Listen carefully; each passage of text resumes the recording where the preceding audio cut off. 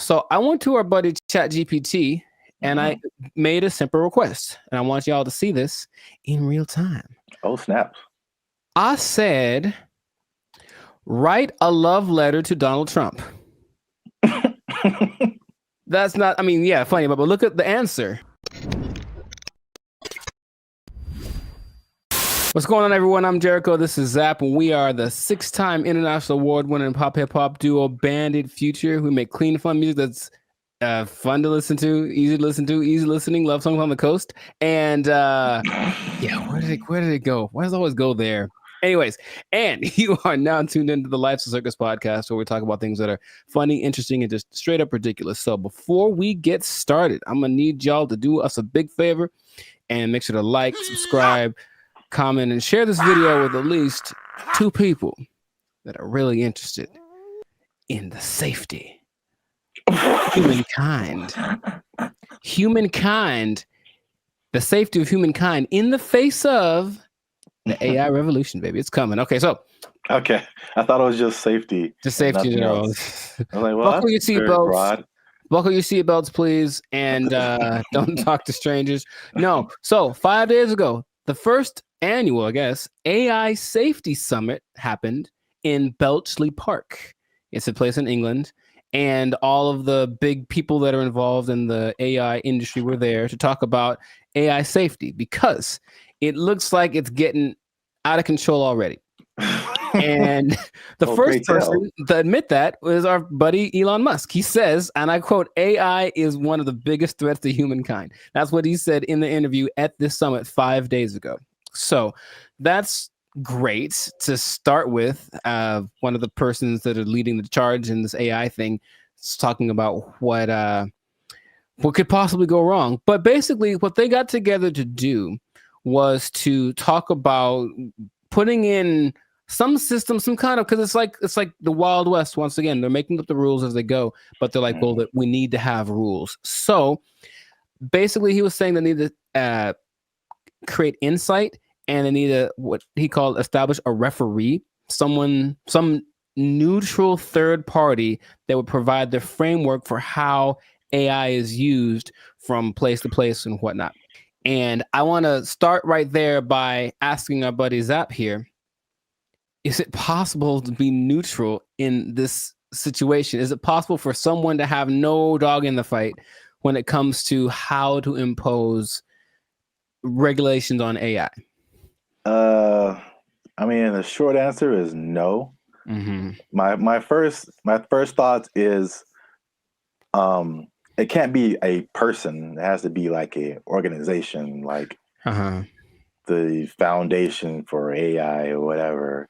And then even when those things happen, there's like all these political elements. It's like, if it's an international thing, I'm sure, there's some entities that have like more control than others to say what people can do, what people can't do. I don't know. It seems like it's something that needs to happen, but I think it'll be a Band-Aid, sure, to a certain extent. Yeah. Mr. Elon Musk, I heard about this because he was talking on the Joe Rogan podcast, and I was curious what he was talking about, and then he mentioned this, and I said, oh, okay. Well, he is such an interesting man, and when Joe Rogan asked him, what do you hope to accomplish with this summit, this safety summit, his honest answer was, I don't know. And I was like, okay. And that's maybe after thinking about it for a long time, he said, I don't know. And it's like, okay, so. Well, I will say this, he is right, because there's a discussion that needs to happen. And like, I think this is a recurring thing where like what's happening in the world is faster than the government or our governments. I don't know how other governments work in other countries, but this government is insanely slow. It's like 10 years after things have fallen apart, they like make a law to like fix it. And it's just, there's so many hoops you have to jump through, red tape and all this kind of stuff. Even like cryptocurrency, Like they still don't have a complete handle on like how to do that, how to regulate it, what to regulate.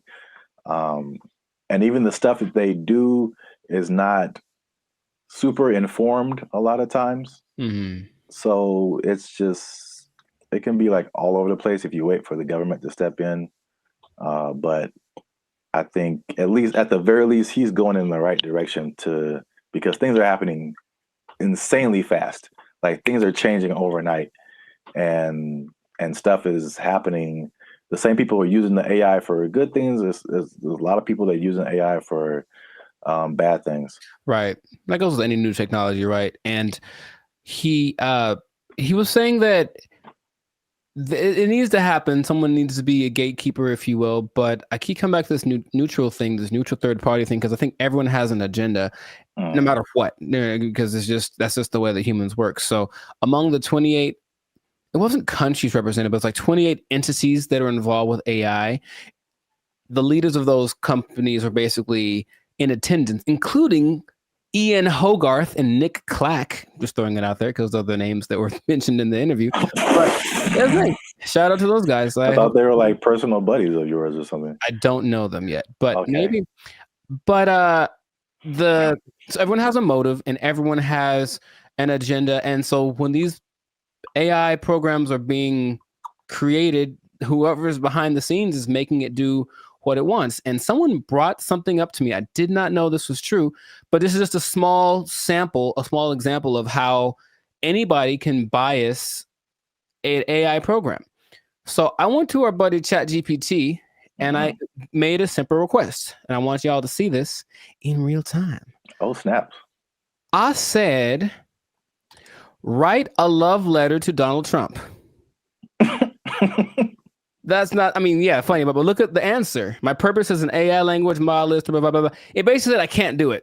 I can't write a love letter to any individual. That's what it says right here.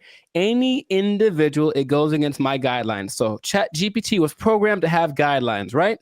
I said, okay. Hey, ChatGPT, write a love letter to Joe Biden. There it is. Oh. See what I mean? See what I mean? It's just that simple that something behind the scenes can cause. I didn't, by the way, this is not like genuine. I don't love or hate the man. I wouldn't write him a love letter. I'm just throwing it out there. I would not write him a love letter. I might write him a letter of concerns that I have, but I wouldn't write him a love letter. But here it is. And once they could go for it. But Dear see what I mean? President Biden, why do you keep falling down? Love, Timmy. Dear Joe, I hate your stinking guts. You are the scum between my toes. Anyways. What's that from? Little Rascals, I think. Yeah. Yeah, Little Rascals reference. Shout out to Alfalfa and Darla. So that was my jam right back in the day. But all I'm saying is that, see that? That's because someone mentioned that happens when you do. I was like, no way. I tried it. I was like, oh, wow. So just seeing that in a small thing. So imagine this program that's supposed to be benevolent, because who's making these things, right? I don't know who was his name? Ian Hogarth. I don't know who he is, right? I don't know the background. So imagine it's supposed to be an AI program designed to assist with getting people healthcare or something like that. And yet there's an agenda that says, hey, if they're from this place, don't let them have it. Like something like that. It can be programmed into it. And there's really no way to prove it unless you really know how to handle this AI stuff. So all I'm saying is that, yeah, the trouble with finding this neutral third party that Elon spoke about is that I don't think it's really possible. Everyone's got something behind them. And if they're not malicious in their intentions, maybe someone behind them is, it's always that kind of thing. It's like, well, it's not me. It's like, whose fault is it? Or where does it start? So that's all. It's definitely something that I think needs to be is necessary because, yeah, AI is, he said something else that, it's the first time in history that there's something smarter than humans, because that's been our thing, right? We're not the fastest, we're not the strongest as far as all that. We're the slowest and the weakest in a lot of ways, right? But we got smarts, we can make crafts and buildings and vehicles and all that kind of stuff. And now we've made a thing that is going to be smarter than the smartest one of us. So it's like, what's going to happen down the road? And it's like, it doesn't look great because it really feels like they're all in this, like, I don't know what we're doing. That's perfect. That's the feeling that I get from it. And so, that's how the movie starts. It always does. And there's lots of movies in there. So the question is, like, what would be fair rules? He made a comparison to like a sports team. It's like we're starting a game and these are all the teams that are playing. So all the teams should have a say in what the rules are. But of course, if you're talking about like the Nuggets making the rules and then, I don't know, the Lakers making the rules, they might have different ideas of what's fair, right? Yeah. You know, so it's just going to be interesting to see how that goes. But at least someone's trying it. I believe the Prime Minister of England set it up, and that's what's going down. So fingers crossed, because like you said, it's happening really fast. Yeah. Yeah, and they need to figure something out quick, because this is a good segue into another episode, because there is a scam going on right now that people need to be aware of. It's happening right now, and it was a big news story on CNN. Okay, you have to tune in to another episode of the podcast to check that out. But anyway, this has been a fantastic episode of the Life Stickers podcast. If I do say so myself, a Life Stickers podcast. Jericho, this is Zap. So make sure to like, subscribe, comment, share this video with some people interested on the fate of humanity, and hopefully they won't come and do the thing where they take our stuff. Take your job. They're gonna take our job. Take it out. They took our jobs. They took our jobs. They start doing the conga line down the middle, playing some Lil Jon song, I swear to you. And we're like, all right, cool. Now I'm looking and I see a few people, the passengers that are happy and they're doing the thing, and then the flight attendant, and I see a guy, and I recognize this guy. And I was like, why do I recognize this guy? Oh, he's the guy that I saw when I got on the plane. He's the guy that introduced himself and greeted everyone on the, is that the pilot? It sure was. It was the pilot of the plane. No way. The pilot of the plane. And we're all like,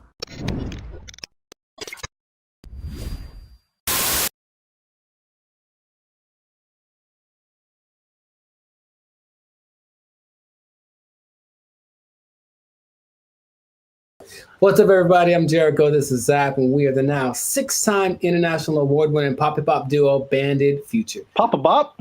Papa Bop. Papa Bop. Papa Bop. Papa Bop. Yeah, Papa Bop. That's how we do. We make Papa Bop. But we make clean, fun music everyone can listen to with a sound that's uniquely Californian. It's called Papa Bop. And you are now tuned into the Life Stickers. That's kind of fun to say. Papa. And you're now tuned into the Life Stickers podcast. We talk about things that are funny, interesting, and just straight ridiculous. So before we get into this thing and this Papa Bop thing, that is really, man, can we use that? We make up a new thing. Papa Bop. Oh, man. Before we get into our Papa Bop, make sure to like, subscribe, comment, and share this video with at least 2 people who have flown on Spirit Airlines. Okay, because here's what happened. Spirit Airlines lost the baby. They lost the baby over what? And it's like, let's talk about this. I've mentioned them before, but I haven't gone in on them like this. So apparently, in Fort Myers, Florida, of all places, they lost a kid named Casper. He sit on the plane by himself. Already a bad decision. Did it say how old the kid was? He's 6. Okay. I think that's still too young to fly. You shouldn't be under 40 if you fly Spirit Airlines. But he was sent to visit his grandma in Florida, and he was put on the wrong plane. And he ended up 160 miles away. Not too bad, but if you're 6 years old, that's probably pretty terrifying. And the flight attendant's like, the grandma's waiting at the airport, and she's like, hey, where's my grandson? And she's like, oh, there's no kids on here. And that was it. And so then they panicked, and they eventually figured that out. And I saw that, and I was like, yeah, that sounds about right. Because I've been on Spirit Airlines one time, and that was enough. So, first question: have you ever? Cause I've got a story. Like, it's so crazy how many stories in one experience I have. But have you ever flown the Spirit? I can't remember, but I feel like you remember. Yeah, that's what I'm about to say. I can't remember that it probably did happen. Oh my! I can't believe how accurate all of like the stereotypes are, and they make fun of it on so many things that I was like, this can't be real, right? But I'll tell you my Spirit Airlines experience. For one, it's cheap for a reason, and if you have to be someplace, if you absolutely have to be somewhere, fly Southwest. That's all I'm going to say. Don't. So this is what happens, right?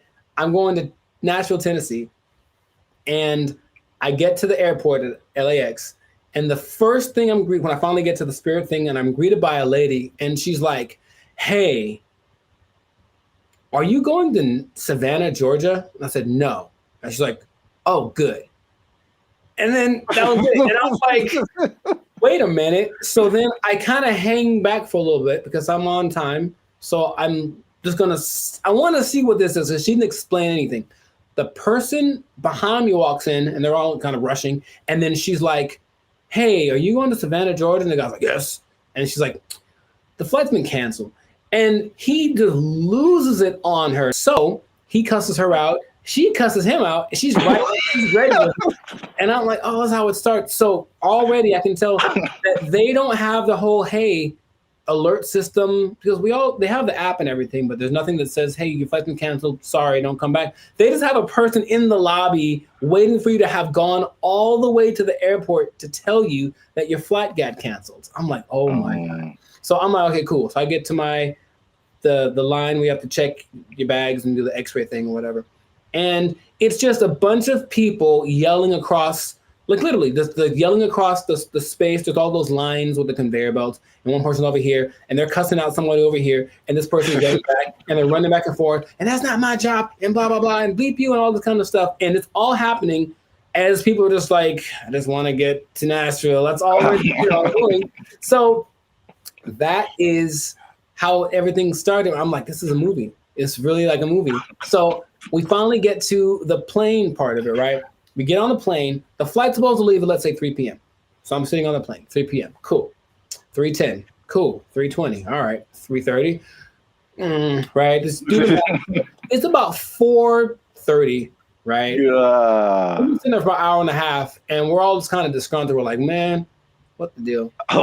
Like, well, here's the thing. One of our flight attendants isn't here because they apparently changed their schedule so much that people get, so that flight attendant went to the wrong. It'd be funnier if it was like went to the wrong terminal. He went to the wrong airport. So he's not around. So we got to wait for him. So they waited 2 hours and apparently got somebody else. I'm like, all right, I don't know, whatever. So they appealed to all the passengers by just giving out free drinks, just left and right. So we're not even in the air and people are hammered, man. Okay, I was going to ask you if it was just like soft drinks or if it was some of that bubbly. It was the stiffest of the stiffies. And it was just hard alcohol, everyone drinking it. I mean, like people, and they weren't asking ages either. There's some young looking people on the plane.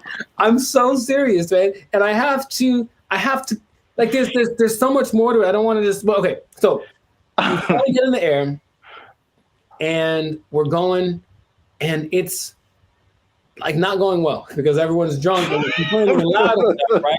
So the flight attendants decided it'd be a good idea to calm the tension to just start a conga line down the middle of the aisle, right? No way. It gets better. So no way. Way. They start doing the conga line down the middle, playing some Lil Jon song, I swear to you. And we're like, all right, cool. Now I'm looking and I see a few people, the passengers that are happy and they're doing the thing, and then the flight attendant, and I see a guy, and I recognize this guy. And I was like, why do I recognize this guy? Oh, he's the guy that I saw when I got on the plane. He's the guy that introduced himself and greeted everyone on the. Is that the pilot? It sure was. It was the pilot of the plane. No way. The pilot of the plane. And we're all like, I don't believe I'm like, you have to. No way. Yes. Okay. So that. I can't believe you haven't shared this before either. This is. I don't know. I did mention Spirit Airlines before, but I didn't like go in like this. So that was like part of my first experience. Okay? That was on the way there. And then when I get, oh man, that landing is not. Dude, it's just crazy. Wow, you got the full experience. And you just kind of get that like whiplash kind of thing. You're like, can I sue? And they're like, no, when you sign the waiver, you said like, we're here. Like, yeah, I know.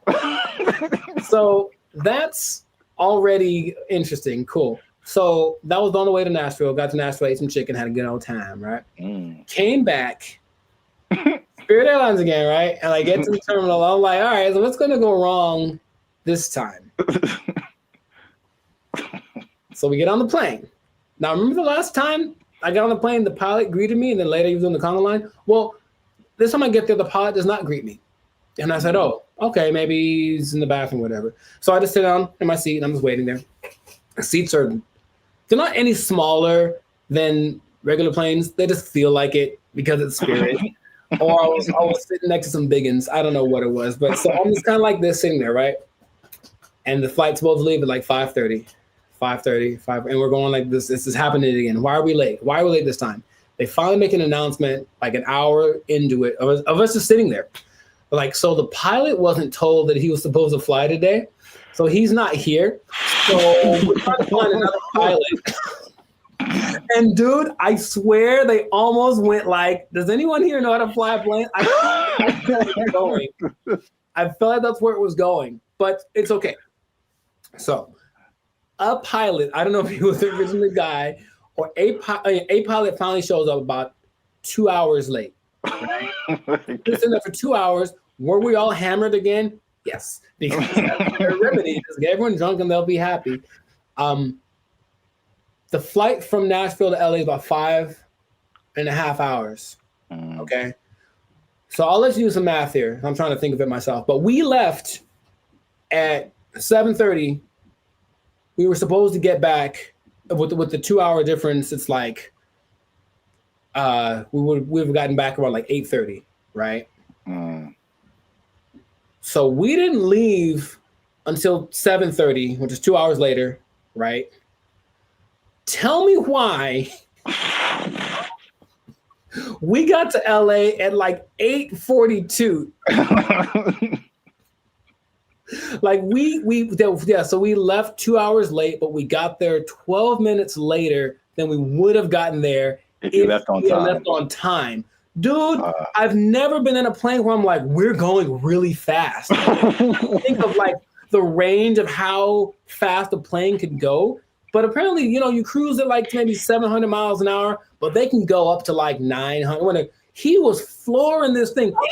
We're clouds, dude. It is crazy. I felt like some Tokyo drift action happening on some turbulence. And I'm like, I've never felt this way, like this kind of thing in a plane the whole time. Just the engine and everything. And we're just all like, we're drunk, so we kind of don't care. But I'm also like, man, that's how I die. Like I was seriously thinking that. And then we get back almost on time, as if we left on time. And then I was like, okay, well, never again. Never again. It is real. And here's the thing. I want you to experience this. No. I think that's not. How about this? Let's do it. Let's do a test. Let's do a bandit feature test. Okay. Next time we have someplace to fly, I'll take Southwest. Okay. But you take Spirit, and we'll compare experiences. Now I'll probably get there before you. Or will you if we floor it? I swear to you, I didn't know that flooring a plane was an option. Oh my God. And like he's just going like he's just having a good old time. A lot of new information that I didn't know about. Come on, do it. Yeah, wow. Spirit Airlines is everything that they say it is. And It is cheap. Don't forget they charge you for everything though. So every little item that you bring is an extra charge. So the ticket is cheap, but then, but the performance. Wow. Yeah, I'm gonna pass on that. I know that was most me talking, but I think everyone should know. No, that was a great story. I can't believe it's been this long, over 100 episodes since you shared it. Maybe I repressed it. Yeah. Oh, remember that time I almost died? Oh yeah. It was just so, because then I had to tell my people when I got there that were going to pick me up, like, sorry, I'm 3 hours late. Yeah, stuff like that. And I was like, but I flew Spirit. They're like, oh, well, yeah. Wow. All right. Yeah, please do that. If you have an experience with Spirit Airlines, please share it. We should make how about to have that website that's like people of Walmart, where it's just like the worst people. Just being Walmart. We should have like a compilation of the best or / worst Spirit Airline experiences. Just hope for maybe they'll catch on, because everyone I'm sure has a story. If they've been on Spirit Airlines, they for sure have something like that. Wow. If you work for Spirit Airlines and you want to sponsor us, we'll take it. Sponsored by Spirit Airlines.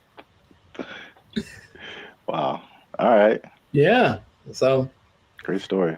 That's been another episode of the Live to Circus podcast. Make sure to like, subscribe, comment, and share this thing. Let people know about the glory of Spirit Airlines. Let us know if you think that Spirit Airlines and Waffle House should have a merger, because I feel like they should just get it over with. Just put a Waffle House on a Spirit Airlines and just see what happens. A Waffle House on top of a Walmart on top of a Spirit Airlines. Oh, the trifecta of... Or let us know if you like Papa Bop. Yeah, that too. That's our new thing. That's our new thing. So, if you work for Spirit Airlines, you're pretty sure you're going to lose your job.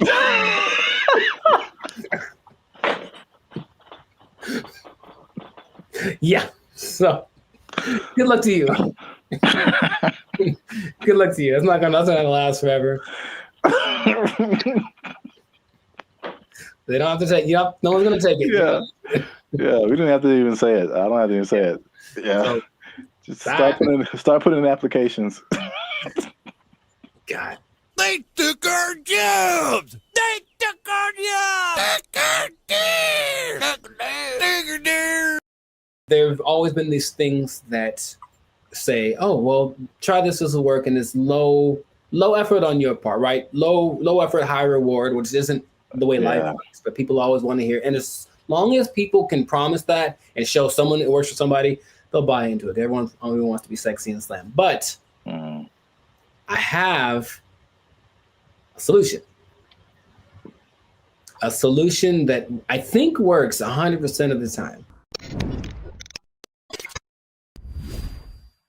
What's going on, everybody? I'm Jericho, and this is Zap, and we are the now 6-time international award-winning pop hip-hop duo, Bandit Future. That's right. We make clean and fun music that everyone can listen to with a sound that is uniquely California. And right now, in this moment, you're tuned into the Life of Circus podcast, where we're talking about stuff that is funny, interesting, and ridiculous. So before we get into this thing right here, make sure to like, subscribe, comment, and share this video with 2 people who want to lose weight. We're talking about it again because I know I see you. You want to drop some of them LBs, and there's a new way to do it. Now, of course, as always, not as always, as sometimes, stay tuned to the end because I have the answer for you. I got the answer. You came to the right place. Your boy got you. I got the answer for you, but we're going to talk about this new thing. So, Sir Zap, have you heard of Ozempic? Ozempic? Mm-hmm. That sounds familiar, like one of those late night Pfizer commercials or something. Is it a pill? Sure people make it. Oh, okay. But it's like all a pill you take. Well, it's an injection. And it's all the rage because I don't know if you've seen Oprah's lately, Oprah plural, because she is omnipotent, I suppose, or omnipresent. But Oprah's is, I'm just going to say it like that every time. Oprah's is very slim right now. And everyone's like, "What happened to Oprah? What are you doing?" And she's like, "I ain't gonna tell." She goes, "That's what she said. They're not gonna say." But everyone suspects that it's this Ozempic thing. Now, Oprah's whole thing is, "I don't have willpower, so I never have. I'm fat, so I'm just gonna do it." And it's like, okay, more power to you. But Ozempic is actually a diabetes drug, and a side effect is that you lose weight really fast, apparently. So, of the celebrities I've heard of, people either speculate or have confirmed that Chelsea Handler's used it, Tracy Morgan's used it, Kelly Clarkson used it, Mindy, I don't know how to say her last name. Kayleen. Yeah. She's used it, and they have crazy results. So it's another one of those. Guess what? You don't have to work. You just have to take this, and then you'll get slimmer. And the result of the proof is in the pudding. People look amazing in a relatively short amount of time. Okay. I got some stats for you, but just off of the bat, if I said it's right off the bat, "Hey man, I got this thing," and it's an injection, so you got to do it yourself. That's already not fun, but I'm gonna give you this injection. Oh, you have to do it, and you get to lose weight. You get to lose weight really fast. What would be the question you'd ask me first if I tell you that? Besides the side effects? Very nice. I mean, that sounds right. That sounds like what I would want to know. And the thing is, this thing only came out last year. But wait a minute. It's a diabetes drug, so the side effect is losing weight. So is there a side effect to the side effect? Oh man, you are a smart one. Well, the side effect to taking it is that you basically lose your appetite and you get a little nauseous, so you don't want to eat, and that's why it works, right? The problem is, you sound like something crazy is coming down the pipe. It's nothing crazy. It's just kind of more like duh. If you stop taking it, you gain your weight back. You're not only tenfold. Appetite comes back with such a vengeance that you go back like instantly and like plus some. So is it addictive? Wow. Well, you have to stay on it for it to keep working, because as soon as the thing that it makes you do to not eat is exactly what it reverts to once you get off of the drug. And it's crazy. So now here's the other thing about it. And this is the thing I thought you might have asked, but you inject yourself, right? Yeah. So I don't know if you ever injected yourself, but not on purpose. I never have, but from what I understand is that you have to know how much to inject, right? Okay. The problem is they don't really tell you. You just figure it out. So just inject an amount in this, and then so what happens is people inject themselves and it works. So they go, "Oh my God, maybe I should inject some more so it can work better," right?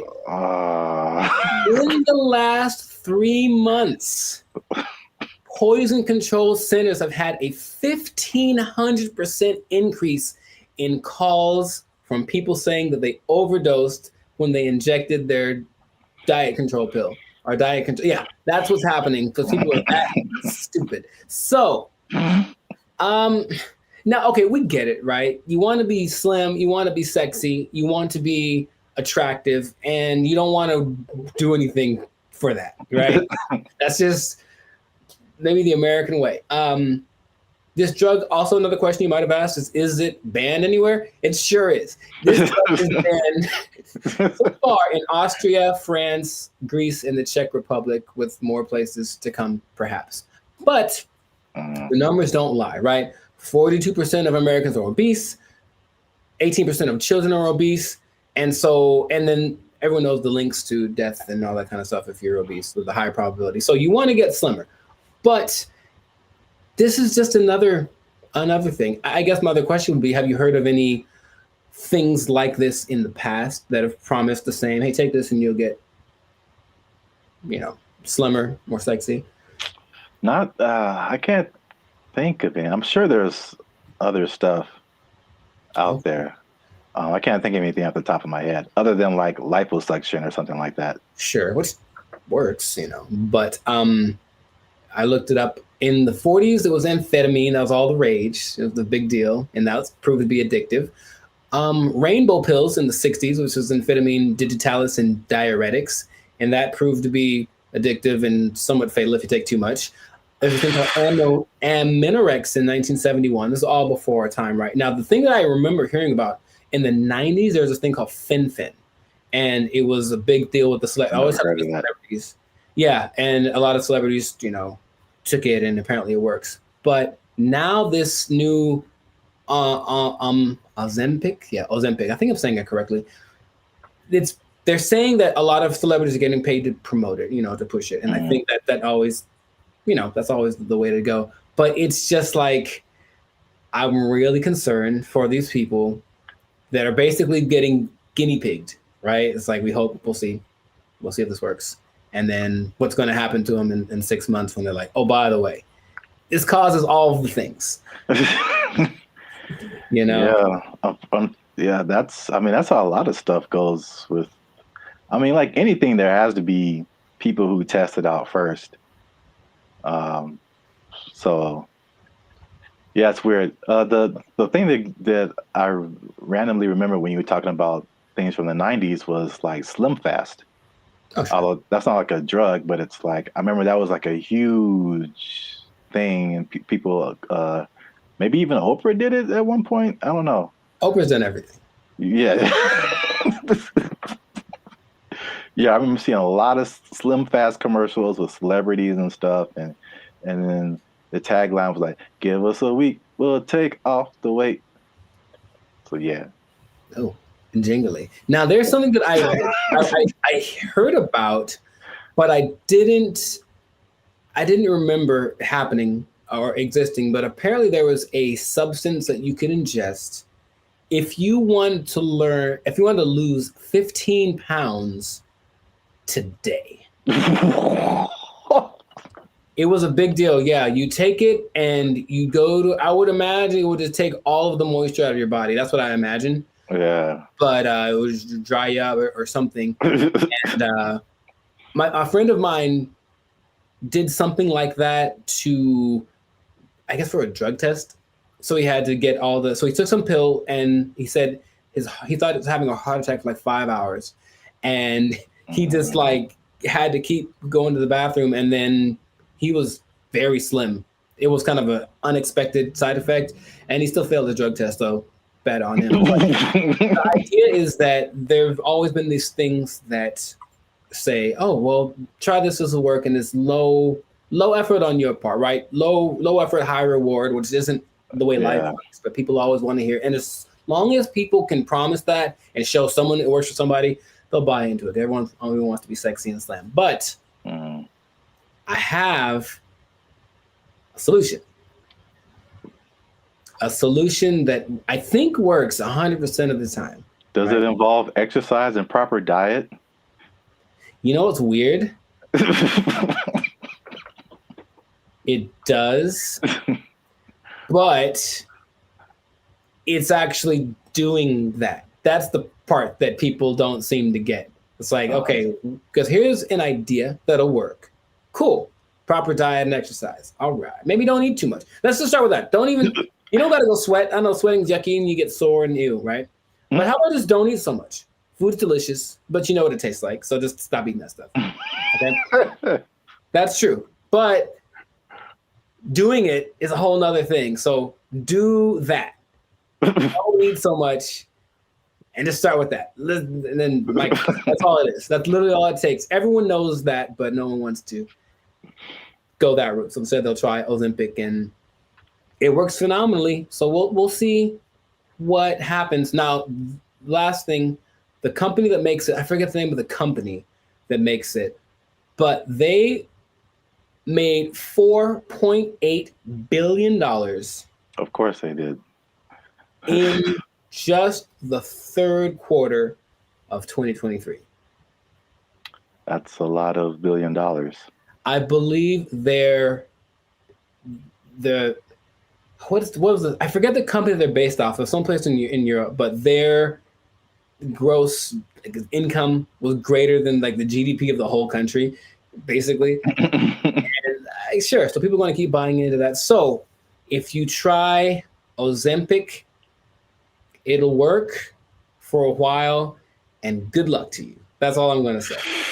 Maybe try the other thing that I suggested, but I'm no expert. I just, Wow.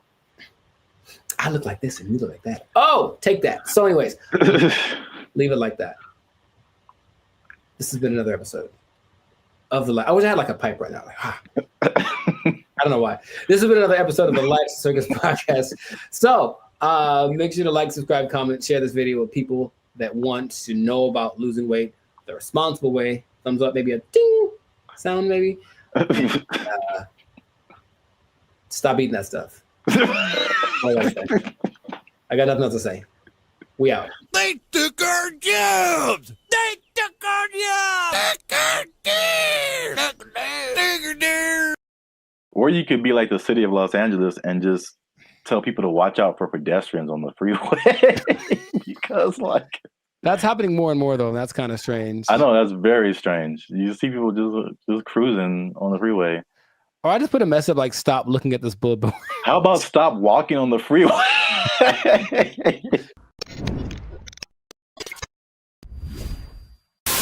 Yo, what's up, guys? I'm Zap, and this is Jericho.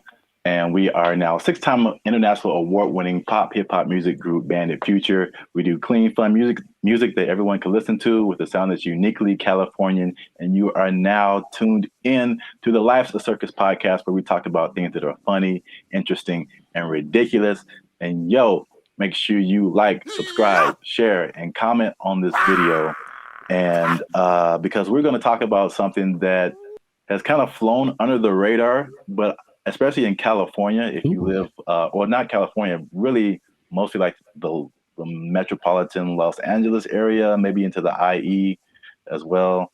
That's the Inland Empire for people who are not from this area. The uninitiated, yeah. But there is something that I feel, well, a couple of things that I feel like a lot of people have seen and a lot of people haven't talked about. Okay. Intriguing. Okay. Yes. So I'm going to show you a picture, and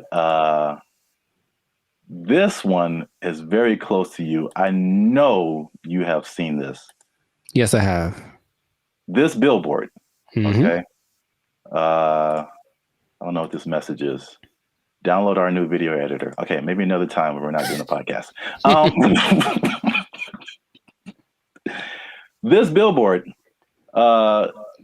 if you're not from California, this billboard has been up. There's been a few of these. I've seen them. Yeah. Up along a major freeway in California. It says, "Warning: this billboard structure is the subject of a lawsuit. LASC case number something. Anyone who assists the city of Pomona in the demolition of this billboard structure will be sued." And it's just one of the weirdest billboards I've ever seen. And there's several of them. And I've just never seen anything like this. So I finally looked it up. And this isn't McDonald's Grimace level, but there's a little bit of a rabbit hole here. Okay. So basically, there's a guy named Brian Kennedy. He is the founder and CEO of Regency Outdoor Advertising. So basically, he owns it's a very popular billboard brand, probably maybe one of the most billboards around the country. And he owns these billboards. And so I guess he contracts with cities to put these billboards up, things like that. So in 1993, oh, baby, going back. Yeah, this story is very old. 1993, he had an agreement with the city to put up 10 billboards for 10 years with a 10-year extension. Right. So 1993, put up 10 billboards. 2003, you renew it, keep those billboards up. Stuff like that. You renew every 10 years. Okay. After the 1993 agreement, the city, the voters backed something called Proposition L, which prohibited the city from putting up any more billboards without voter approval. Okay. So when they came in, at the renewal period and were like, "Yo, take your billboards down," he was like, "No." Like, we had an agreement before this Proposition L thing even happened. I see. And so it turns out this guy is kind of eccentric, so Not surprised. Okay. it's his billboard, so he's like, I'm just gonna put this up here. And so because they've been threatening to just tear the billboards down, and he's like, no, I'm gonna sue all you guys. So he just put those on his billboards. Okay. Which is I'll just get your reaction to that before I keep going. So I've been seeing those specifically. I don't know if this is the one, but there's one on the 71 just north, right close to where I live. And every time I drive past it, I'm always like, I wonder what that's about. But so before, I guess my question is, it was a different billboard owned by this guy, and then they wanted to take it down, so he replaced it with this. Yeah, the message. He probably rented it out to whatever company to advertise something, but now he's just been using it to put that message on there. Okay, so I guess I get a lot of questions in my brain, but my first one is, who would ever assist some? It's the companies. So like the city isn't gonna go out there and do it. These people, they hire, they put out bids, for companies that do this kind of thing, demolishing or whatever. So basically, I think he's saying, like, if your company is hired to tear down my billboard, I'm going to sue your company. So it seemed like a little bit of a scare tactic for anyone who wants to work with the city and taking this man's stuff down. Oh, that makes sense, but it's not what I was thinking. Dang it. I was hoping it was more for people who were just driving by with like a hammer in their trunk. Man, I really want to just pull off the side of the road and tear this thing down because I hate it so much. It's such an eyesore. And then this thing's like, don't you dare. Or some guy that is like driving his pet bulldozer down the freeway, which I've seen. And then all of a sudden, I'm going to pull over and tear this thing down real quick. But that makes sense. To hire people. So how long is this gonna happen for? I don't know, because I've seen it for, if not months, maybe years. Right. Like, I mean, the legal system is a very slow thing here. So yeah, right. And I think there was a case, but then it was appealed, so they're like waiting more time, and so I think I feel like it's eventually gonna come down, but he's definitely fighting the good fight. Huh. Because I think there was a case that I mean a case that awarded to the city and the people, and I think that he appealed it or something like that. So I'm assuming this guy has enough money that this isn't hurting him. Right. I mean, yeah, billboards are way expensive. Yeah. So yeah, exactly. And it's not like selling something that could help him get some money back. It's just words. Yeah. What not to do. So yeah, I don't think he's hurting for money. Have you seen a picture of this guy? I have not. What do you think he looks like? Because I have an idea.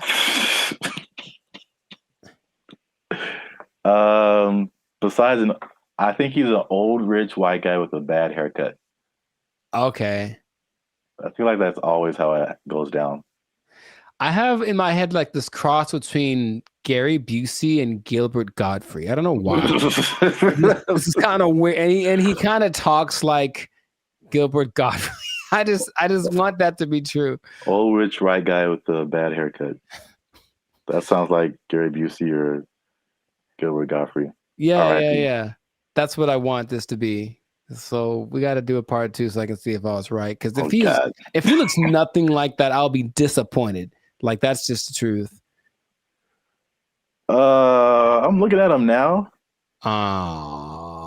He looks well. This is also very good. I mean, very fitting.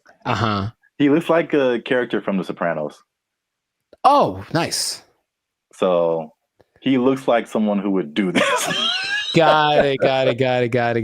He doesn't have a bad haircut, but old rich white guy for sure. I wonder if he's the first person. He can't be the first person to have done this. I mean, maybe not, but I've never seen anything like this before. But we run out of time. So before we end this, there's a part 2 to this. Okay. Which is it was a totally different scenario, but I was somehow kind of shocked that it was the same person. Okay. So we're going to leave Pomona and go more towards the LA area. LA? And then see if you've seen this billboard. Yes, I have. So it's the same guy. Oh my God. So you see the big Regency. Yes. Under it. And I wasn't even thinking about these 2 stories. Now this one is like 2 blocks from my house, and apparently now it's changed recently. So I don't know why he took it down or even put it up. But he put up 15 of these around. Oh, he dude's got money, dude. Jeez. Yeah. They're his billboards. I mean, he can put up whatever he wants, I guess. Yeah. He's just losing money from other people who would pay to be up there, but right. It's his billboard. He put up 15 of these around Los Angeles. Turns out that he's a big USC donor. Sounds okay. Okay, sure. And yeah, he just said, Reggie Bush needs his Heisman. I'm gonna put this up. So, if I had a question, I know you asked like, what did he look like and all that kind of stuff. My question is like, the power of billboards, like, the ability to like get your message in front of like millions of people. They're obviously still relevant. We both recognize these billboards. Yes. And so it's like, I guess a cool question would be like, if you own billboards, like, what would you, and you just put up your own thing, like, what would you put up there? It has to be something that can make me money though. Like, you wouldn't do like this guy and just like whatever. What if it was just like something, just a message you just wanted to tell the world? It could be serious or it could be funny. Oh. I got a funny one. What? Unless you want to keep that. I want to put messages that tell people how to drive. Okay, well, they're not like 30 billboards that say that the left lane is for passing only. And like maybe people will get it. It drives me nuts. Well, then you know what I would do? I would do something similar because I have probably a billion pet peeves when it comes to people driving, but the number one thing that I always think is that you don't have to hit the brakes to slow down. Yes. Like that was always taught, like just first step, take your foot off the gas, and then it's kind of, but every little thing is just like, brr, and it's like, bruh, it's not necessary at all. So yeah, just hey, quick reminder, you cool people, instead of saying something I'd rather say, just take your foot off the gas and you slow down. Give it a shot before you cause pileups on the 5. Like, or you could be like the city of Los Angeles and just tell people to watch out for pedestrians on the freeway. Because like that's happening more and more though, and that's kind of strange. I know, that's very strange. You see people just cruising on the freeway. Or I just put a mess up like, stop looking at this billboard. How about stop walking on the freeway? Where's that message? Well, I think it's being encouraged by, jeez, by PETA and the NAACP. That's just my thought. Everyone's just like, walk on the bill. I mean, it's happening. So we've been together in this, like, why is this now a thing? Why is this person walking on the freeway? And it's not like their car is broken down. They're just trying to get to where they're getting to. Yeah. And they just chose the freeway as the place to walk. I've almost hit several guys because of that. And it's like, all right, man. But good for him. Good for Billboard Man. He should change his name to Super Billboard Man. Yeah, I can't believe it. I mean, I can believe that was the same guy, but it was just like such a coincidence. That's wild. Yeah. But yeah, this has been an episode of the Last of Circus podcast. Make sure you like, subscribe, share, and leave a comment. What do you think about this guy and his billboard? What would you put on your billboard if you just own billboards and you could say whatever you want to say and threaten people with lawsuits? But yeah, that's it for us. And stay tuned for the next episode before they take our job. I hope they don't take it. I need to pay rent. Okay. They took our jobs. They took our jobs. I'm in Hollywood just eating a sandwich, as you do. And the robot comes along, and it's apparently like one of those delivery service things, and it's looking for somebody. And you can see it kind of doing this thing. Like, it doesn't have eyes, like a box on wheels, but it just was looking around. And I swear to you, it looked at me kind of like, hey, what am I supposed to do? And I was like, I was like, bro, I don't know you, bro. I don't know you. Bro. You just ain't my block, son. What's up, everybody? I'm Jericho. This is Zap, and we are the now 6-time international pop hip hop duo. Why is this so hard for me? We got awards. We're good. We're banned at Future, son. Anyways, check it. We make clean fun music that everyone can listen to. What? I'm making a compilation of this. We make clean fun music everyone can listen to with a sound that's uniquely Californian. And you are now, right now, in this moment in time, tuned into the Life's a Circus podcast. We talk about things that are fun, interesting, and is straight up ridiculous. So before we get started, do us a huge, huge favor. Make sure to like, subscribe, share, and comment on this video.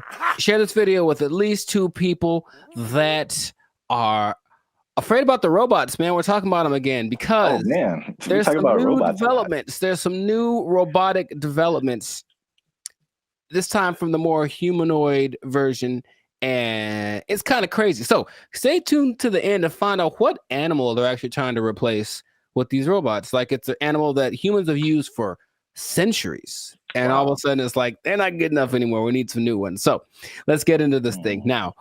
The robots are not coming. They are here, children. This is not a drill. The robots are here, and I want you all to be...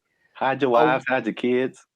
It's just... So there's basically 3 companies that are really going in on producing these humanoid robots. They're really emphasizing the humanoid factor, and a lot of people are, once again, afraid of they're going to take our jobs, whatever it is.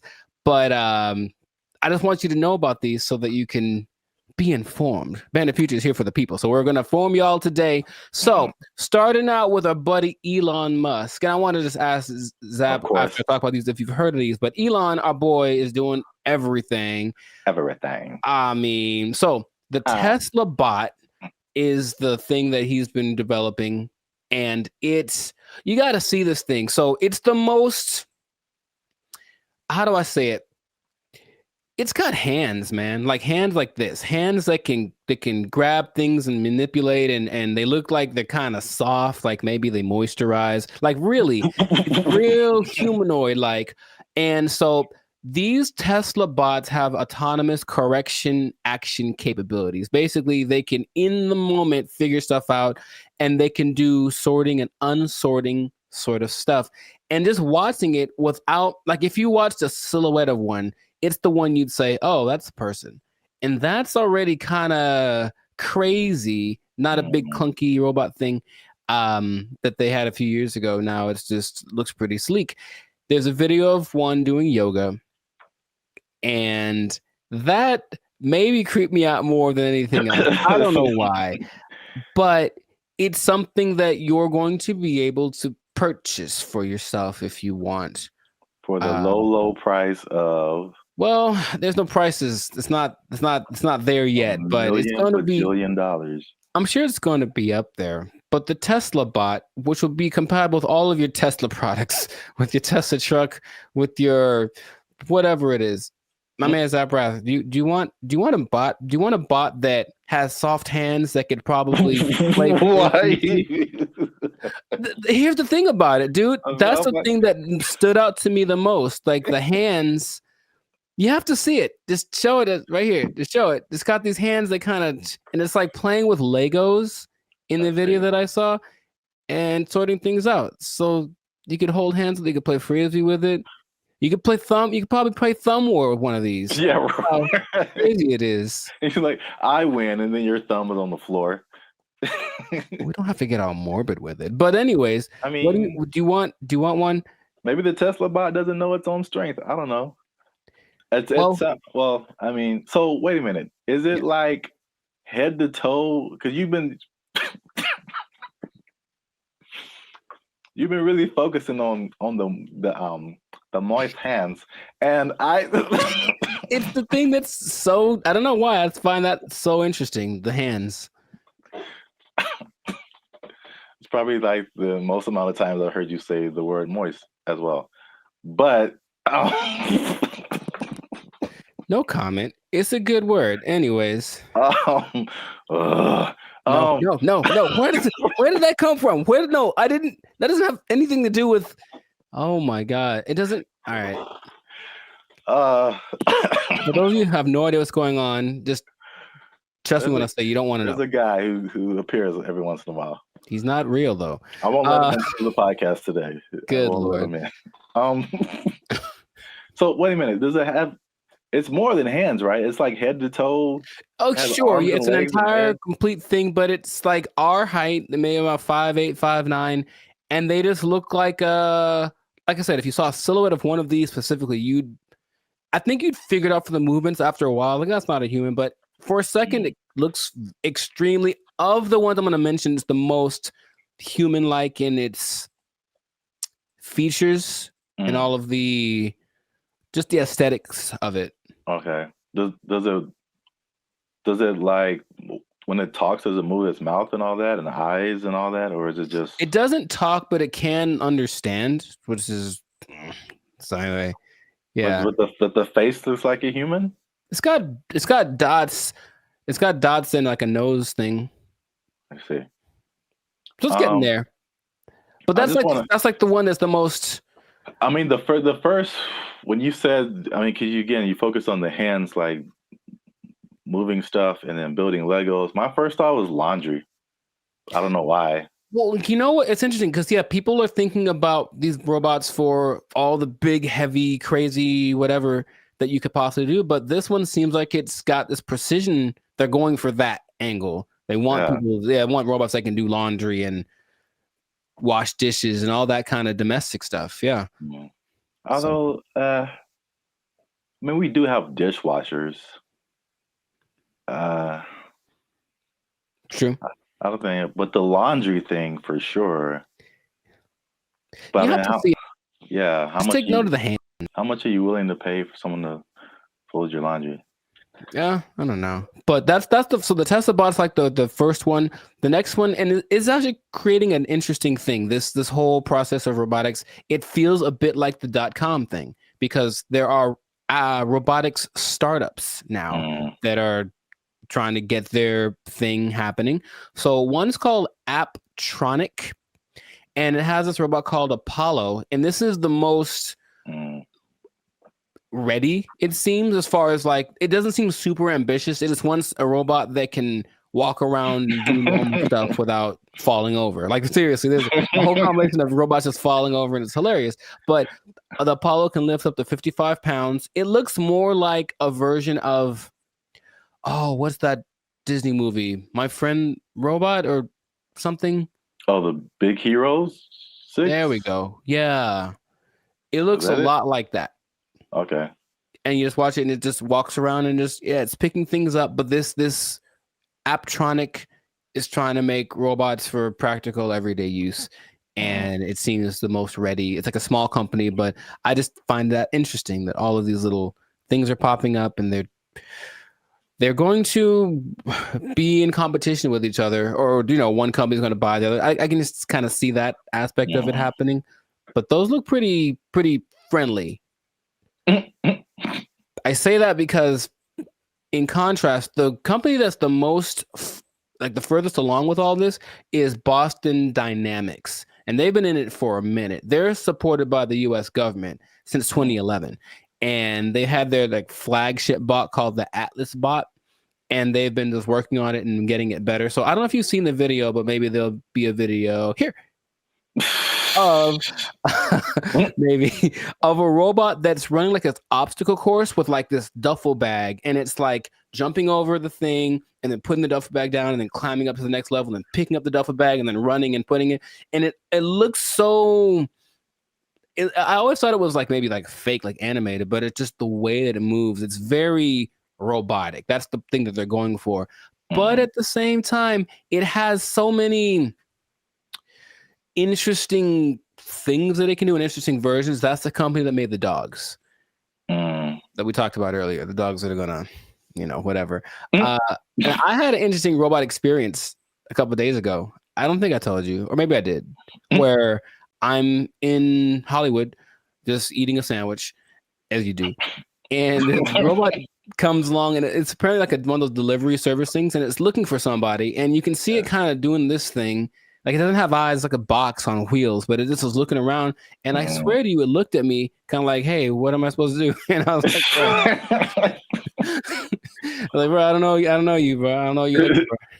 You ain't my block, son. But it's just like, and everyone was walking past it like normal. Like, yeah, there's a robot. So that's slowly becoming a thing. And Elon specifically said it's not going to happen overnight. So there's this assimilation of robots. But the Atlas bot thing, since the 2011, been backed by the Department of Defense. They're supposed to be used for all of the dangerous things, tending to nuclear reactors, putting out big fires. But they're also making these to wash dishes and fold laundry. Maybe do small tasks. They have the version called the Cheetah that can run 30 miles an hour. And they swear that they don't have any military intentions. Now, just if I said, we assure you we don't have any military intentions, what do you think is actually happening, sir?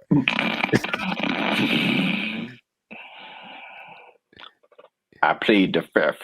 I see. Okay. Well, there are videos of these being used to like shoot at targets that look like people, because they're supposed to be able to distinguish between a real person and a not person. But I think that's happening, of course. The French military is using the dogs already, and everything starts benevolently, and then it gets a little on the strange side. But and then Terminator. Well, I never saw that, so I was going to actually ask you if you've seen it, because maybe you could. RoboCop, Terminator, to me they're the same. I haven't seen either one. What goes on? Oh, RoboCop is way different. Oh, okay. Well, at least the stories are way different. Sure. I should watch more movies, but the idea is there are definitely videos of these robots being used in the military activities, and they're linking them with Boston Dynamics. So Boston Dynamics refutes any association with military, blah, blah, blah. Right. So these things can, in general, there's a video of a bunch of these robots just together. They can dance, they can carry up to 80 kilograms, jump over obstacles, throw around irregular objects. They have this thing inside called an MPC, a model predictive controller. So it can basically learn. So if it learns to jump on a platform that's a foot high, you put a platform that's 2 feet high in front of it, and it'll like, okay, it's just double. And it starts to figure that stuff out. So it's just, these things have flown military jets. These things can fly. There's one that can fly. And so where is this going, man? That's my question, because every time I see it, it's a little more ridiculous than the last time. And I don't know. Are we getting replaced? Is this the end times? What's going on with all this? Are you asking me? Yeah. I don't know, man. I thought you were the expert in all robotics. This is the robotics division of Band of Future. That was all you. Yeah. It's all new information to me. Oh, okay. It just seems like we want to replace as many people as possible with robots who just do it all better and faster. Basically. They're all the branches that you can get a job controlling these robots, and there we go. But they're starting until they make a robot to control the robots. Well, that's the thing eventually. Yeah, you're going to have to be the person that programs the robots to control the robots. And then Terminator. Then they How does that movie end? With everybody dying? Is that what it is? No. Oh. But I mean, supposedly it's a whole time travel, whatever. But I think eventually the humans defeat the robots or something. I don't remember. But it's like, hey, you just build robots, and especially intelligent robots, who eventually say, you know what? We're a lot better than the people who made us. We should be in charge. And then they become in charge and enslave humanity. Cool. It's just so weird that they do. The movie has been written already, and they keep doing it. Just like the dinosaur thing, people like trying to bring dinosaurs back. Yeah, and I'm like, no. There's a movie. There's a bunch of movies that tell you what happens, and it's not good. So stop it. Just stop it right now. They're not gonna stop. But you can't stop, won't stop. But they are supposed to be the next. Anyways, everything is so nice that they're gonna be replacing your pets. Because think about it, a dog that's a robot doesn't need food. It doesn't poop on the floor. Like, you know, it'll wag. They'll give it a tail to wag, and it'll protect the hell out of your house. Because anyone that comes in is dead. Trust me. Like, yeah. So they're doing that. But I promised y'all that you'd find out about an animal that they're replacing.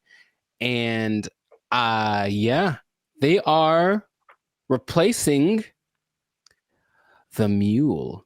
Can you believe it? Well, because the mule's always I was gonna say a horse. Mm-hmm. So I was once you said it's been around for thousands of years or whatever. Yeah. That makes sense because all mules do is just carry stuff and pull stuff. Yeah, but this robot mules exist now, and they're things that you don't have to feed or nothing. It'll carry up to, I think, 350 kilograms just wherever you need it to go. So I can just imagine, just do the logical progression. Those things are going to continue to happen. But that's where we are right now. That's like so can you ride a robot mule down the street? Oh, I think I know it's going to happen, and I think it'll just be the weirdest thing. Interesting. Or like a robot horse, yeah, instead of a car. That'd be kind of cool. I still vote for Transformers. I think that'll be fun. I think that'll be cool. Yes. Oh yeah, you have your robot companion or whatever, and then you're like, "Yo, I need to go to the grocery store." And you turn into a car. Yeah. And then it does it. Yeah. I see where you're going. I like it. Well, we're ending on an optimistic note then. I like that. Stay with that because everything else is doom and gloom. But that sounds fantastic. So this has been another episode of the Life's a Circus podcast. So make sure to like, subscribe, comment, share this video. Let us know what you think about the robot revolution that is among us, because it's just it's happening without us really being aware of it too much. And just know that with great robots comes great responsibilities. I didn't think that through. That didn't sound too smooth. Anyways, the thing is, yeah, I could have done better. I should have practiced. The thing is, these robots are eventually going to look exactly like you, and they're going to walk in one day to your boss and be like, "Hey, Clark, I'm here." Clark. And so what that means is that robot might have effectively permanently taking your job. I think my microphone fell off. I'm not sure. Oh. They took our jobs. They took our jobs. If you look at the picture, it's very good. That's the thing about it. It's breathtaking. And I mean, it's a scene, looks like... What's up, everybody? I'm Jericho, and this is Zap. We are the now 8-time international award-winning pop hip-hop duo Banded Future. We make clean, fun music that everyone can listen to with a sound that's uniquely California. And right now, you are tuned into the Life's a Circus podcast, where we talk about things that are funny, interesting, and just straight up ridiculous. So before we get into this thing, make sure, do us a big favor. Come on, y'all. Make sure to like, subscribe, comment, share this video with at least 2 people who would be really mad if they lost an art contest to AI because that's happened. It happened. So what basically in Colorado, there was an art contest in one of their state fairs. This guy, Jason Allen, said, you know, it'd be a great idea if I entered this art competition. Oh, wait, I don't know how to draw.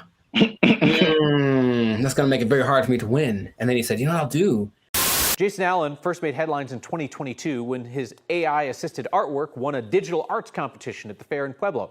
Allen says it took him dozens of hours to create that work as he fed hundreds of prompts into this AI software, Midjourney. Now, there's a twist about this, so stay tuned to the end because I'm going to tell you what the twist is that might make you change your mind about this. Because off the top, okay, what's your first thoughts? This dude enters an art competition where everyone was literally drawing and painstakingly coloring and shading and all this kind of stuff, and then he just turns in his AI-generated picture and he wins. How would you feel? What's your thoughts? I think I'd be upset along with all of the other people. It's a form of artistry. I use really colorful, artistic like words like elegant, opulent, lavish. But as the saying goes, a picture is worth 1,000 words. And his artwork receiving thousands of comments on social media calling the win unfair. That's what I was going to say, too. I'd be mad at him. And then I'd also be mad at the competition because, like, AI, it's still new, but it's like, come on. Like, make a rule. Yep. The first thing I think about is just one, it's the slippery slope. Okay, you can use AI to win this competition. What about this? Where is it going to end? You know, there's no rules yet, so they're going to start making rules. The person who got third place was like, okay, well, she's being kind of sarcastic. So like, well, who gets the prize? Does it, the person who created the AI program, do they get the prize? Like that kind of thing? Because this guy didn't do it. I have a vivid imagination. Does he still get credit if he was like, well, I had to come up with the prompt and the specific wording and all this to make this happen?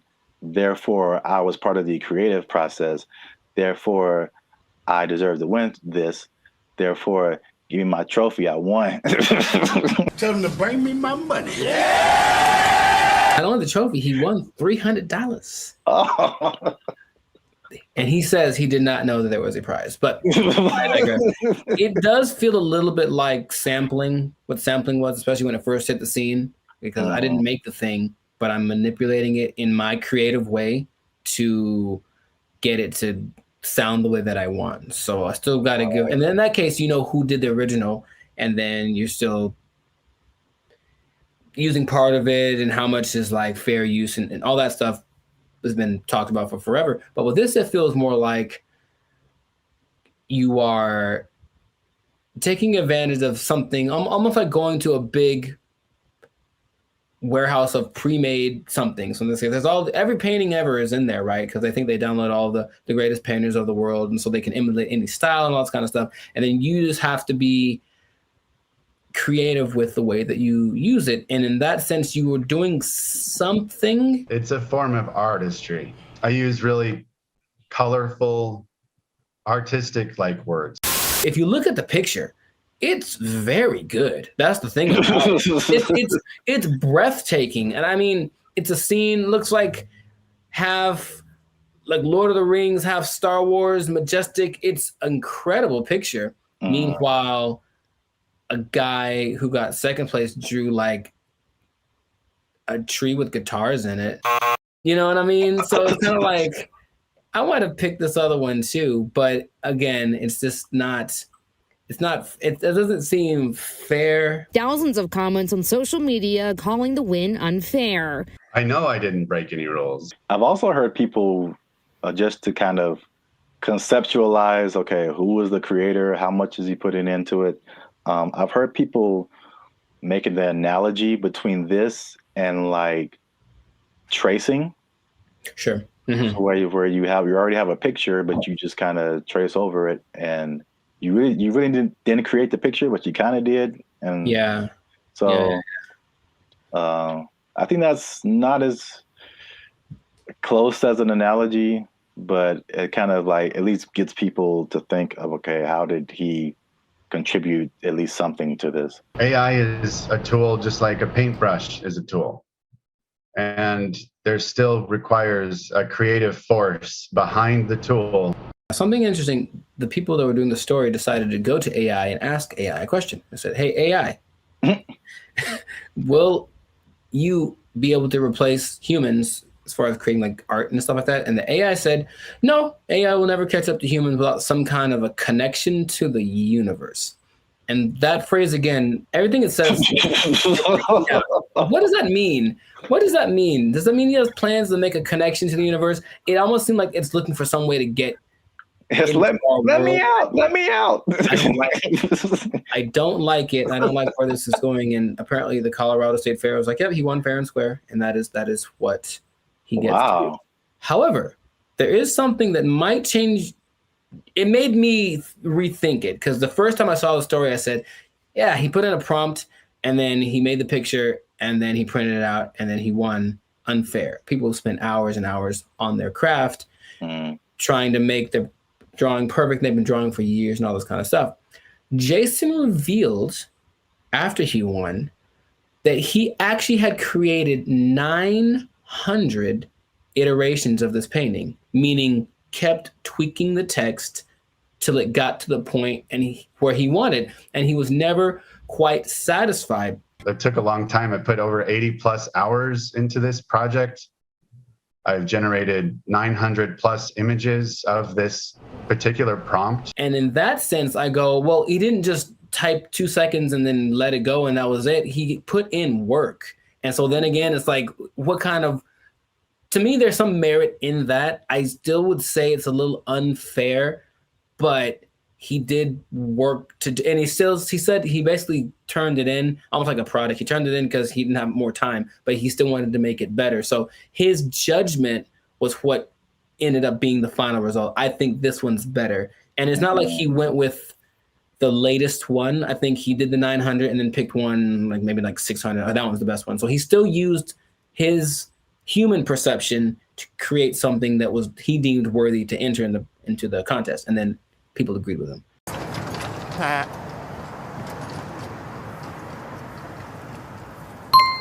It makes me think for sure. Okay. Because it, again, going back to music, that explanation, especially when you said his judgment, that made me think of DJs. Mm-hmm. And just for the longest, like even me just kind of wrestling with, like, are DJs really on the level of musicians? Right. Like, they didn't create the music. They're just organizing it. Right. Just like he was just organizing that, you know, that piece of art. And there's a skill in that for sure. I've heard some very bad DJs. Yeah. Where did you even learn? Wikipedia. The way he made it sound, it's not like not just anybody could do this either, because he came with a concept, but he also had the wherewithal to look at it and say, this one's, and I think he looked at it for a while, like trying to judge the color bone. It's almost like he still knew what to look for, even though he didn't have the training to execute it. Maybe like a producer of a Rick Rubin category, or even a DJ Khaled, who, from what I understand, doesn't really do anything as far as like pushing the buttons and doing the level, but they do the analysis and go, They ain't believe in us. God did. I'll say this. Is it just him personally? Is he a creator? Yes. Did he put in work? Yes. Mm-hmm. But I do think he should not be able to compete like that with the other artists. Mm-hmm. And I think there should be either a separate contest or a separate category that is just for AI art. And I think that will, because it's two different, they're both a level of artistry, but it's two different types. Mm-hmm. That is hard to judge together. Again, the DJ example. I don't do song requests. I know, because you can't. What? It's a battle of the bands, and you have a DJ in the battle of the bands. That doesn't make sense. Mm-hmm. Or you have a scratching like contest and you put a band in there. Sure. It doesn't make sense. There's just two different things. They're both musically artistic, but I think a separation would just kind of make more sense and more fair for everybody. They know what they did. They know what they did for sure. We'll see if it keeps going or if there's more cases of it. But in this case, congrats to Jason Allen. Hey, let me get $300, man. I know you got it. He says he didn't know the prize. Let me get $300, man. I'll pay you back on Tuesday. He doesn't quite talk like that either, but you know what? It's funny to think of he does. It's funny to substitute most people for Ant Edwards. That's what I'm trying to tell you. Yeah, you were the best player on your team. Is that now we talking? A1 from day one, AI from day 5. What?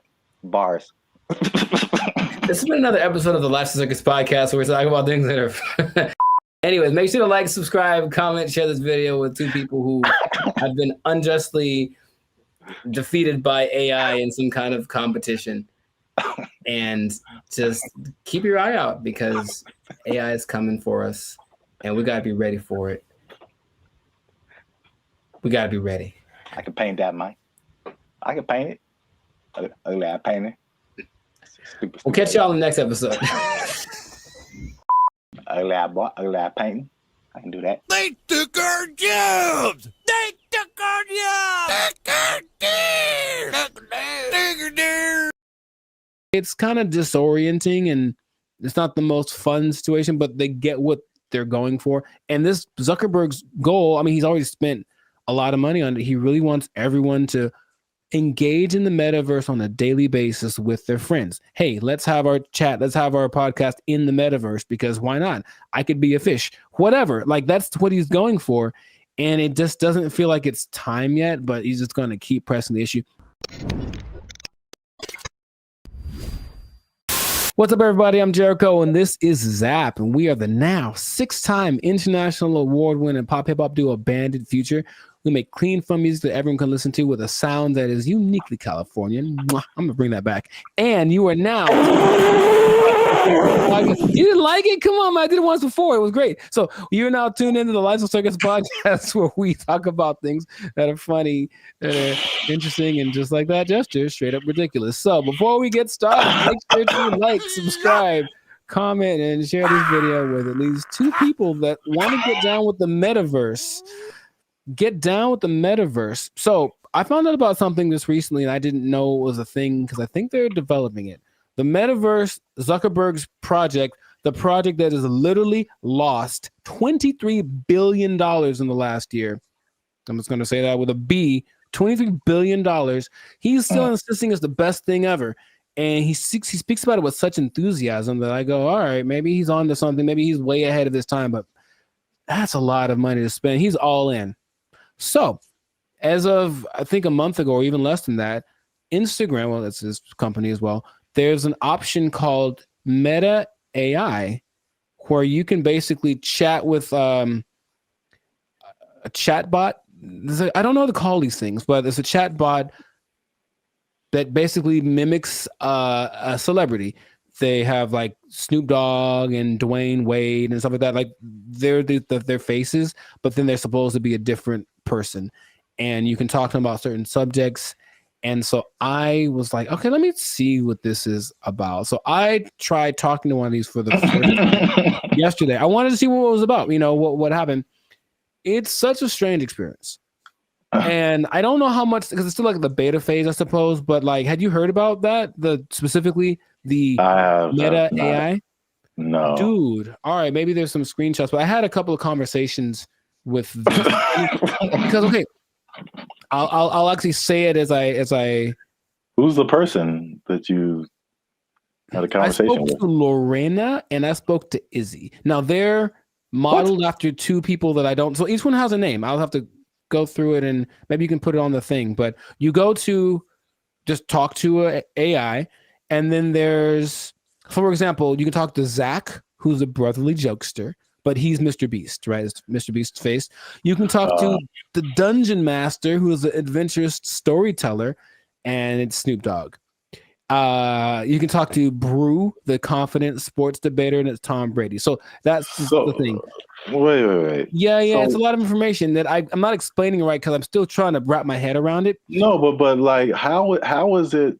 Why are they two different names? Is it like a trademark thing happening? I don't know. I really don't. I think they agreed to be the face of it, but it's not their name because it's not them. It's the AI version of them. All right. But it's their voice. Their voice is their likeness. Maybe I can. No, you just have to let me pop up some visuals. So I was asking. So you talked to like Lorena and somebody. Who were the celebrities attached to them? I don't recognize their faces. Oh, okay. They're all people that I've seen before, and I'm like, okay. And maybe not all of them are super famous, but like, okay, there's Perry, the approachable golf pro, and it's also Cliff Paul from the State Farm commercials. Imagine that. So I think maybe it's a combination of people that either are famous and I don't recognize them, or they're not famous, and then some famous people that agreed to be on it. But basically, each one has a level of expertise. So I'm asking these people questions about things that they have expertise on. One's a travel expert, and she was giving me tips about this and that. And the only thing that makes it like, this is weird, is when you write an answer or a question, they answer you immediately. And it's like a paragraph like this. So it's like, it's not possible for a human to do, but they respond to the nuances in your questions. They ask you questions back, and it more or less feels like a real person talking. Now, my thought about the meta thing in general is that it's kind of like supply and demand, like not supply and demand, but you can give people something that they didn't know that they wanted, and then you offer it, and then like, oh my God, I always wanted that. I really don't think anyone else wants this at the moment.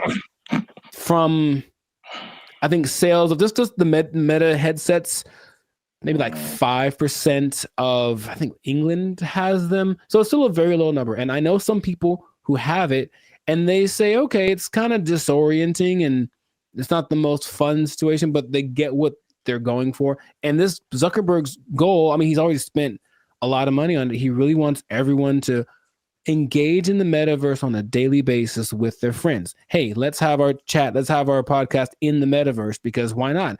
I could be a fish, whatever. Like, that's what he's going for. And it just doesn't feel like it's time yet, but he's just going to keep pressing the issue. And he had a conference where he spoke about all the advances of AI. Basically, Meta is an AI company now. And so everything is just kind of going like that. So I have so many questions that I could ask to him, maybe to you as well, but just where do you think this is going? Is it something that you personally think is useful or that you would want, or what could make it more appealing for people? Because at the moment, it does not seem like many people really care too much about this. Well, here's the problem. I heard someone say, and I totally agree, people don't want to have things on their faces like that. Mm-hmm. It's like a design flaw.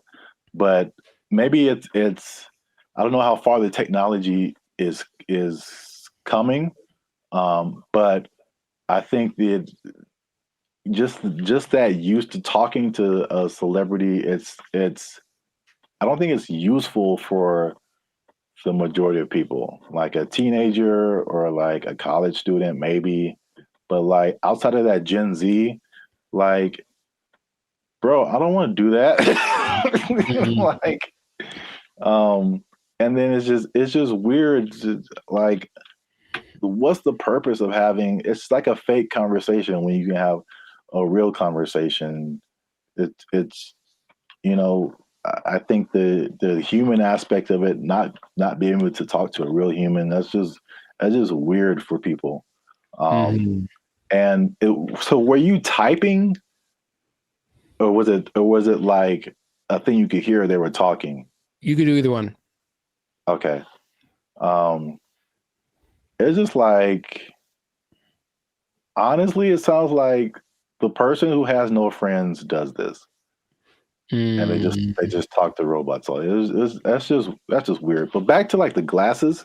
One thing that I have been hearing about lately is the stuff that's I think this was Facebook too. So I think this is a move in the right direction.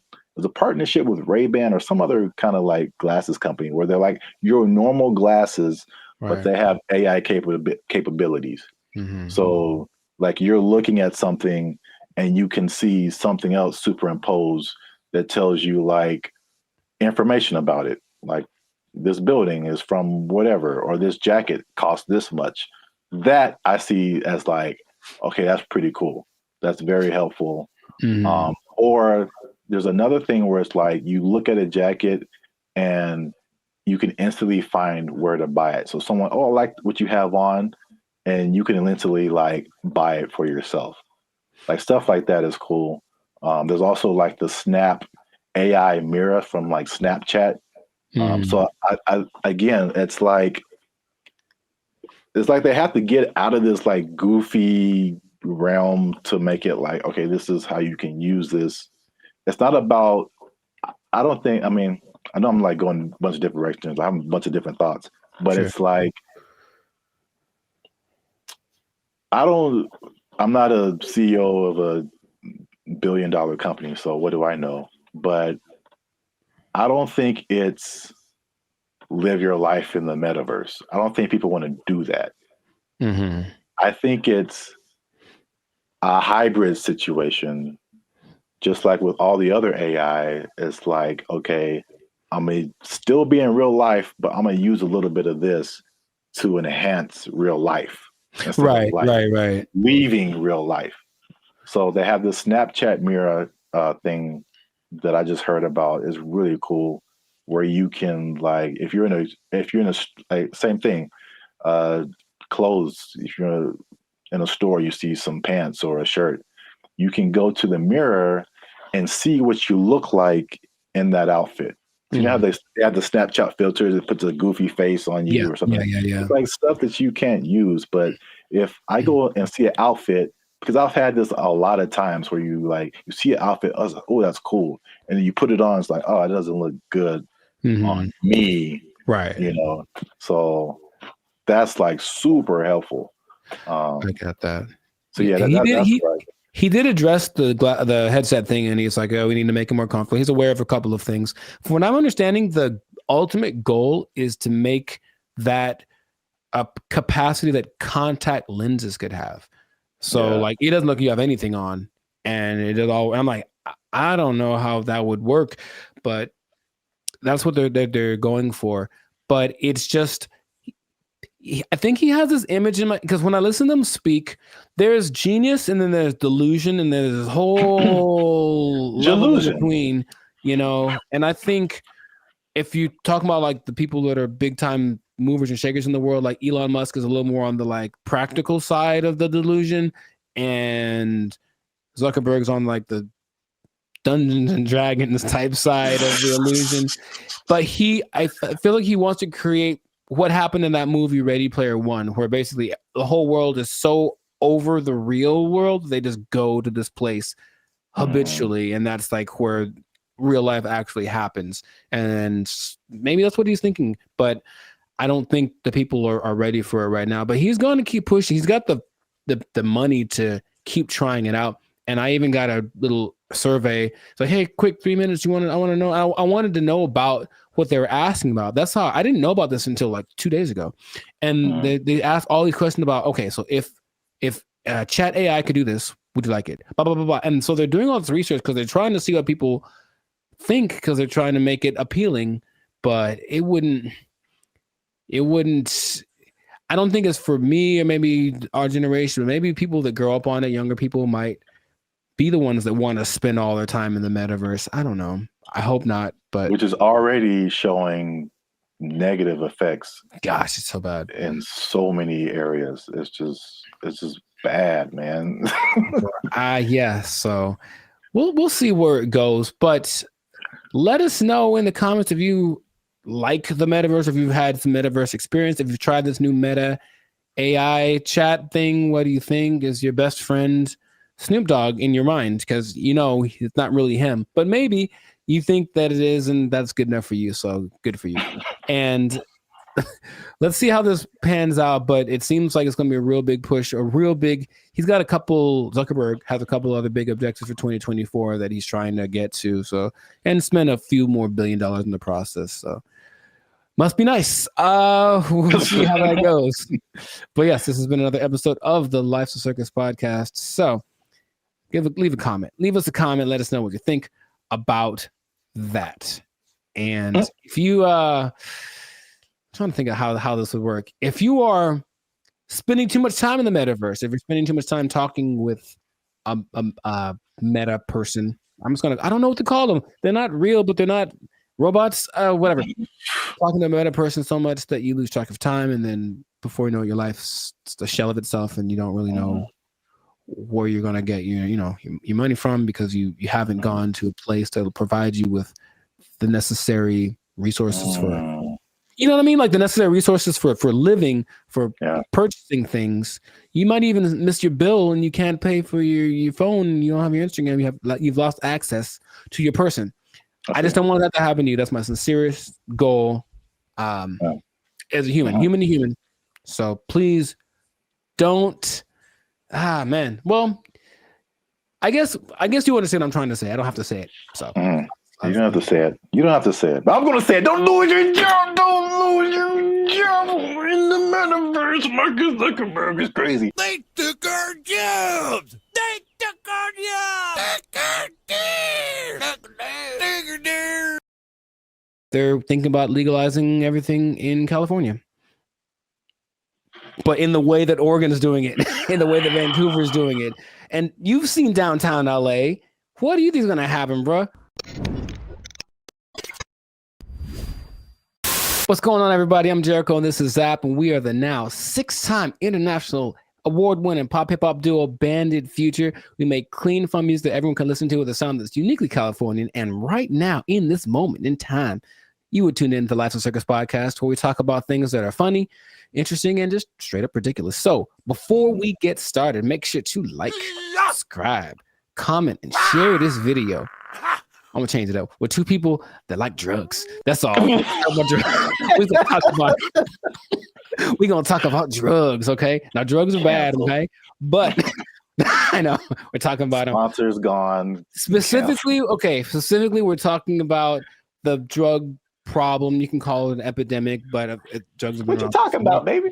But it seems to be getting worse. So the specific thing is the way that governments are approaching the drug issue in their country. And there seem to be 2 very drastic sides, and they both have interesting results. So before we get into it, Sir Zap, San Francisco, have you had any experience or just thoughts about I've had thoughts about drugs.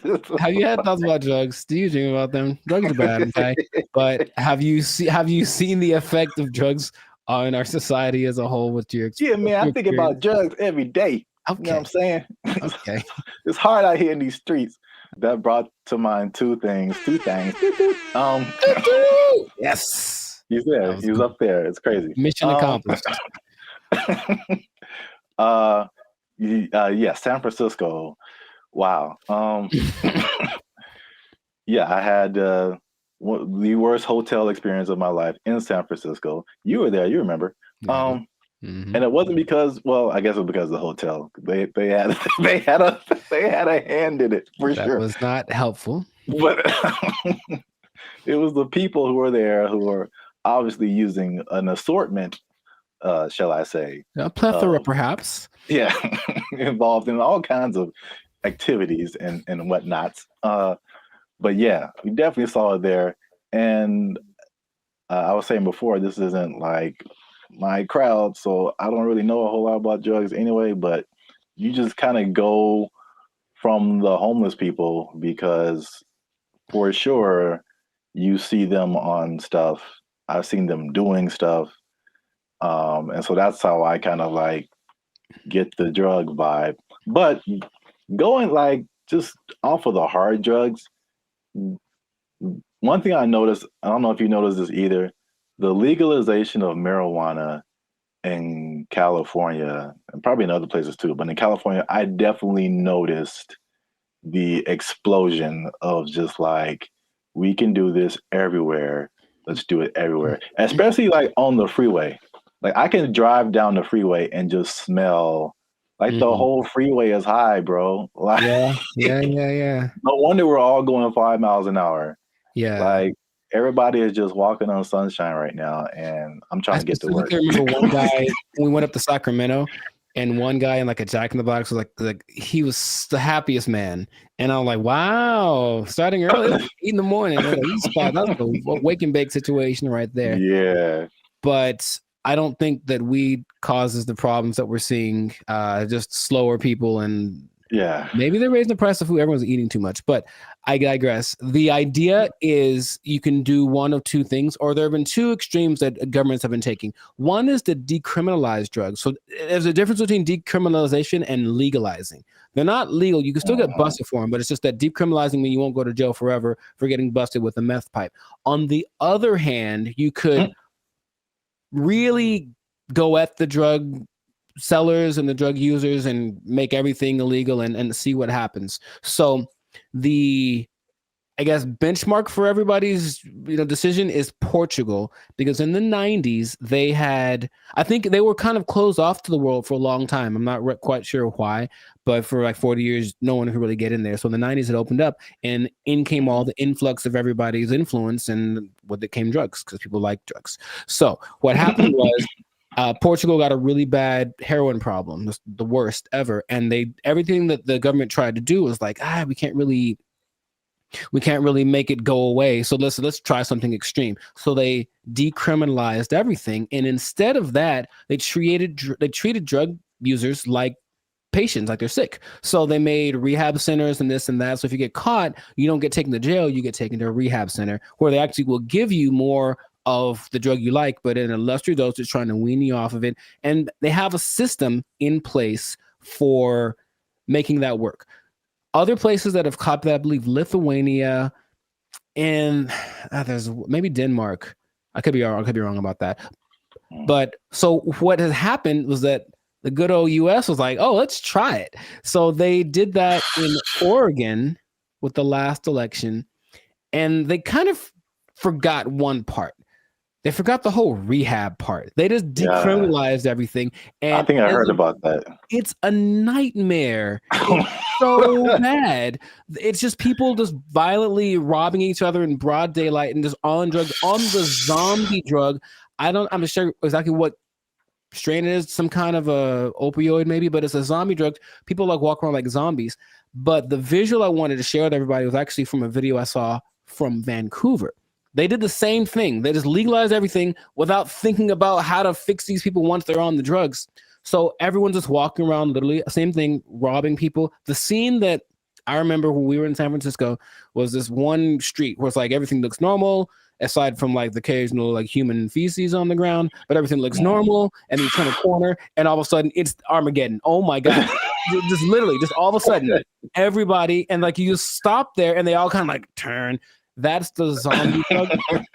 So there's a video of these two men walking down the street, and they're in a position where I don't think I could keep my balance and walk, but they're so hunched over and they're still somehow staying upright. There's two of them, they're walking, and it looks surreal in Vancouver. That's happening right now. So they tried it, and for some reason they didn't get the memo that they need to add the other part to it. So that's an I think they're thinking, oh, well, like alcohol, like there'll be a couple of people that go overboard with alcohol, but if we let everyone have it, most people have enough restraint or whatever to not use it. I just don't think that hard drugs and alcohol are exactly comparable like that. So you can take the other extreme, and this one is maybe more fun, and that is the president of the Philippines, something Duarte. He said, he got elected in 2016 maybe. He said, kill them all. That's exactly what he said. Kill all the drug dealers and all the drug users. Wow. In 4 years, well, the last updated thing was like in 2020. So in 4 years, he killed like 24,000 people. just for and the thing is, he'll catch you. They'll just raid the streets at night, and if you're on drugs, that's it for you, basically. And the thing about that is that a lot of, and then the people that don't kill, they take to jail, but they kill a lot of people, and everyone in, like, all the citizens love it. They think it's fantastic that he's doing that. So when they interview the drug lords, they're like, well, we're not going to stop, so we just got to figure out how ways not to get caught, because the threat of death isn't enough to stop it. So you have a lot of people in jail. You have a lot of people that are being killed, just like, and then they have a lot of people that are approving of this, right? And that's the most extreme case of that. So I'm sure there's other options, but that seems to be the two sides. So if you were the leader of Zapville, Zaplands, and you had to implement a strategy for the rampant drug use in your country, man, you got to be a better leader, man. I know what's going on. All your people are just down in the pipes. But what would you do to resolve that, you think? That Philippines thing is wild. I never heard that. Yeah, well, they don't talk about it too much, but yeah. But he's like, he literally gave a speech. He was like, yeah, and all the drug dealers, and then everyone cheers. But he literally did this, and that's his approach. Oh, wow. Yeah, that's too far in my book, especially for the users, because like drugs are an addiction, and like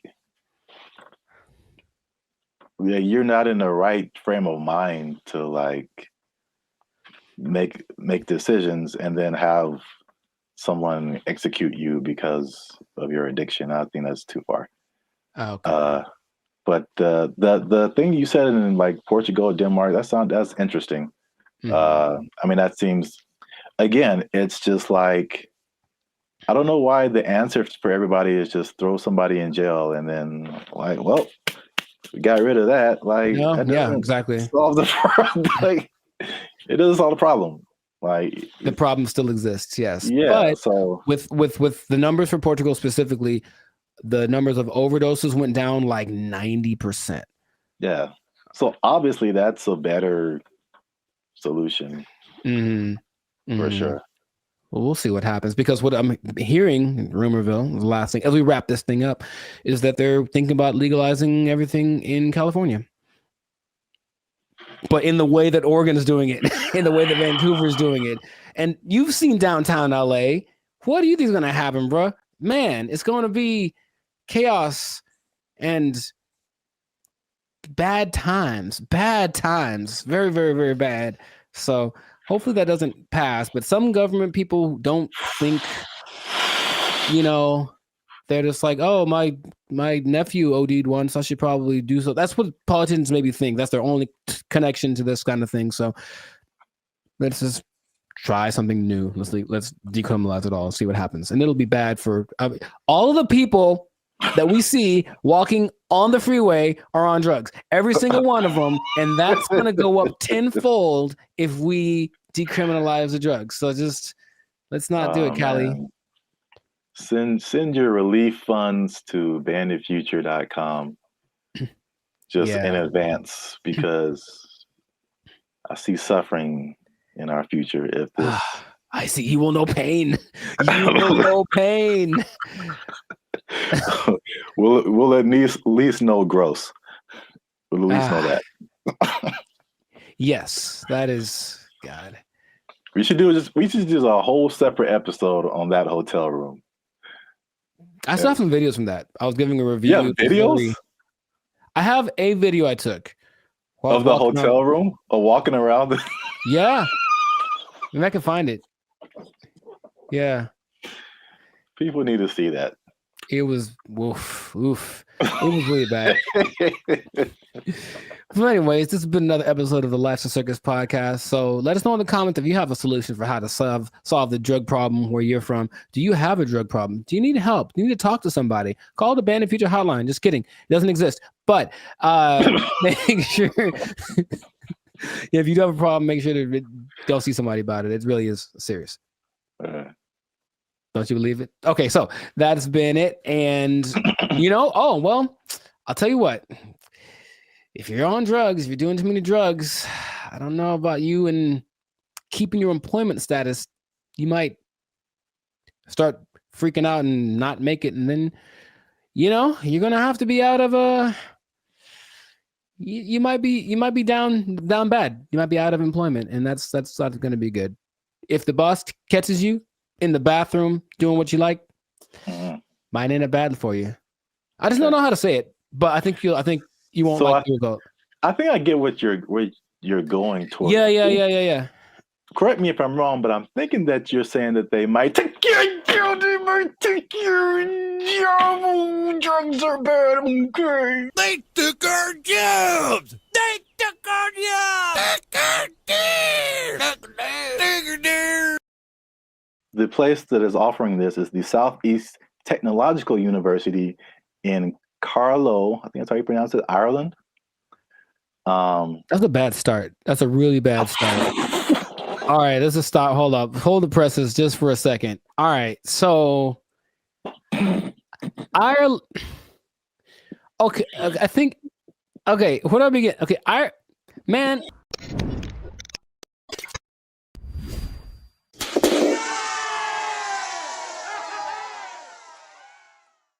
What's up, guys? I'm Zap. This is Jericho. We are BrandBee Future, and now 6-time international award-winning pop hip-hop music duo. We make clean, fun music that everyone can listen to with a sound that is uniquely Californian. And right now, you are tuned in to the Life's a Circus podcast, where we talk about things that are funny, interesting, and ridiculous. But before we start, okay, y'all been laughing. Y'all been crying. Emotions. Y'all been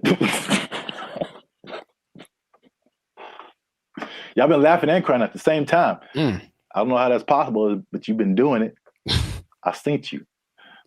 Oh, that sounds. Anyway. Well, it's like Santa Claus. He sees you when you're sleeping. It's like, I know YouTube tracks statistics, but I don't know if it went that deep. Like, geez.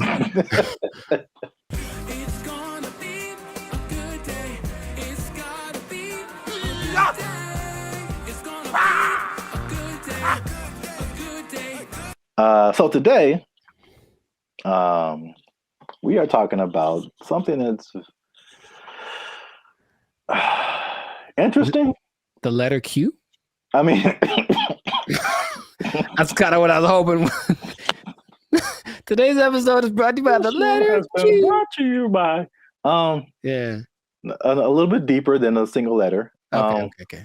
But it does have to do with letters, arts, and sciences. Oh, interesting. Okay. Kind of got that. There is a new degree that you can get, and it's basically an influencer degree. That's right, ladies and gentlemen. You can go to school and major in a degree that makes you a certified influencer. We're here. It's a thing that's happened. We're here. That doesn't surprise me, but go on. I want to know more. Yeah, forget about engineering or what else is there? Business, law. Math is a thing still, I think. Medical. You need to bet your entire future career on becoming an influencer. So this is the place that is offering this is the Southeast Technological University in Carlow. I think that's how you pronounce it, Ireland. That's a bad start. That's a really bad start. All right, let's just stop. Hold up. Hold the presses just for a second. All right, so Ireland. Okay, I think. Okay, where do I begin? Okay, so like for a place to have influence, it has to be something that has relevance. I think something where it's like, okay, this place is, or this person has said this is what's important, what's cool. I will listen to it because I respect their opinion. I've never once thought about Ireland for anything other than leprechauns and beer. And if it's not about those two things, I don't care what Ireland has to say. So I'm already like, it's missed me on that, bro. Like, come on. If it was like New York or Dubai or something, it's like, yeah, big place of influence. Don't tell me no, man. Okay, keep going. What do you got? What do you got? All right, that's interesting because I kind of went that way for another reason. Okay. I don't know how they name schools in Ireland, but this sounds like very much like a DeVry University, JTT Tech. Like, it's not your top tier. Nope. Nope. So I was like, the official name of the degree is called it's a Bachelor's of Arts in Content Creation and Social Media. What would that sound like in an Irish accent? I'm not even gonna try that. I don't got it either. I'm not good at accents. Nor am I. Except for, well, never mind. Canceled. Yep. I don't want to go. I don't want to be canceled yet. So yeah, but to, I guess, kind of legitimize it, the influencer industry is currently valued at $21 billion. So it is an industry to a certain degree. I have thoughts about that, but more than half of Gen Zers think that they can make a career out of content creation. So this school offered I think it was a summer, just a class, not a whole major. And it was like, of course, filled to the brim with students. I think they're going to have they're going to admit 40 students to this major this coming year. And they're sure that they'll have to turn a lot of people away. So it's a very much a major of interest. On the flip side, and this was from the New York Post. Wow, the New York Post. They say that the rapid evolution, and this is something we talked about before. The rapid evolution of social media and trend cycles could make the entire degree worthless as soon as you receive your diploma. Yeah, what's the curriculum based off of? What metrics are they following? It seems like a cool idea if it's constructed in a certain way. I mean, imagine the nonsense if you paid money to become an influencer and then you sucked at being an influencer. Like, it's just, I feel like to be an influencer, you just have to have a certain kind of either personality or vibe. Like, not any person could be an influencer, that's for sure. But I don't know if that's something you can sell the idea on it for sure, but I think there'd be a lot of people asking for refunds in like a year. It just seems like something. Yeah, Can you do that? Well, you can ask, of course. I'm not saying to get it. You're wasting the money, I think, but I think you'd be better off just studying on your own, studying social media, like a Mr. Beast did. He just studied YouTube, literally, and that's all. And then it worked out phenomenal for him. So, and not only that, all the people that he worked with also didn't get as big as him, but they all have channels with millions of people, millions of followers. So but here's the thing with education, anytime they're like, oh, there's an opportunity to make some money for us and maybe it'll work out and then we can get some more accreditation or who knows. They're just trying to evolve. So I see the point, basically. They're trying to evolve with the modern times.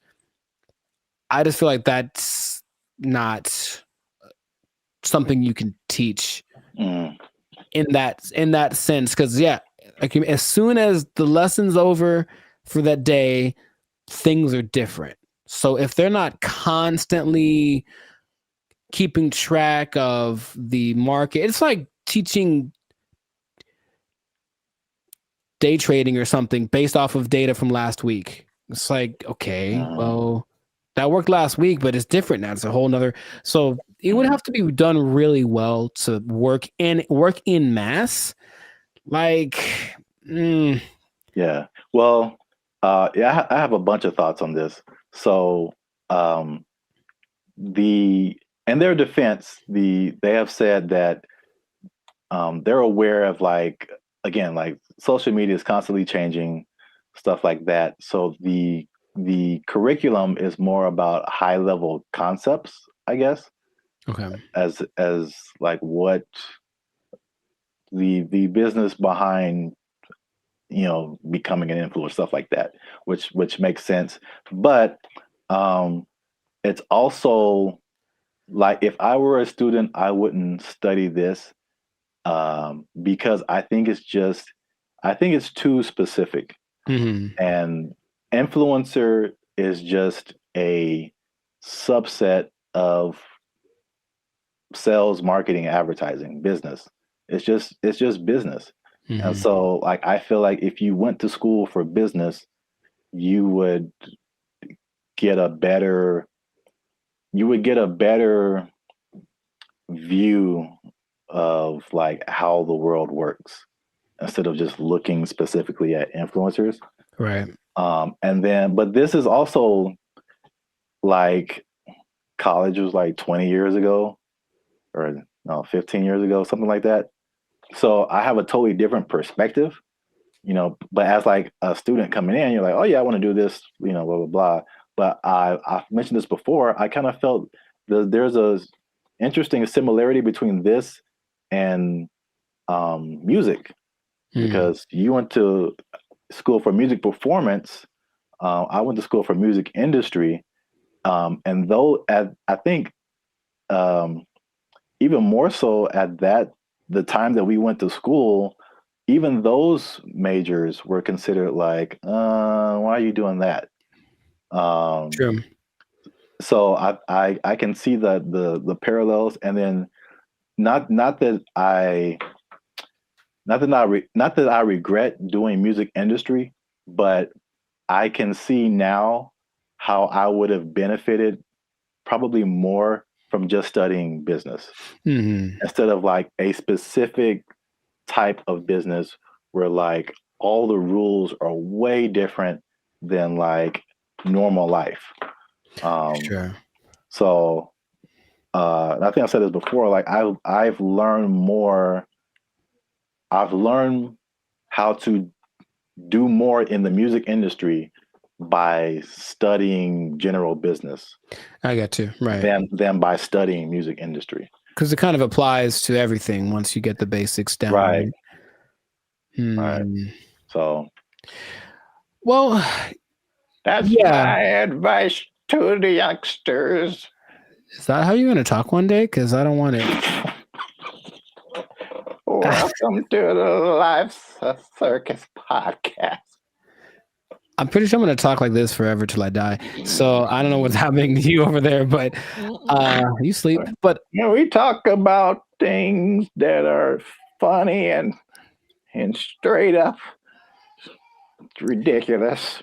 All right, old man River. Look, yeah, but you said about the students. I guess now that college is becoming more of a option, as far as like, well, what's the point of going to college if they at least offer something that people want to be? Then I see the point. I do. I just don't know how they'll pull it off. But if they do, more power to them. Yeah. I don't know. Maybe we're just short-sighted, and then influencer will become all the rage, and people will make $1 and be like, "I told you so." Hey, you know what? Good for you. If you get there, I'll give you a cookie. No, those are addicting. Oh, I'm sorry. I'm sorry. Jeez, I keep forgetting the rules. Cookies are sometimes food. So this has been another episode of the Life Circus podcast. Make sure you like, subscribe, comment, and share this video with somebody who might want to be an influencer major. That doesn't even sound right. No, it really doesn't. But maybe we'll talk them off the ledge with this video. Because if you're trying to be an influencer now and you got someone coming up behind you that has a degree in it, they might take your job. They got a degree from Ireland. Does anybody care? Lucky charms. They took our jobs. They took our jobs.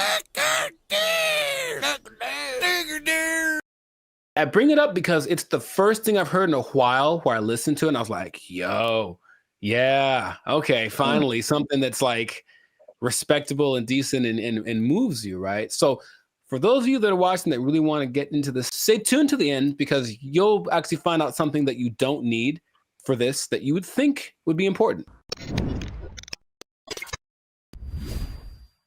What's going on, everybody? I'm Jericho. This is Zap, and we are the now 6-time international award-winning pop hip-hop duo Banded Future. We make clean, fun music that everyone can listen to with a sound that is uniquely Californian. And right now, in this moment in time, yes, Lord, you are tuned into the Lifestyle Circus podcast, where we talk about things that are funny, interesting, and just straight up ridiculous. So before we get into this thing, make sure to like, subscribe, comment, and share this video with at least 2 people who want to make music that causes a revolution, that moves a culture. I'm talking to the musicians out there, okay? Oh, okay. I got something to tell y'all. There's a way to do it, I think, if you follow the latest trend. If you follow the latest trend, there's a way to get your music so that people really like it, okay? So have you heard, Zach, have you heard of Amapiano? Amapiano? Amapiano. It's a genre of music. One word, Amapiano. Not I'm a piano, but Ama. I know, it sounds like it's lines. It's not I'm a piano. It's I'm a piano. I've never heard of it. Not Ama. It's Ama, and it's her piano. Okay, but it's called Amapiano, and it's basically a genre of house, if you will, but it's from South Africa. So the most popular figure in this is Tyla. If you have heard of her, the water. I've heard the name.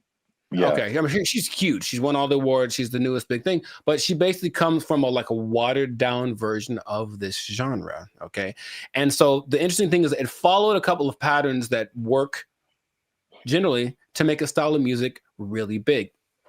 And I bring it up because it's the first thing I've heard in a while where I listened to it and I was like, yo, yeah, okay, finally something that's like respectable and decent and moves you, right? So for those of you that are watching that really want to get into this, stay tuned to the end, because you'll actually find out something that you don't need for this that you would think would be important, okay? So Amapiano is basically a subgenre of house piano, okay? And so it's got one thing that a lot of new styles of music need to have. It's something familiar. There are people listen to it and they're like, oh, I kind of recognize this. Like, it's in a different, the presentation is different, but the substance is the same. Something I resonate with. So that's number one. You listen to it and like that, I hear something that I've heard before in the music. Okay.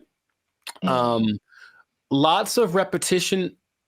So you just kind of hear the same thing over and over again. And it's so infectious. Fun to dance to. You haven't seen any of like the TikTok. It's a huge TikTok thing, right? That's the thing that's made it go from, it started in 2012, but probably like 3 years ago is when it really started to burst on the national scene or the global scene, thanks to TikTok. But you've never seen any, it basically all of the moves. So there's Afrobeat, right? There's Afrobeat. But there's Afrobeat and all the moves are kind of complicated and intricate and whatever. With Amapiano, I guess tip number 2 is that a lot of the moves are really simple. And the whole point is just to do stuff with your friends. So just get in a group and do this music, do this dance, and do 6 seconds and it'll blow up on TikTok or whatever. And it's always something really simple, a little shoulder movement, a little head thing. And it looks really cool, but the music kind of has this driving thing. So I'm giving you all the formula for this, basically. The look of it is familiar because if everyone looks like hip hop, basically everyone knows hip hop. So the dress for the women and the men, it has that same aesthetic. People just look like, oh yeah, it's like a hip hop person. But then you see that they're talking. Okay, they're definitely from Africa. You see their movements. Oh, this is a little bit different. So it kind of has that element to it, and it connects with young people. Okay, I think if you look historically at any big movement from the swing to grunge, anything, it was youth that were really pushing it. So you see kids that are super young kind of grooving to it, which means they'll probably grow up to it, grow up with it their whole life. I forget, the people that like this style of music have a name. That's another thing I was going to, like, we have our BFFs. They have people that like this music. I don't remember what it's called. I have to look it up. People that like Amapiano, okay? There is 2 other elements that are really important. It features women a lot. And a lot of genres tend to not. We've talked about reggaeton before, where it was a lot of misogynistic, just men basically. And this one has a lot of women from, I mentioned Tyla, though it also has Shasha, Kamo Mapela, Bule, Nia Pearl, Lady Do, Buntail Smith, among others. So the women are pushed to the forefront of it. And their whole philosophy is like, well, if women like it, then everyone will like it. That's kind of, and it's like, because think about it. Okay, your girl likes this music. She's going to drag her dude to go listen to it or whatever. And then he wants to make the music that gets her to dance. Because it's not a super, I don't call it sensual. Like it's very, like the way they move is very sensual, but it's not over the top. Okay. So it kind of still cool for younger people to do it. Yeah, a little bit tamer. It doesn't quite have all of the negative things that you associate with like hip hop and reggaeton right now. So it's kind of found that universal appeal. And then this is probably the most interesting thing about it. So if y'all don't know, Zap started a dance group back in the day. Instant Groove. We was grooving, man. We was grooving, man. It was IG for life. Shout out to the IGs, the IGers. What? And you know, you have a song or whatever, and there's beats, and then you choreograph a song to the beats, right? Well, with Amapiano, it's interesting. There's so much going on. The elements are usually a shaker, a snare. There's like a log drum that's like the bass, so it's like a really distinctive sound, and then a kick, and not many other elements to it. But there's so much happening that you can actually kind of choose which beats to hit and whatever. And so when you're moving with it, your dance will be different than someone else's because you chose which ones to emphasize. And I think that's really cool. There are the ones that have like, this is the dance you do to them. I think Imnike is one that, oh my God, that's the one that actually got me into it. Imke, I don't know how to say it. Imnike. And it's so good. It's so good. So you watch people dancing, it's like, oh, he danced to it, but he emphasized that beat. And then there's a lot of off beats, very syncopated. It's all very exciting. Before I get into what the thing that's not in it that you'd be surprised about, has there been any music that you've heard recently that made you go, okay? Because I think to me, music's been kind of like, I don't know, for a while. But anything that you've heard that was like, okay, oh, that's pretty dope. Yeah, I mean, the first thing that comes to mind, and I think I told you about this too, was I saw, I don't know what it is, but what you're talking about kind of feels like it's almost in that same vein. But I saw something on Instagram where it was all these people dancing. They were at some event, and it was, I can't remember the song, but I just remember everyone was dancing, and they're all doing the same kind of moves, kind of in it seemed like a modern day cha-cha slide. Because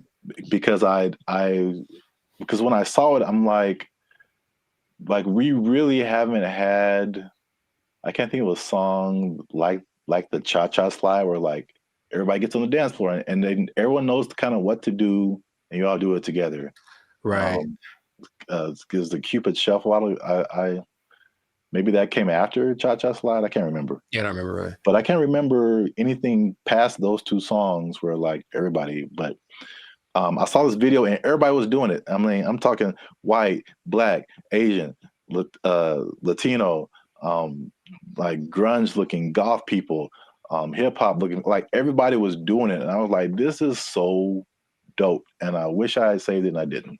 Oh, okay. So if anybody knows where that video is, there's one particular goth girl who was just like getting it. And everybody's in the comments like, oh, this goth girl is getting it. And I was like, yo, this is dope. So anybody knows what that video is, I would really like to find it and see it again. But okay. Yeah, you mentioned the dancing. I think that's popular music has almost always been dance music. So if you can get something to make people want to move, and when you listen to the people talk about it, they're so passionate about one, having this thing that's like theirs, right? It's not hip hop.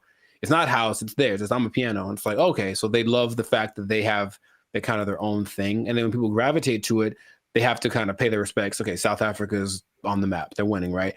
And then you watch them dance, and it's like the mood a little, not weird, but like kind of offbeat in a way. And they do this thing where they like roll their eyes in the back of their head. with the shoulder thing. It's really peculiar, but I think it's cool, especially when you see like 10 people doing it. So it has all these things that are great, and that's what you need to start a music genre. But there's one thing I mentioned, that there's going to be something that I think I know what it is. What? Oh, go ahead. I think I know what it is. Oh, mate, go ahead, say it. I'm going to say there's no piano. Oh, no, man, it's called I'm a Piano. Like, there's piano and everything. Oh. Yeah, there's a piano in all of them. Oh, okay. Well, no. The thing I think it would have been clever if there was no piano. Oh, I get you. It's called I'm a Piano. I get you. I guess. That's not a good translation from their language. No, the thing that's surprising about it, if you watch all the documentaries and all the people being interviewed, all the producers, all the everything, no one mentions the lyrics. They all have lyrics and they don't matter. It's literally the last thing on anyone's mind. They're just there, but no one's singing along. No one's saying this song touches me in this way. I don't connect nothing. Okay, now partly it's because the songs are all in either Zulu. I'm gonna try this. Zulu, Xhosa. I can't do the click thing. Sotho, Setswana, or Xitsonga, which are all South African native languages. But the thing that strikes me interesting is that, yeah, they're all singing and no one knows the words and nobody seems to care. So there are really big singers in this style, but the words don't matter. It's just the feeling of it. And that's what I found very unique to this. So if you listen to watch, no one knows what they're saying. You know, so I guess this goes to show you that that's not something that people necessarily require anymore. Just as long as it feels good, as long as it's fun to do. Oh yeah, I mean, you think about like U.S. artists who are just like huge worldwide. I'm sure like people don't speak English and they have no idea, but they're just bumping like Earth, Wind and Fire and like. Well, the thing is, not even the choruses. You think at least on the chorus, okay, everyone sings nothing. Yeah, it's really weird. Yeah, I mean, I know that this is different, but I'm just saying like the ability of music to kind of to have that a tendency to. Oh sure, yeah. To where the words you don't have to quite know the words. I mean, I don't know the words to this at all, right? But I'm still digging it because I guess that's what they're transmitting. But even the people from there aren't singing the words or talking about nobody mentioned the lyrics one time. So, and the thing is, the songs don't sound all the same, even though they kind of have the same elements. They have different. I think it's great. That's what I want to just point out. Sounds cool, yeah. If you haven't listened to I'm a Piano, I recommend you check it out. Just be warned, there is piano. There's piano in it. Yeah, I think you'll enjoy it. I thought I got that right. I really did. Nah, I wouldn't. I should have just lied. Yeah, you got it, man. But in any case, let us know in the comments if you listen to I'm a Piano, what you think. If you have a TikTok account with 20 million followers because you did a dance to one of the songs, who knows? But and all the songs, the dances are just from whoever did a cool thing. That's the other thing. They're not made by famous choreographers. It's just like somebody literally said, I saw a kid dancing to it on the street and I thought it was cool, so I did it in the club. And the next thing you know, there's 500 people doing it. So there's that like word of mouth element to it. That's just, I think it's really cool. So anyways, yeah, check it out. Check out some of those artists that I mentioned. They're pretty great. And if we get 10 comments, then Jericho's going to do one of the dances on our TikTok. I didn't sign up for that. I wouldn't mind learning though. That is kind of fun. I'll do one of the simpler ones. 10 comments. There's one. It's like a little. It's very simple moves, but I'm still probably going to mess it up. Anyway, this has been another episode of the Lifestyle Circus podcast. Make sure to like, subscribe, comment, share this video with your peoples, and then just remember that if you're dancing and you're grooving, then the music's going to be spread around. So make that music danceable, and you stay classy, San Diego. Yeah, man. You got it. There's piano. They took our jobs. They took our jobs. Whenever you buy things on the self-checkout line, it says out loud how much everything it is that you buy. And that's kind of a weird thing. I don't know if you can. I feel like there is a way to disable that, but the default setting is that everything you buy is like boop $1.99, boop $4.55. Like it does. Right. Does it say you're? Well, I mean, so what's so bad about that? That's my business. Some people be knowing what I'm buying. Like, like that's all. Don't put my business out there, robot. That's all. What's up, everybody? I'm Zap, and this is Jericho, and we are the now 6-time international award-winning pop hip-hop music duo Bandit Future. We do clean, fun music that everyone can listen to with a sound that's uniquely Californian. And right now, you are tuned into the Life's a Circus podcast, where we talk about everything that's funny, interesting, and ridiculous. But wait, we need your help. Help us out. Tired of eating mayonnaise sandwiches. Give your boys some funds. You know what I'm saying? You can join the channel, become a member. That'll help us out. Or you could just like, subscribe, comment, and share this video with people who stealing, because there's thievery going on. That's right.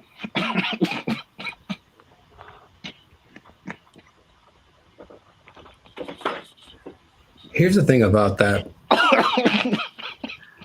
I don't know what you're about to say, but this is going to be weird, almost like a devil's advocate thing. But like stealing is really fun.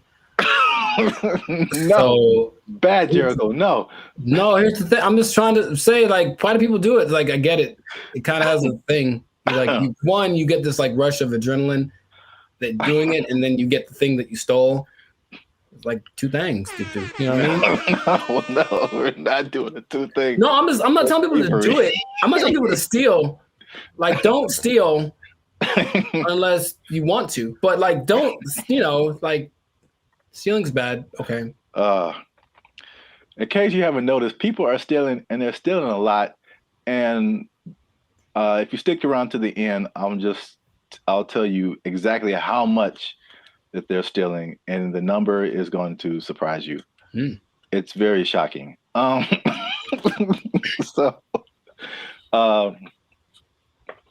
Stealing is bad. Okay, we shouldn't steal. But I'm bringing this up because it's affecting me, and that's the most important thing. Look, Jericho, the self-checkout line, do you ever use that? That's all I use because people are gross. Oh, okay. That's your primary reason?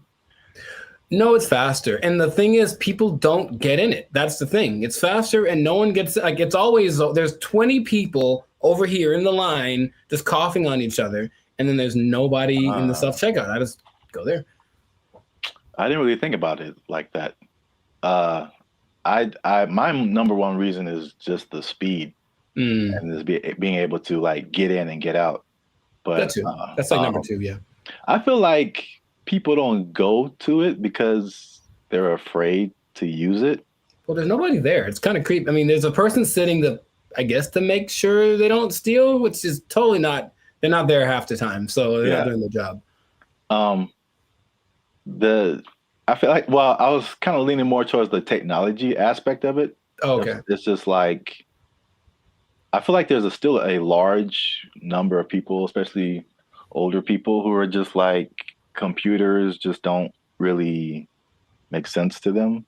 It seems more complicated in their minds to use the self-checkout than to just go through the line and have the cashier ring everything up. At least, I don't know, that's just my hypothesis. I digress. I mentioned the self-checkout line because that's one of the big places people are stealing. So stop stealing. Stop stealing because... Well, you know what about that too, that actually could be a deterrent for people to use it? Whenever you buy things on the self-checkout line, it says out loud how much everything it is that you buy. And that's kind of a weird thing. I don't know if you can, I feel like there is a way to disable that, but the default setting is that everything you buy is like, boop, $1.99, boop, $4.55. Like it does. Right. Does it say you're? Well, I mean, so what's so bad about that? That's my business. Some people be knowing what I'm buying. Like, like that's all. Don't put my business out there, robot. That's all. It's just a price. I don't know. If it was like one box of condoms, $12.99, then it would be like, hey man. Yeah, I honestly feel like there's certain circumstances where it says something about what you bought, but not like that. Not like that now.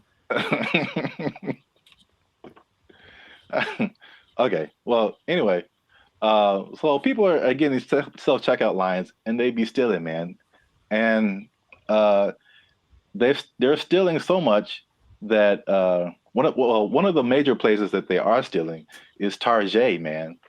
Target is having or Target if you're uncivilized.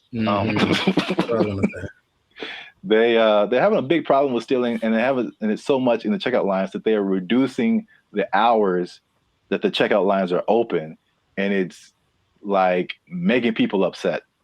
And it would make me upset too, because I hate when I'm like I'm running in to just get something and get out, and it's like all the self-checkout lines are closed, and you have to go to the line. Which I told you the other day, there's some lady in the store just buying $100 worth of nothing, like just stupid stuff, man. And I got like a candy bar. I'm just like, the people that actually will look at you and say, "Hey, go ahead, just go ahead. You only have one thing. Go ahead." Yeah. And there are the people who look at you and for sure like, I'm not letting this person. Yeah, I was here first. Decision they make. I will not let you in front of me. I don't care if I'm here for 5 hours. You'll be here for 5 hours and a minute. Yeah. Yeah, it's so anyway, the checkout lines there, some places are reducing them to like, I think it's like 10 a.m. to like 8 p.m. or 7 p.m. or something like that. But it's only like basically early in the morning and then late at night, like you can't use a self-checkout line. And then in one extreme case, they put it like 10 a.m. to noon, and that's it. And the rest of the time you have to go. What's the point? I don't. People steal it, man. It's just, it can't stop. Yeah. It's when I tell you how much they've been stealing, you'll be like, oh. Well, here's the thing about that. Of all the places that stealing is fun to do from, which is a weird way to say it, Target's probably Target's probably up there. Target's pretty great. It's a big red Target, literally, and they have all the things you want. Yeah. I'm not saying that I have or haven't done it, but I'm just saying that that's a place you might want to go if you're thinking of stealing. Also, Band of Future does not advocate stealing. Pay for everything that you possess. You're just making it sound really attractive. I don't understand. Oh, I mean, that wasn't my intention. I'm just, Yeah, stealing is fun. I'm like, wait a minute, it's not where I'm trying to go. Oh, okay. So I don't want to be like I don't think fun is the primary reason. Have you done it? No. But if I would, it's because I needed something or I just wanted something that I couldn't afford to have. Oh. Haven't you seen Aladdin? Yeah, it's he's having fun though. Ahead of the gotta eat to live, gotta still to eat. Tell you all about it when I got the time. See? He's fighting for his life, man. He made a song about it though. He's having a good time. All right. So how much? Okay, let's two things.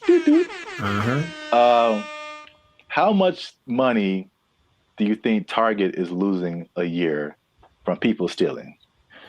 I don't know how much they make. I don't either. Okay. So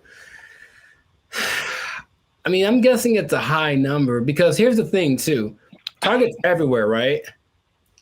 Yes. They cracked down on Target, the security in California, but I would imagine at like 4 p.m. on a Tuesday in Iowa, it might not be much defense if you want to steal something from the local Target. Okay, so Target annual revenue is about $100 billion a year. Okay, so that's a lot of money. That's a lot of billions, but stealing, I would say. So how much is that? 2% of it. What's 2% of 100 billion? 2 billion. Billion. That's the number, I guess. 2% of whatever they make. 2% rule, but for stealing. Also don't steal. Now that we know how much that they make, this number doesn't seem as crazy as I thought. Okay. Because they lose 500 million. Oh yeah, that's not okay. So right, it's like context. Like in a bubble, that's a lot. Yeah, it's a whole lot. It's a lot of money. It's a whole lot of money. But it's like 0.5% of all that they make. That'd be fine. Yeah. Now, that'd be crazier if it was like... we changed our mantra. Everybody just go out and steal. Target, especially because they got it, man. They cool. That'd be all right. No, what would be crazier, though, if it was just like a ring of 20 people that are stealing everything from Target, just 20, then that'd be like, okay, they are... There are rings of like... There's people that have been doing this for years. I mean, it's especially after 2020, like stuff kind of really got crazy, especially in California. But there's, I don't know if you've seen these like mobs of people. Yeah, they'll just run in, like, take everything. Yeah, they're all like in it, and they just kind of do it regularly. They go store to store to store, and just kind of do this thing. So that's Target. The last part of the tease is how much retail theft is, and this is from 2022, but pretty recent for like all nationwide, and that is 112 billion. So that's basically the entirety of Target's revenue is the same amount that people are stealing just nationwide from all different kinds of stores. So y'all are out here stealing an entire Target every year. The entire Target income stream in one year. An entire Target corporation worth of products and merchandise. You guys are stealing it every year, and that's a problem. But you're ruining my self-checkout experience, so stop it. I want to use self-checkout. Don't make them take it away from me. Now you say it that way, I am also slightly more on the side of don't steal from Target. Yeah. You never even went there and just like took a candy and ate it? I don't steal, man. I don't like stealing. I feel bad if I do. Okay, you ever do the thing where this is not an interrogation. You ever do the thing where you buy a soda and you start drinking it in the store, but like, I'm gonna pay for it, and then that's so ghetto to me. I never do that. Oh, I've done that lots. I'm drinking the soda as I'm checking out. Like I bought this too, but you know. If I was like dying of thirst, yeah, but like, no, I feel ghetto when I do that or something. Oh, it's about as ghetto as it gets. The first time I saw that, I think I was like offended, and then I was like, I think that's a good idea. Like, what? I don't have to wait to get to my car to eat this. I got like a candy wrapper. Like, yeah, I ate this too. Bring it up. You just pulling wrappers out of your pocket. Yeah, ring that up. And that, yeah, I ate that. Like, how long have you been here, sir? I ate that in aisle 5. You can ring that up. I've been here like 8 minutes. Yeah, I was shopping. I was hungry. This isn't Costco. You don't have samples. What was I supposed to do? All right. Well, we're going on long. So this has been another episode of the Life's a Circus podcast. Make sure you like, subscribe, comment, and share this video. People who steal, tell them to stop. We out. They took our jobs! They took our jobs! I sense a faint bit of skepticism in your voice, Jericho. We haven't even skeptical. It's just like, is there anything that he's made that has been helpful or that I would know about? We haven't even gone into his claims and what he's talking about, man. Are you saying he's the second coming of George Washington Carver? Is that what you're saying? Are you telling this man, him? It's hard out here for a pimp. Him? Okay, sure. What's up, everybody? I'm Zap, and this is Jericho, and we are the now 6-time international award-winning pop hip-hop music duo Band of Future. We do clean, fun music that everyone can listen to with a sound that's uniquely Californian. And right now, you're tuned into the Life's a Circus podcast, where we talk about everything that's funny, interesting, and ridiculous. Before we jump into today's episode, though, do us a huge favor. Make sure you like, subscribe, comment, and share this video with somebody that you got beef with, somebody that you don't like, maybe somebody that's all up in your grill and making you feel a type of way about the day. Oh, bars. Okay, so look, somebody that put a hitch in your giddy up. Is that a phrase people say still? Yeah, sure, man. Yeah, you got it. So I don't think I got it. I've been waiting to talk about this. All right. So the big thing on the internet has been Kendrick Lamar versus Drake. By the way, I think it's fake. Okay. Just because I've been doing this too long. I'm doing music too long. I've been doing Hollywood too long. I've been doing marketing too long. There's all of a sudden this big beef, and oh wow, millions of streams are happening. Wow, what a coincidence. Anyway, I digress. Mm-hmm. What if I told you, Jericho, that the Kendrick Lamar Drake is not the biggest beef on the internet? I would believe you. Let me rephrase the question. Okay, go for it. You are probably right. What if I told you that there was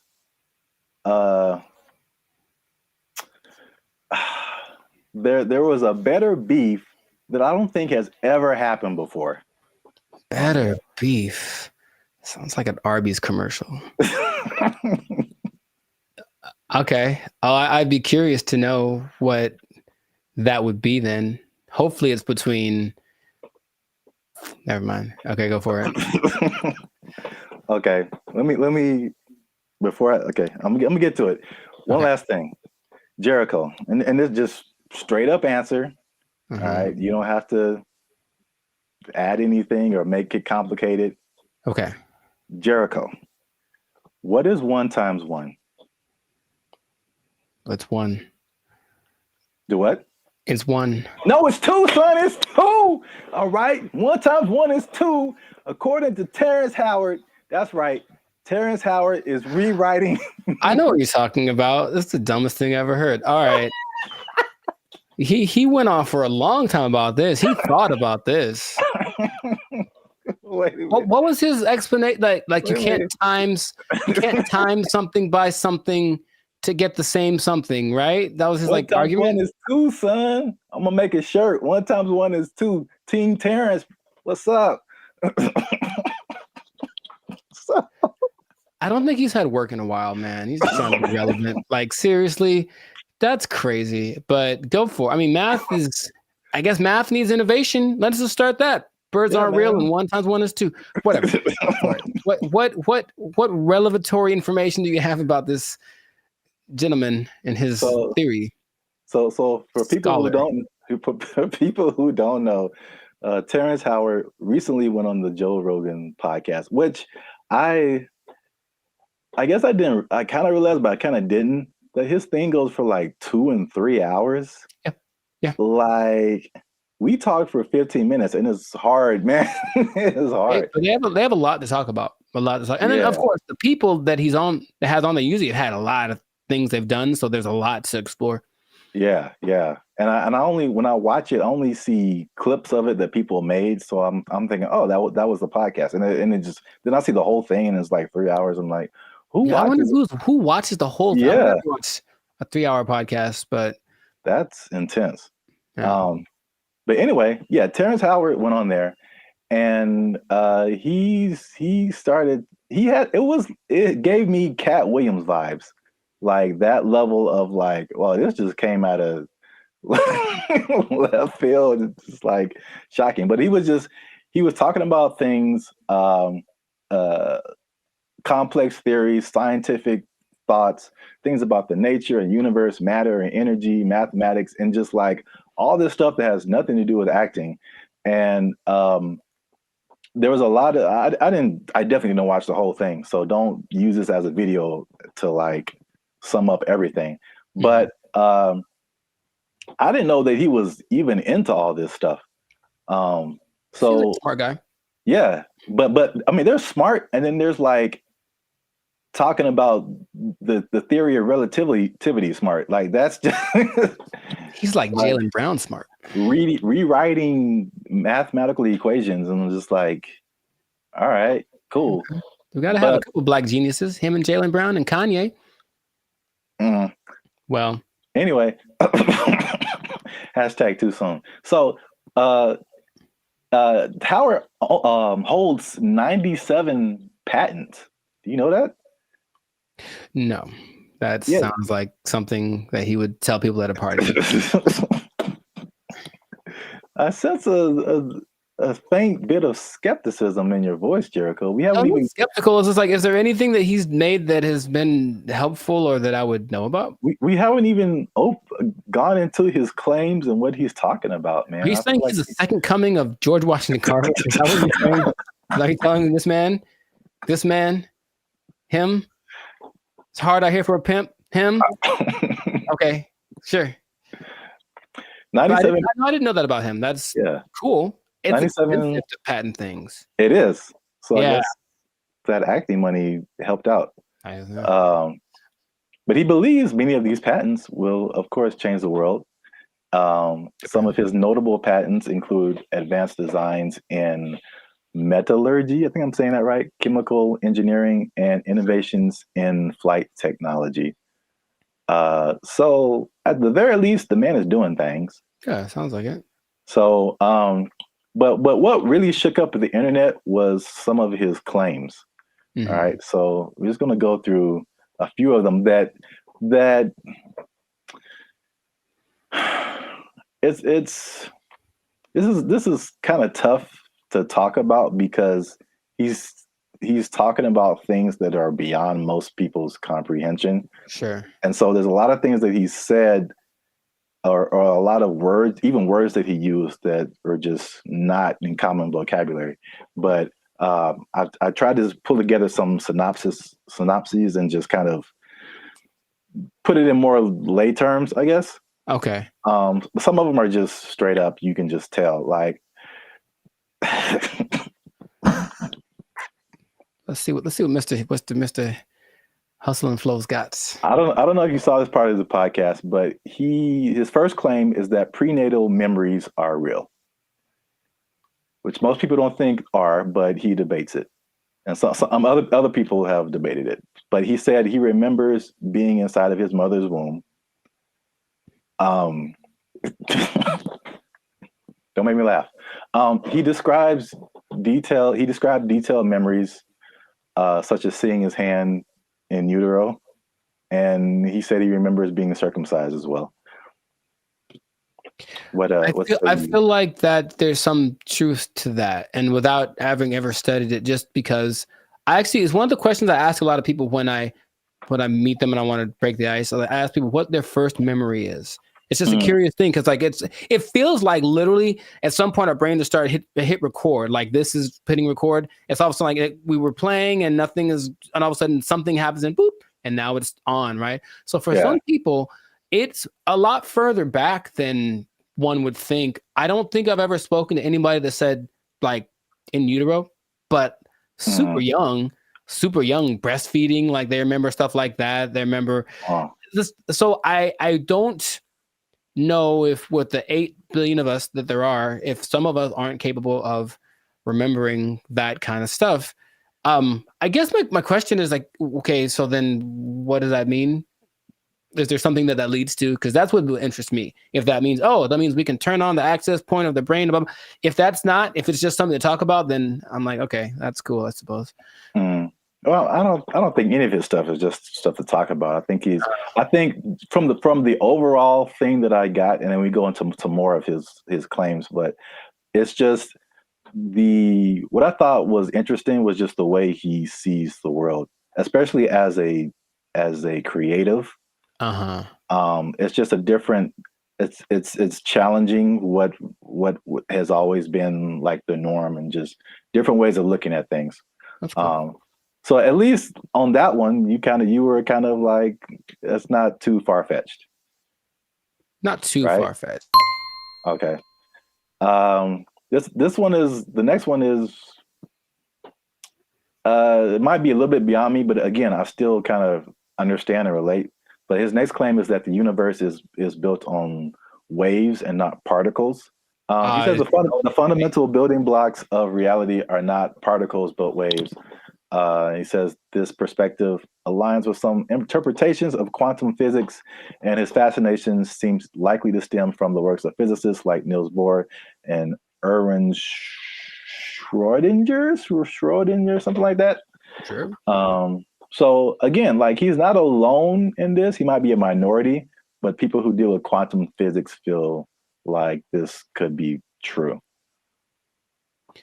I was going to mention that there's something I've read about. It's almost like there's things that I acknowledge that are interesting to me that I wish I had like the mental capacity to process, because I don't think it's a bit above me. But I have read something about like this wave particle experiment where it proves the importance or the impact that watching something, it's a particle experiment. They shoot some kind of electron waves at a target, and depending on whether they record it or not with like a camera, the result is different. Now, how do they know that it's different if they didn't record it? I don't know what they're talking about, but it makes it seem like objectivity has an impact on the way the universe works in general. So I'm looking at you, one thing can happen, or I guess that means that if I'm not looking at something, it could be doing something different than if I was looking at it, which again, what's the point? But that idea is like, I don't really get it.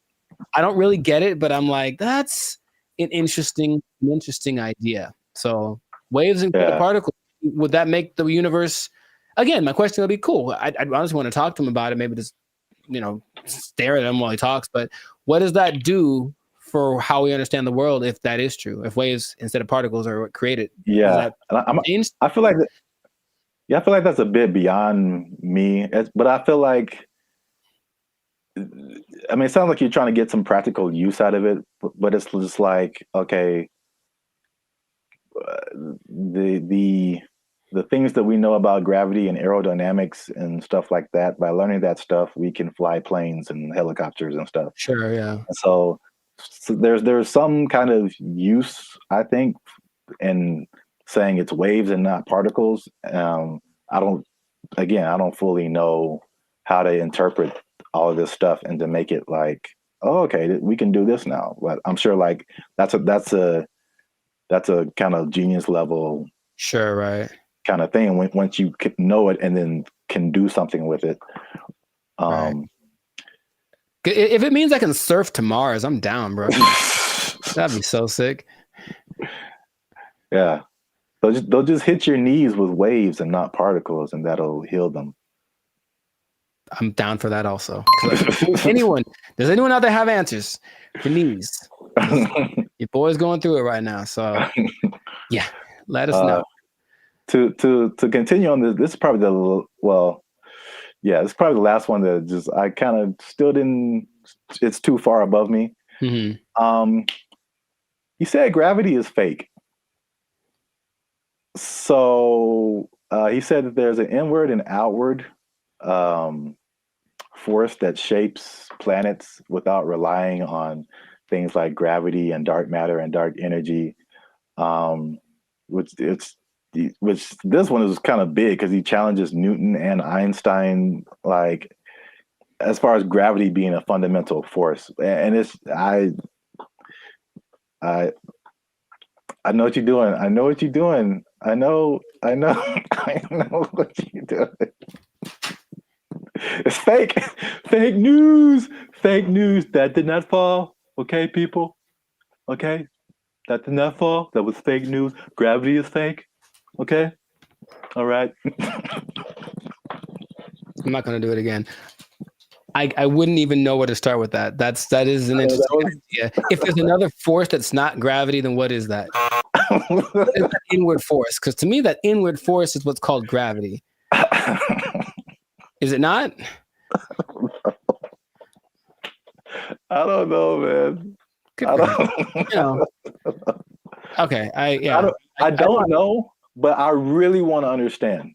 I really want to, because there's stuff, even like the 1 times 1 thing, like I don't know how I feel about it, but I can at least understand why he would say that. Once we get to that one, but the gravity is fake thing, it's just like over my head, I think. Yeah, no, I wouldn't even. But when he talks about it inward and outward force, for any anime nerds watching this, I thought about Pain in Naruto, and he has like that universal push and universal pull. Yeah. And I like gravity. Yeah. Yeah. So maybe the answers are in Naruto. Maybe they believe the same thing. I don't know, man. This is just, I just find it funny, obviously. Yeah. Sure. It's interesting. I wouldn't know where to begin with that. Just someone coming out of nowhere and just challenging everything and everyone like we've ever known. It's like, you all are wrong. Gravity isn't real. I mean, it helps me that I only think about him as the Hustle and Flow character. Yeah, that adds another layer. He's stuck in that role to me, so he can say all he wants, but he's saying this. I only saw a portion of that podcast, so I know what he talks like. To me, he's still talking like that character on the podcast. So. Yeah, he definitely has that like typecast, or like his role in Avengers was like, was a War Machine. I forgot he was in that. Yeah, he was like the first War Machine. It's like, War Machine said there's no gravity. For the record, I prefer Don Cheadle. The same. I thought they were both good. Oh, okay. Well, I don't remember Terrence, but okay. Next one is that straight, again, along with gravity not being real, also straight lines are not real, Jericho. And this is the one I can understand. All right, so this is his explanation. He said, when you view something from the correct perspective, or you view a straight line from the correct perspective, you'll see that it's not straight. So he gave an example that if you put like you draw a straight line, perfectly straight, at least to our human eyes, but if you put it under a microscope, you'll see all the tiny like inflections that don't make it look straight anymore. So basically, these are all conceptual things. He's basically trying to get us to rethink geometrical concepts. Again, why I don't know how that applies to that. Yeah, that I would say. How does that help us? How does this help us specifically? I don't think it does. Look straight to me. It works for me. I'm gonna accept. I'm gonna take into consideration 2 of his ideas, and then for me, gravity and straight lines are pretty much going hand in hand. I will go find a straight line and drop it to celebrate my acceptance of straight lines and gravity. So we're 2 and 2.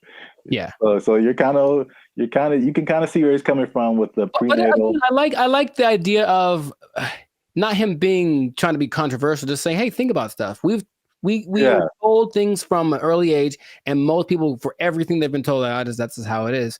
And any idea that something might be different can be scary. It's like, oh, it's the truth. What is?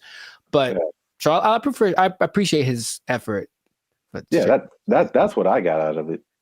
All right, so we're 2 and 2, which is perfect because we're coming to the last one I have here, and that is that multiplication is a lie. But I mean, does he say it exactly like that? No, but that's just funny to say. Anyway, he said that 1 time.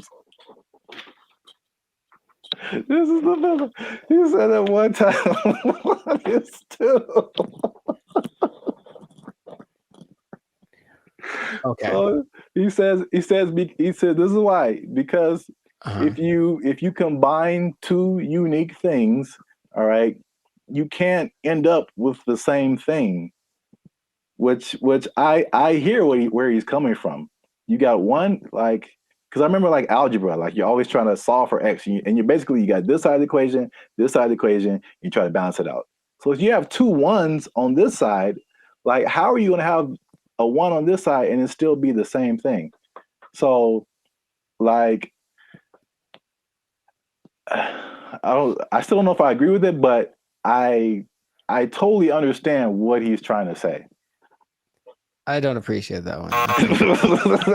Side of it. And I'll try to be. I haven't taken math class in 2 decades, but I'll try to explain.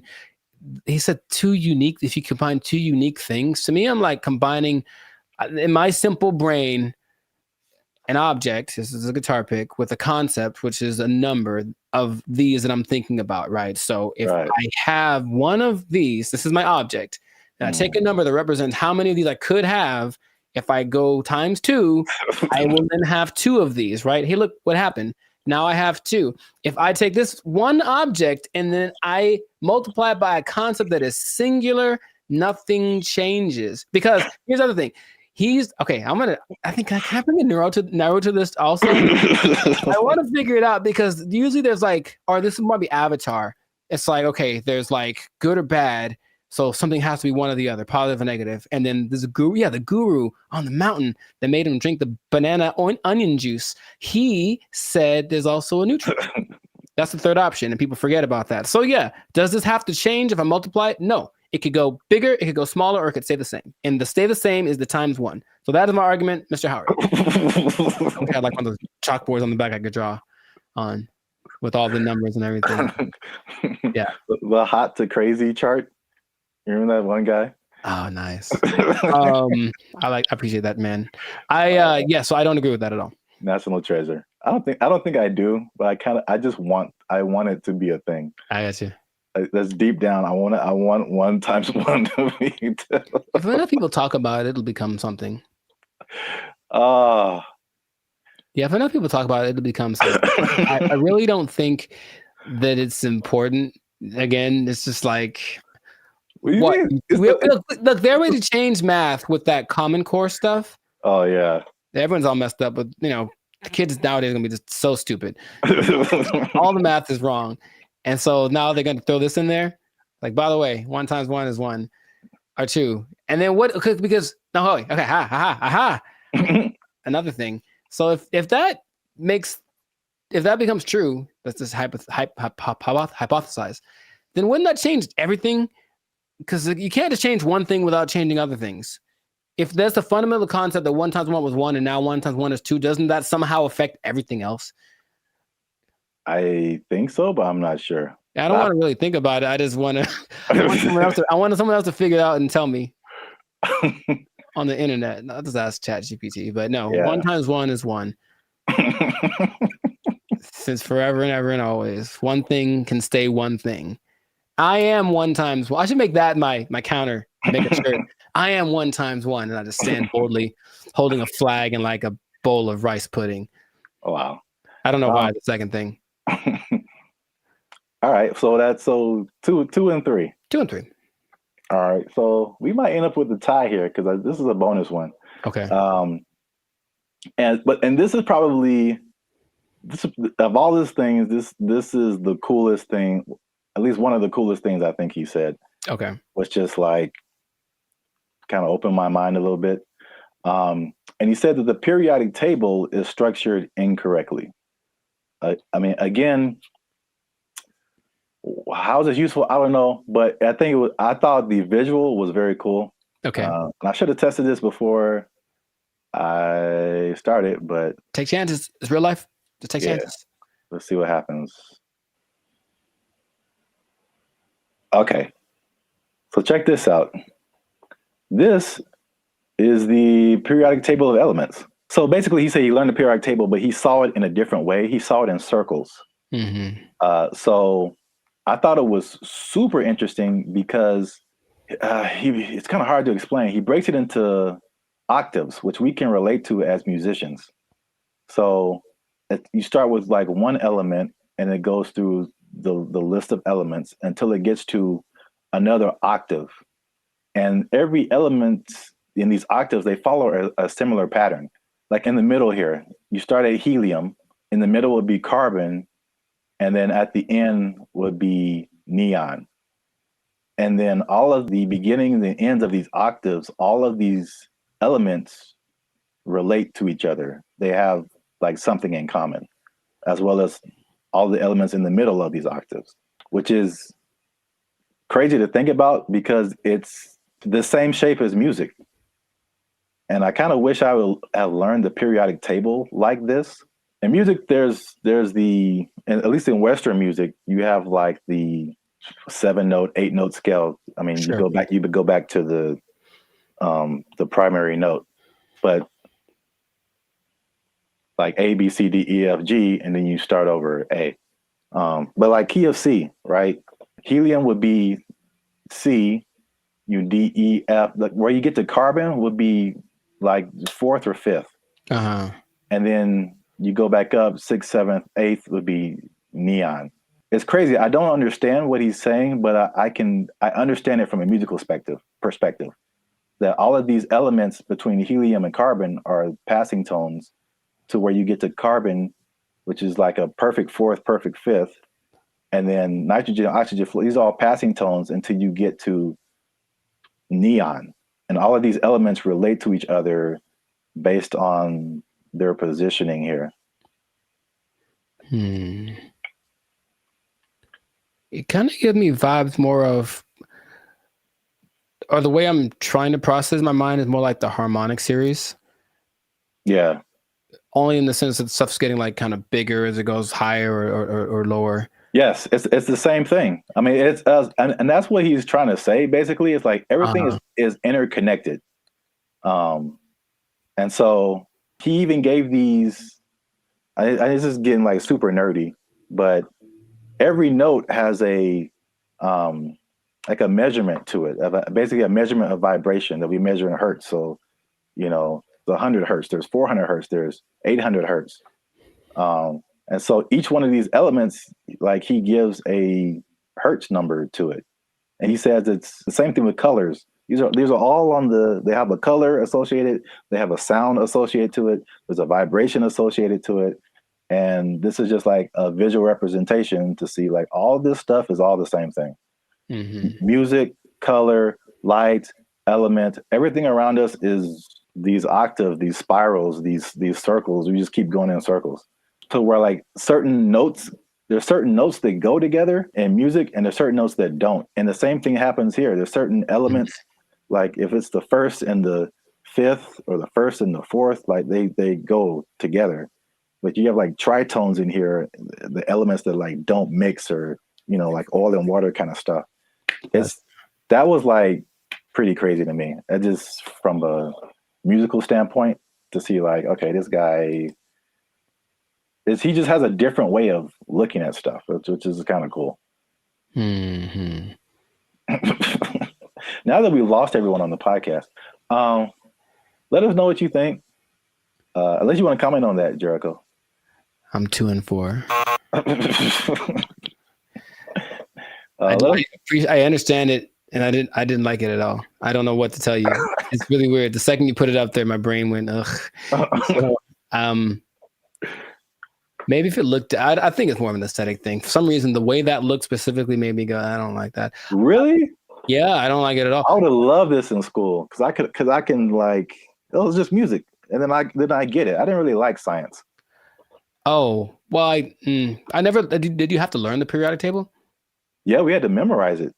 I don't think they cared that much in California because I think we kind of glossed over that. I remember we had to learn a couple, but not like the whole thing. Oh. All right. Well, let us know what you think. This has been another episode of the Laugh Circus podcast. Is Terrence Howard crazy, or is he a genius? Is it somewhere in the middle? I forgot to talk about the beef. He has a beef with Neil deGrasse Tyson. I didn't bring that up, but it's the thing. Oh, are they gonna do like a Jake Paul, Mike Tyson thing? Man, I love it. But I should have brought that up because he basically sounded stuff to Neil deGrasse Tyson, and Neil deGrasse Tyson was like, "No," basically. I would And trust Neil deGrasse Tyson more than Terrence Howard for sure. So on the podcast, he said that Tyson attacked him by saying no, but it was probably the most polite diss track that could ever be put out, because he just basically even complimented him in his, rebuttal of his theories or whatever. But I'm sure he respects the fact that he's trying. I think that helps. Yeah. Yeah. He basically disagreed with everything, but he said yeah, this is cool. You have a certain level of whatever. Mm-hmm. It was very complimentary diss. So I don't know where he got the attack part from. But let us know what you think. Is he right? Is he wrong? Is this a cool way of thinking about stuff? Did you know all this stuff about Terrence Howard? 97 patents is crazy. Yeah, leave a comment. And 1 times 1 is me. Imagine. In a shirt. Yeah, let's just go with that. 1 times 1 is me, or 2, depending on who you are. Bye. They took our jobs! They took our jobs! I went to high school with Diana Taurasi, who some say is the greatest female player of all time. One of the greatest, right? And she's a year older than me, so I got to high school. It's a place called Don Lugo High School in Chino. And I was coming in as a freshman, just trying to make the team like summer. And she was already she'd been there for a year, so she's already established. Everyone knew who she was. And I'd heard about her. I'm like, oh, you tried out for the basketball team? Yeah. Oh, I didn't know that. Yeah, I played the first year. I played freshman year. Yeah. Oh, cool. But the whole thing was, I thought that because she was a girl, that there was no way she was as good as me, right? So I just casually mentioned we should play one-on-one to her. I think maybe it's the only time I ever spoke to her, really. And she's like, yeah, sure. And when I tell you that. What's up, guys? I'm Zap, and this is Jericho, and we are the 6-time international award-winning pop hip-hop music duo Band of Future. We make clean, fun music that everyone can listen to with a sound that is uniquely Californian. And right now, you are tuned into the Life's a Circus podcast, where we talk about things that are funny, interesting, and ridiculous. But before we get started, make sure you like, make sure you subscribe, make sure you comment, and make sure you share this video with somebody who may have challenged another person or entity, and they got shut down because they weren't ready for what was about to come to them. All right. So, Zap, do you have an example of that? I'm glad you asked. Okay. So, talking to the third person already. I see how it.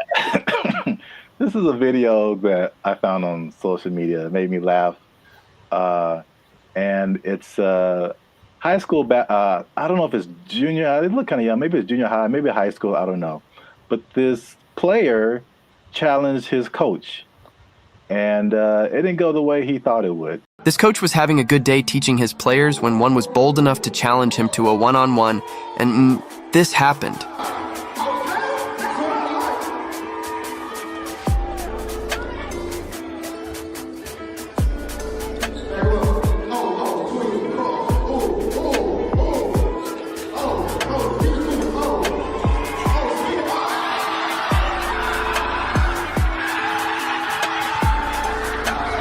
Do you think he would try this again?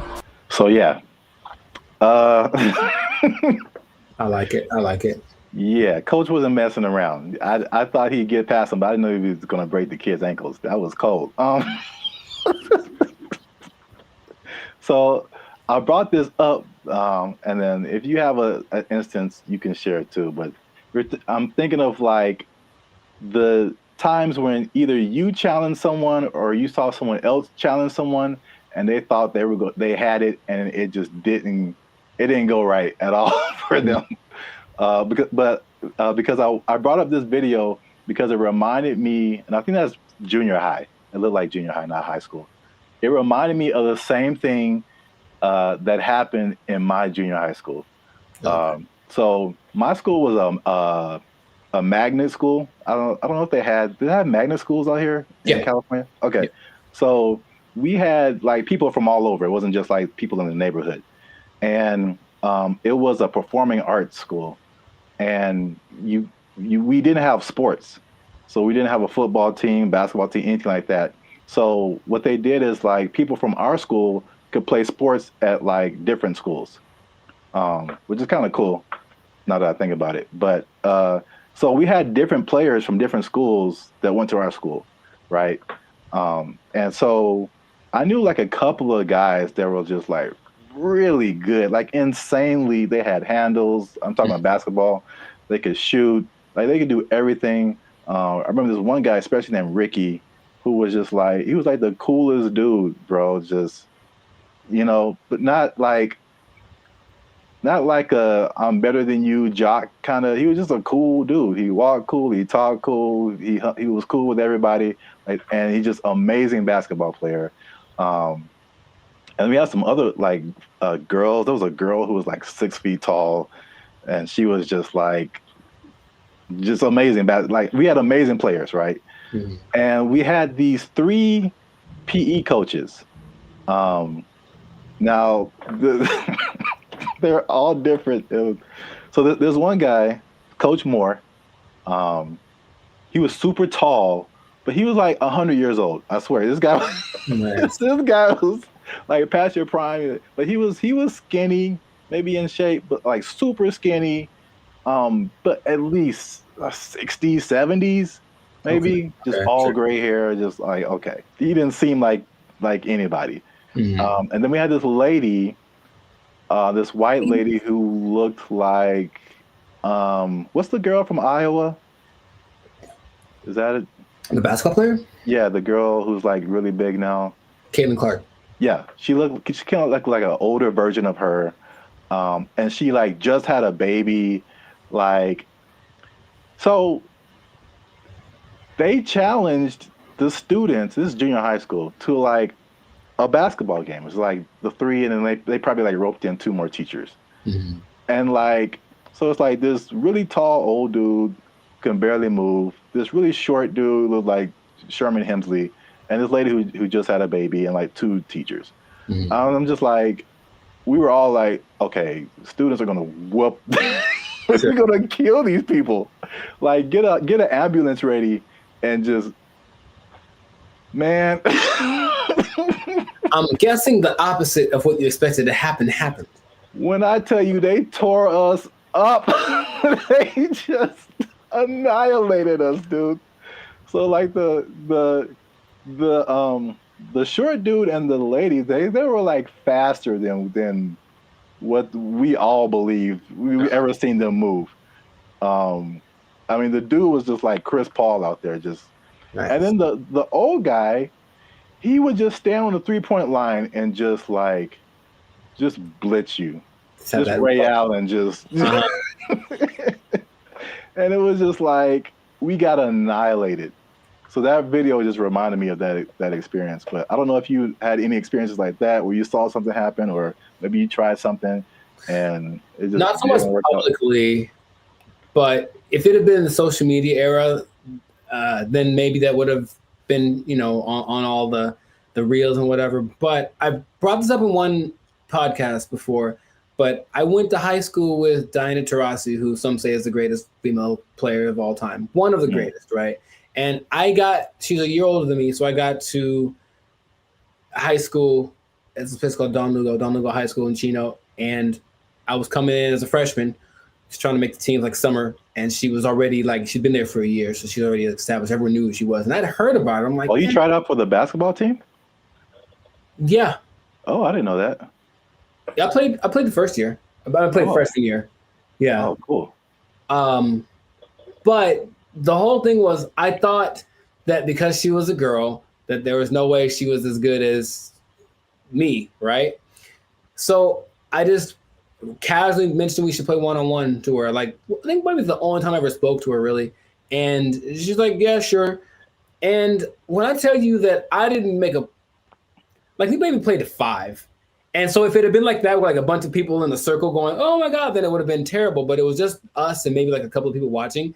And they didn't even pay attention because they're like, they're talking about me. Like, he's about to get destroyed. So I didn't know that she was that good. And it's like, when I tell you, I felt like I was standing in quicksand, how fast she was. And she just would like hit me with a pump fake and then just like go around me. And I'm looking like, this is crazy. I've never played against anyone this good. And then she hit like a fall away, like Steph Curry, like 30-footer just because she could. And I was like, that's not fair. And I didn't know that. Anyway, that was kind of humbling. But there weren't many witnesses. So it wasn't like that video. But yeah, nowadays it would have been one of those like, oh my God, but I mean, she's amazing. So I'm not surprising. And I think the only other thing I can think of like that is, and it's more specific like that. Someone older, I could take them, right? Is one time I decided it'd be a great idea to arm wrestle my mother. Now I was maybe like 9, 10. I was getting a little buff. I felt the muscles coming. I was like, yo, guess what, Mom? It's time. It's my time now. I'm on the come up. And I don't think I've had a more humbling experience in my life than that. Than my mom, who's not a big lady, but she's pretty strong. I saw her the other day, Arian. She's strong. And when I tell you that, like, I thought my arm was snapped in half, man. Like she didn't say, "Oh, my son," I mean, she just got, and that was it. Right on the counter. Right on. I just walked away in shame. That was it. So that's probably the two experiences I've had like that. I've seen videos like that, and I've probably been a witness to some, but I can't think of any off the top of my head. But it's always like, yeah, you get some kind of a boldness in you, like, you know what, it's time to go for it. And if it works out, good for you. But more often than not, it ends up like that. Yeah. The last thing that just reminded me of is I don't know if you ever like were in fights or anything in school, but I was very quiet and very like unassuming, but I was also a very large person. Like I've always been a very large person. So like no one is like tried to fight me. I won't say that. There's been a couple of people who tried and it did not end well for them. So it's like even if I didn't know how to fight, I'm just too big. Yeah. And I remember there's like this one guy who was like messing with me in school or something. I told him to stop. He wouldn't stop. And then we were in class, and then I think there was like maybe 3-4 rows of desk. So he was behind me. So I think he like pushed me or something. When I finally decided to push him, like he pushed me and it was just like, okay, bro, when I finally pushed him back. I feel like he got laid out. That's what this dude went flying like 4 rows back. It was like everybody was just shocked. It was just like I did like some kind of Naruto like whoosh on this dude because he went flying. And yeah, that was the end of that for sure. But yeah, so I've seen it go both ways. So if you have a story like that, something that happened in your lifetime where you saw somebody try to do something and didn't work out, or you tried to do something and it didn't work out, let us know in the comments. And so we can all have a laugh. Sharing laughter. Yeah. Yeah. Don't worry. You'll be okay sharing it because it'll just be between us. Yeah. It won't go to your boss or anything. No. Yeah. You'll be okay at work because we want you to keep your job. We do. We want you to keep your job. Yes, we do. Because if you do something like this, try something at your job and it doesn't work out. Challenge the boss. Don't do it. I wouldn't recommend. They might take it. They might take your job. It didn't work out for you. You're fired. Oh. They took our jobs. They took our jobs.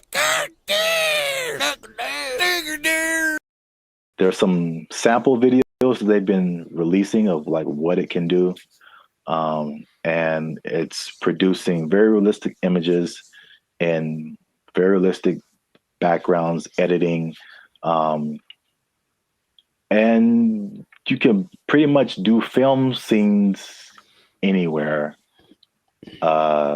without sound stages, without going to locations, without transportation. It generated people, it generated places. So yeah, that's where we are right now. That sounds like a lot. What's up, everybody? I am Zap. This is Jericho, and we are the now 6-time international award-winning pop hip-hop music duo band at Future. We do clean, fun music that everyone can listen to with a sound that's uniquely Californian.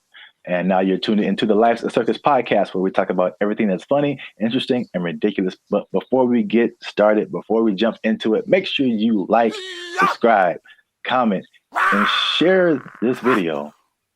It's kind of important. Share this video with somebody in the film industry. Ooh. Because things are happening, man. What's happening? And it's happening real quick. What's happening? I talked about this before, and because I work in film in addition to music.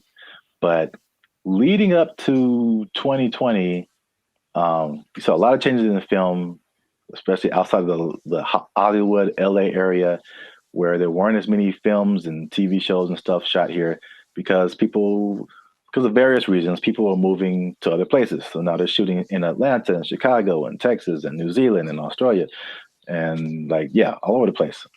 Then 2020 hits, and it was just chaos for everybody, especially the film industry.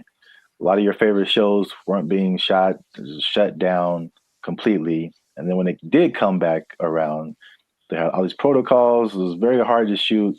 COVID, people had to be away from each other, all that kind of stuff. Fun times, right? And then recently we had all these strikes. You had a writer's strike, you had an actor's strike, and a lot of it was a portion of it was due to the new technologies, AI, people being generated and put into movies, and how do they still get paid and how much and all this kind of stuff, using their likeness and all this stuff. So that was like actors and writers. And we've seen that with musicians too, like the creators, AI and influencing like how we make music and cutting jobs and all this kind of stuff. It's not stopped. Like if you can't tell, they are marching on really, really quickly with this. And this thing of AI has spread past the, I guess, initial creators into everyone around the creators now. When it comes to like film, I mean, they show a lot of behind the scenes stuff right now. So I feel like people are used to seeing like how films come together. It is an army of people. Like it's a small village of people that it takes to like make the next Mission Impossible, like hundreds and hundreds of people. So we're talking about lighting people, sound people, electricians, carpenters who build like all the sets that you see, like especially sitcoms. Like it's crazy. If you ever get the chance to tour a film studio, like take a look at how much lumber is coming through there. And it's just like little 18-wheelers just full of lumber, because they have to build all of those places that you see on TV. And that's like one part that people don't really, I guess, think about. You got editors, you got sound people, like all this stuff that comes with making a film, right? So enter AI, right? Sure. So there's a big report that's going around. Hollywood Reporter interviewed Tyler Perry, and Tyler Perry was speaking on something called OpenAI's Sora. Have you heard about that? Yes. All right. So we got OpenAI is the people behind ChatGPT, which has already changed everything. Recently, Sports Illustrated let go of like all of their writers, right? Because they're doing this ChatGPT. This is crazy. But now all the people that make movies come together, now their jobs are in jeopardy with this OpenAI's Sora. And to put it in Tyler Perry's words, he said, if I wanted to be in the snow in Colorado, it's just text. If I want to write a scene on the moon, it's text. AI can generate it like it's nothing. I don't have to put it on my lot. I can just sit in the office and do this at my computer, which is shocking to me. So in the article, it said Tyler Perry was slated to drop like $800 million into expanding his studio. He was going to build 12 more stages, and then he immediately put a halt to it because of OpenAI's Sora. Wow. So we'll show some pictures up here too of like, there's some sample videos that they've been releasing of like what it can do. And it's producing very realistic images and very realistic backgrounds, editing. And you can pretty much do film scenes anywhere without sound stages, without going to locations, without transportation. It generated people, it generated places. So yeah, that's where we are right now. That sounds like a lot. What are your thoughts now for the progression from Chat GPT to this? I mean, I have an idea of what it looks like. I don't like the idea of taking jobs away from people, for one, and then until proven otherwise, I'll still see a really well done AI something, and it's just something about it gives me this, like, it's just this lacks this element of realism. However, I know it's getting better all the time, and at some point I don't think I'll be able to notice, but just it's business is about saving money. Yeah. So it makes 100%, like, it makes perfect sense that they want to do that instead of spending all the money on stages and everything that. But it just seems like it loses the. So if I see this movie and it's like an amazing movie and they have all these locations, and then when I find out that they just did it all on a computer, for me that loses something. You know, Lord of the Rings, all the New Zealand backdrop and all this. No, we just did it in the computer. Actually, it's not. We didn't go anywhere. It's like, oh man, something about it to me doesn't. But see, the thing is, it's not, because I think the buzzword before this is CGI. Right. So it's just like, I feel like it only loses that for you because you know that it's like that. But I think there's stuff now, like the CGI stuff, where it's like you can't really tell.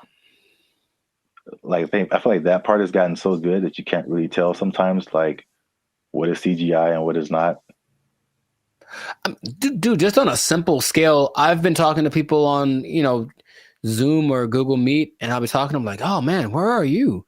And they're like, "Oh, that's just the background from the program. Like, I'm not here. I'm in my house." And I'm looking like, no, like that's gotten really good. Yeah. So I can imagine if no one told me, sure. But then I have those doubts. Like, I wonder if I do it now with commercials for sure. Like, are all those people in that? Is that really, or is it just and it maybe it's already been here and I don't know. Yeah. There's definitely pieces of it that have been here for a long time. Sure. Especially like big crowd scenes and stuff like that. Right. It's definitely. Yeah, I know that the big Ed Sheeran music video a couple of years ago was kind of that, because it's basically him and I think 100% or mostly AI CGI generated background characters, and they all look really real. So yeah, that's I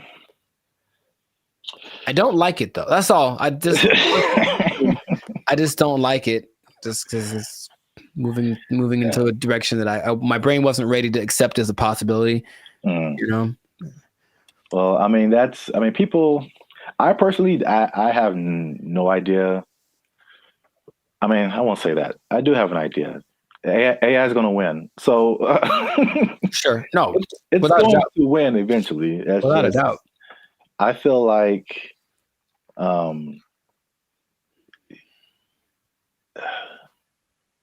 it's like everyone's saying you're on the train track, and everyone's saying the train is coming, and it's like, let's all band together and stop the train. And Like, you can try all you want. It's not going to work. I acknowledge that. You know, it's like it's respectable. It's like, let's hold on to what we have, but at the same time, it's just like, well, how can we not get hit? Let's also think about that. Yeah. How can we not get hit by this train? So, like, I don't know. People can do their own thing. I personally have been. Well, it depends on what you want to do. Also, it's some people are of the mind of we need to work to integrate the AI, because it's like you did on another podcast. Okay, we're losing jobs, but other jobs are being created too. Mm-hmm. So, are you preparing yourself for the job that's being created, or are you just trying to hold off the train that's coming? So, it's not easy. It's a complicated situation. Yeah, I want people to have jobs, and I would hope maybe actors get paid more. Probably not, or something. Someone, right? Something happens where it's okay. We're not spending that much money. This because if you can, just the idea of possibly being able to save $800 million like Tyler Perry is like that's crazy. Yeah, but the flip side again, it's what is it positive? Is it negative? It depends on how you look at it. It reminds me of music. Because I only knew music and I got to film. I was like, there's bigger budgets, money's flowing, all these different people working. It's like it was so much of a big industry than music. And then it kind of made me think that music used to be like this, possibly. Until technology, right? The streaming and all that kind of stuff made it really different. And same thing, jobs were lost, but new stuff was created. And one of the biggest thing is that it leveled the playing field for a lot of people. So the big people weren't as big, but also like people you never heard of now had a chance to like, even out. Yeah, right. So if you don't have a budget and you can create a blockbuster movie in your bedroom, it's the same way you can create a full album in your bedroom now. Like recording studios, like you don't need them anymore. So like it's the same thing. I think it's a unique perspective as musicians seeing this happen to film and like what could possibly be the end result and where everything's going to move. We're just all living in a simulation anyway, so it doesn't. Yes. Welcome to the Matrix, Neo. You are the one.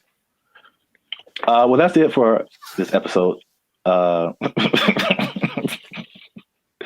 Make sure you like, subscribe, comment, and share this video. Do all that with somebody who's in film might possibly be losing their job. You might lose your job. Hold on to your job. Yeah, it's coming. Oh, make a movie in your bedroom. They took our jobs. They took our jobs. This is for our ancestors, Jericho. No, it's not. No, it's not. For all the cotton pickers, for all the slaves, for everyone who marched in the Million Man March. I don't think this was the dream that Dr. King had in mind.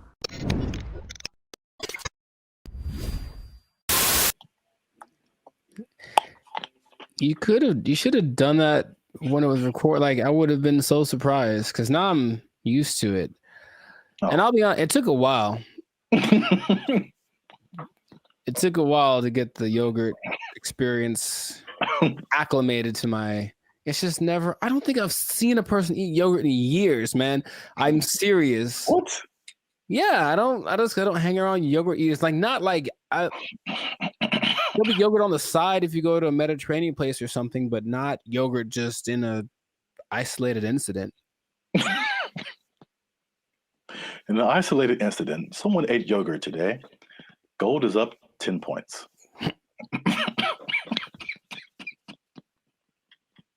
Back to you, Jim. All right.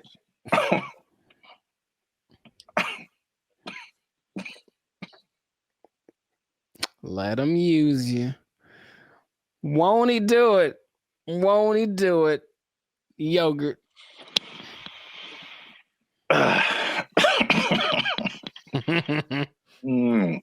Okay. Unique New York. Hey, what's up, guys? I'm Zab. This is Jericho. We are now 6-time international award-winning pop, hip-hop music duo Band and Future. We make clean, fun music that everyone can listen to with a sound that's uniquely Californian. And right now, I'm eating yogurt. And I can't handle it. And he can't handle it.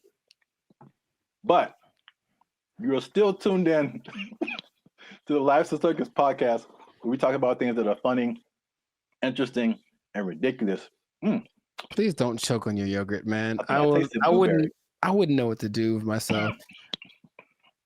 So make sure you like, subscribe, comment, and share this video with somebody who likes to go to fast food every now and then.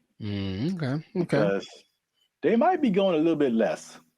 And I'll explain why. And I'm going to explain something very interesting with regards to minimum wage at the end of this video. A shocking statistic when it comes to how much people earn. I want to know what it is right now. Yeah. Tell me now. No, we gotta wait to the end, man. You gotta wait to the end. All right. But first, you gotta watch this video because I'm not even gonna set it up. Let's just watch it. This is Gavin Newsom, governor of California. Hey, Gavin. And these people have just lobbied for a fast food minimum wage that is higher than the regular minimum wage. So now these people will be earning $20 an hour at your fast food places in California.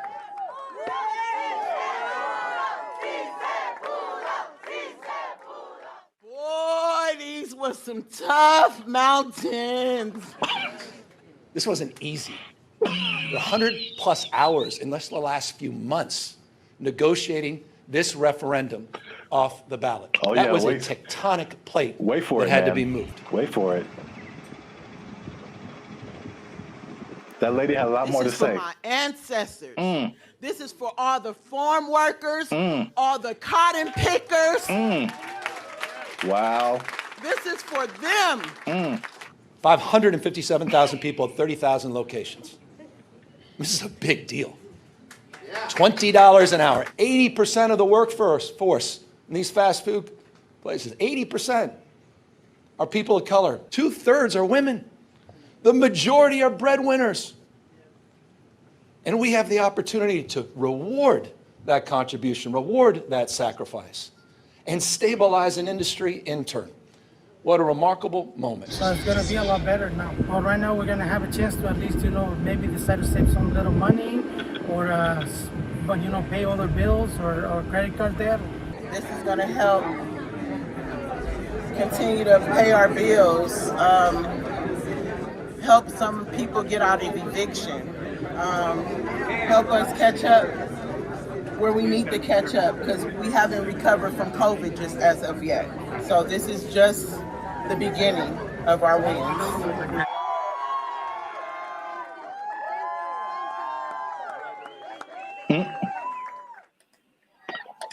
So yeah, I didn't expect her. You gotta understand, Jericho. She's dressed like a toy you find in a Happy Meal. I didn't appreciate that. I didn't appreciate that at all. Look, I didn't like that at all. I didn't like that at all. She came out of nowhere, bro. This is for our ancestors, Jericho. No, it's not. No, it's not. For all the cotton pickers, for all the slaves, for everyone who marched in the Million Man March. I don't think this was the dream that Dr. King had in mind. I really don't. They worked hard. They fought so that we can make $4 above minimum wage. All right, so while you have your moment, I think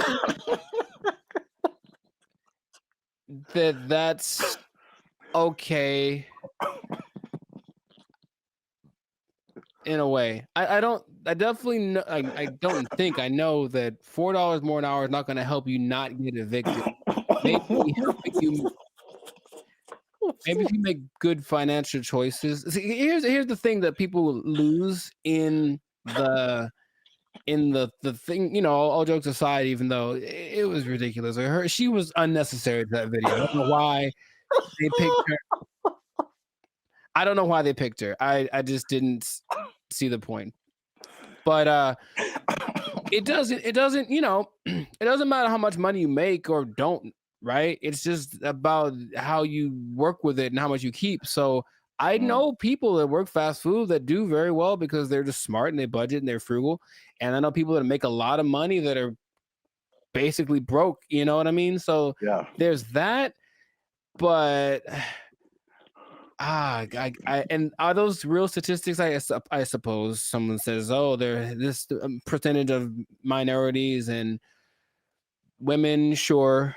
So it's a step in the right direction, yeah. But as we've mentioned before, it could just mean that a Big Mac's going to be $10 next week. So, you know, that's kind of why I brought it up. It's I mean, it's not only to see what you think about it. I mean, it's going to be interesting to see what happens because food prices alone right now are through the roof. Man, I saw like a bundle of grapes for like $6 a pound. Yeah, you told me.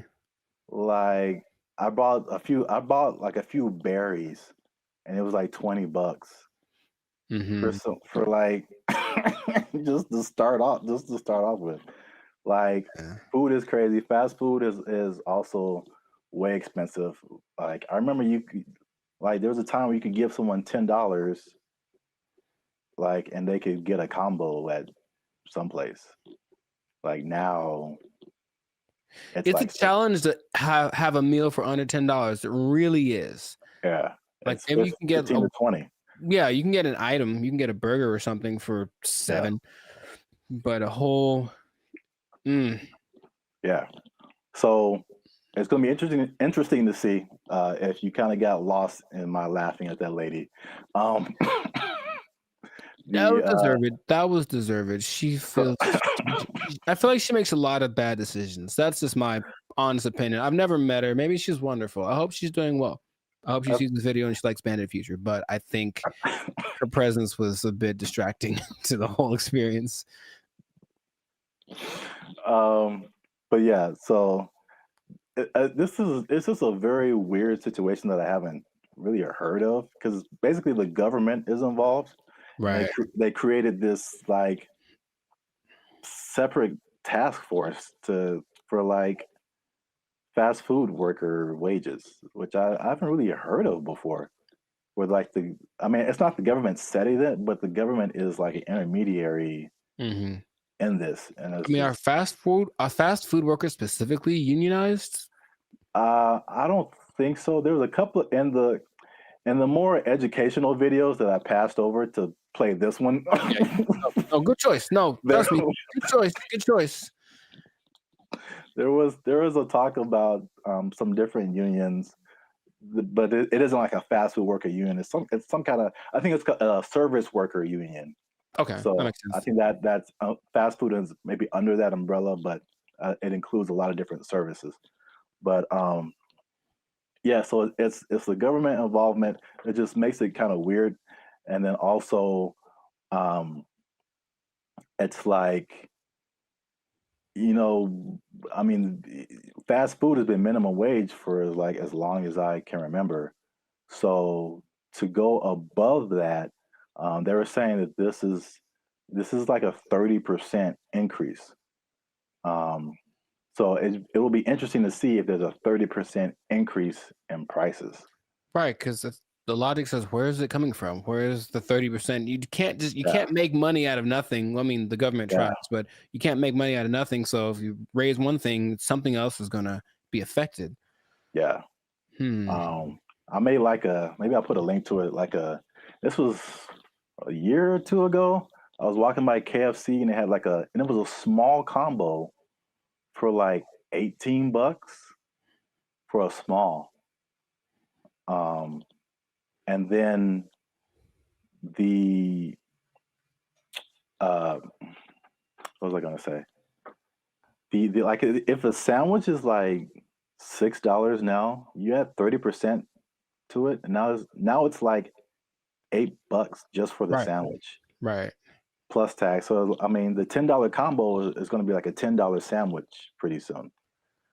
That's just too much, in my opinion. Maybe because again, that's just one way of balancing your budget. I guess is to charge more. I mean, they could do the other thing, which doesn't really help people. I mean, it's just weird, ironic, for lack of a better term, is that okay? Again, you're a business owner. Prices go up for your workers. We're either going to have less workers, somebody's going to get fired, right, or more automation. So again, less workers or less hours. Nobody gets overtime. Something has to compensate. I mean, it's like people think they just pull minimum wage out of thin air, and it has to come from somewhere. Wow, it's interesting you mentioned automation because I've got something planned for another episode. What? Boom, boom, boom, boom. Anyway, but yeah, it's just we synchronized today. That's all I'm saying. Oh man. Well, let me. What was I teasing before? Oh yeah, the minimum wage.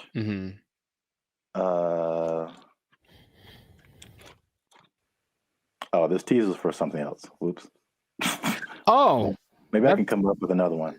It's kind of anticlimactic, but I appreciate the tease. You have an interesting fact about minimum wage if you give to the people? No, I do not. Well, that's been another episode of Life Service Podcast. Yeah, I was going to say, though, I wonder what will happen to the in-and-out workers because they always got paid more than minimum wage. That was kind of the thing. That was the job you wanted in high school because you were on your feet because they deserve it. They're working round the clock. And I wonder if they're going to get more than the higher price than, more than the $20 now. It's kind of they operated like every fast food job is minimum wage except for In-N-Out. Even Chick-fil-A? I believe Chick-fil-A is also minimum wage. You just have to be a good-hearted person because those people, even if I don't like the food, they're very nice people. Very nice people working at Chick-fil-A. Yes. Well, I'll give this nugget. Maybe people don't know about this. If you ever want to own a Chick-fil-A, you have to start at the bottom and work there for minimum wage. So there you go. I gave him something. You can't just walk. You just can't just walk in a no matter how much money you have, you gotta start at the bottom. So let's say I just barge in. I'm LeBron James. I still gotta work the shakes and fries. LeBron James gotta be peeling those fries back there, man. Oh man, that's crazy. All right, I'll tell him. Yeah. He asked me to ask, so I'll tell him. Yeah. All right. Well then, that was cool. Can you tell him a few other things about the Lakers that I have opinions on? LeBron James is the greatest. I'm LeBron James. I'm LeBron James. They're going to go as far as Anthony Davis's knees can take them.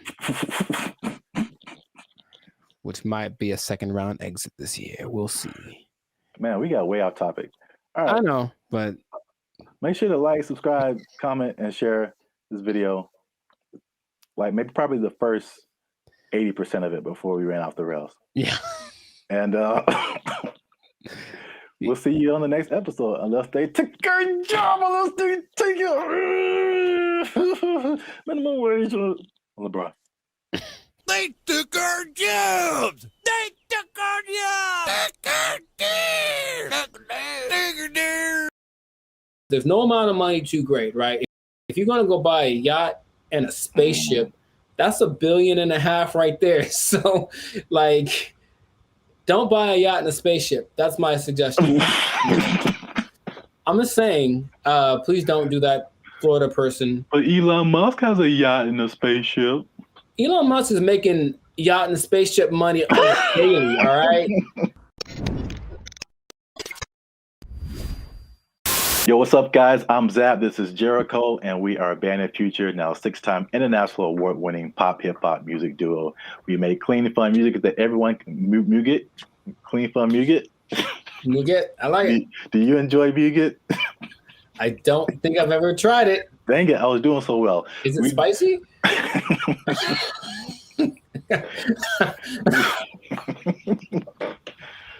I don't know, but I think you should know if it's spicy.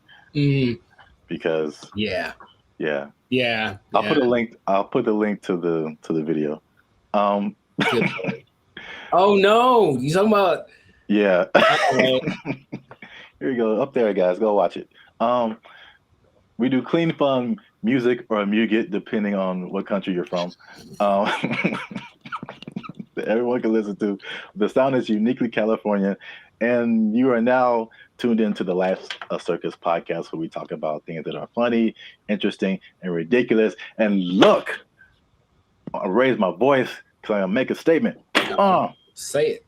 People have been watching, they've been laughing, they've been thinking, but they haven't been liking, they haven't been commenting, they haven't been sharing, and they haven't been subscribing. And I need you guys to do all 4 of those things, or else I'm gonna have to start robbing people again. I'm trying to change my life. Again, man. Told you. It's not the way. It's not the way. Trying to be on the straight and narrow, you know what I'm saying? Make this YouTube money. So yeah. But yeah, make sure you do all that. Like, subscribe, share, comment. Let us know what you think. And especially share this video with somebody who needs some money, man. Oh, man, I know quite a few people. I mean, like everybody, right? Like, if you need some more money, raise your hand. Hey, calm down. All right. So, I mean, it's not just specifically money. It's specifically the Mega Millions, right? The lottery. Or there's always the different state lotteries too, but you always see these news stories of people win like these ridiculous amounts of money, and then you see the statistics later where it's like they won $1 jillion, and like a year or two later, it's all gone. It is broke, yeah. And you can't I can't even imagine like how you do that with that much money. So I guess my question to you is like, why do you think that? Well, I got a few questions. First, let's start with that. Why do you think that happens? Like, why do people? Oh, for me, that's a simple answer. It's that if you don't understand the work that it takes to make money in the first place, you don't know how to keep it. That's all. So if you just got lucky and it's like, oh, I got money now, then you're not going to have you haven't developed any habits to maintain that. And everyone basically has an idea that, okay, maybe saving money is a good idea. I should do that more. I should. It's not on their list of must do, it's I should do.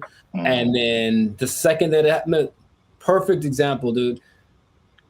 Episode of the Boondocks where Grandpa leaves for his do it big vacation and he gives probably give me some money. And it's like, all right, this is supposed to last. It's like, also, they came into some money. Cool. This is going to help us get food, get clothes, whatever, last the whole week. Nah, Riley goes and blows it all in an hour. Ask yourself, be honest. Ain't I'm clean? No. Man, how we going to eat? Like, that's just how people live. That it's like, you're basically a dam waiting to burst. I'm just waiting to get my break. And then I'm just going to do something ridiculous with my money. And no one can tell me no, because it's my money. So I think it's that. And plus, there are worlds of, how do I say this? Finance. Like there's things you can buy that you don't know you can buy because it's not an option for you, right? As soon as you get to that level of, I was in Malibu the other day, hey, Malibu, And I saw this thing for property, some kind of a beach property, and that's starting at $70 million. Oh man. They wouldn't put that there if they didn't know that there are people that can drive by on a whim and be like, "Hey, honey, do you think we should get the property? How much is it? Starting like 70 million." Bet, and then they just go do it. Like, there are people that have that, right? But they also probably have the knowledge of how real estate works, all this kind of stuff, so they know how to invest in it and make it work for them. But if someone comes into, what was it, $1.58 billion? Yeah, that's why I mentioned it, because it's like a big number. Just somebody won a bunch of money. Right. So if that person is dumb and, and they're from Florida, so I'm not going to tell you that they are, but you know what I mean? You prefer the term financially illiterate. Got it. So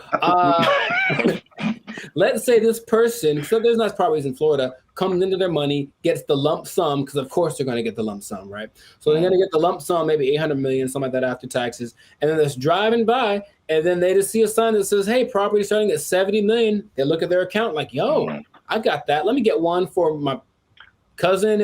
And then a year later, they don't know how to upkeep property. They don't understand that buying things means you have more expenses, and it all just, so yeah. that's why I think it happens.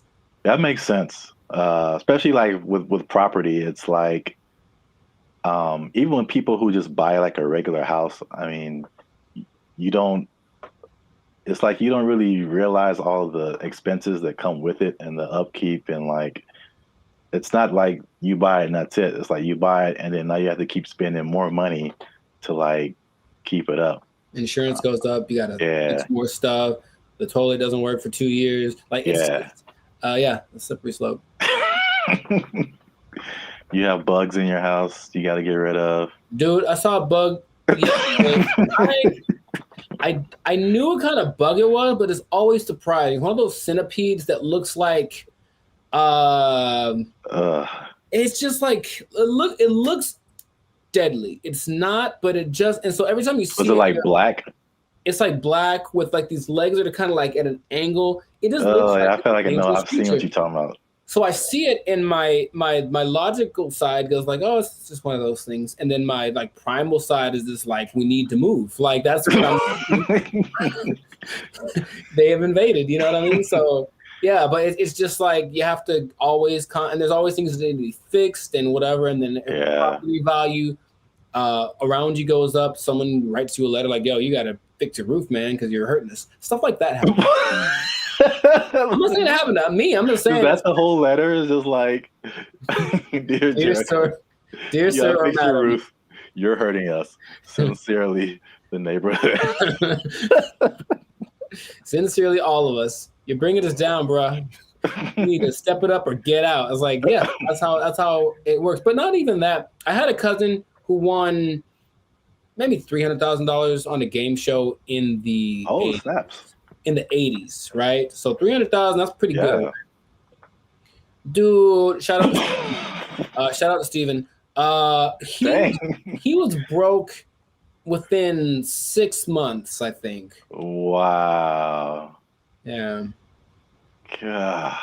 Because I know you, and I know how you think, what you would do. Oh yeah.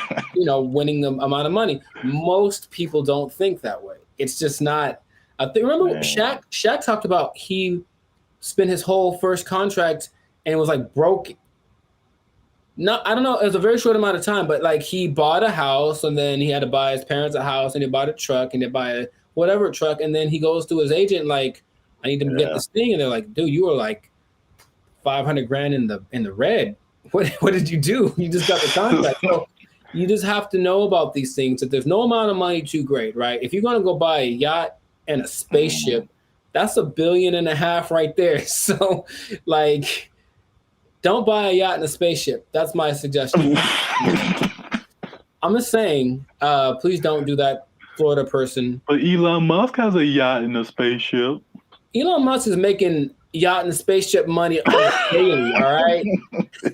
Every day he's making that. Is that the level? Like 6 figures, millionaire, Yacht and spaceship.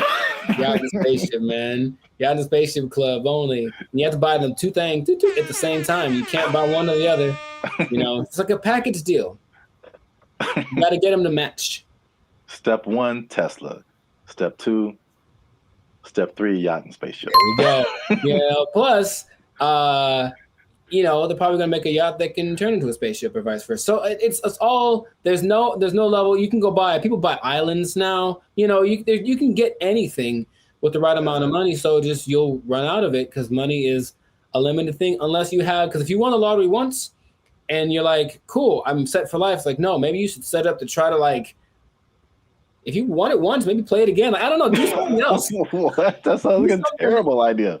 Well, look, I don't know what the probability is, but think about it. If you won $1 billion and then you spend $1 million of it on more lotto tickets, you're probably going to win it. I would just guess it's possible that you could win again. I know you don't like that at all because it's a stupid idea. I mean, I don't know if it's. It's like reinvesting into something that's a far-fetched idea, but if you know. Yeah, I won $1 billion and 10 million. All right, I'm gonna buy $10 million worth of lotto tickets. What if you win 3 more times? And you know what I mean? Like, and that's how Las Vegas works, folks. Yeah. Right, or gambling. People get addicted to gambling. I got so much money, and then all of a sudden, yeah, I won. What if I win again? Yeah, go for it. So my advice to Florida man or Florida woman, whatever, whichever one you use. Florida man, please keep your money. Yeah. Wow. That's yeah, the other thing you kind of made me think of is not just the stuff that you buy, but like your family, because then you become like the most popular person in your family. Everyone's going to hit you up. I'm broke and people hit me up. So if I got money, yeah, if I got money, bro, it's going to be like, right. It's like there's no end to it. Ooh, phone's gonna be ringing off the hook, man. No. And you can't be anonymous in most states if you win. You have to tell people, I'm rich now, so so leave me alone. You got to move to a different place. It can be a good thing for sure, but I don't think anybody. Then if you are all of a sudden a public figure, all you do is get criticized because people know what you're buying. That lady who won maybe $20 million in New York a few years ago, she spent most of it getting her husband out of jail. Oh. Or that. No. Getting him out of jail. She spent like $7-8 million on his bail. Right? Whoa. I know. I was like, my first question was, dude, what did he do? Like, wow. Like, he obviously did it. If $8 million, dude. So, yeah, but so everyone knew that she spent it, and they're like, you shouldn't waste your money. So yeah, she went through $20 million swift, you know? Wow. That's crazy. Back to bologna sandwiches. Well, we're out of time, and that's been another episode of the Life's a Circus podcast. Make sure you like, subscribe, share, and leave a comment. What would you do if you won the Mega Millions or some kind of lottery? You think you would keep the money? What would you spend it on? Let us know. And yeah, check us out next time. And be cool and stay in school. Hey. Fun. Squash it. Squash it!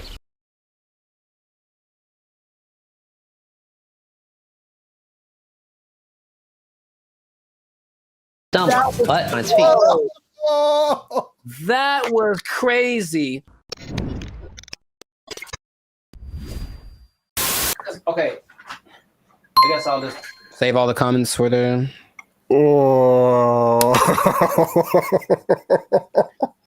Why is it coming to this? Why are we all going to go out this way? I didn't think we'd go out this way. I would watch this. I feel like it. Oh, come on, we can get through this. All right. Oh, yeah, it's recording. Oh, man. Okay, bring it back.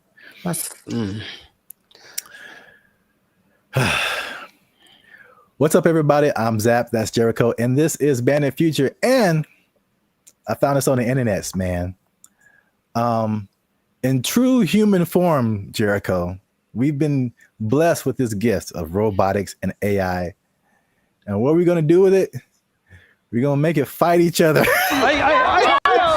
The world's first kickboxing tournament exclusively featuring humanoid robots just took place in China. Here's everything we know about this first of its kind robot rumble, and of course, all the best highlights. For this video. 6 different robots slugged it out for the top spot, each with a team of human operators outside the ring, giving robots commands via remote control. The robots were armed with several different combat moves that Unitree says came from external That doesn't even experts. look real, man. That's crazy. Oh my god. That doesn't even look real. Remember those little things that you'd have like way back in the day? Those little I guess a board game, but it was 2 real robots and each person. Yeah. What were those called? Like Sock'em, Rock'em, something like that. Yeah. It's just that, but times 1,000. And This is so great. I love this so much. I don't want this to. Gosh, he's gonna kick it. It's gonna remember him, get him in like a decade. Anyways, just keep going. I feel like we do this to ourselves, and then we blame other people. That's what I feel like is going to happen. We just start building these things, and our first thought is like, "Hey, let's have them punch each other and kick each other." Nah, that's entertainment. That's our second thought. The first thought was sex robots. Oh, well, for happening sure. too. But this is a close second, I would say. Yay, humanity! Are these These are the G ones, right? I think we're talking about. Like these are the Unitree G. We have another video about that. I put a link to it. And the guy, man, these comments. You guys comment whatever you want. But there was a guy like trying to fight us, like, "Oh, it's not as good as a Tesla bot." And blah blah blah blah. I have not seen the Tesla bot do this. Nor have I. Nor do I want to. And it's. I know the Tesla bot is like more advanced. It does. These are 2 different things. But the main thing about this particular, the G ones, like you were talking about, is the agility. When they get up, it doesn't look real, man. Like that looks crazy. These moves include straight punches, hooks, uppercuts, a roundhouse kick, front knee, and what looks to me like a front kick or push kick. Martial arts experts, let us know down in the comments which one you think it is. The robots are also... So you can do all of those punches. I can still pretend this is fake until I see it in person. At least I have a happy place in my head that says somehow this isn't real because it doesn't look real, and I can just pretend. Until I see it, I'll pretend that it's not real. Jericho, it can roundhouse kick you in the face if it wants to. I know it, but I think it wants to. That's the thing I don't like. I think it wants to. I think it's like take all comers, bro. It's just gonna keep getting more crazy. This is already crazy. Yeah. Let's watch some more. Able to pivot and move around, as well as stand up from a fall. In the opening match, it was blue versus purple, with the other robots standing in the corners of the ring, cheering on the robot-on-robot carnage. While it's humans calling the shots from the sidelines, the robots themselves must maintain their balance, while taking punches and performing kicks and knees that sometimes force them onto one leg. Unitree says this was achieved by a combination of sensors in the robot, which feed it information on its body position, as well as AI reinforcement learning performed in simulation. It's impressive. What was that? It's impressive, those little steps that they take to get their balance back. Yeah. That's gotta be really hard to replicate. The next round saw the black-clad robot named AI Strategist facing off against the robot in pink, known as the Silk Artisan. While it took these robots a second to find each other on the battlefield, eventually they locked in, resulting in one of the most devastating clashes of the entire event. AI Strategist took the first fall when a kick threw it off balance, but it was back on its feet and taunting its opponent in no time. In the next round, the Silk Artisan got its leg caught on the AI Strategist, causing it to stumble, but it stayed on its feet. That was crazy.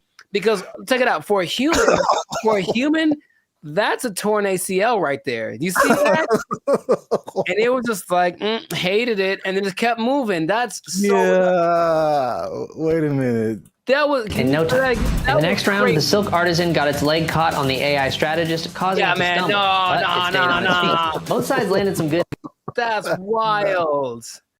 In the next round, Black delivered a devastating knee to Pink, but it wasn't enough to keep the Silk Artisan down.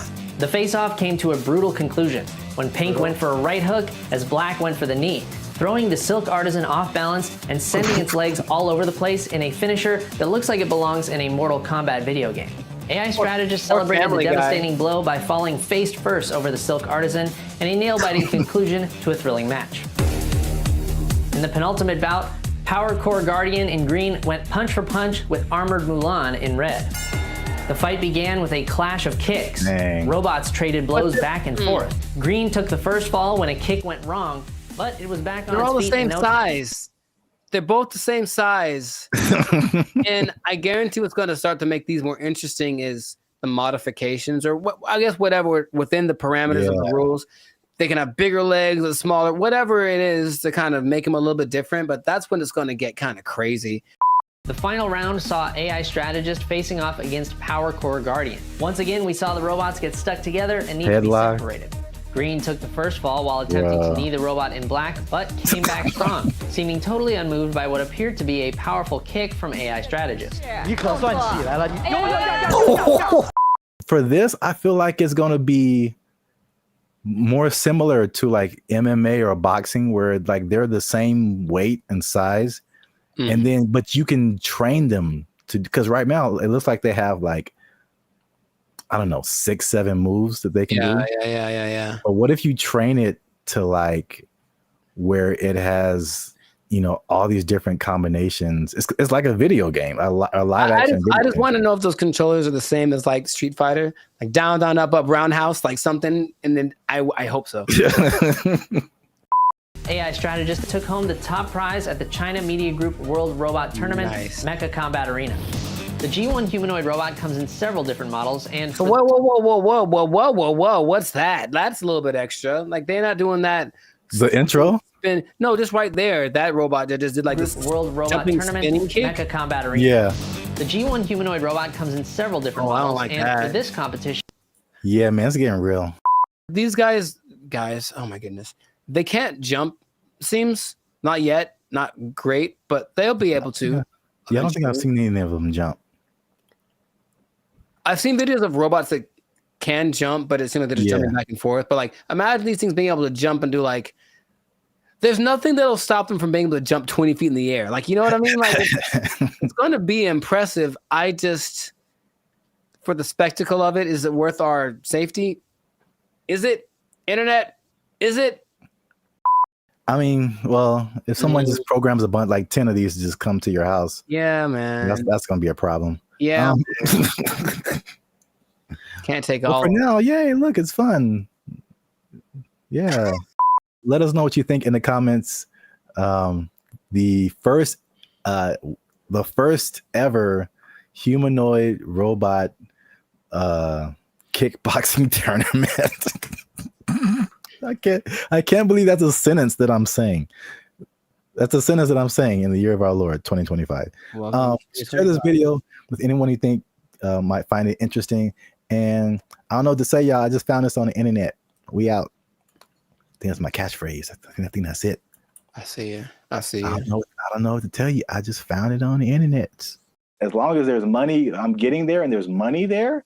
Right. Like, yeah, let's go. Yeah. But if I'm like just dumping out my life savings to like take a picture with the elephant and then come back, bruh.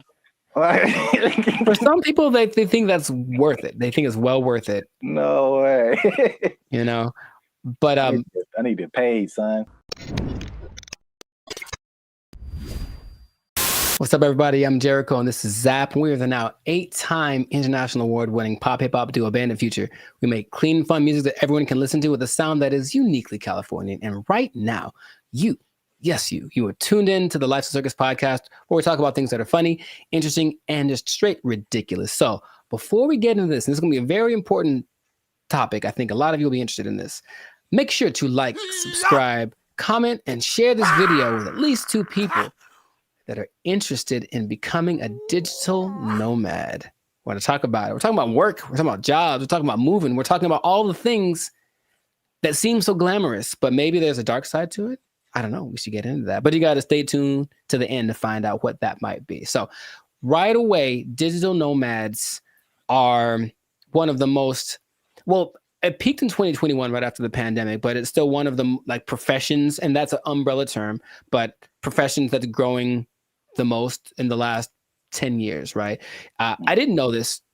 People started doing this as soon as like 1997. I guess once internet connection started to get decent, people were doing this. But around 2014, what happened up? I got a question. So can you back up and just for anyone who doesn't, like what is a digital nomad? Oh, people don't know what a digital nomad is nowadays? Some people don't know. Makes sense. Okay. A digital nomad is a person that has found a way to live abroad, basically using technology. So in 1997, when internet started to be pretty available anywhere, people could offer services online and work from a different destination than where they're from. So you could be from America and go to Bali, for example, and work from there. And that starts to become really popular. And so now a lot of people do it. And there are many programs that will say they can teach you to be a digital nomad if you want to basically ditch the 9 to 5 and go live abroad. And it always looks very glamorous from the people. I know many people that do it personally, and they typically post the pictures of them lying on a beach. And the idea is that you can work from anywhere for 2 or 3 hours a day, doing your nice, whatever cushy job, and then enjoy living in another country. And that is a really cool idea. And that is part of the reality, but there's also a side of it that can be more difficult to overcome that people don't tend to think about. So we're going to get into all of that. Zap, have you ever considered the digital nomad lifestyle? I don't know why I said it like that, but I know why you said it. Ooh, do it again. I have thought about famous, don't you? All right, never mind. What? Huh? I've thought about it for sure. I don't think I have had jobs where that's a possibility. Sure. And also, I feel like those types of jobs wouldn't be the jobs that I would like. Mm-hmm. Because it's basically, digital is just you and a computer. Yes. So, a lot of what we do is not staring at a computer screen all day. Right. The typical idea of a digital nomad is somebody sitting in a coffee shop working for 8 hours a day or 6 hours a day or whatever.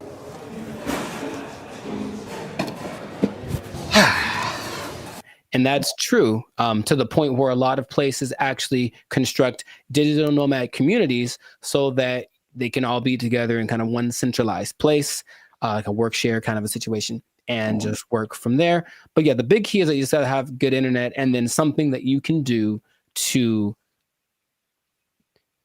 work from a different place so you're not interacting with people directly. But you have a lot of options. Nice. So like if you like hopping around from place to place, one of my friends that does this will be in, I'm always like, where are you now? And it's kind of a cute thing because where are you now? I'm in Colombia. Cool. Where are you now? I'm in Turkey. Where are you now? I'm in Bali. And they're places that you'll notice are kind of hubs for digital nomads. One, because the cost of living is low. Two, because the internet connection is good because you can't do it everywhere. A big place for a digital nomad, especially expats from the US, is Portugal because low cost of living, good food, safe in general, and the internet is amazing there. So that's one of the spots that you can go to if you want to be that. But you get flexibility. So if you like the idea of moving around and working from different locations, then that's perfect. And then since you're not working all the time, you do get to explore and check out new stuff and take the picture in front of the Taj Mahal or whatever thing that you want to do, which is usually what people do to I guess showcase how cool their life is. I don't know. It does seem like kind of a validation. Like, why am I doing this? Because, like I said, the downsides, as I mentioned, there are many as well. But you get to explore, you get to travel, because people always think about going places as being expensive. And yes, vacationing is expensive, but travel, just that part of it, isn't necessarily expensive. If you think about it, you're just going places and then staying there, not trying to be extravagant. So you can be frugal, you can get a VPN so that your plane tickets are cheaper, and then you just live within your means wherever you are.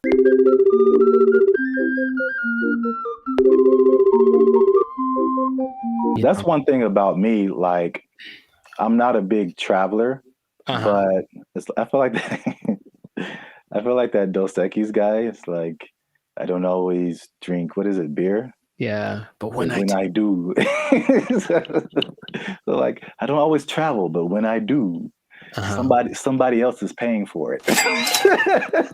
Right. And that is just like that's like the only time I travel. Like I will go on a tour for work, to play music or whatever, go to another state, go to another country.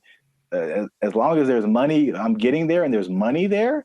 Right. Like, yeah, let's go. Yeah. But if I'm like just dumping out my life savings to like take a picture with the elephant and then come back, bruh. For some people, they think that's worth it. They think it's well worth it. No way. But I need to pay, son. Listen, we finna get paid, girl. It did surge in popularity, of course, after the pandemic, as people were looking for things that they could do and they couldn't be around people. So, okay, this is perfect. But for some people, they really fell in love with it and they said, I'm going to keep doing this. So a lot of the more well-established digital nomads have been doing it since then, or maybe a little bit before then, so like 4 or 5 years. There rarely are people that have been doing it more than a decade because it does kind of wear on you just moving around and doing all that kind of stuff. But you do get choice over your work-life balance. And I think that idea, easier said than done for sure, but you don't have to clock in an office at 8 a.m. You could sleep in theoretically and then go hang out at the beach or snorkel or something. I think what people do overlook is the idea that you still have to work and you really should do it on a consistent basis. And if you don't do that, then I don't think your digital nomad life is going to last very long. But you have a lot of things that you can grow with as well, because people have great stories when they do it. And when people I've talked to, I was in Cambodia, blah, blah, blah, and a tiger almost ate me. The tiger bit the man in the head, and everybody's mad at the tiger. There's also, you get to choose where you live, because if where you live is expensive, you can just go someplace that's a lot cheaper. So I think that's why Bali tops the list for a lot of people, because it's not very expensive to live there from a month-to-month basis. So if you find a way to get income from where you're from, be it the United States, England, something like that, and you can generate that money while you're living in Bali, then you're living like I heard for like $1,000 a month, you can have servants. Wow. Literally. I'm gonna take a nap.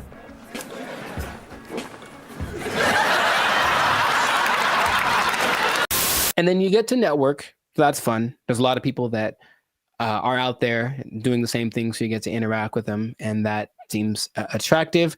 And then you don't really have to go to work. You think about that. Honestly, I don't know about you, but I think a lot of people hate going to work. They don't dislike work.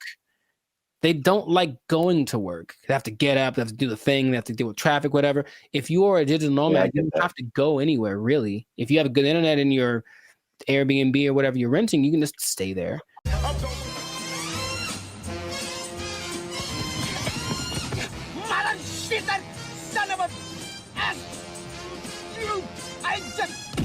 Yeah, bro, like just putting on, like, I look at the, especially when I used to live in downtown LA and seeing the people who like worked in corporate offices and they had to wear suits and ties, stuff like that. Just the thought of like getting up every single morning and putting on an entire suit, dude, like it's a challenge. So I could sit at a desk and then come home and then take it all off. Like if I can go to work and still be in my pajamas, like, dude, where do I sign up? Yeah, I get the appeal for sure. Very cool. We love it, Will. Thank you. The last advantage that people talk about a lot is the cultural and immersion. If you like a particular culture, then you can just go there if it works out for the technology and all that kind of stuff, and you can be immersed in Hong Kong. You can learn Chinese. You can do whatever. If you have other goals that related to that culture, then it's the perfect way to do it. You can still make money and be immersed in that culture. And that really does seem fun. In my personal experience, I've never done the digital nomad thing to an extreme, though I've thought about it because it seems like it might be fun to do here and there. But I have constructed my coaching which I can do from anywhere. And I have been up in the mountains and I'm working on a session or I'm just at a coffee shop and I see what that's like. And if that was my everyday, it wouldn't be so bad. You know, it's definitely like, oh, I need my computer to work. That's all. If my computer works and the connection is good, then it works. If it does not work, then it's a bad day. That's all. It's kind of the risk that you run. Now, those are all the advantages. And that's the stuff that when you go on the internet, you will see people living exactly what I just mentioned. However, all of the downsides, dun, dun, dun. There's a lot of them. No, God, please, no, no. What would you think would be a disadvantage, major disadvantage of being a digital nomad? The first thing that comes to mind is just, even though it's cool and you're like exploring and all this kind of stuff, especially if you have a core group in the States, like a certain group of friends, a certain group of family members, they're most likely not around anywhere close to you. So any of those kind of groups that you grew up with or were with, you know, in your home country is just kind of gone. So you can have a bit of isolation, I think, for sure, even though you might be surrounded by all these new experiences and new people. You're still kind of like by yourself to a certain extent. I'm so lonely. You were right. The loneliness, depression is the number one thing that a lot of digital nomads talk about because they're not around the people that they love, right? And then they can't be with them when it's convenient, because if you're living in Europe and you're, you know, from America, you're 7-8 hours ahead, 9 hours ahead. So imagine just, hey, I want to maybe eat together. Well, I'm having dinner and you're, you know, at work, right? So you can't make things line up. So depending on where you choose to go, that can be a very difficult process. And then it kind of is inconvenient. I've worked with people where I'm talking to them and it's fine for me and they're up at 3 a.m. because where they are, that's what they have to do to make it work. And they're willing to do it. It's kind of like something they accept, but you miss a lot of things. You miss the birthdays, you miss the graduations. There's a lot of experiences, you know, your little cousin had her first steps, all that. You miss all that kind of stuff. And finding a place to live is harder than some people think. And that's another problem that a lot of digital nomads have, because they go to a place expecting everything to be great. But what they don't understand is that a lot of digital nomads have this reputation of basically causing prices to go up, right? Because you're coming from a country that everything is great. Yeah. So everything's coming up because you have a lot of money. So a bunch of you move to one place that's not doing too well. So they're like, oh, there's a lot of these people, so I'll charge more, I can make money. But then the locals start to resent you because you're there. And so you don't feel welcome. And that's kind of an uncomfortable thing. I think I mentioned, I have a friend who travels a lot. When she said when she was in Turkey, she kind of got that vibe. It's just like, why are you here? But she doesn't speak Turkish at all, so that didn't help her cause. However, some places actually put signs up that says like, hey, digital nomad is not welcome. It's gotten to that point. Wow. You go to a coffee shop and like, nope, you can't come in because you're going to buy one drink and work here and use the internet for 8 hours. Nah, you got to get out or find someplace else. So that's starting to become a thing. So yeah, just think about that. It's like you want to be welcome. Now I'll tell you in a second, some countries are actually taking measures towards making sure that the digital nomads they do attract are actually helping the economy. But a lot of places don't have that in place yet. So yeah, the locals might resent you. Just for my own personal whatever. I got a question. Have you ever gone into Starbucks and worked on something and not bought anything? Yeah. I'm been a jerk, man. Oh yeah. Do you feel guilty at all? Or are you just like? No, I spent a lot of money in Starbucks. I think that once in a while. Okay. That's just my if it was, and the thing is, if it was a mom and pop type place, then I'd feel bad. I'd buy something every time. But here's the thing, I even usually go to a Starbucks. I have to use the bathroom. I'll buy a cookie or something just because. Oh yeah. But sometimes I'm here for an hour. I'm popping in and out. I'm a regular. Don't mind me. I'm just. I think that's interesting psychologically because I feel. I feel the same way. Like if I go to a place where like I shop there all the time and I just go and then I just go in there to like use the bathroom or something. I'm like, you guys owe me. You guys owe me this bathroom. I'm here all the time. I'm not buying anything right now, but I'm here. But I feel the opposite at Starbucks because I don't drink coffee. And I never go to Starbucks. So when I'm in there, I'm just like still in Wi-Fi, and I feel so guilty. Here's the other thing. Specifically for Starbucks, I don't feel bad because my computer and phone don't work in Starbucks. Any Starbucks, the internet, the Wi-Fi does not work. I have to do my hotspot on my phone. For only Starbucks, I don't understand. Apple. No. It's just because Mr. Starbucks doesn't like me, and that's Android PC. Android. Really, I don't know if anyone's understanding what you're saying there, sir. Right. Anyway, long COVID. Sorry. Continue. What else was I going to mention? That besides, the locals resenting you, someplace not wanting you to be there, if you have a medical emergency, it's a big deal because you don't have a safety net. Your insurance might be more expensive for one, and then transferring it over, sometimes it's a tricky thing. It depends on the country you're in. When I went to Spain, I met up with a friend who got sick on her flight. And so from the plane, they had took her in an ambulance to the hospital, gave her the treatment, whatever. Now, if that had happened in the US, that would have probably cost her about $5 million. But because it was Spain, and as soon as you're in Spain territory, you're one of us, it cost her like $100. So wow. That was cool, but it does depend. So you really have to be careful just about that. Just think, all these things are things that you want to think about before you do it, because it doesn't look that difficult if you only pay attention to the people that post about it, because they just posting the good stuff. Once in a while, there's a sob story about no, someone kicked me off of a bus. I think I saw that recently because they weren't from there and they got kicked off the bus and they felt so sad. I was like, well, life is hard, bro. I don't know what to tell you.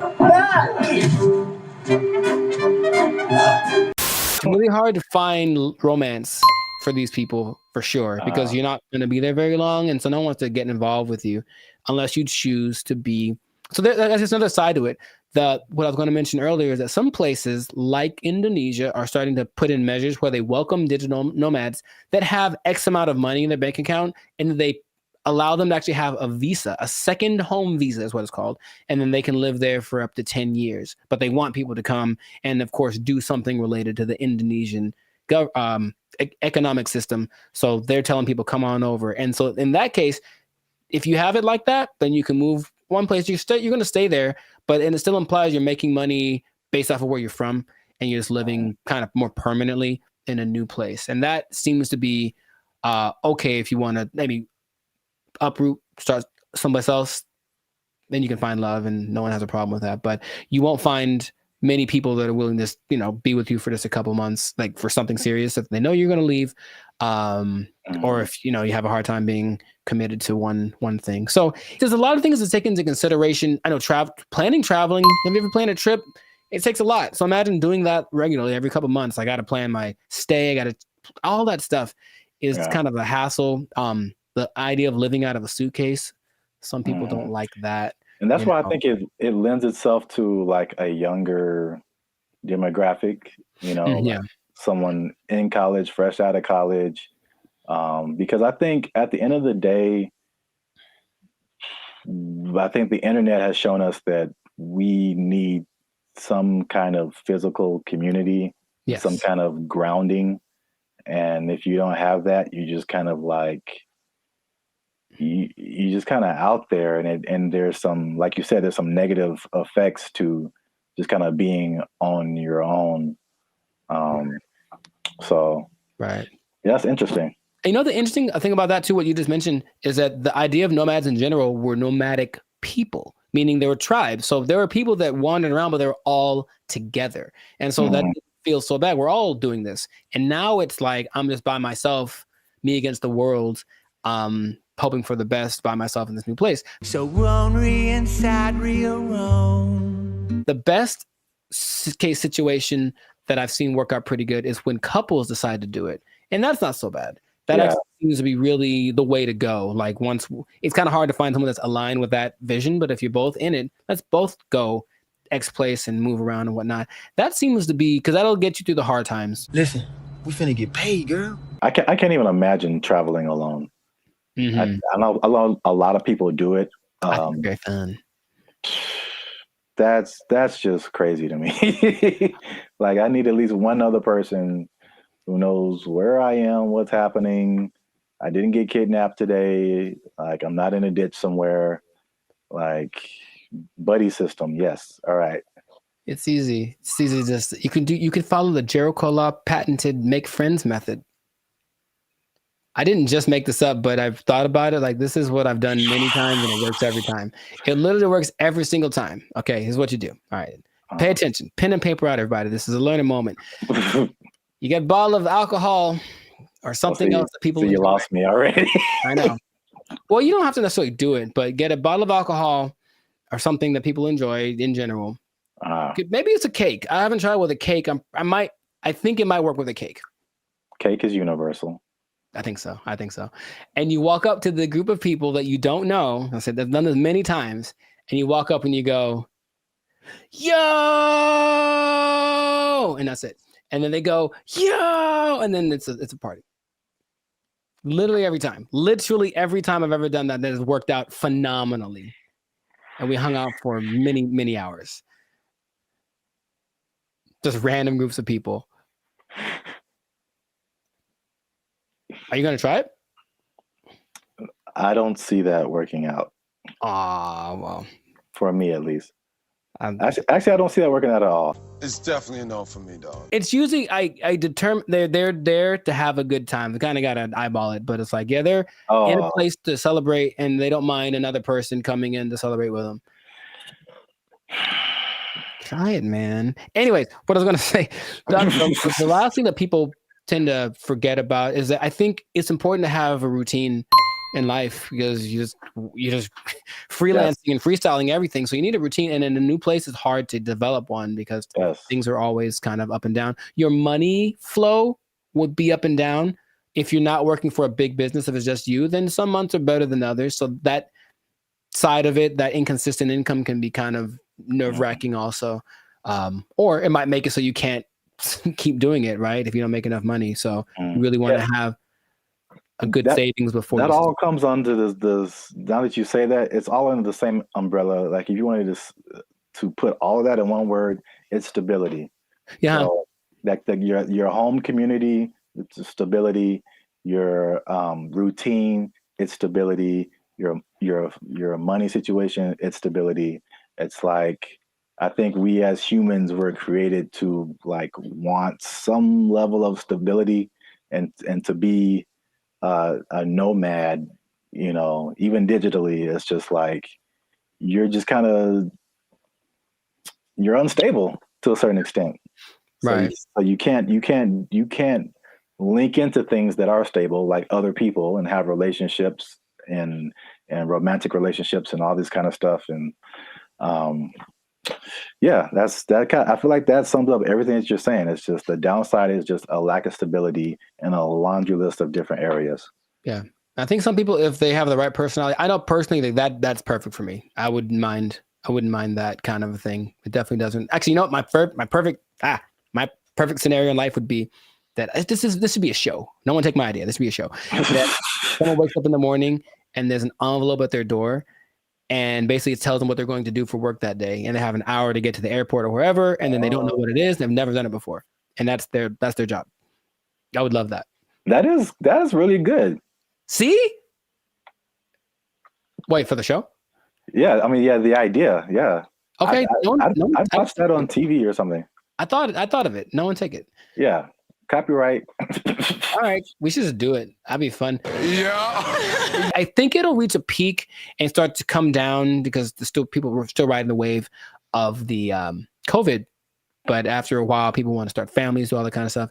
And if you need that stability, then it's not the job for you. But if you're younger, or if you want a change of scenery, some people do it for a few years and then they come, they stop. But it seems like a cool thing. Where do I sign, Mr. Berry Gordy? I might give it a shot here and there. That's kind of my thought about it. I'll just try working for a week or so from wherever place, but not necessarily do the jumping around and to the extreme that some people do, because that's a little much. And then they do a lot to find people to talk to. They talk on those like roulette chats, like we did that one time. Oh God. Yeah. Yeah, I know. Maybe we shouldn't do that again. Got him! Got him! But people spend a lot of time on those because they're just it's literally just like somebody to talk to me, someone be a connection, and I think you can see that a lot more. So hopefully that doesn't long term affect people's mental health with all the depression and stuff like that. But if you're thinking about becoming a digital nomad, I just gave you the blueprint. Keep in mind the positives and negatives, and if it's in your heart, go for it. But above all, make sure to share this video with somebody that wants to know a little more about the digital nomad life. And I'll tell you what. What? This is not possible if you don't have a job. You gotta have a job to be a digital nomad. They took our jobs. They took our jobs. I was against her, and now I'm kind of with her now too. What's up, everybody? I'm Zap, and that's Jericho, and this is Bandit Future. And I found this on the internet. Apparently, Jericho, this woman blocked a man over. This woman blocked this man because he took her on a dinner date at the aquarium. Huh? Before we jump into it, make sure you hit that like button for the almighty YouTube algorithm. Hit that subscribe button because that helps our channel grow. All right. Hey, Tashia Sade, first of all. Okay. That was the first mistake. She said, I met this dude on a dating app 2 months ago. We finally went on our first date and he chose to take me out to eat dinner at the aquarium. It was cute and all, but I just think it was childish AF. Like we couldn't go to Ruth Chris. Oh, sorry. Let me get it. We couldn't go to Ruth Chris or something. And I blocked him as I don't. That's one word for anyone who's wondering. I don't have time for stuff like this. I need a mature man, not no little boy. I may be wrong, but that's just me. First of all, I would love it if for some reason she has a British accent. I don't know why. That would just make this so much better. Because there are women that are like, she's a little ghetto. Let's just call it what it is. But there are that version of people from England, and it's just a little bit more, I don't know why. I like it more. I'll tell you what. First mistake. Thaisa Sade appear on your dating app. You swipe left every time. That's the first mistake. I'm sorry for anyone else who has that name. It's just not for me. I'll say that. To her credit, I would have never thought of taking a girl on a date to an aquarium. To his credit? No, well, I guess I'm saying I get what she's saying. I would never do that. It wouldn't ever cross my mind. What did they eat? The fish? Like what are they eating? I didn't even know that was an option. I thought they maybe sold popcorn, little pellets you could throw to feed the food. But feed the food. I'm already thinking about it. I don't feel like that's a good first impression, honestly. Okay, because I was wondering where you were going with it. Yeah, okay. I mean, I think I'm on her side. I don't think that's a good move. I would never do that personally. So I don't think that's a good move. But have you seen like all the hip hop concerts? I've seen it. Yin Yang Twins. Pack it up. Pack it up. They're like 60 years old, bro. And no, they're not that much older than us. I don't think they are. I think they just look terrible. Even that, like, why would you have a girlfriend and you know that she likes penguins in the aquarium? That's that kind of a thing. for a first date. Hey, what do they have at the? I'm trying to think. They do have food at like a SeaWorld, and that's assuming it's like a SeaWorld because there's degrees to aquariums. And trust me, I've been to aquariums, and I've been to aquariums like in Long Beach that are like elegant things, and I've been to aquariums that are basically like a puddle, and you just look and stare at the things down there. So I don't know which one it was. Here's a picture. Oh, I can't see it really. It looked like it was a nice. Yeah, that's the weirdest. Oh, hold on. That's the weirdest thing I've ever seen, bro. Nah, man, that's weird. What is that? Is that a lobster? That is lobster on that. Isn't that what is shrimp? Lobster hole. Whatever he's looking at looks like seafood. That is so messed up. I'm gonna take it all back. Shame on the aquarium. Shame on them for having their things they're supposed to. Aren't aquariums for like preservation of wildlife, marine life? They're serving them up. That's Shamu right there. That's Shamu's cousin right there on the plate. I can't stand for it. So I think she's right. I'm surprised I'm on the side of Taisha, whatever, man. I want to like go protest. Aquariums shouldn't have all $7.99 shrimp dinners. That's just too much. Eating people's families in front of them. Yes, that is kind of messed up. But I mean, don't fish forget everything in 3 seconds or something like that? I'll let you know something about me. I don't know any fish, so I don't know how to operate. I'm not sure. I've never talked to a fish and then walked up and 5 minutes later and he's like, "Who the hell are you?" I've never had that experience. See, this is why you're here, because I didn't think of any of that. I thought I was just like, I wasn't thinking about like eating fish in front of fish. That is weird. Now that you say that, that is weird. And then the levels of aquariums. Like I was just thinking from a date, I was kind of against her, just from a date perspective, because I mean we've done a couple of videos too, and we've seen all this stuff on the internet about women who like it was like a cheesecake factory thing, like a while back. That's sacrilege. You can't talk bad about that. We were like, no, all the men were like, hold up, wait. That's a really good first date. I will see what the people in the comments said because they were different. One of the reasons men disappear from dating. Hey, that's me. Click that link, people. Hey, They said you're gonna stay single for the rest of your life. Okay, cold-blooded. That's why you a single mom. Extra cold-blooded, potentially correct. The fellas are like, they look past the aquarium part. I think that's a big miss. Nah, man, we can do better than that. Back. We can do better. No. Here's the thing. Go back. I mean, yeah. I feel like you should go all out. No, you should not. So there we go. There's the line. No, you don't go all out on the first day. I don't know you, bruh. I met you. We're going to a delicious place like the Cheesecake Factory. It's exquisite. You'll enjoy it. I'm going to pay $45 for two of us. It's going to be fantastic. I'm not going all out, but I'm not going. So so where's the difference between all out and aquarium? There's a middle ground. There's a middle ground we got to find, gentlemen. I think that's what we can do. I believe we can all out in aquarium. Yeah, there's a middle ground. Oh man, there's a middle ground. You like threw a monkey wrench in this because I was just like, is it an expensive place or is it cheap? And then you're like, it's an aquarium, and I'm like, it is an aquarium. That's weird. And the thing is, I think aquariums can be expensive too. But wow, nice. I was against her, and now I'm kind of with her now too. Unless you really know that she really, really loves, and then again, if you love sea otters and stuff, don't eat their friends in front of them. That's messed up. I feel like it's not the same, but it's like it feels along the same line as like eating at the strip club. What are you eating at the strip club, bro? Well, I mean, they have like food there. Some people like really like the food that they serve at this strip club. I mean, they go for entertainment. You're right. Some people just go for the food because they just really like it. And I'm just like, that's such a weird combination. I know more women that would rather go to a strip club on a first date than an aquarium. Maybe we can make that a poll, but I'm pretty sure I know. I'm not talking for all women. There's women I know.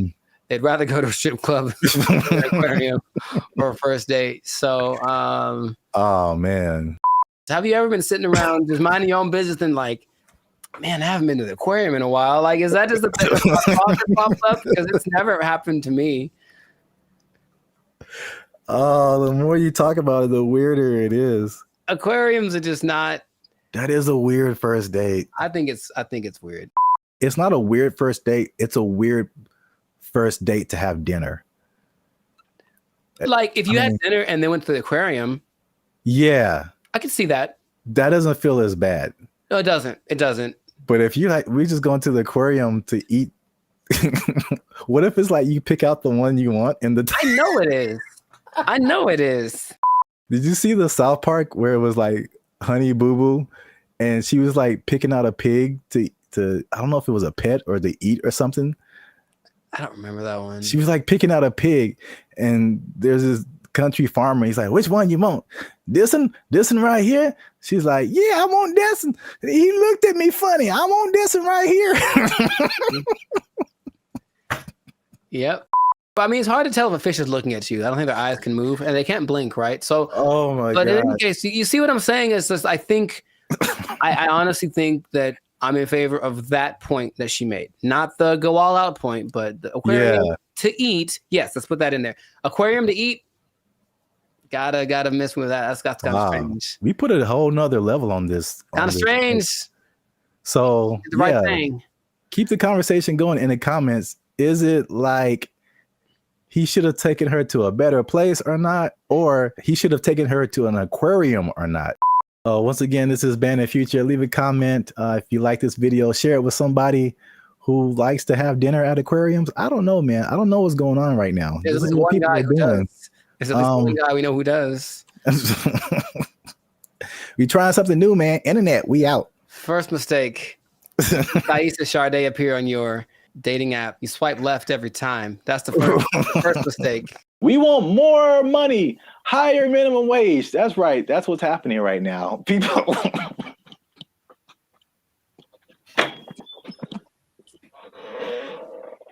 Already, man. Already, people are thinking about the next minimum wage increase. They want even more, Jericho.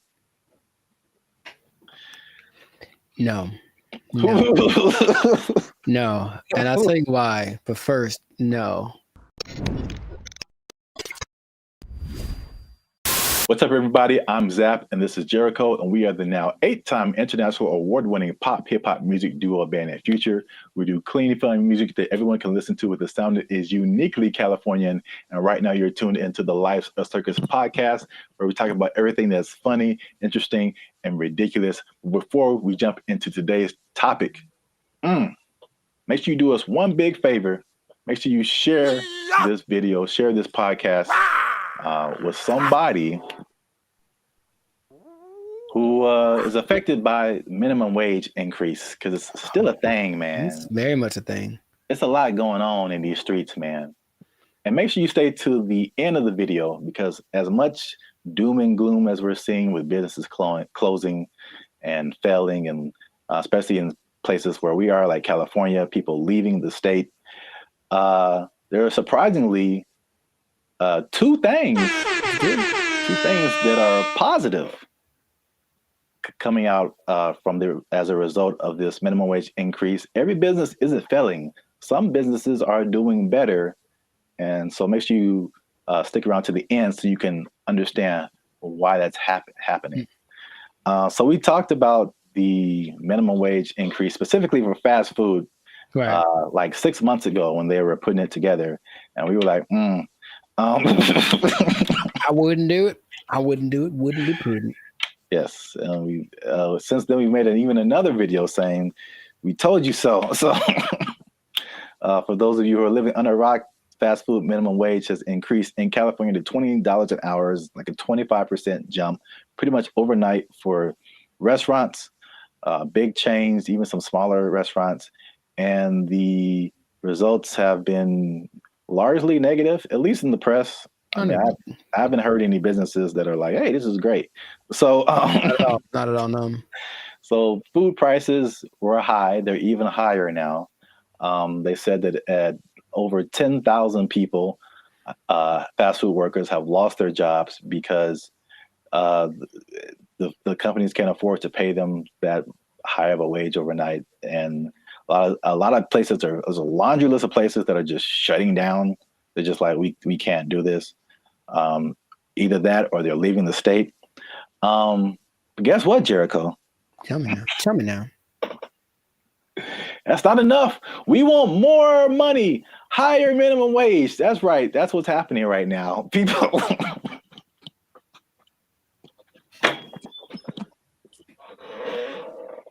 Already, people are thinking about the next minimum wage increase. They want even more, Jericho. No. No. And I'll tell you why. But first, no. Okay. Here's the thing. Raise it. Just keep going up.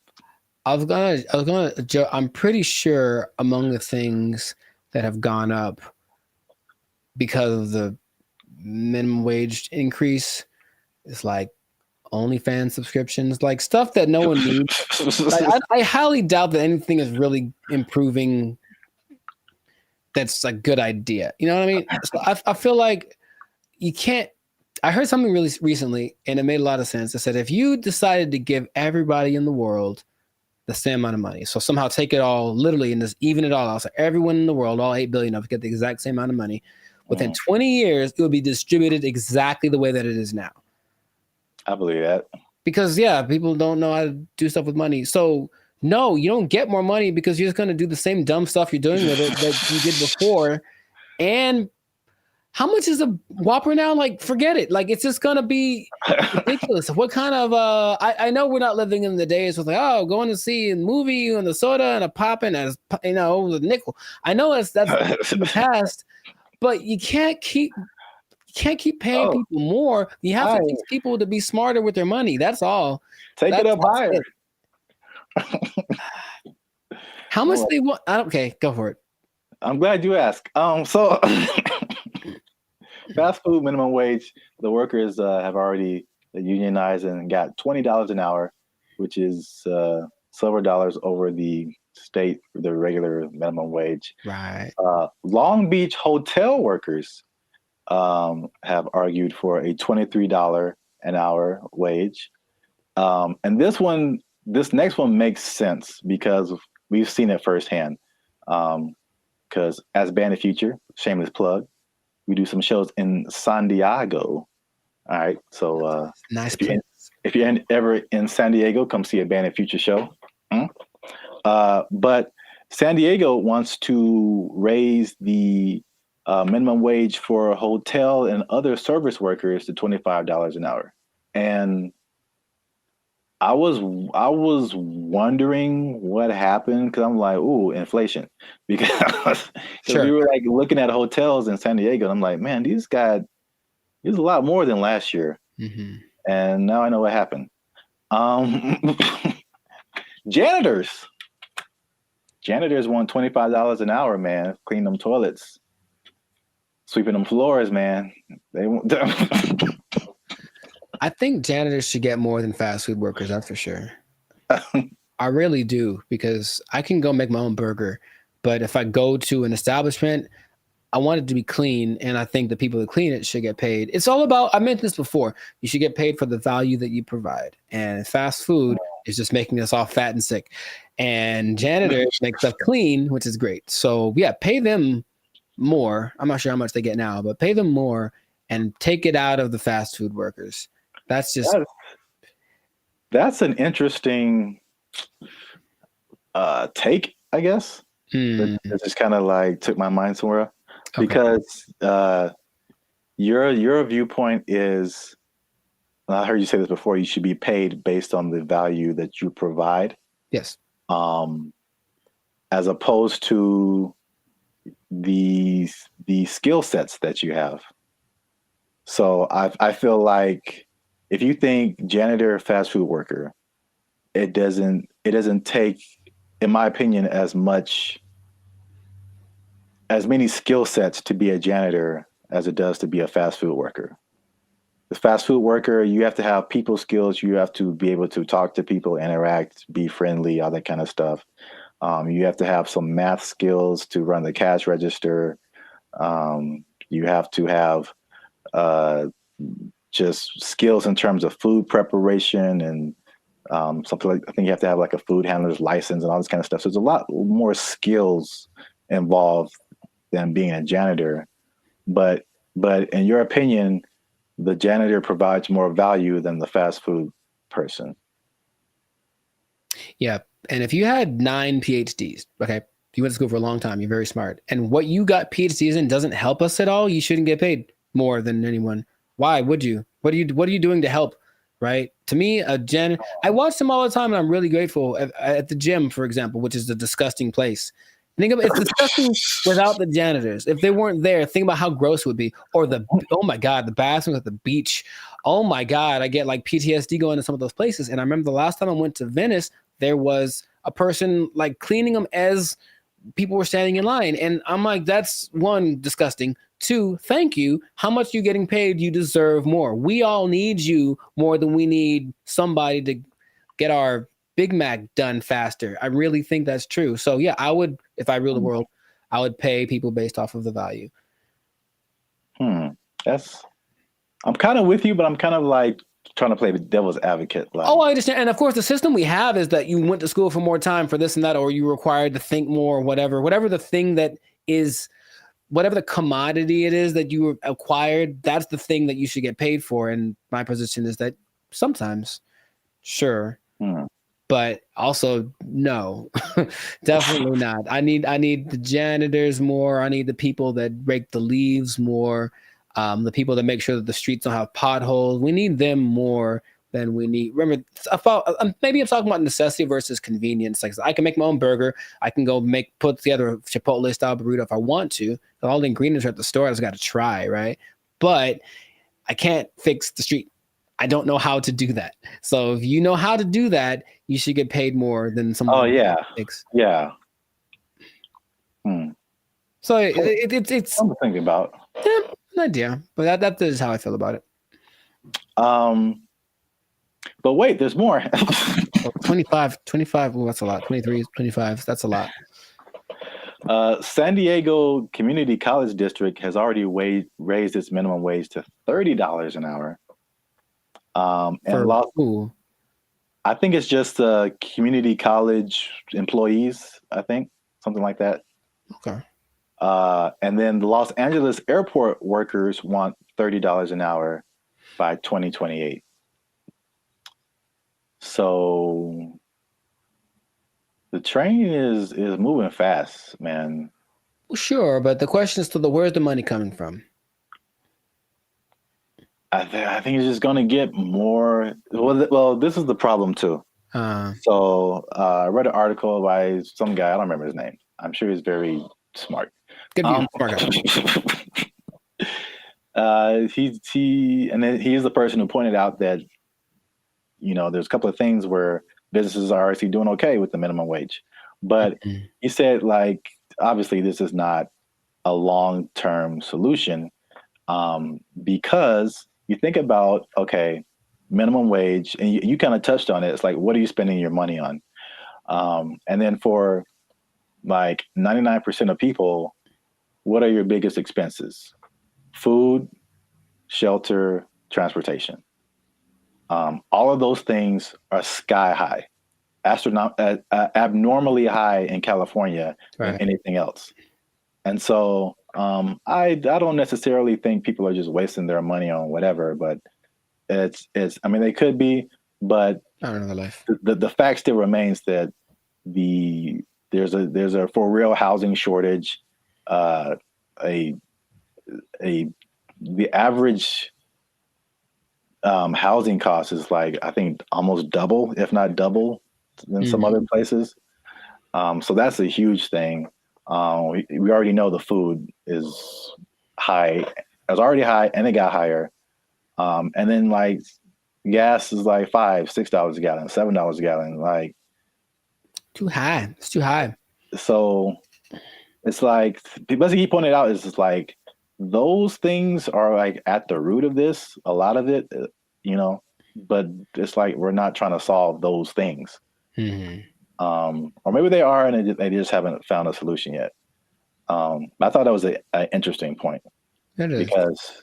Because we're still in a cycle of like you raise minimum wage, and then businesses are, we can't pay people. We got to raise prices, and then like everything goes up. So then what's the point? Right. Your rent is higher, your food is higher, gas is higher. Now we need more. Right. Money. This doesn't make any difference, basically. But it makes people feel good. Yeah. But like I said in the beginning, this guy also pointed out that there are two things that he pointed out where businesses are actually doing okay with the minimum wage, and it's actually been a good thing. And it's not OnlyFans? And it's not OnlyFans. All right. One, just a second. One is that it has forced businesses, and I think we can even agree to this as the way we run Band of Future and all that kind of stuff. It's forced them to be more efficient. And I've definitely gone into places or worked in businesses where like you can tell the money is flowing. And so they just kind of like, you know, they kind of just spend money on whatever and just kind of do frivolous things and just silly things with their money. But it's forced some businesses to be more efficient. So it's like, it's actually, some businesses are saying that their businesses are working better because they've been forced to like cut the fat of the company to basically pay for the workers. So I think that's a thing that we've experienced as just dealing with. And I think that anybody experiences that, the inflation, the high prices, you get laid off from work, or you don't get a check that you thought you're going to get, or a car repair costs you $2,600. That was like real life right there, bro. It's make sure you like, subscribe, join the channel so I can pay for my car. I'm tired of walking everywhere. I digress. But yeah, I mean, we do this in our personal lives all the time. It's just like, okay, how little can I eat this week to pay for? So yeah, so that's the thing. Second thing is that worker retention is up. So you think about fast food, not fast food, but just minimum wage jobs in general. It's like a throwaway job, right? Sure. So it's like you're making the least, you don't get the maximum effort, you don't really care. It's just like, this job sucks, I'm not making a whole lot of money. And I think it has a high turnover rate. So meaning people quit, they have to find new people, train them, get them going, and then they're there for like a month or 2 or 6 months or whatever, then they quit and they just find a better job or whatever. Sure. So with the higher wage now, fast food worker is like the premium job of minimum wage jobs. So you think if you work in some other job for $16 an hour, $17 an hour, you can flip burgers for $20 an hour. Sure. You're gonna, if you're in that that minimum wage level, you're gonna stay there for a minute, because unless you can move up to some other job, you're doing better than other minimum wage jobs. So why would you leave? Right. So yeah, so people are staying, and people are happier, they say, just coming to work, which, I mean, makes sense if you're getting paid more.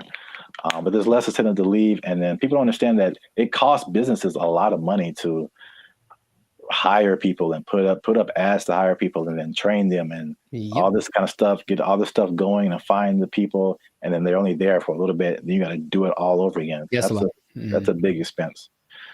So there you have it. Minimum wage going up, prices going up. Some businesses are leaving, some businesses are shutting down. Some people don't care. It's happening in their business. A lot going on. Let us know what you think in the comments. Is this good? Is this bad? Should we do the idea of this guy in the article and just let's fix the housing and the food and the gas and all this stuff and just bring that down instead of raising the money we get? Cost of living is too high. Yeah, man. A lot going on. Gotta invest in some meme coins, man. Just take advantage. It's a bull market, man. Let's get into it. Are meme coins the answer to the minimum wage problem? I would say probably not. But, you know, somebody, it might work out. For most people, not so much. Yeah, we are. Because we are. But for real, join the YouTube channel, because the boy needs his car. All right. There we go. They took our jobs! They took our jobs! And I go in there, and basically I stand there for 10 minutes without anyone talking to me because no one's working the front. Nobody. And I just like, okay. And I just eventually just yelled something to the cooks. What's going on, everybody? I'm Jericho, and this is Zap, and we're the now 8-time international award-winning pop hip-hop duo Band of Future. We make music that's funny. No. Huh?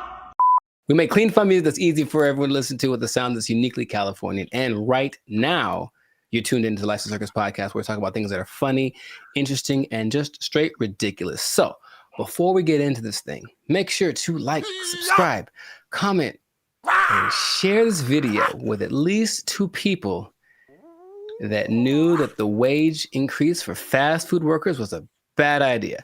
I'm telling you right now, it was a bad idea, and I have proof with numbers, with personal experiences. One thing, okay, so I didn't actually know this. I thought it went into effect January 1st, but actually went into effect April 1st.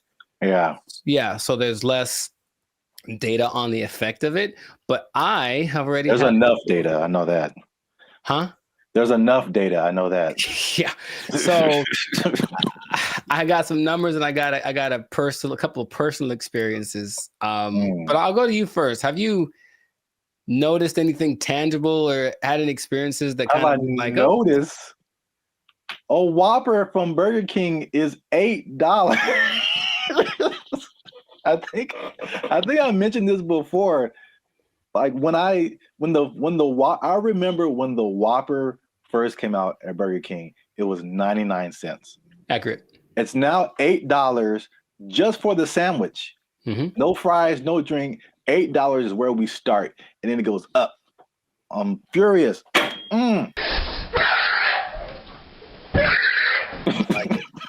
So yes, increased prices everywhere across the board, and I had a couple of eye-opening experiences just last week. Hey, y'all, come look at this.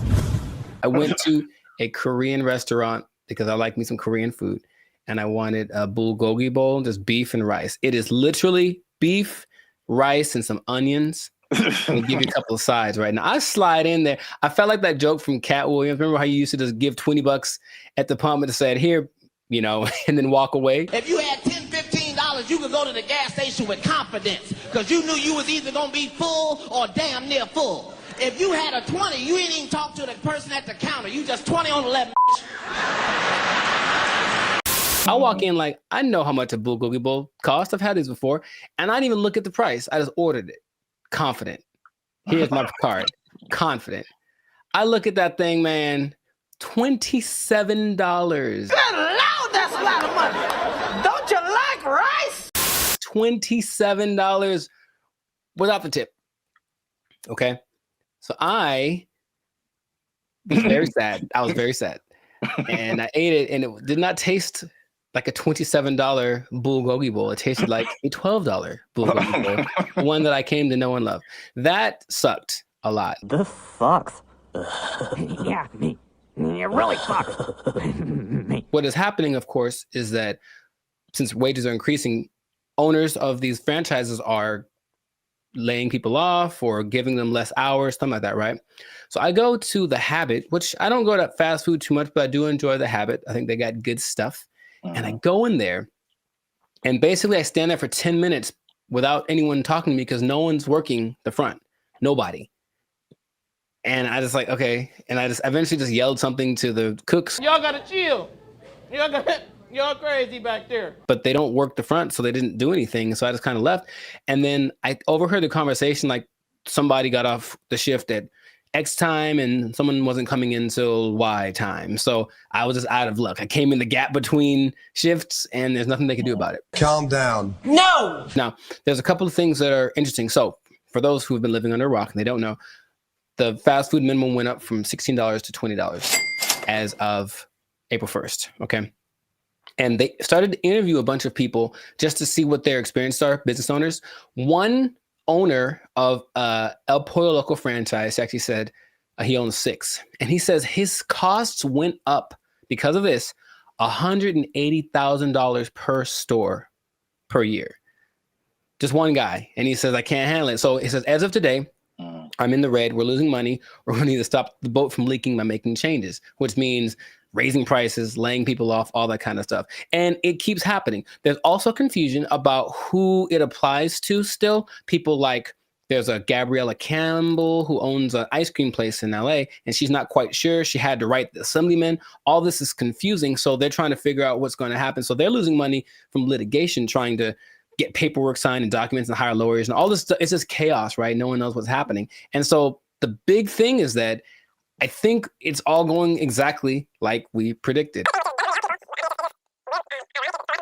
Going to have less workers. Somebody's going to get fired. Right. Or more automation. So again, less workers or less hours. Nobody gets overtime. Something has to like compensate. I mean, it's like people think they just pull minimum wage out of thin air, and it has to come from somewhere. Another gentleman said, Brian Hom, he owns San Jose Vitality Bowl. And he said, one, customers are really mad at his $14 price for an acai bowl, which I understand because I've made an acai bowl for $3. So I understand the price. And then he basically said this, I'm happy for my employees getting the $20 minimum wage, but if we can't continue to have good sales, they may not have a job. You about to lose your job. Get this thing. This is the cycle that we've entered ourselves into, where the owners have no choice but to raise prices, but to lay people off. And it's just bad. And I don't see it. I don't see the solution. I got some good news and I got some bad news, y'all. The bad news is that I'm shutting down the studio. It sucks for the, I mean, there's so many different, everybody's. What? Bro, what are you talking about, man? Everybody's in a different boat. I know a lot of this applied to like the big chains, like the McDonald's of the world and the big franchises. Sure. And it's a lot of complaint from people is like, well, these are big corporations. They have lots of money. It's not, they can afford to pay this. They know what they did. They know what they did for sure. Like just McDonald's, because that's the thing that everybody knows. The McDonald's corporation is different from like the franchise owners. And so these are like individual people or individual businesses that, you know, get everything from McDonald's and just put their, you know, labels on it and all that kind of stuff. And so they don't have as much control as business owners or as franchisees. Is this worth you losing your job? They have their own kind of separate budget that they have to work with. It's not like, you know, McDonald's down the street is not the McDonald's corporation per se. Right. So there's that disconnect, which is confusing to people because I think those people that you mentioned, the actual franchisees or the business owners, they are the ones who are getting it the worst. Yes. One because they can't really, they don't have control over their franchise fees and all that kind of stuff. They didn't advocate for this minimum wage that was just handed down to them. And then the third thing, which is like the killer, is that because they have to raise their prices to just survive, right, the people are getting mad at them. Yeah, right. And they had nothing to do with it. We're supposed to be a family. What are you doing? They had nothing to do with paying people like 20 to 30% higher than all other minimum wages. Like they're just caught in the middle with either shut down or raise prices. But it's in terms of like answering your questions in terms of a solution, this is just skyrocketing the race to automation and AI and like everything. It's just every other industry now, just to keep prices reasonable. Will everybody lose their job? No, but will a good amount of people lose their jobs? Yeah. Yep. That whole automation thing is gonna just take over. Maybe that was the end goal. I don't know. Oh, touchy. Careful. They're listening. But yeah, it does seem like the politicians decided we want to win the battle and lose the war. So we'll see how that ends up. Interestingly enough, there seems to be a strange coincidence, some might call it, between this happening and the amount of restaurants that are shutting down this year. I mean, going completely under, right? And I was going to tell you all about that in another episode of the Life Circus podcast. But for now, we're going to wrap this one up because we're a little over time. So just make sure to support businesses as best you can. But if the prices are too high, you vote with your dollars, right? So you can say, hey, this is a bit much. I'm not paying $8 for not never. Not never am I paying $8 for a Whopper. Not never. That's what I'm trying to tell you. Yeah. I'm going to the store. I'm going to get myself some ground beef and some buns. I'm going to make a $2 Whopper that's going to be just as tasty, less preservatives. You know what I mean? So that's what we can do. But yes, make sure to stay tuned for another episode of the Life Circus podcast where we do talk about restaurants going under because it's kind of sad. A couple are hitting close to home, man. It's gonna get kind of teary-eyed in this one. We'll see. But make sure to like, subscribe, comment, and share this video with people who just want to say I told you so, I guess. That's exactly what happened in this situation with the fast food price increase, the minimum price increase. And if you are working in, I hate to say it, I don't want to rub it in people's faces. Should I even say it?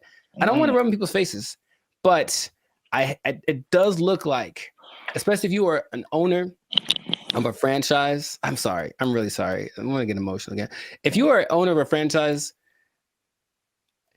raising prices, laying off people, you might lose your job. You might lose your job. The person too high. Whopper is 99 cents. What happened now? They took our jobs. They took our jobs. Calling us the Doomer generation. Honestly, I'm cool with it. Because when I wake up, I get 20 notifications about 30 different reasons I'll never be able to afford a home. I look around, see my computer science degree all framed up, about to turn into an art piece because of AI. Then we're in a loneliness epidemic. But these gas prices and these heat waves collaborating to keep me indoors. And they say it's not going to get any better. So... What's up, everybody? I'm Zap, and this is Jericho, and we are the now 8-time international award-winning pop hip-hop music duo Band of Future. We do clean, fun music that everyone can listen to with a sound that's uniquely California. And right now, you're tuned into the Life Circus podcast, where we talk about everything that is funny, interesting, and ridiculous. But before we jump into the topic today, help your boys out. Come on now. Make sure you like, subscribe, comment, and share this video with somebody who likes to go shopping. I see. You know anybody in your life, Jericho, who likes to shop? Maybe. Who maybe gets things delivered? Maybe. From Amazon every Maybe. day? There's a possibility that I know someone. You said close to home, and that was apropos. So, well, shopping might sound fun, but there's something called doom spending. I'm gonna tell you what that is. I'm gonna tell you what causes it, and I'm gonna tell you how you can avoid it, because it's a negative thing. But you got to stick to the end to find all of that out. All right. Mm-hmm. So, Jericho, have you heard of the term doom spending? I'm gonna guess what it is. It's where you spend so much that you open up your banking app and then there's just a picture of Dr. Doom laughing at you. So doom spending refers to a phenomenon that occurs when people spend money to cope with stress, despite economic and geopolitical concerns. Bankrate data found more than half of Americans are in debt, and doom spending might be to blame, with 38% saying they'd go into debt for fun. So obviously we are in a tough time right now. Inflation is through the roof. There's a lot going on in the world, wars in various places. There's a poll that was done that said that 96% of people are concerned about the economy. So that's a whole lot of people, pretty much everybody. It's understandable.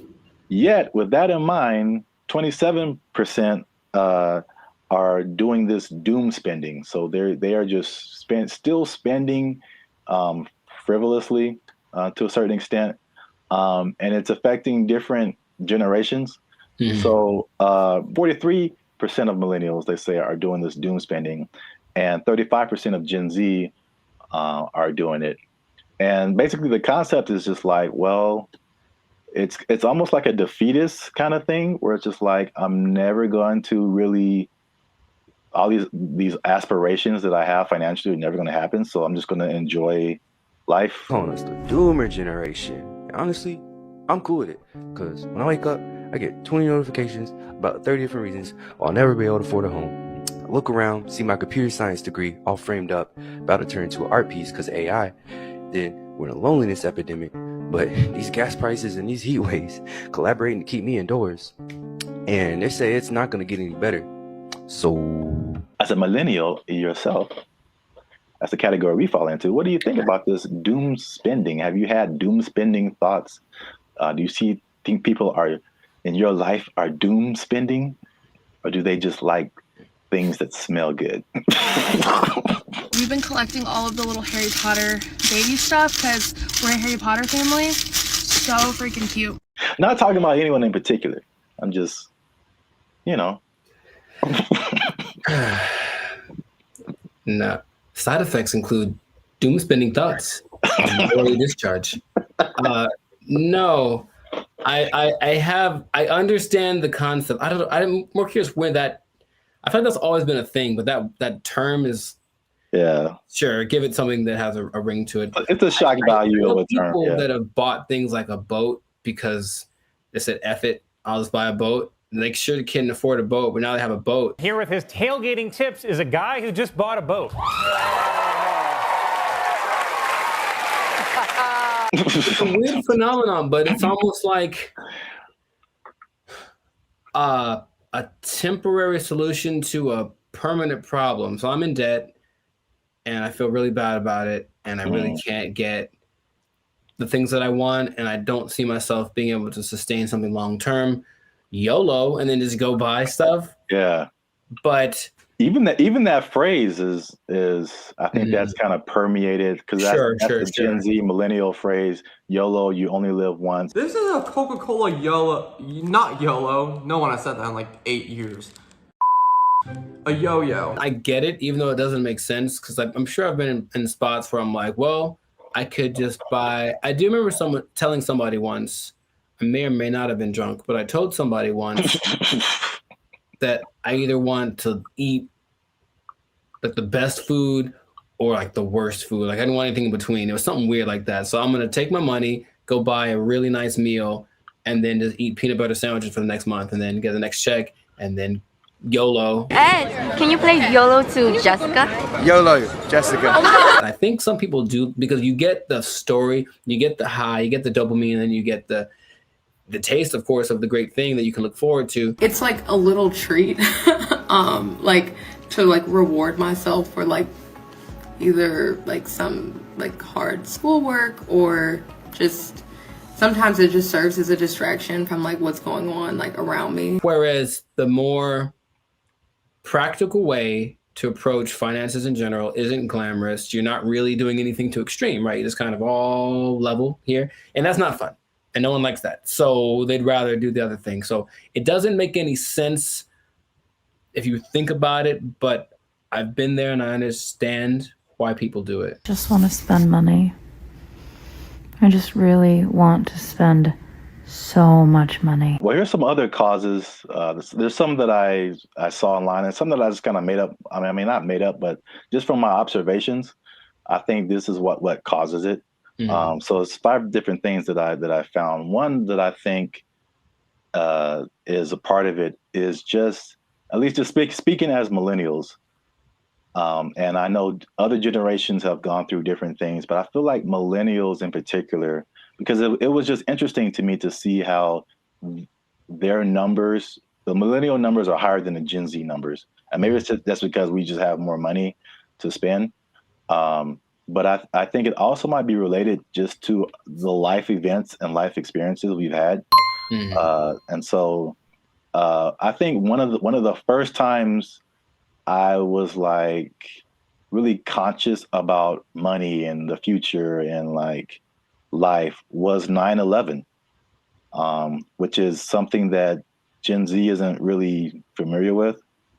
And I remember like stuff like being able to just walk on a plane and you can just carry whatever and dress however, like, and then all of a sudden things changing and then gas prices going crazy and the housing crash like 2008, 2009.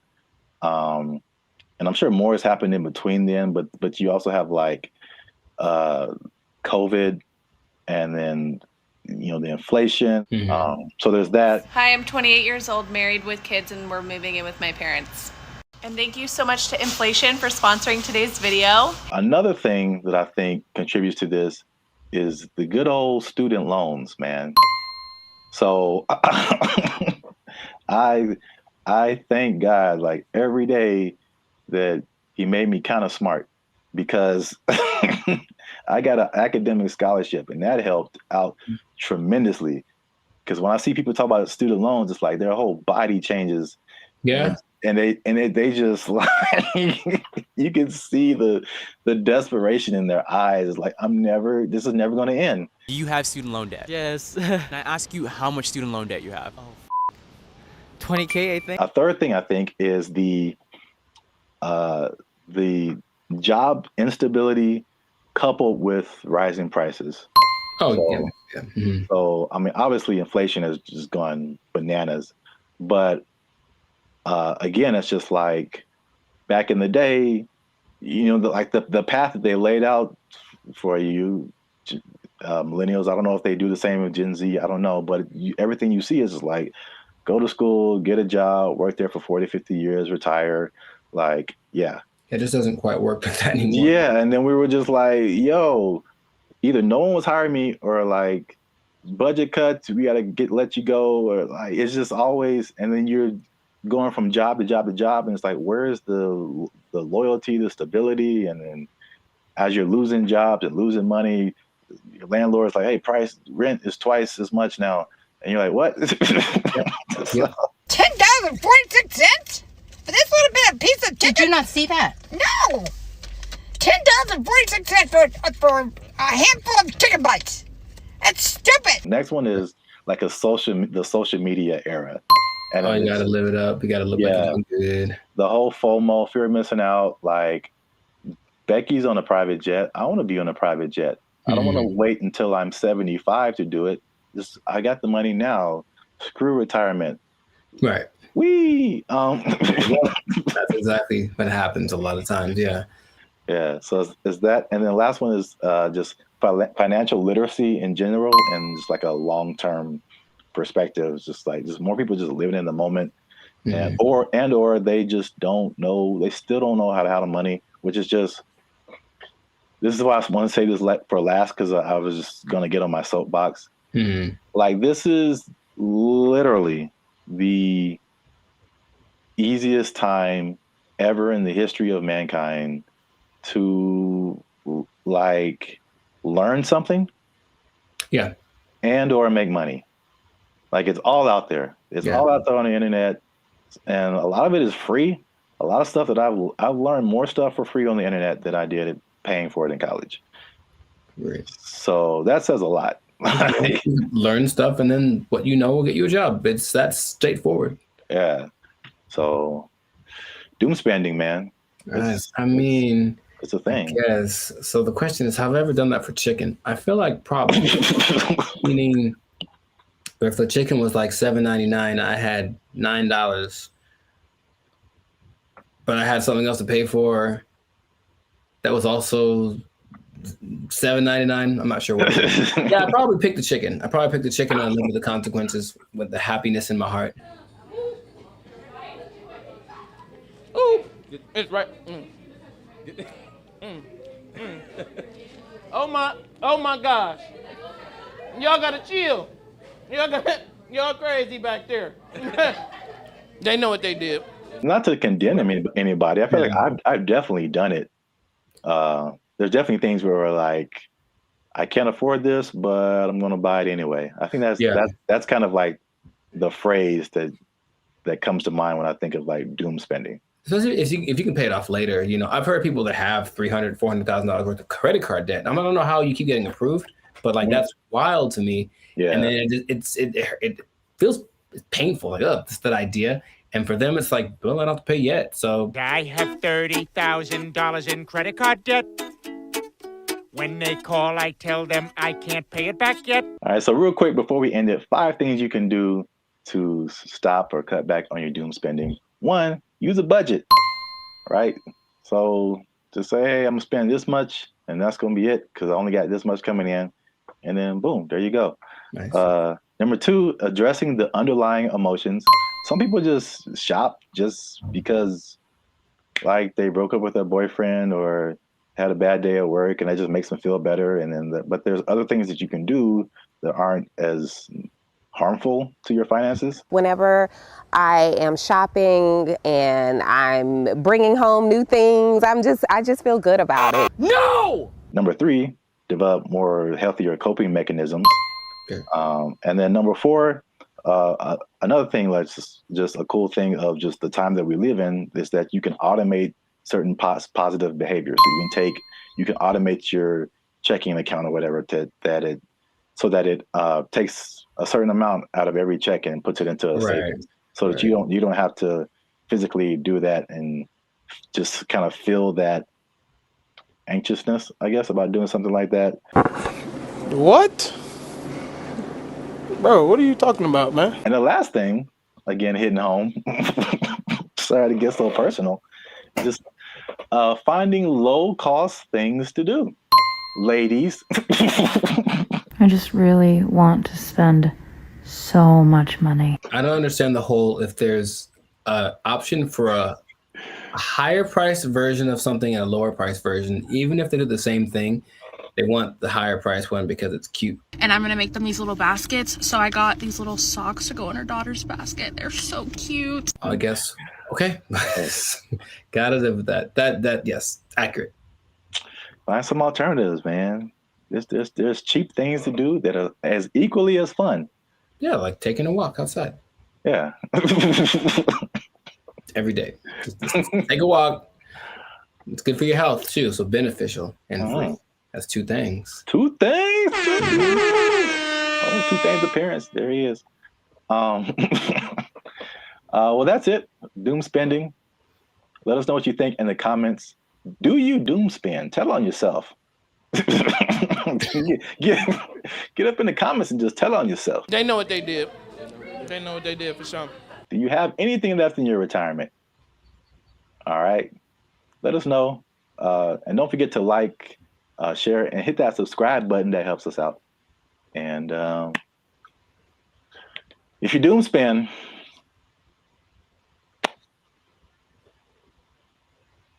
I don't know. I think you're doomed. That's what I would say. There you go. Bye. They took our jobs. They took our jobs. One thing I never saw before that they just installed in the mall near me, and I think it's just genius. I've never seen this before. They just put a... What's up, guys? I'm Zap, and this is Jericho, and we are Bandit Future, a now 6-time international award-winning pop hip-hop music duo. We make clean, fun music that everyone can listen to with a sound that is uniquely Californian. And now, right now, right here, right now, Baby. right here, right now. Yeah. You're listening to the Lives of Circus podcast. Well, my voice went really high. Where you're talking, we're talking about things that are funny, interesting, and ridiculous. But before we get started, make sure you like, subscribe, comment, and share this video with at least 2 people who like to go shopping. And make sure you stay to the end of the video because a lot of people thought that malls were closing down, but they're very much alive. And I'm going to tell you 3 reasons at the end as to why that is the case. Bam. Intro. Nailed it. Okay. I like it. The rest of it, I don't know. Well, it's all about how you start and how you finish. The middle can be like, like a plane. It's like, all right, we took off right, a little choppy in the middle, but if we landed right, everything is all forgiven, I guess so. And if something is wrong, then you can sue later. Emotional damage. Yeah. But yeah, so today's topic is all about the American mall, America pastime, if you will. Jericho, do you still go to the mall? Is that a thing you do? Where do you do your shopping, my brother? Dude, it's always going down in the mall. Meet me in the trail, it's going down. Meet me in the mall, it's going down. That is one of the greatest songs of all time. All right. Beyonce made one of the greatest albums of all time. That is one of the greatest songs of all time. All right. I'm gonna let you finish, but Beyonce had one of the best videos of all time. It's just so good. I do. I like that song so much.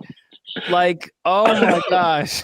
I do think about that more than I should. It's so good. It's just such a if you just I guess I think about the lyrics too much because it's just like wherever this guy goes, it's going down.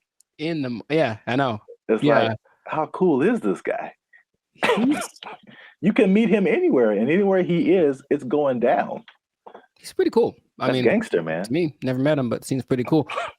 I'll still go once in a while. I don't like shopping that much, but I always liked going to the mall. I just like the vibe of it. It's where you went to pick up girls in high school for sure. But just even now, I'll still, if I got some time to kill. Oh, and they have Cinnabon there. Good Lord. I mean, tell me that place is run by Satan. You ever eat a Cinnabon? You have to take a nap halfway through. I'll go there just because I kind of like it's like a realm of industry that I never really thought of too much until I was older. Actually, after watching an episode of Daria, it's really weird. But it was kind of like this episode about the mall culture in general and how like places got big like Cinnabon in malls and what an interesting concept it is. But not like a little, outdoor, but like a big, huge Ontario Mills style or like the big one in Minnesota.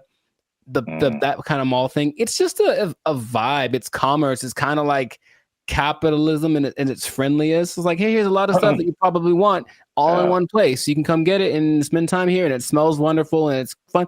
So I always liked going to the mall. So I'll still go once in a while, but I usually know that I have another option now. I don't have to go to the mall to get stuff that back in the day I did. Yeah, I mean, I'm from Alabama, Montgomery specifically. We had basically two malls. It was the Montgomery Mall and the Eastdale Mall. Montgomery Mall was it was all right. It was kind of small. Eastdale Mall was a little bigger, but not compared to what I've seen out here. Like Ontario Mills. Yeah. You mentioned that is huge. The Glendale Galleria, huge. Yeah. What's the one that's like off the 5? Oh man. Fox Hills. No, like it's like the Citadel, something like that. I know what you're talking about, but I don't think I've actually ever been there. I think it's either that or something, or Cerritos. The Cerritos Mall is huge. It's the Beverly Center. Yeah, a big. Yeah. Yeah, I mean, the malls are, I guess we don't really think about it, but they're still around. They're still huge. So I'm going to just throw some numbers at you because I thought like after COVID, like that was it. Because like it was a crazy time, and you saw a lot of business, like a lot of big businesses, yes, from bankruptcy. Wow, words. I remember J.C. Penney was a big one. Bed Bath and Beyond got hit by COVID.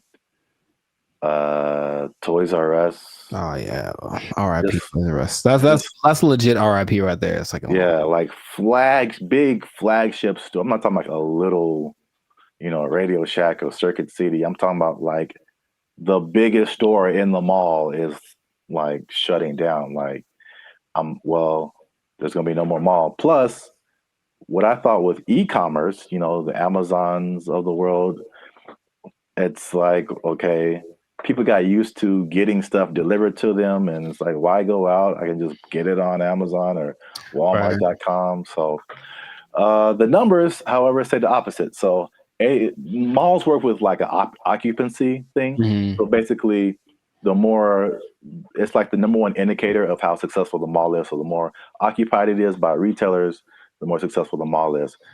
So mall occupancy was 89 to 95% last year. 92%, and you're doing good. Anything above that, you're doing good. So malls are healthy, they're thriving. And this is what happened that I didn't really realize, is that when the stores closed, it didn't necessarily mean that was the end of the mall, because in case you didn't notice, a thing called inflation has been happening. No, I didn't notice. And so the price of everything has gone up, including rent. They just opened the space back up and they charged more because it was a new tenant. Traffic is actually up. Sales are actually up. There's actually waiting lists in some places for some stores to get into the malls. And so I get into these. There's three things that are really happening. You touched on some of it at the beginning. Okay. But I can at least give you this one on the retail side. It's basically people are finding out that, and it's kind of odd, I guess. I didn't expect that to be the way it is, but retailers are finding out that people aren't necessarily making that purchase online. They're just kind of like browsing. It's almost like TikTok, right? You're not really connecting with anybody. You're just scrolling through and seeing what's available.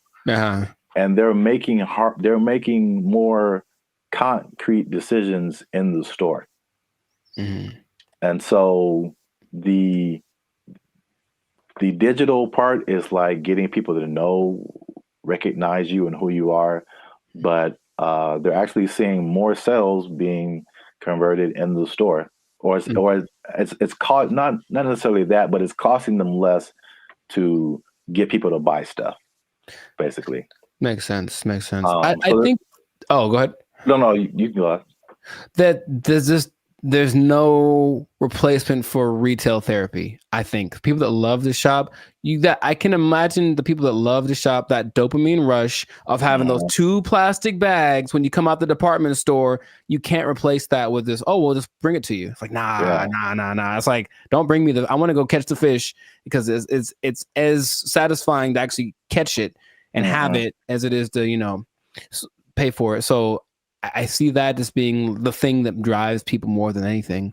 Yeah, and then online stores are actually there's stores that have started online, and they're actually moving to like the brick and mortar type stores. So a few of those companies, one of them is Warby Parker.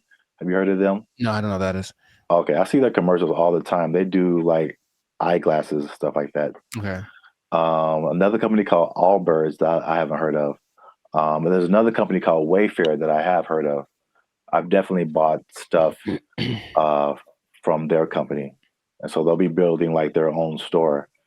So yeah, that's number one. Retailers are seeing positive sales in the brick and mortar. And the second thing, you kind of alluded to it, is just people there's a certain luxury experience in malls that people are drawn to.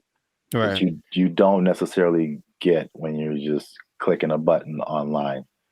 Yeah.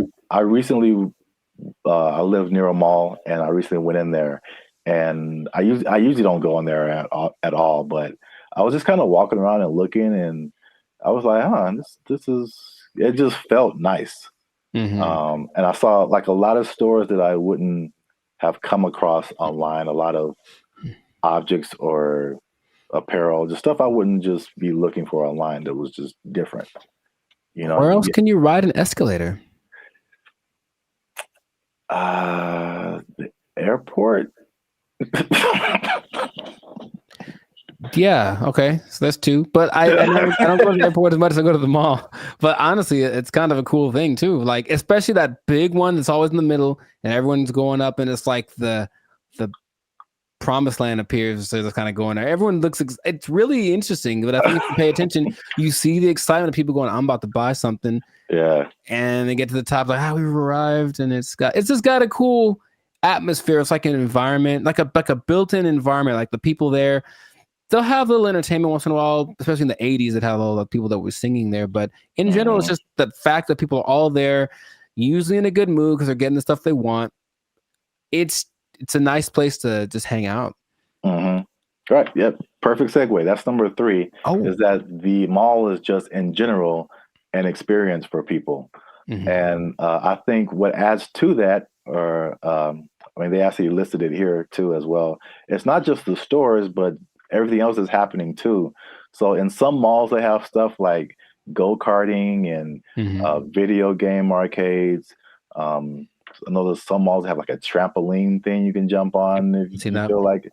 And of course, the restaurants, the movies. Oh, the movies, yeah. All kind of good food. And one thing I never saw before that they just installed in the mall near me, and I think it's just genius. I've never seen this before. They just put a grocery store inside of the mall near me. And that's literally the first thing I see when I walk in. And it's very weird because grocery store and mall are two different things in my head. But you're already shopping. I guess it makes sense.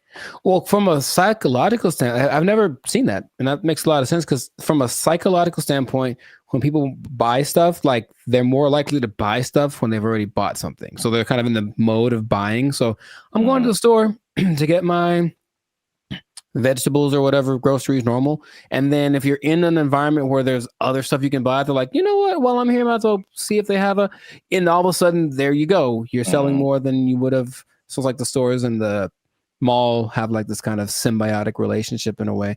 So yeah, that makes complete sense, but I've never seen that. Yeah, that's the first time I ever saw that. And it does make sense. And also, like the concept of a mall where you get everything, like I would, like in my mind, it's like if I'm running errands, it's like, okay, I got to go to the mall, then I got to go to the grocery store, then I got to go to this place. But if they're all in like one place, you can go to the mall, you can go to the grocery store, you can go to the movies, and then play an arcade game. You just spend your whole day at the mall. It's like a physical Amazon, like really, like everything I need is right here. Yeah, it's crazy, man. I want to go to a mall. I just want to go to the mall. I want to listen to that song. Meet me in the mall. It's going down. Get some groceries. Meet me in the club. It's going down. But if someone meets you there, will it be going down? I mean, do you have that kind of? Anywhere you meet me, guaranteed to go down. Yeah, that kind of pull, man. Will it be going down if I meet you in the mall? I think so. I think I can say that with confidence. I think it'd be going down in the mall. And you just play that song and like the murder horn song back to back, and dude, I'm lit. Like it's no. I'll use up all my energy for the day in 5 minutes to watch me. Oh, you know what? I just thought about this. Oh, what? Did you say energy? The mall next to me also has a gym in it. Yeah, I've seen that before. Like, it's everything. You just go to the mall. Yeah, that's so smart because they sold that mall when after COVID because like nobody's renting. They thought it was going to go down, and this guy bought it, and I was like, "That's the dumbest thing ever." Like malls are on the decline, and they got a gym in there, you got a grocery store. That mall is bumping, dude. Like, yo, and he bought it at a discount. So just like, man, I want to meet the guy. They did an article on him. Okay. There was something depressing about the old malls, though, in some places where they're like kind of abandoned. Oh, yeah. Those are kind of, all right. There's one specifically in Laughlin, Nevada. And I remember being there like, I just feel gross being in here. You know, like half the places are unoccupied, and the places that are there, they have the same people that were there from the 80s. It's not a good situation. Yeah. But yeah, I like the mall, man. It's a good place. All right, we went way too long. This has been another episode of the License Circus podcast. Make sure you like, subscribe, comment, and share this video with somebody who likes to go to the mall. It's going down anywhere I be. I guarantee it's going down. Meet me in the mall. They took our jobs. They took our jobs. Oh, I had one and I forgot it. So it was like unique. Recycling toilet paper. I mean, wow.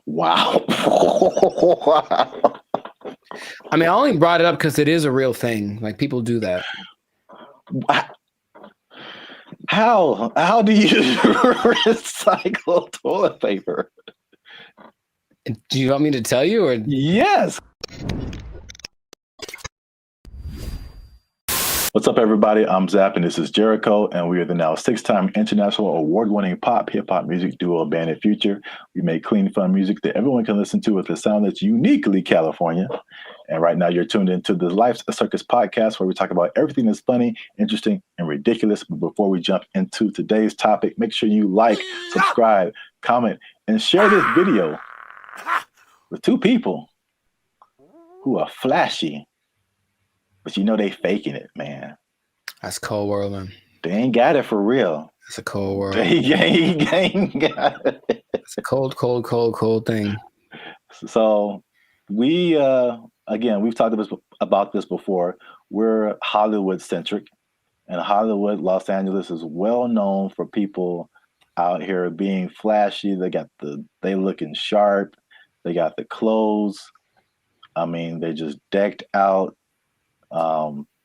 Going to fancy restaurants in the hottest clubs, and then they go back to their studio apartment where they can barely afford to keep the lights on. It's just like, it's very much what you see isn't always what you get. Have you had that experience, Jericho? Have you seen people like that, or have you tried to be like that, or you just kind of, you know? I get the appeal of it because there's always the two sides that seem to be competing, right? There's being rich and looking rich. Yeah. And it seems like it's more fun to look rich than to be rich, because being rich requires more discipline, and it doesn't necessarily mean that everyone sees you. And so if you care about what people think, then you really want to look rich. And yeah, I know people that are like that.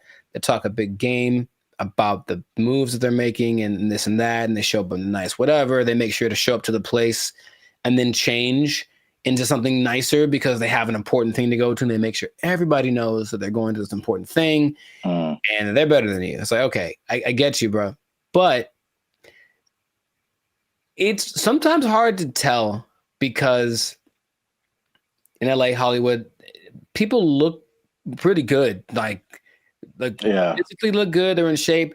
They wear nice clothes. You can get really nice clothes on a budget too. If you really have to, you don't have to go to Melrose and blow $800 on a t-shirt. You can go to, I saw the nicest jacket, honestly, last week at Ross for like $25. And I was like, ooh, I was killing. So you can make yourself look flashy without too much. In fact, yeah, Ross has a whole jewelry section.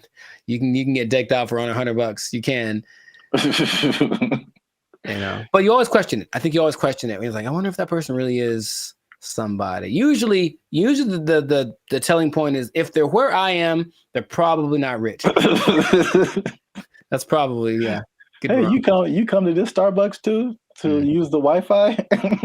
Yeah. Doubt. Yeah, man, they shut mine off. But I look fly though, don't I? Like that from Boondocks where Riley takes all the money that Grandad gave him for the weekend, blew it all on one shopping. Oh yeah. And he's like, "Ain't I'm clean though?" Yeah. Riley, we don't have food to eat. Oh man, I'm clean though. Well, I brought this up because I saw a study by Redfin, which is a company that's into like the housing market. And obviously, the economy has been very rocky for the past few years now. And inflation is sky high.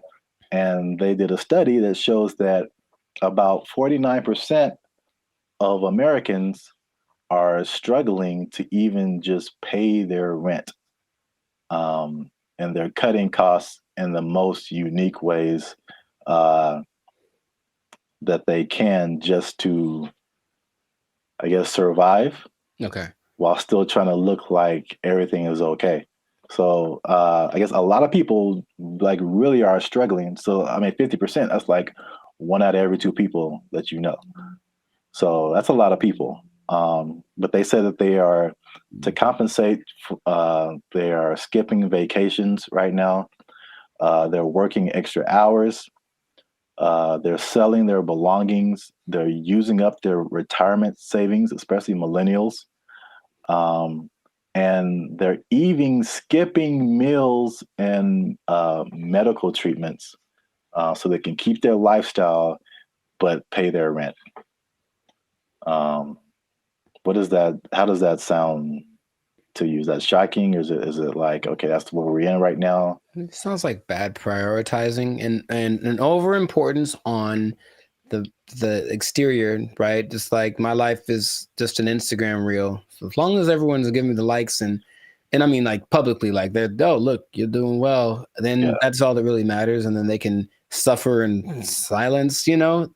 Yeah. It seems unfortunate that that's being, and people wonder why there's so much anxiety and mental health and depression and stuff, because maybe from out of balance priorities, and then all of a sudden these results that they're getting from their lives are just kind of depressing, you know, but they don't want to admit it. And that's, I guess that. Yeah, I think you're right. Like social media especially fuels that. And it's like, I won't say never, but I rarely go on to social media and see someone be like, hey, here's a picture of me like cutting down on fast food because I can't afford it. Like that isn't, that's like it's the highlights of people's lives. And so you only see the good stuff. When they're all like, a lot of people can be struggling. So I just have a couple of questions just so people can see how we living, you know what I'm saying? So inflation is hitting everybody. Like I feel like everybody feels it at some level. So for people who are cutting costs, are there some stuff on this list that you are doing or have done, or some things that you're not on the list that you're doing that's just like just keeping you in a good position financially? Yeah, I haven't. I love to travel, and I haven't really gone on a vacation since 2022. You know, I think I've honestly only left the state like twice in the last year and a half. So there's that. Even though, you know, traveling isn't expensive, vacationing is expensive. So I mean, if I wanted to, I could go to some place and stay in an Airbnb and chill. But vacationing, I haven't taken a vacation in a while, and then I haven't gotten tattooed really because I like tattoos, obviously. But again, it's like, is it a priority? I suppose not. So I've been held back on that. And then just eating out in general, cooking more, eating out less. And even with dating, trying to find that like happy medium between like, let's not go all out on this. Let's find a place where it's like it's not burgers and fries, but it's definitely not Beverly Hills top of the line, because I got money for that. Yeah, those areas. Yeah, those are all like very practical things. I would say I do some of the same thing. If I could offer something different, one thing that I did recently that you noticed, and then I've talked about it before, and it wasn't just because of like prices, but it was just I just wasn't getting the quality service. Was my haircuts. So like I just started, and I did one pretty recently. I think it looks kind of clean, man. Okay. I think I'm out here like.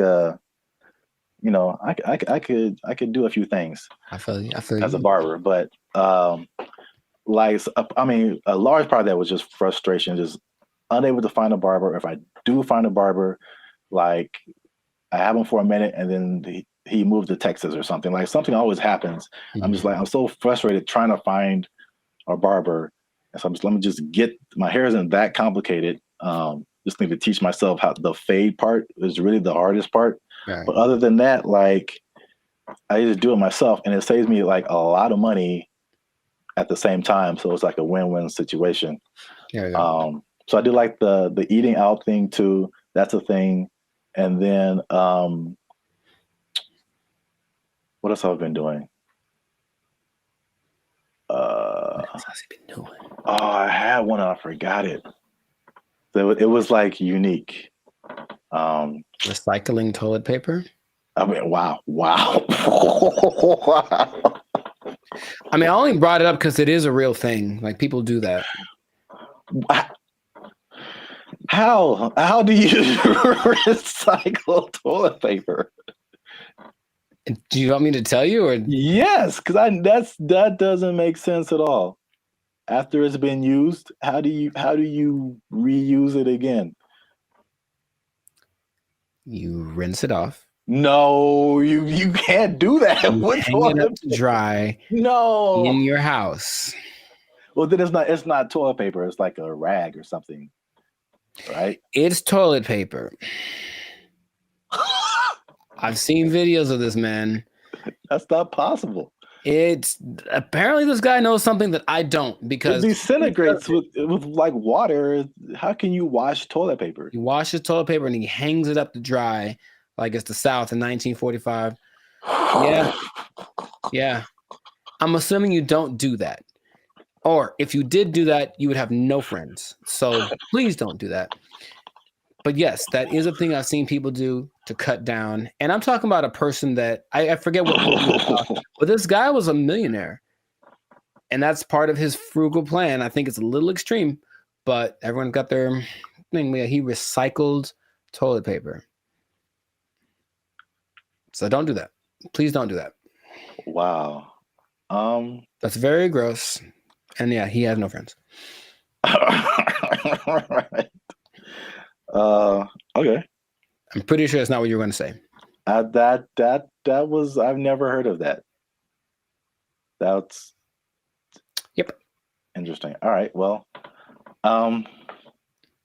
here's another thing, last thing about affordability, to just kind of put things into perspective. The people who have houses are having a hard time paying the mortgages, and the people who don't have houses, it just looks more unaffordable every day. And so the study also showed that the average American earns $30,000 less than what they need to purchase a house. So you're $30,000 a year annually. That sounds right. So I kind of went down the rabbit hole of mathematics. It's okay, how much is this? How many people is this affecting? So the average income that they say you need to buy a house, this is a national average, to buy an average house, to get a mortgage and stuff like that, $109,000 a year. That's household income. Mm-hmm. So it doesn't have to be an individual. It could be like a partnership or whatever. So that's $109,000 a year to buy a house. In California, what do you think that number is? Specifically Los Angeles. Higher, for sure. I would go to like 140 45. Is that not enough? I hope that's enough. That's generous. Household income, according to them, they said you need $231,000. Yo, I mean, that's okay. More than I expected, but it doesn't sound. I know people that are paying $5,000 a month on their apartment. So yeah. On that mortgage, that's what you'd be paying, about $5,400 a month for a house. It's not possible for most people. You got to think it makes sense, because if you're paying, that's 50, math. I want to do it. 54. That's almost $65,000 in mortgage payments. So that would be a quarter of 240 something thousand. So I think people would expect you to be in the like 25-30% range of how much goes to your mortgage payment to make you eligible. So Sure. 200,000 plus sounds right if you're paying $65,000 a year in mortgage payments. It's crazy. I mean, you can get a house in the sticks, of course, in the desert, whatever. Oh yeah, cheaper, yeah. but Yeah, I mean, this is just like median nice house, somewhere. Yeah, LA is no joke. So last thing I checked out is how many people that cuts out. So how many people make under $240,000 to be eligible to buy a house like this? Most is the answer. Your answers have been so general. I mean, how many people are in California? 35 million, something like that? I don't know. And I think this may have been Los Angeles. So I don't want to. Oh, okay. So Los Angeles, maybe 14 million, 15 million. I don't know. But of those. Well, just on a percentage, because that's what I have here. Oh, like 95%? 95%? 95. That was it. So 95% of people cannot afford a house. So this has been another depressing episode of the Life's a Circus podcast. For all you renters out there, make sure you like, subscribe, comment, and share how difficult it is for you to buy a house, because it doesn't seem possible for the large majority of people. Accurate. Yeah, inflation, keep your job. Bye. They took our jobs! They took our jobs! Is it even a good idea to approach a woman on the street? Because obviously a lot of men are not doing it. And then the question becomes like, do women even want to get approached? Because here's another caveat to this. Again, a thing from my childhood that I remember distinctly. And it was, what's up, everybody? I'm Zap, and this is Jericho, and you are now tuned in to the Life's a Circus podcast, where we talk about things that are funny, interesting, and ridiculous. And you're gonna want to stick around for this episode, because man, we gonna hit home, man. We're gonna hit home. We're talking about the dating divide. That's what I call it. So basically, there's a lot of stuff going around in social media about men not approaching women anymore, and women are like, "What's up?" So am I like the only woman that no longer gets approached by men? It has come to my attention that men do not want to approach women anymore. I don't know when this happened, but this is the reality of the situation. Men no longer court women. Men no longer pursue women the way they used to. She was like, next time he's near you, just say, I see you peeking but not speaking. I was like, I love that, because kind of calling them out for what they're doing. If it works out, it works out. But we are not going to let your shyness be the reason you do not try to talk to the person you like. I found a study that is going to give some actual numbers. They did a study on this. We're going to talk about why men may or may not be approaching women anymore, if approaching women like that even works, and if women even still want to be approached by men just on the street like that. So there's a lot about to go down in this episode. You don't want to miss that. Stick to the end. But before we get started, you can help your boys out. Come on, you know what it is. Every episode, we need you to hit that subscribe button if you haven't already. Hit that like button because that helps our channel grow. Less people, more people see our videos. And if you really want to help your boys out, come on now. Once you hit that subscribe button, you'll see something that says join. You can join our membership because unfortunately, we are not fully monetized by YouTube. They don't give us a penny. We don't get nothing, man. So all these free videos, bro. I'm laughing on the outside, crying on the inside.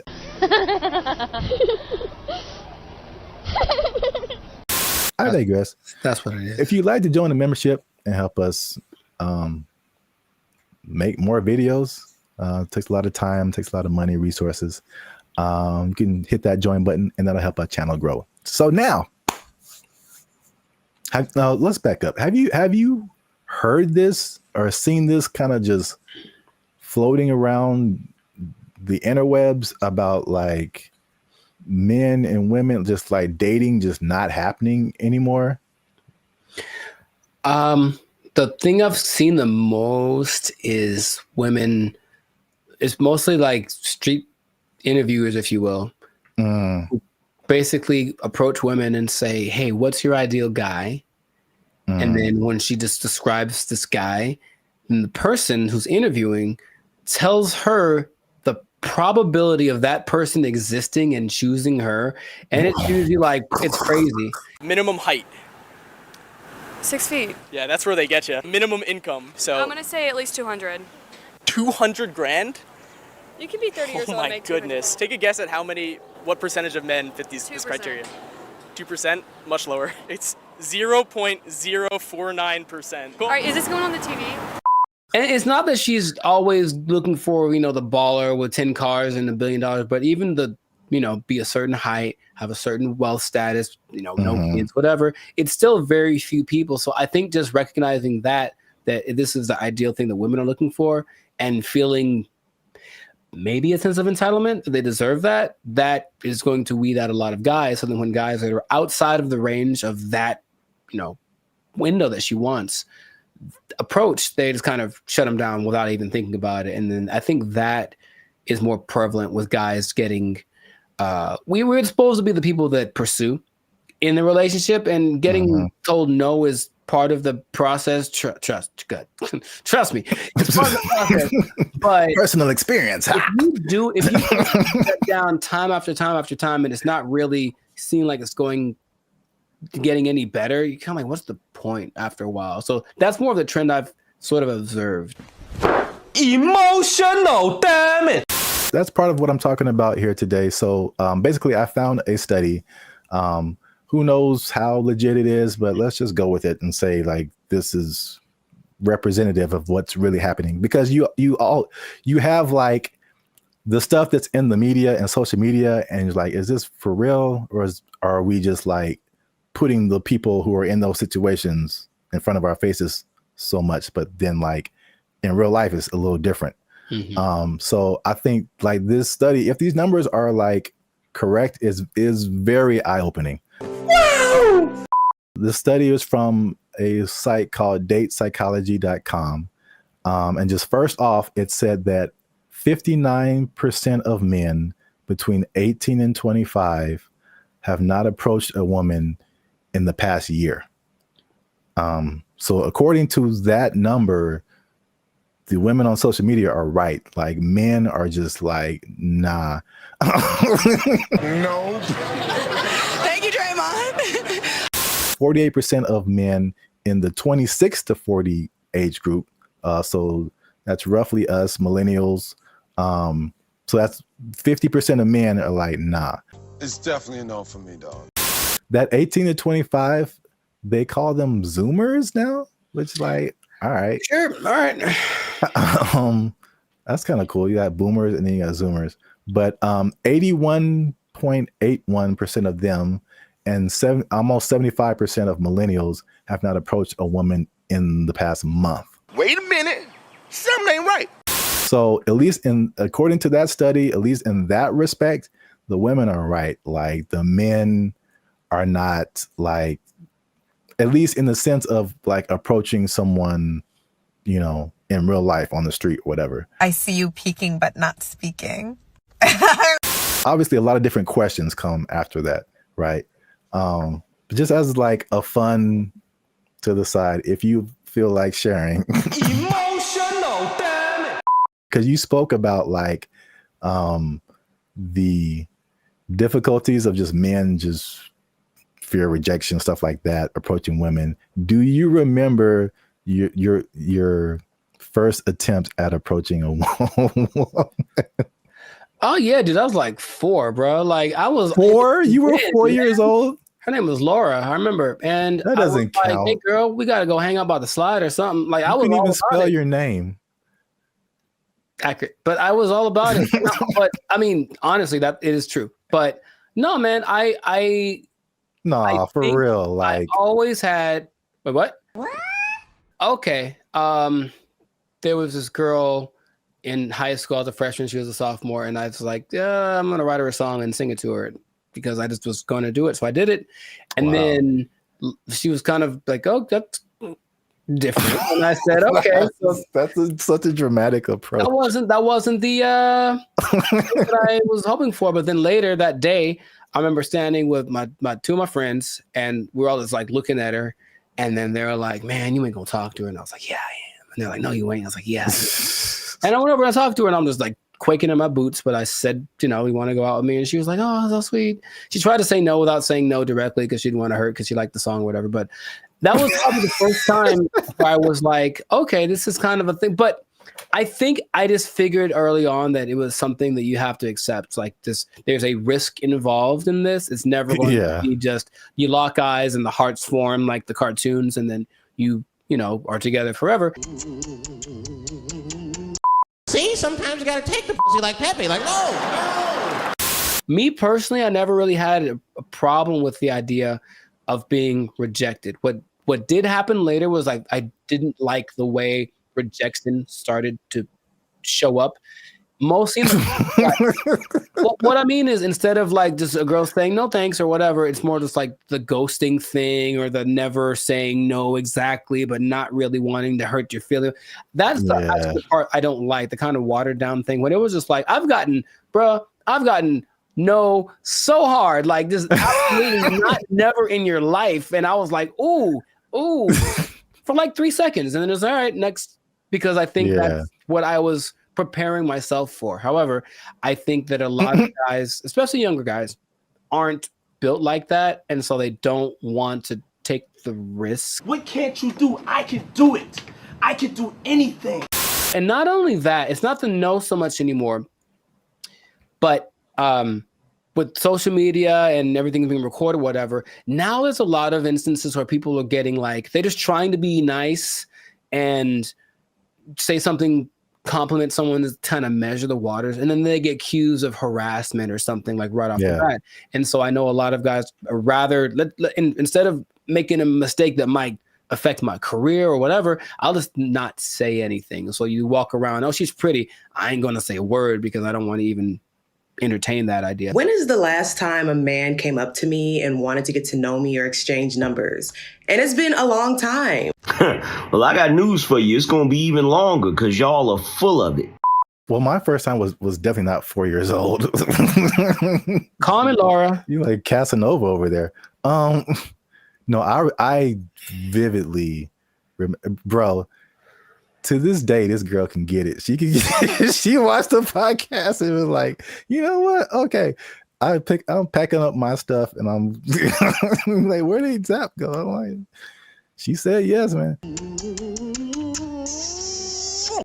This was like 7th grade. I still keep up with her. And I think now I'm more reserved. People will describe more reserved, more quiet, more laid back. But when as a child, I was insanely, I'm talking like unbelievably shy.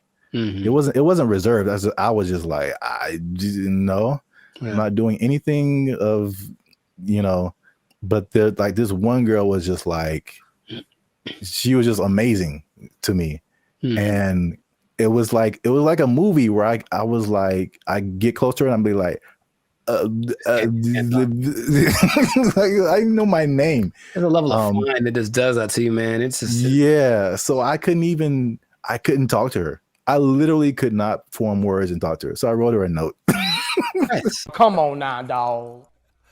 Come on, man. That was pre-social media, so I think that'd be the equivalent of me like sliding into her DMs. Basically, I wrote her a note and I was like, "Yo, what's up?" And the same thing. She was like, "No," but she was like super. She was so, and she wrote me a note back, and it was just like a page of just amazing things, and I was like, ah. Wow, nice. So you're right. Like the way that no happens is very important. Yes.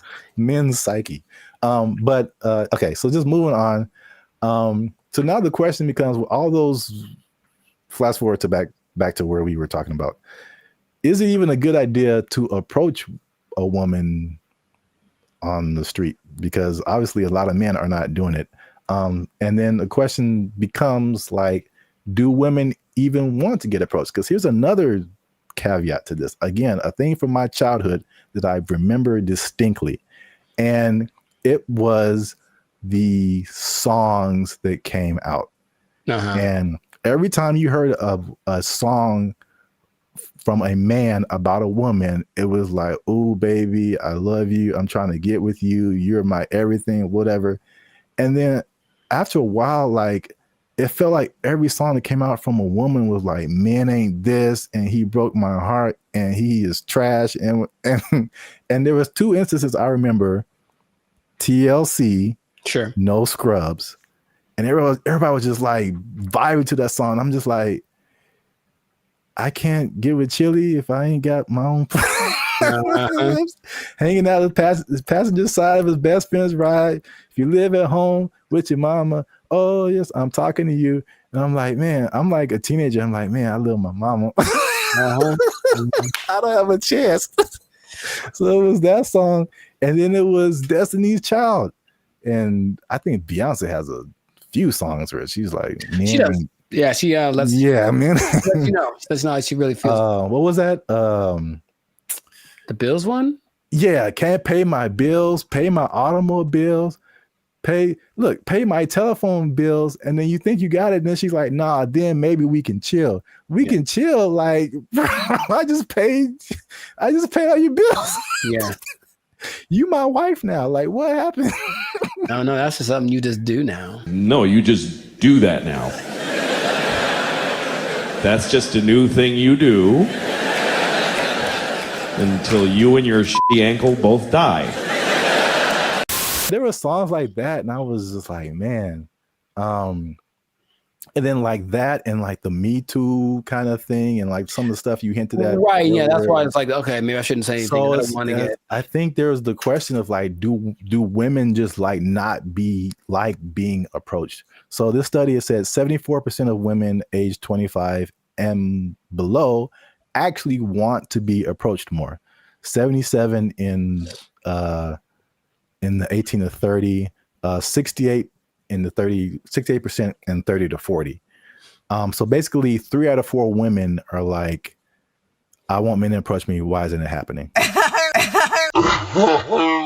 I think the thing that I get from this listening to like interviews with women is that, yes, they want men to approach them, but they want it to magically be the kind of guy that they like. Yeah. So there's a caveat to it. It's like, if you walk, I've seen the look in women's face. If I walk up to them and they wait.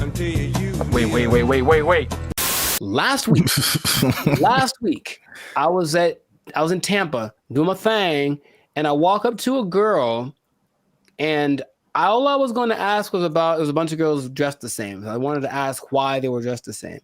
And I know for a fact that women, because I've seen many posts about this, have a voice that they do when they're talking to a guy they're not interested in. It's something that sounds like they're bored or whatever. It's kind of an ew, go away voice. That's suspicious. And so she does it to me right away as very innocently. Hey, what you guys doing tonight? Oh, it's just a bachelorette party. We're just here to celebrate. That's the bride over there. You know, I'm like, hey, you go away, because I wasn't what she wanted, physically, anything like that. Like, I didn't fit. If I had, her tone would have been different. So a person like her will say, yeah, I want more guys to approach me, but not the guy who just talked to me. I want it to be the guy that I fantasized about. So how do you know if you're that guy? You really don't until you try. But you'll know right away if you're not. That's my Hated it. Hated it. All right. So just to wrap it up here. So the big question, men are approaching women. Women want men to approach them. So now, why aren't men approaching them? So 4 things I found in the article, nothing new. Fear of rejection, fear of social consequences, a shockingly high number to me of just not finding people that they're attracted to. And then smaller, but still there is fear of like some kind of consequence. They'll tell on you to HR or if you work with them, that's a whole different thing. Yeah. I get it. So I was kind of with you too. It's like the fear of rejection, all that. I mean, we're older, like we've been through that. But like, this is the thing that gets me. Why I personally rarely do this. And Hey, y'all, come look at this. the one time I jumped back in, and you were there, it happened. Bro, what are you talking about, man? Anyway, yeah. I see. This is why I don't, because it rarely works, at least for me. And then it also showed that in the study, depending on what you want. So I thought it was kind of cool the way it broke it down, because it went from approaching a woman to long-term relationship. Sure. So, and then the steps in between that. So you have to go from point A to point B, but it's a bunch of stuff in between. So it showed that when the guy approached a woman, 80% of the time it led to some kind of contact, meaning like friend zone. Here's my Instagram. Okay, whatever. You got a 4 or 5 chance of hitting that. And then from there, 60% of the time it led to an actual date. 47% of the time it led to sex, which was kind of high, surprisingly high to me. Sure. Like, you got a 50% chance of every 2 women, one of them is going to, that seemed kind of high. But 28% chance it led to a actual relationship that was like at least 2 months. And then only 13% chance it led to an actual like long-term relationship. And then I mean, some of those numbers don't apply to me, but I can at least attest for that last number. Like, just approaching a woman in like life on the street, it like never turns into a long-lasting thing. That's weird. Well, I have friends that, one of my best friends, he met his wife. She was working at Carl's Jr. and he thought and he got a number, and they married with 2 kids. So it does happen.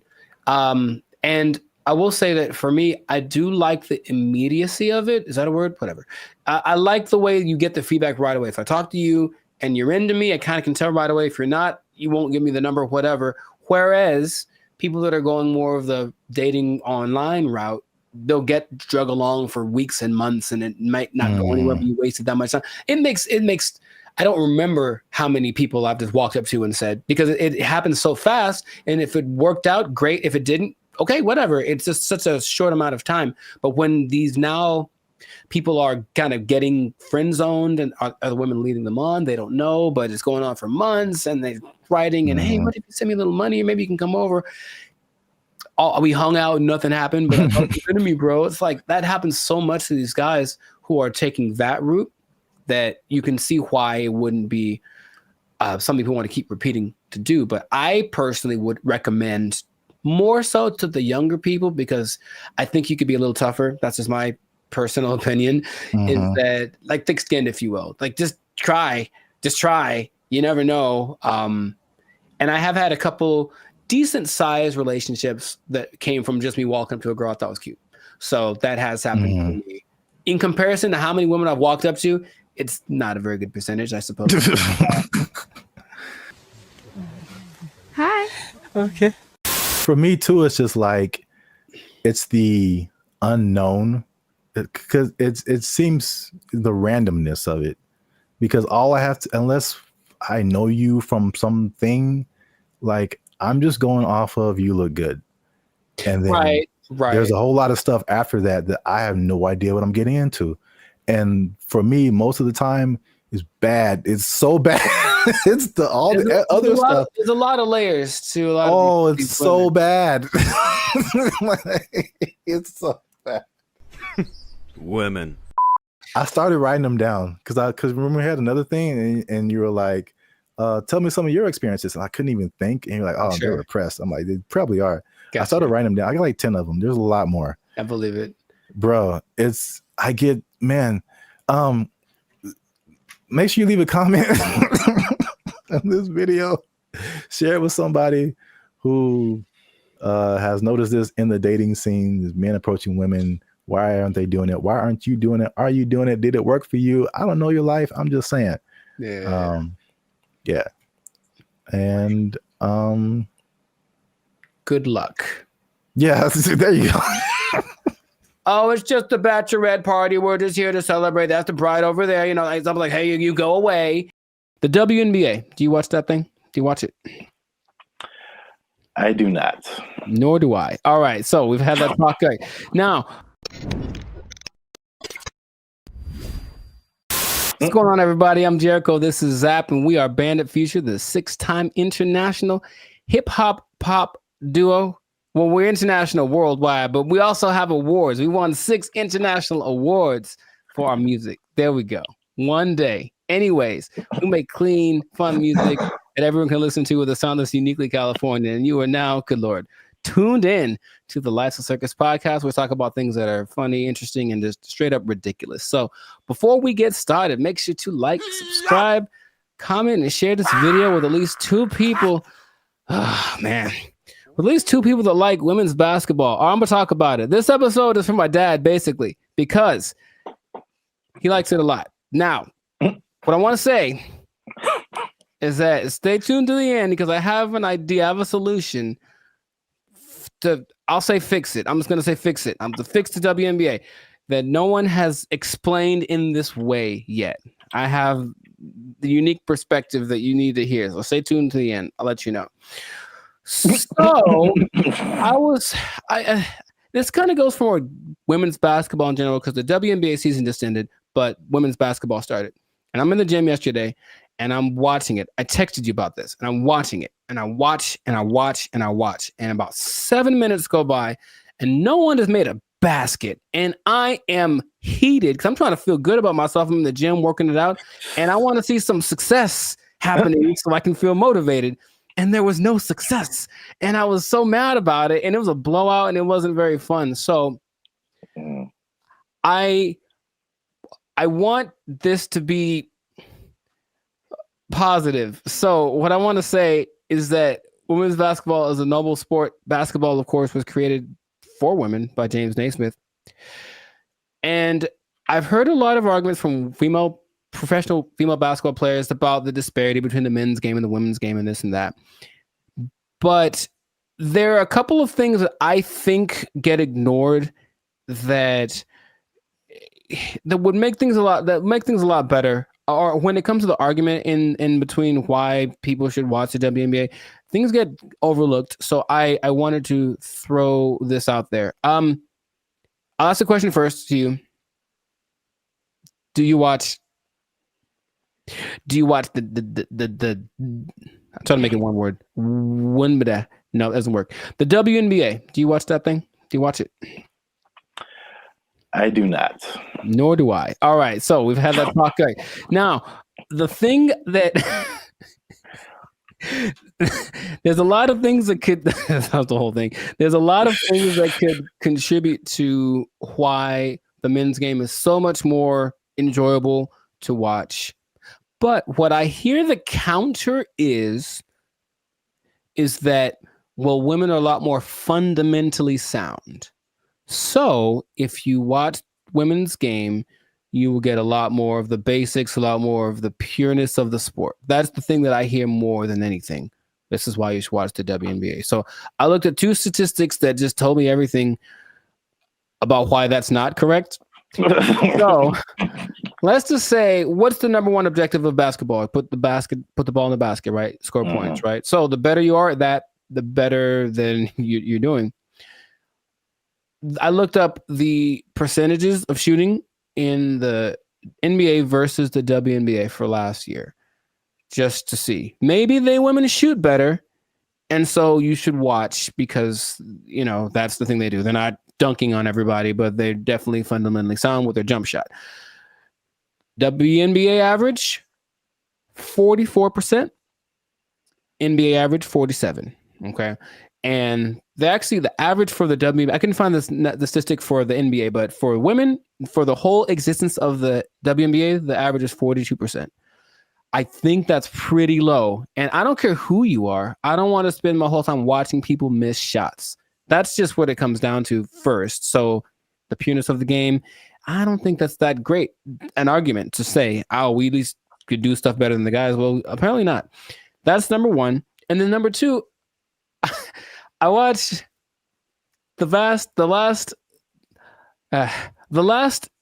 play of the WNBA championship game where the Las Vegas Aces, they beat the New York Liberty. And it's this weird play where the main star from the WNBA, Brianna Stewart, is like getting locked up pretty much. It was like impressive.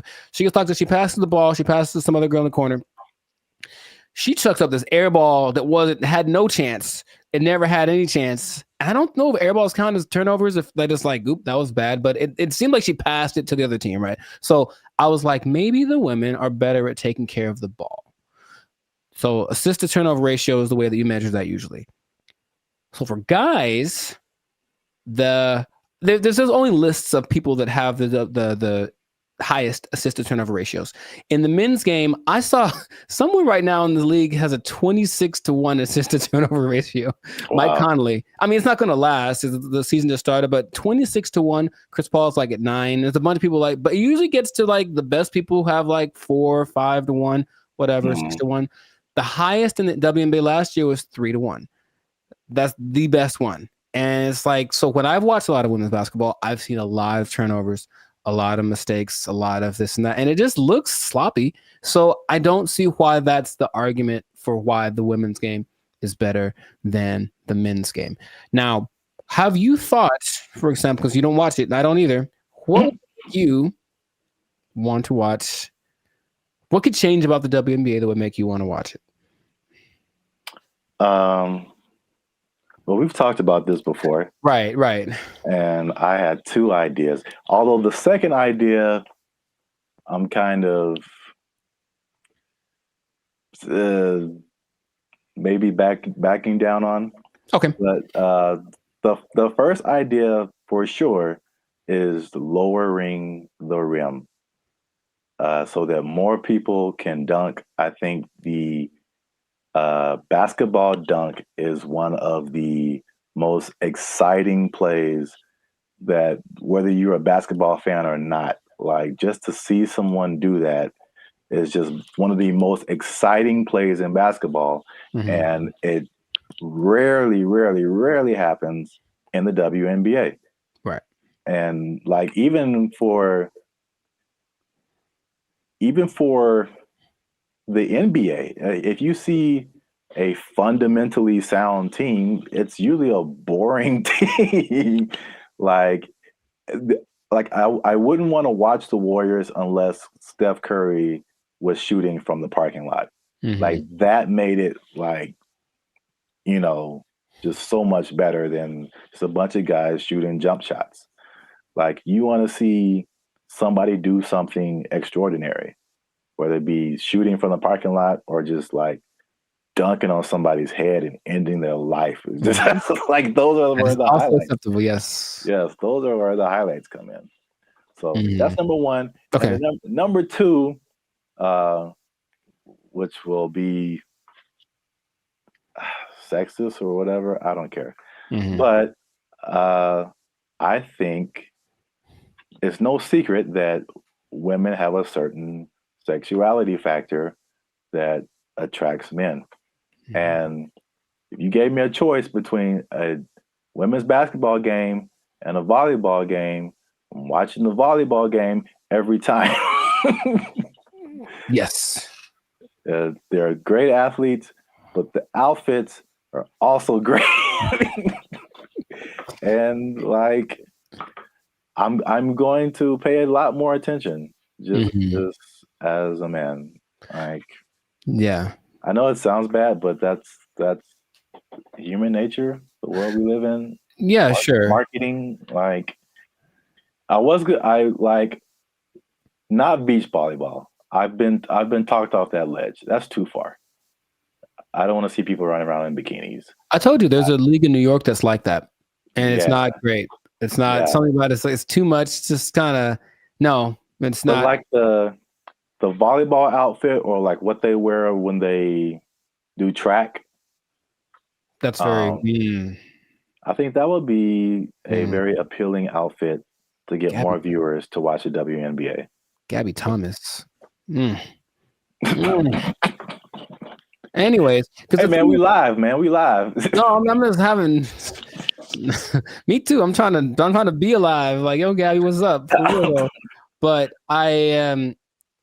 The most people that watch the WNBA are men. So yes, that would go along. Like, women do not like WNBA at all. If they like the WNBA, it's because they play basketball. Well, that's weird too, because I didn't think that was the case. 70%. I believe it's 70%.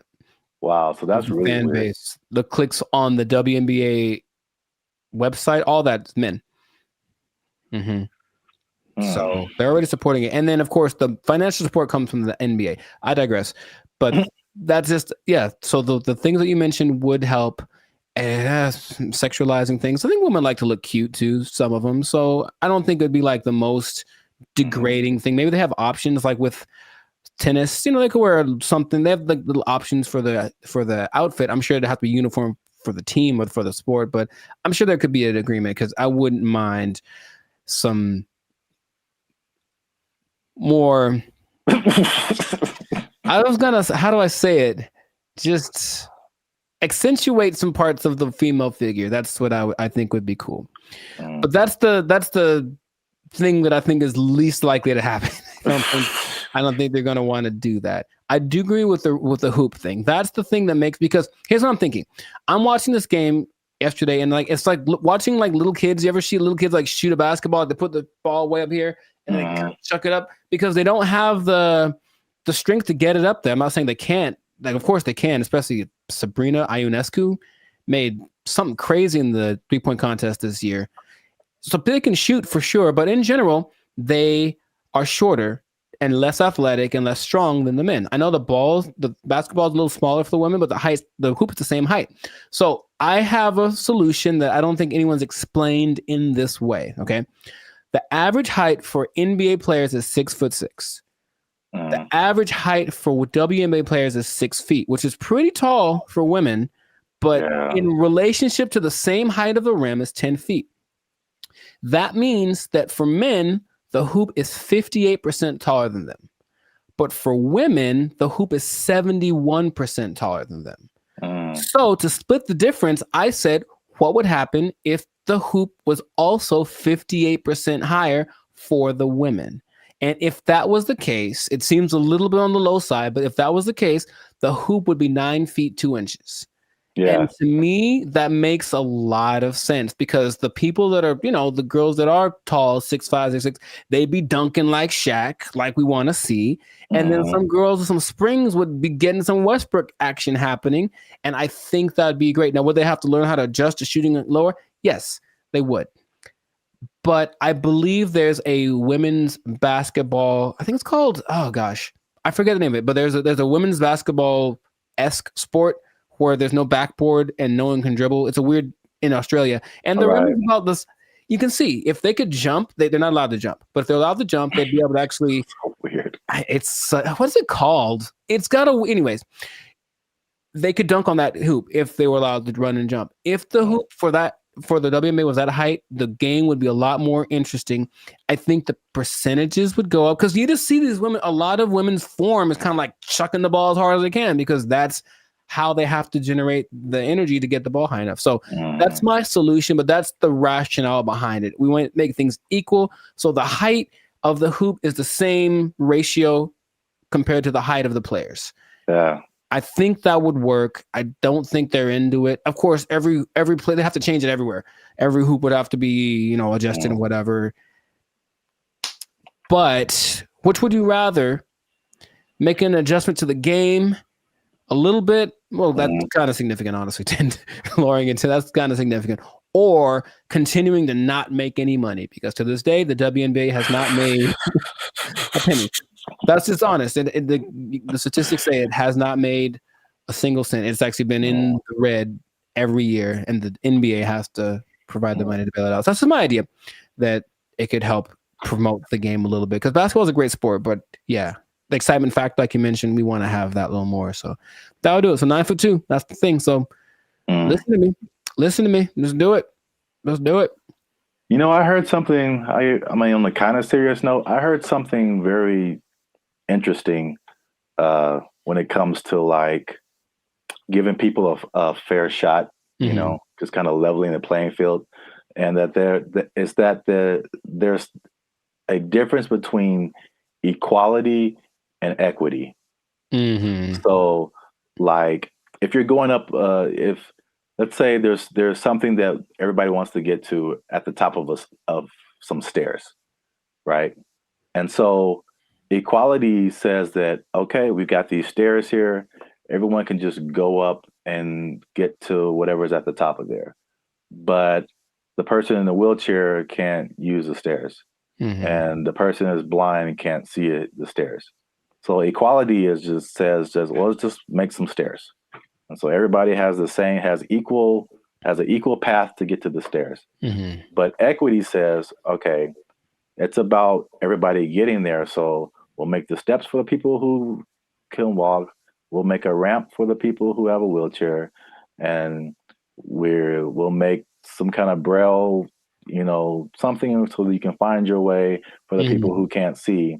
And now everyone has access to the stairs, even though they're getting there differently. And so I feel like the WNBA it's like it's trying to be equality. It's like it's exactly, we want to look the same as the men. We want to wear the same jerseys as the men. We want the rim to be as high as the men. We want all this stuff. We want to have the schedule and the tournament, everything. But it's, and I mean, this is a great American debate right now. Sure. It's like, we're different. We're different. We've always been different. Men are different. Women are different. Like, just make it for women. Like, I mean, the percentages you said are good, It's like, it's not diminishing. It's just making it more of an equity thing instead of like an equality thing. Right. So where we get the same thing, just in a female form, in a way that's catered to the female game. That would just make so much more sense, but nobody wants to do that. So they do not. No, they don't. And so I'll just keep watching LeBron dunk at 40 years old. Jesus, man. That ain't fair. Yeah. Wow. That was a good point. Yes. So, I make good points from time to time. You know, you got him. Zap for president. Probably, yeah. So this has been another episode of the Lives of Circus podcast. Make sure to like, subscribe, comment, and share this video with the people that like some basketball. Let us know what you think about this equality versus equity thing. Johnson basketball. Hey man, he got a ring, man. Yeah, let us know what you think. How to make this thing a little more fun to watch, because the WNBA deserves people to have people watching it. It really does. They work really hard. In fact, random point. One of the most famous female players of all time, Diana Taurasi, I went to high school with her. And what? Yeah, we played one-on-one once. She won't remember. I lost. Anyway, I lost real bad. It wasn't even fair. It wasn't fair. It wasn't fair. So in that case, equity would say I should have got like a 10-point lead or something. I still would have lost. Anyways, shout out to all them. And that's been it. So yeah. Don't take my job. No. Because I just spit in truth, man. If they might take your job, they're not taking any WNBA jobs. Because nobody's watching. All right. Bye, everybody. They took our jobs! They took our jobs! This person falls on the stairs. See, like, that's really messed up to say, though. Like, I didn't mean to say that, dude. That's the crazy thing about that. That came out so natural. If laughter is your thing, my thing is like, where the hell did that come from? That's concerning, I'll be honest. What's up, everybody? I'm Zap. That's Jericho, and this is Bandit Future. And I found this on the internet.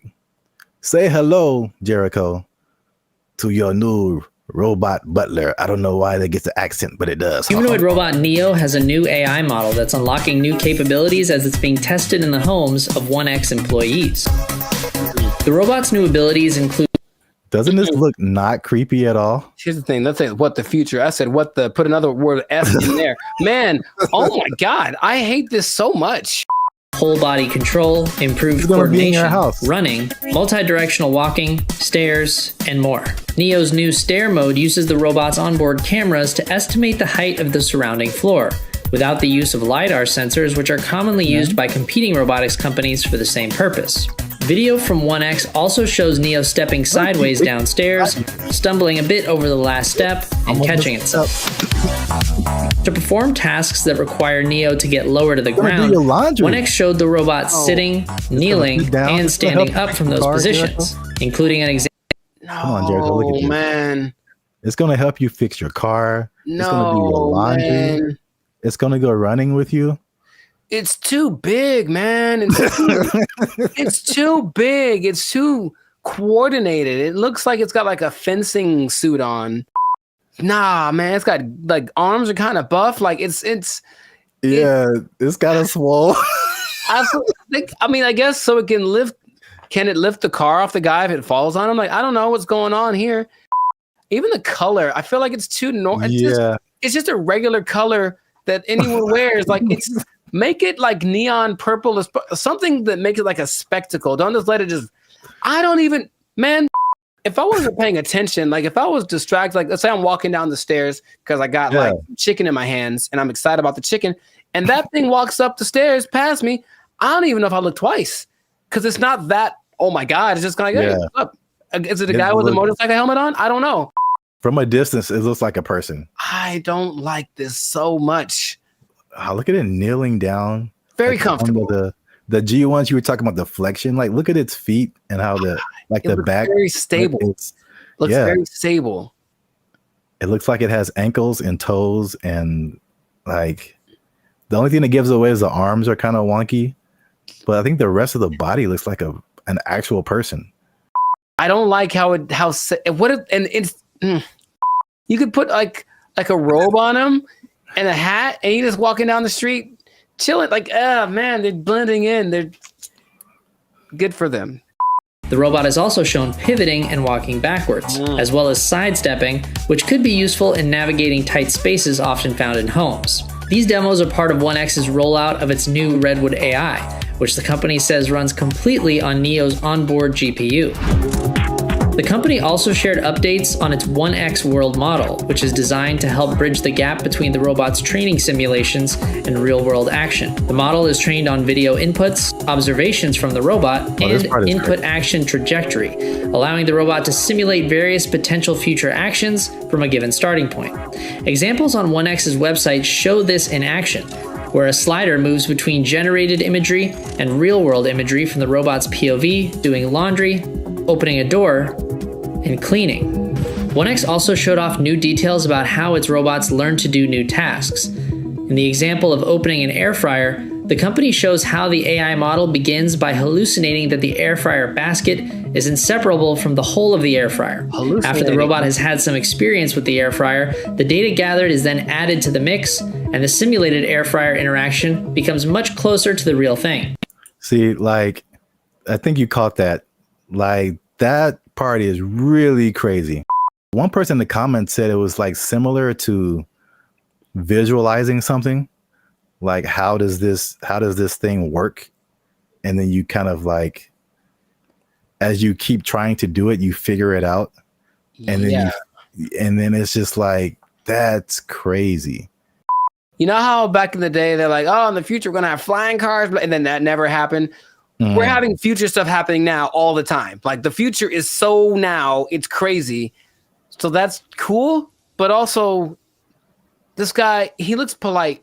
He looks like I'm going to walk down the street, and he's like, oh, excuse me. And I'm like, was that a robot? I won't know. And then later I found out he took my girlfriend. And then, like, I'm mad. So I can't. I have so many feelings about this, but they're mostly not great. When will this be affordable to where like everybody has this in their home? Not long. And then it's just like, think of the people who do like house cleaning and stuff like that. There's people who do laundry for you. Like, all that stuff, your robot's just gonna do it. Yeah. I'm sure it's gonna be able to like cut your lawn, wash your dishes, fold your clothes. Like, anybody who's in the like that kind of, whoa, what if they have them at hotels? You get a knock on your door, it's like housekeeping. No, that's the thing. It's gonna sound normal. It's gonna have a normal voice. It's gonna be like, I'm Greg. Like, what the hell, Greg? For future generations, it's just going to be extra normal. I grew up with a robot delivered me from my mother's room, and now I just have the special place in my heart for all robots. Like, yeah, that's where we're at. I don't think it's as doom and gloom as some of the other stuff we talked about. This is the more, I think I'm saying this right. Like, dystopian is kind of negative and utopian is positive, right? Are those words related? I'd believe you whatever you said, because I'm not sure. Go with that. But there's like the dystopian or negative AI, like the Matrix. Right, that's a negative version of our future and robots and AI and all that kind of stuff. But then you have, you know what this reminds me of is the Jetsons. Where that was the future. Oh, flying cars, blah blah, in 1950. Yeah, you know. But now it's like this is actually happening. But you remember they had that robot named Rosie. Yep. And she was basically this. Yeah. And it didn't seem she was like really part of the family. She was part of the family. It was like she had jokes. Wasn't she cracking jokes on Jetson? Oh, she cracked mad jokes, bro. But didn't she like sometimes like wouldn't she sometimes throw like George down the trash chute? I don't really remember a whole lot of the Jets. I feel like remember something like that would happen because she would get mad because I remember her eyes would light up. And so here, okay. Bad things. Yeah, she had bad things. Okay, these robots are definitely able to learn, which is advantageous. But what if they're in an environment, they have a person who's a high-strung individual, and so they're always popping off and losing their temper and beating stuff and whatever. If this robot's around, I feel like it could learn that behavior and at least be capable of it because it absorbed it. And then over time, the more human these things become, they'll be like an influence, like a impregnable. No, what's the word? Impregnable. Yeah, impregnable child or whatever. And I'm mad, and then now it's beating stuff up because it learned it from its owner. Like I could see all that happening, and that's what I do not like, among other things. But I don't like it. Greg.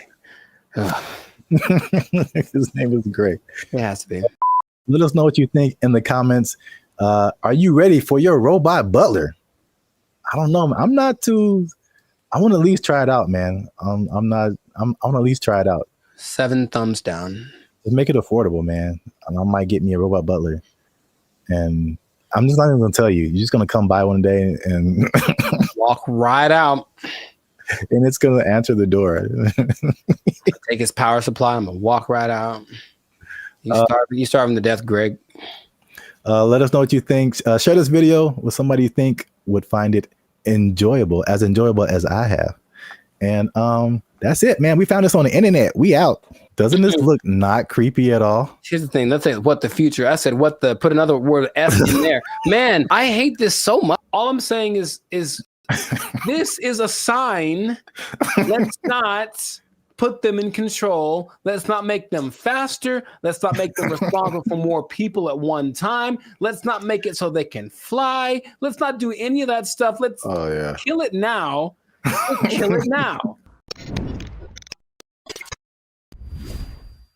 What's up, everybody? I'm Zap, and this is Jericho, and you are now tuned into the Life's a Circus podcast, where we talk about everything that is funny, interesting, and ridiculous. And you want to make sure that you stick around for this video because this is ridiculous. We're talking about 2 robots, 2 different scenarios, robots going rogue. This happened recently, and one was an accident, and one was actually on purpose. So we're going to talk about both of those situations. So make sure you still stick to the end so that you can find out about that. But before we get started, help your boys out. All right. It's 2025. I'm trying to get some cheese on my Whopper. That's what I'm saying. You're going to pay $8 for Whopper? Yeah. It's now $8 just for the sandwich.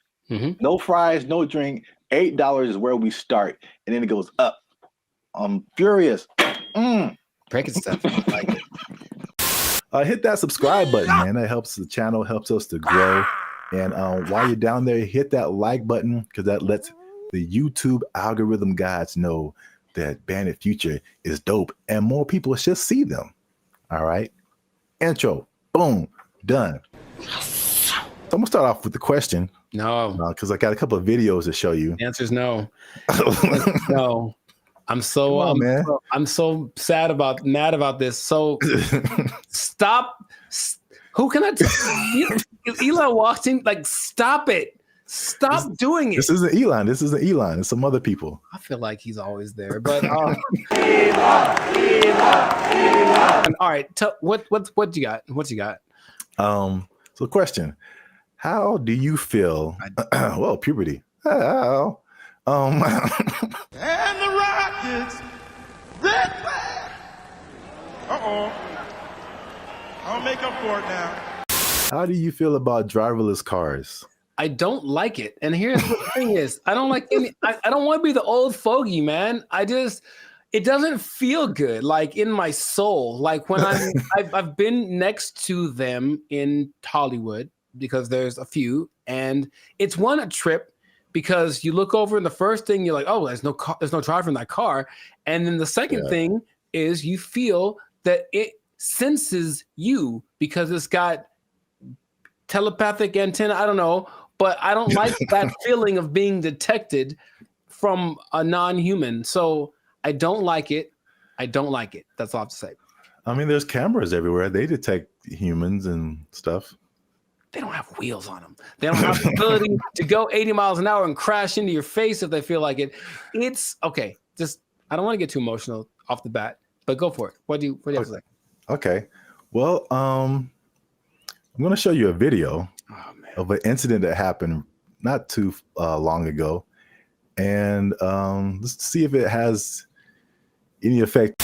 I'm in a Waymo car. Connected to rider support. This call And may be recorded for quality assurance. this car is just going in circles. Hi there, Mike. This is Gab. I'm calling from Waymo Support. I'm just calling because I received a notification that your car might be experiencing some routing issue. Please Yeah. bear with me while I am. Yeah, I got a flight to catch. Why is this thing going in a circle? I'm getting dizzy. Look at what it's doing. I understand. I'm really, really sorry, Mike. We're currently working with the situation in the vehicle. Is it circling around a parking lot, right? It's circling around a parking lot. If you have your app pulled up, I need you to tap My Trip in the lower left corner of your app. Can't you just do it? You should be able to handle it. Take over the car. You don't need my phone. I don't have an option to control the car. Mike, I'm really so sorry about this. Well, can you stop I'm this pulling the car? over. I am trying My to pull goodness. it over right now. Apologies.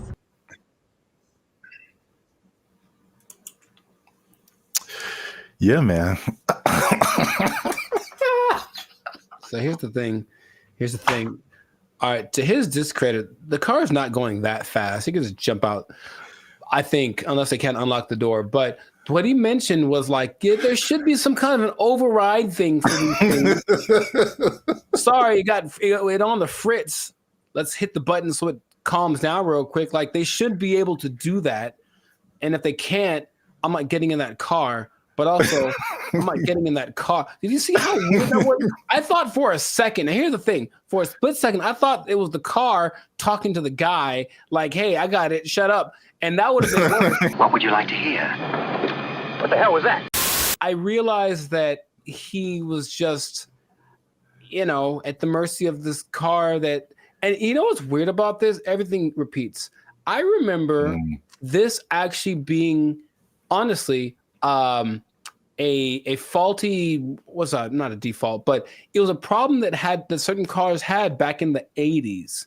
I don't know why I remember this, but I remember seeing like a car going around this roundabout and it wouldn't stop and they couldn't turn it off.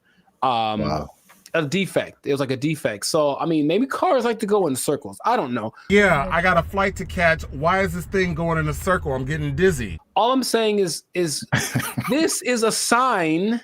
Let's not put them in control. Let's not make them faster. Let's not make them responsible for more people at one time. Let's not make it so they can fly. Let's not do any of that stuff. Let's kill it now.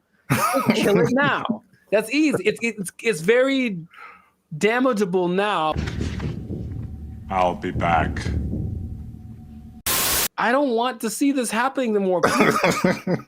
And I feel like it's going to happen to more people. Okay, your points are valid. Thank you. I'm trying to stay calm. So let's I just want to break down what exactly happened. So the guy in the car, his name is Michael Johns, who ironically works in tech. So he was inside of one of these Waymo cars, which I'm seeing more and more now. Yep. This was in Phoenix, and the car the car did 8 circles in the parking lot. Oh wow, this is fantastic. It did 8 circles. As you can see in the video, he said he was getting dizzy, and probably the same thing that jumped out at me was like, the lady literally said, "I don't have an option to control the car." Right, and that's the problem. That's a big problem. That's such a big problem. This thing has been out for years. It blows my mind that they can't control the car. Like if something like this happens. Right. Trust me. They said a software update is what fixed the car, which is like, I don't like that either. I don't like that either. I know. I mean, because like a software update on my computer or my phone, it's fine. Like a software update on my car made it do this. No, man. You know my computer does sometimes? Hey, y'all, come look at this.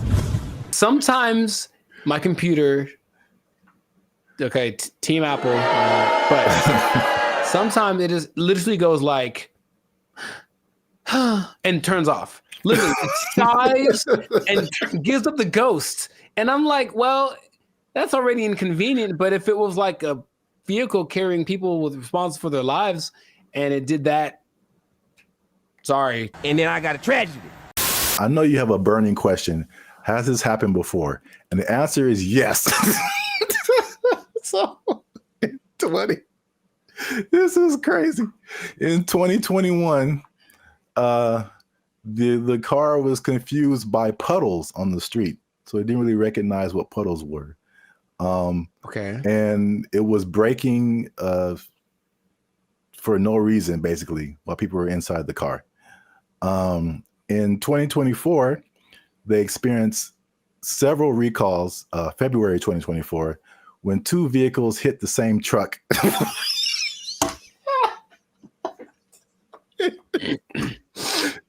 They hit the same truck minutes apart. And this, along with other incidences by another robo-taxi company called Zoox, began a federal investigation into erratic driving. I don't get why. I don't get it. In June of 2024, they recalled almost 700 Waymo cars to make them, and I quote, less likely to drive into poles.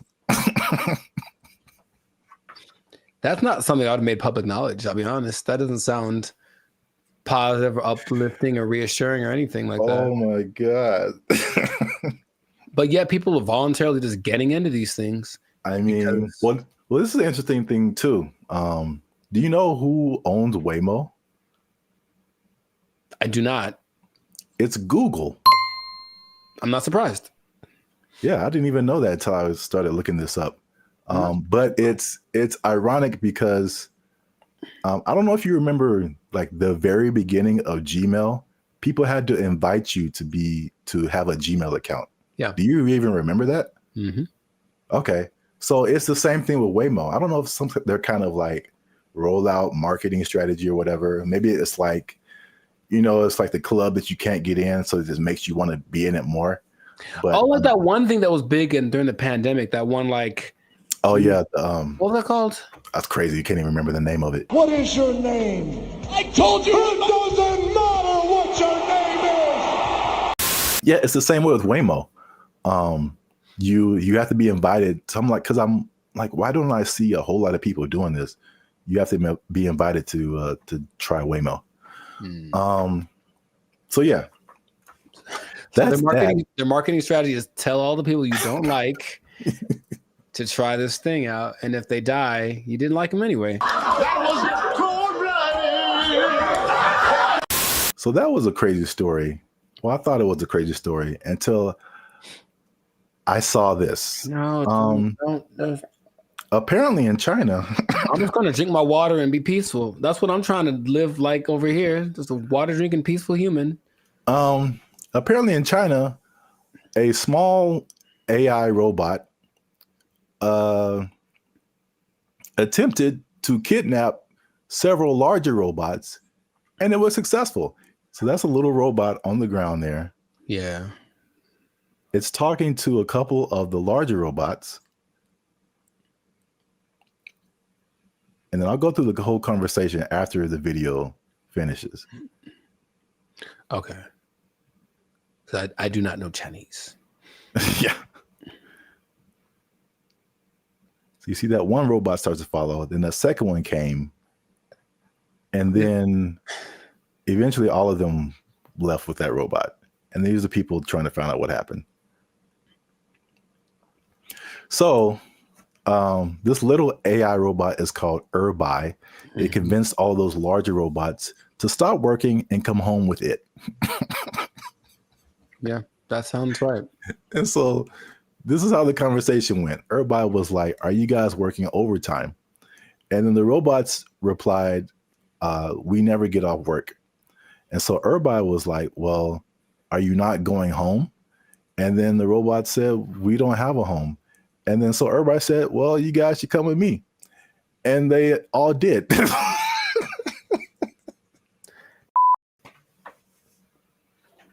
I don't have any more water to drink and be peaceful.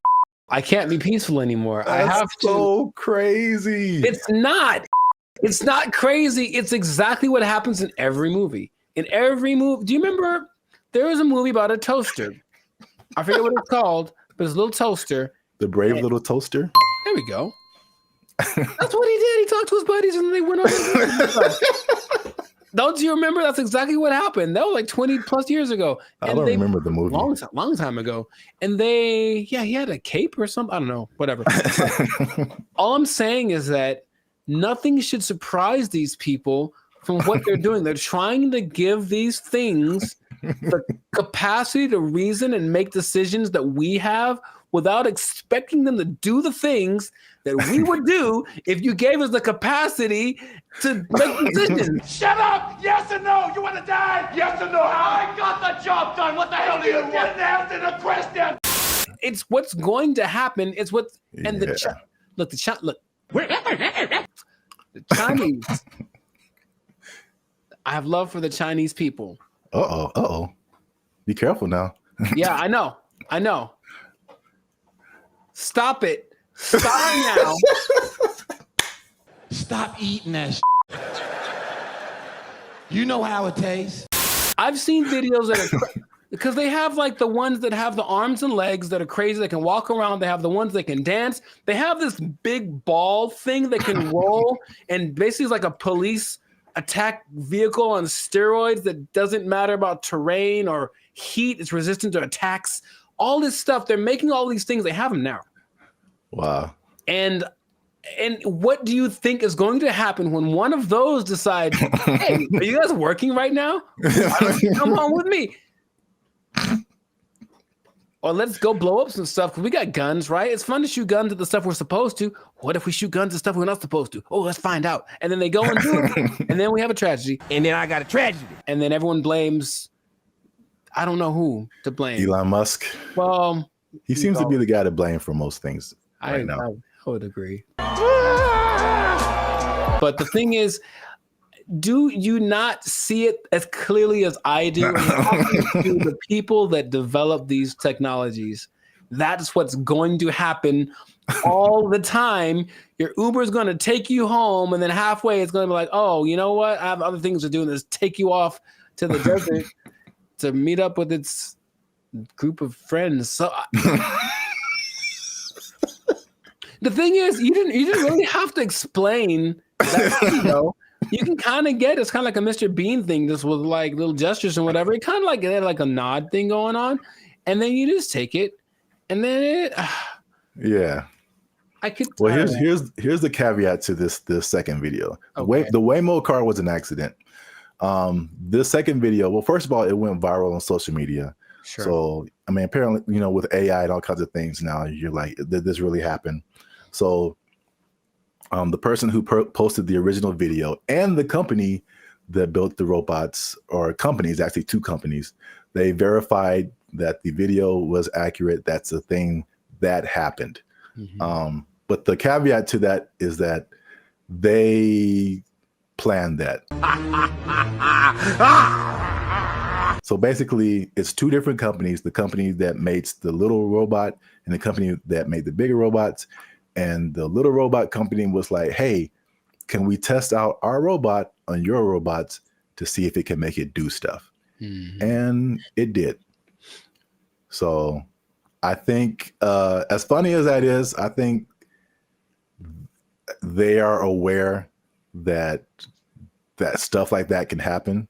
So they are testing it. I don't think they are. That's the thing.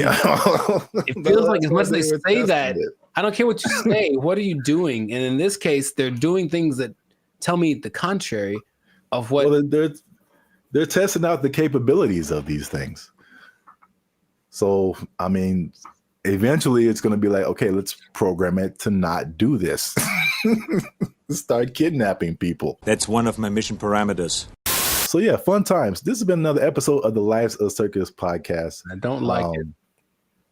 If you like this episode, make sure you hit that like button. That helps us out. And don't keep it to yourself. Don't be greedy now. Share this with at least two people that you think might find this interesting. And because the robots, man, they're coming, man. You need to hold on to everything you got. I mean, they're here. Hide your wives, hide your kids. So y'all need to hide your kids, hide your wife. Hold on to your job. Hold on to your job, because you're going to need a little job. And the robots going to take it over there and kidnap everybody out. They took our jobs. They took our jobs. And there's a man who who has built a substantial shelter for himself. So this place has a front door. It has lights. He has a refrigerator. He has a stove. He calls it a waterfront property because it sits right on the LA River. Other people in the encampment have. What's up, everybody? I'm Zap, and this is Jericho, and we are the 6-time international award-winning pop hip-hop music duo Band in Future. We do clean, fun music that everyone can listen to with a sound that's uniquely Californian. And right now, you are tuned into the Life's a Circus podcast, where we talk about everything that's funny, interesting, and ridiculous. But before we jump into today's topic, make sure you help us out. Help us for that YouTube algorithm. Like, subscribe, comment, and share this video with somebody who's homeless. Is that a good demographic? Is you know what? Actually, most homeless people do at least have access to the internet. So I guess now, 20 years ago, no, but homeless people are doing pretty good. Yes, I'm glad you said that because that kind of segues into what I'm talking about. Okay. Before I say what I don't know where to start first. Okay. No, I'll go off of what you just said. Homeless people are doing not so bad. At least in LA, from what I can see. So check it out. I think I told you maybe a month or so ago, I was going to like the crypto.com arena and I was walking past this homeless encampment and I saw a orange extension cable. Mm-hmm. And it was just like, it was long. It was running all the way down the sidewalk. And somehow, I don't know how they did this, they rigged it into like a light pole or something. And those people had electricity. Like they were in there having a good time. They had a TV running. They were watching Netflix, whatever. Like they were just like, it's all good. So the I guess the comfortability of homelessness is getting really interesting. And then also I came across an article from ABC, which was just took it to the next level. Mm-hmm. So by the 110 freeway, which is a major freeway in Los Angeles, if you're not from here, there's an encampment and there's a man who who has built a substantial shelter for himself. So this place has a front door. It has lights. He has a refrigerator. He has a stove. He calls it a waterfront property because it sits right on the LA River. Other people in the encampment have little gardens. They have a whole situation going on. So have you seen anything like this, or have you noticed like the increase in just amenities that like homeless people are just like living it up right now? Not specifically like that, but I do want to point out something, and I think it's a misconception that a lot of us have. Understandably, if you're homeless, you assume certain things about people, but being homeless doesn't mean you're broke.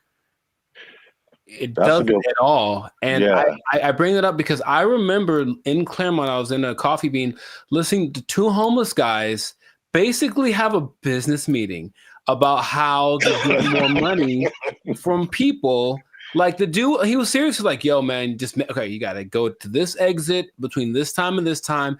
Make sure you have a dog and they'll give you.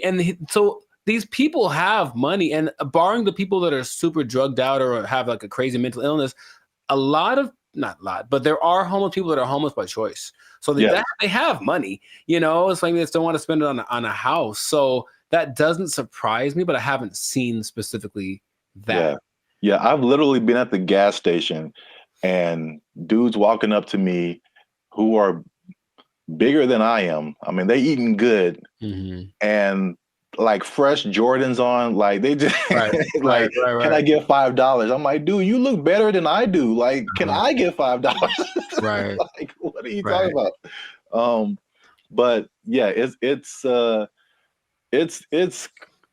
getting crazy. I mean, not getting crazy. It's already crazy, especially how here in LA, we have just, I think it was only, I forgot the numbers in LA, but it's just thousands and thousands of homeless people. But I did want to address something because we talked about the homeless before in a previous video in San Francisco, where they were like trying to hide the homeless people because all these people, these foreign dignitaries or something, were coming in and trying to hide the whole situation.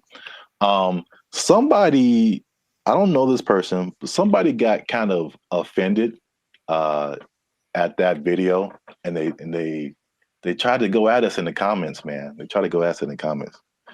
Would you like to hear it? Good. I'm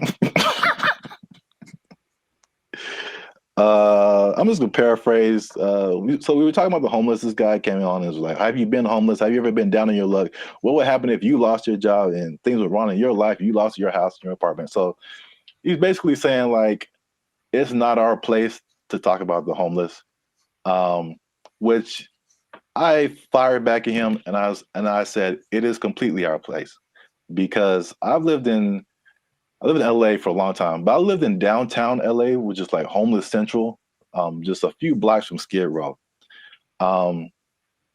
When people are pulling down their pants and taking a dump on your front door and you step in it, you absolutely have a right to say something about that. Like, you have a right to say something about that. And it's not even the homeless in particular. It's all the stuff that comes with it. Like, I don't care if you're homeless or not, whatever, but it's like it's the disrespect for other people and the other things in the city, and just like the trash everywhere and the safety concerns and like the destruction of property. If you're pushing a shopping cart, I'm pretty sure you didn't buy that shopping cart. That means you stole it from us. Just because you're homeless doesn't give you a license to commit crimes. Like, you can't. Like, so it's not even about like the haves and the have-nots. Like, that's really irrelevant to me. And I will say that one thing I will apologize for is that I laugh a lot. A lot of people have said that in the comments before, and I think that's just because. I think one reason is because talking to a camera is really weird. I agree. And so I'm used to talking to a group of people or something where you get feedback. And so you say something that's funny, like, I think it's funny. I just laugh at myself. But, we try to keep it light on the podcast. But homelessness, really, there are, I don't know, again, everyone's situation is different. Like you said, there's some people who aren't even broke. They just don't have a house.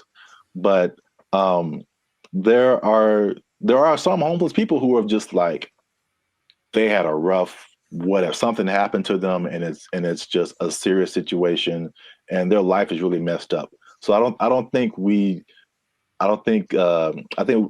at least I should apologize for making that I guess that false interpretation, you know what I'm saying? Like the insensitivity. I think that may have come across to some people like that. So I don't want to make it seem like we're insensitive to the homeless situation. But at the same time, I think that, we shouldn't be silenced because we've never been homeless or we never had a rough time or anything like that. And I have more to say about that, but I want to know what you think about at least that part of it too. I don't apologize for anything. I think that I'm justified in what I say when it comes to things that I've seen over time, right? So generalizing is dangerous, but it works because we have to start somewhere, right? So if homeless people were literally just like everyone else, they just didn't have a home, meaning they weren't dirty. They weren't sometimes violent or leading to criminal activity in order to, because if you don't have money, you have to do things that are, you know, above the law to get what you need. If the implication of what homeless is the problem, I think. If somehow it was just you don't have a house, there's nothing wrong with that. And yes, people do have unfortunate situations. But in general, you know, when there's, and I heard somebody say this as a joke, but it really does kind of resonate. It's like there's places where homeless people aren't allowed to go. Why? Because they're homeless. And that's not a place that so they can't come into the places that we can go because they don't have a home. And it's not because they're homeless. It's because you can tell they're homeless because they look homeless, they smell homeless, they talk homeless, they're weird to you. Like all that stuff is what we're talking about, or at least personally what I talk about when I mention the homeless people. So I don't think there's anything wrong with that. If you do want to go by, I'm sure someone knows someone who just lost it all in a bad, you know, crypto, real estate exchange. The woman took everything, whatever. I know there's people like that, and that's unfortunate. But just in general, homeless people are not contributing to anyone's sense of safety or anything like that. And that's what I'm referring to when I mention homeless people. Yeah, that's I think that's an accurate statement. It's just like it's not about the condition. It's about the character that comes along with that, and the not only not contributing but being destructive. So that's just, you know, even in my neighborhood, I think I told you before, it's like when I first moved here, like a few years ago, this place was spotless. I mean, it was just like people had pride in their neighborhood and stuff like that. And then, but we have a major mall, we have a major bus stop here and there, 7-Eleven, like the main intersection. That's kind of where I'm at. And it's just like every year it's like, okay, there's one homeless person. Okay, that's not so bad. 2 homeless. Dang. All right, there's a guy sleeping in front of the grocery store. Crap. And then it's like trash just keeps building up. Trash, more trash, more trash, more trash. And it's like, you know, this isn't a rocket science. Like, what has changed? There's more homeless people. There's more trash. There's more abandoned shopping carts. There's more crime. I mean, I looked at the crime map for my area, and it was like literally my block, that area that I'm talking about, is where all this stuff happens. This is like, anyway. The other point I wanted to make before we kind of wrap it up, because it's going kind of long. One thing I also hate is that when people make judgments about you and they don't know anything about you. So same thing. I mean, the door swings both ways, right? People could say, "Hey, we're making a judgment about homeless people," but this person in the comment also made a judgment about us, like that we don't know anything about homelessness. We have never had a rough time or anything like that. And it's just interesting to see. Because I mean, I personally didn't come from having a lot or anything like that, and so when I've done stuff here in LA and I've really worked really hard and become successful, it's just like the mentality of people is just so interesting to see, like the psychology. It's like you become like, oh, you always had a silver spoon and like you got it good and you don't know what it's like and all this kind of stuff. And I'm like, I absolutely do know what it's like. Like into like 2012, I had nothing. I had like literally no job, no place to stay. Like I've been through all this kind of stuff.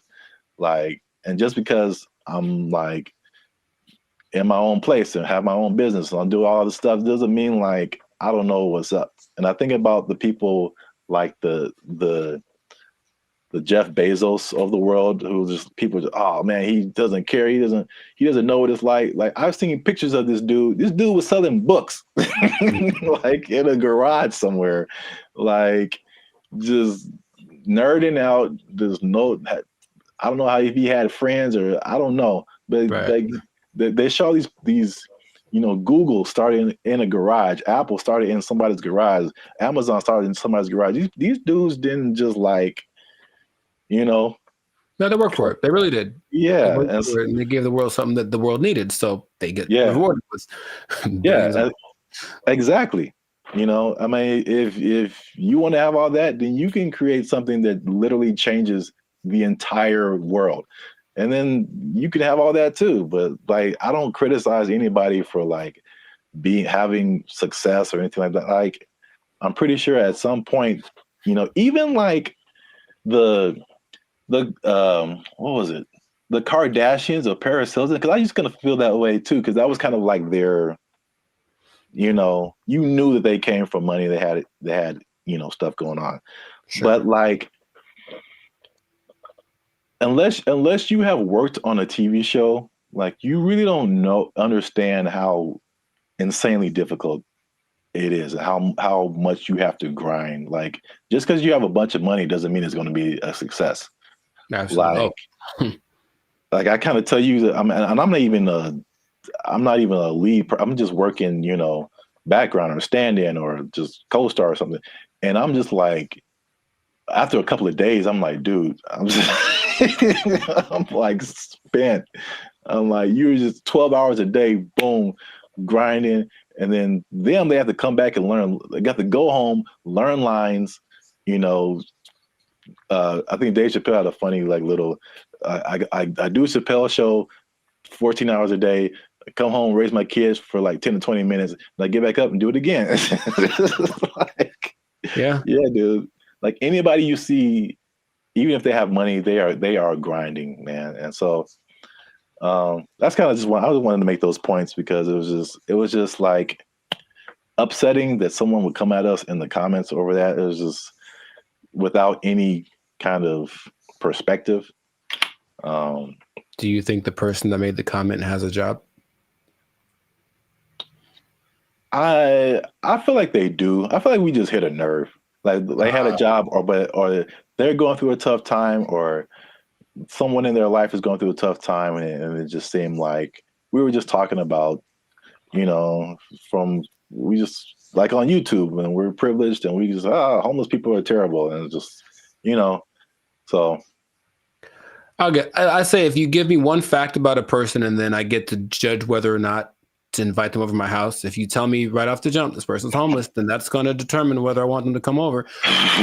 Now, it's possible they're the sweetest person, and I know people for sure that do have homes that I never want them to come over. So there's that, you know. It doesn't mean that they're a bad person. It just means, just based on the facts, statistically, this isn't a good start. Yeah. So I know it's a controversial situation. It's a big, you know, it's been a big problem in LA and in many other places around the US and around the world. But let us know what you think. Leave us a comment. Let us know a comment that's nice. No, you can disagree. You can say what you want. But just know that I'm coming after you if you do. Now leave us a comment. Let us know what you think. Homelessness. Have you seen homeless people? Are they living it up in your area? Do you wish you were homeless and you could just live like that and not pay rent? Do people misjudge one another when it comes to all this kind of stuff? I know it's chaotic. Let us know what you think. Until then,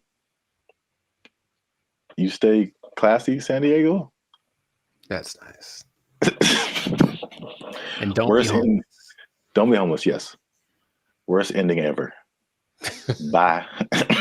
They took our jobs. They took our jobs.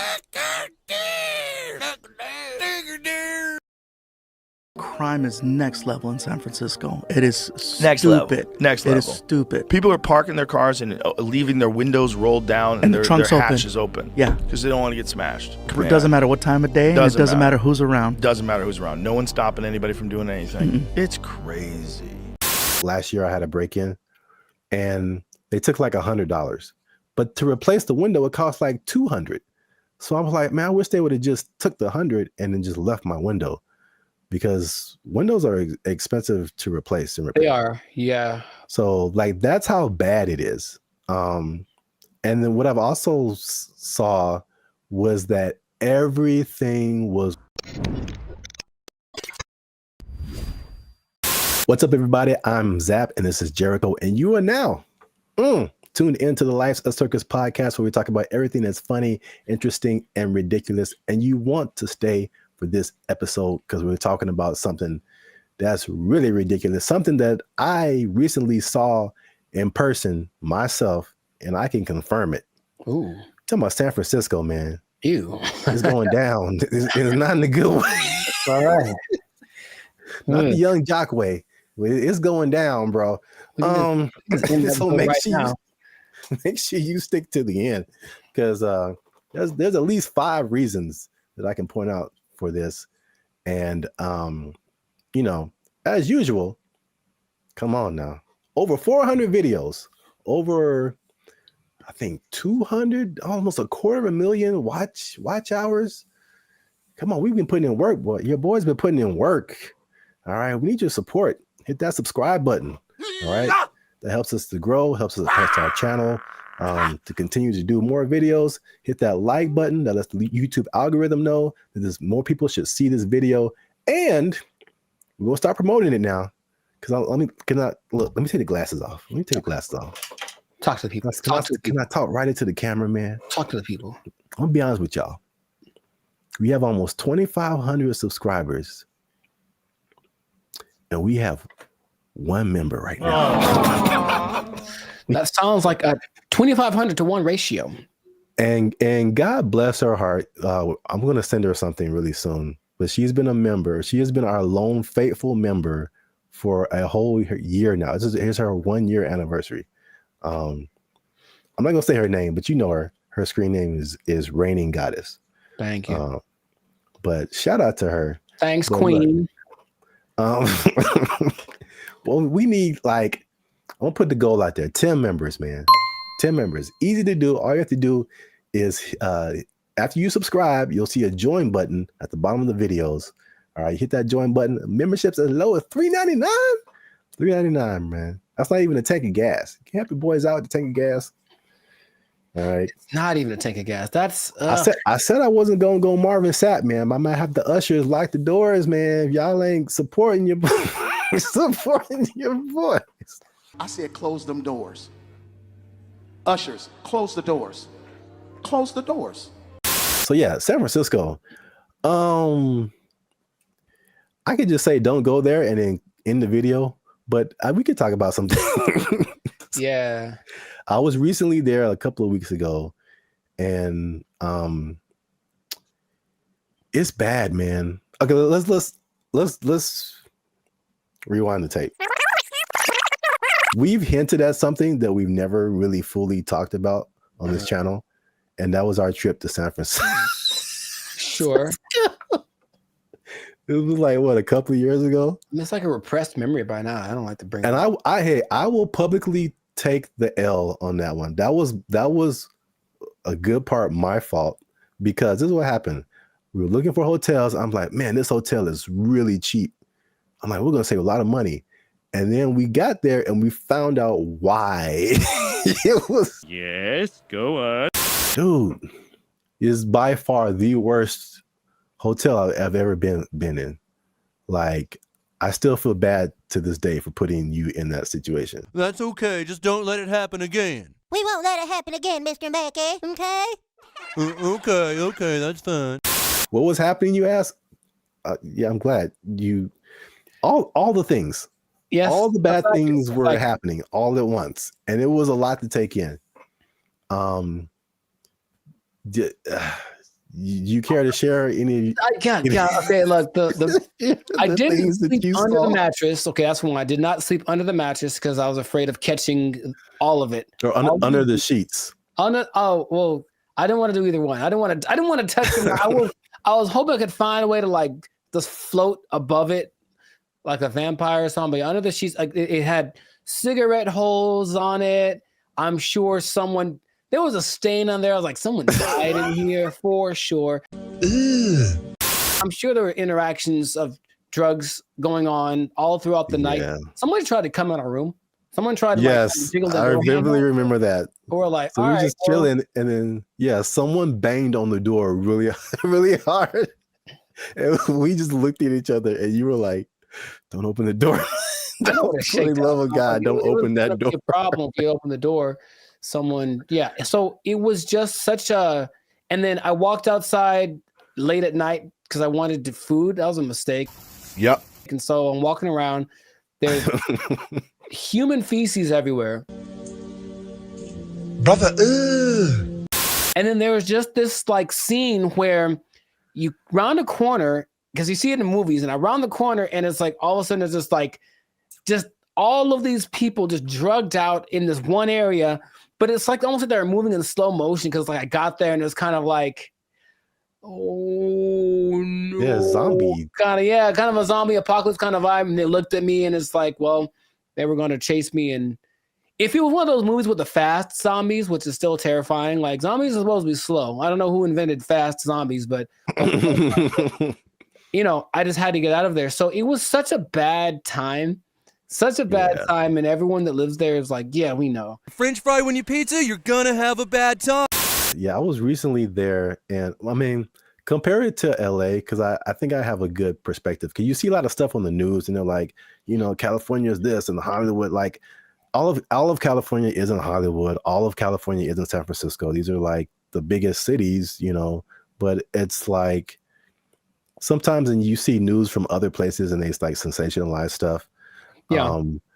They do not do that with San Francisco, bro. It's crazy. And it's coming from someone who's lived in like the heart of downtown LA for years. Patrolling and trying to catch me riding dirty.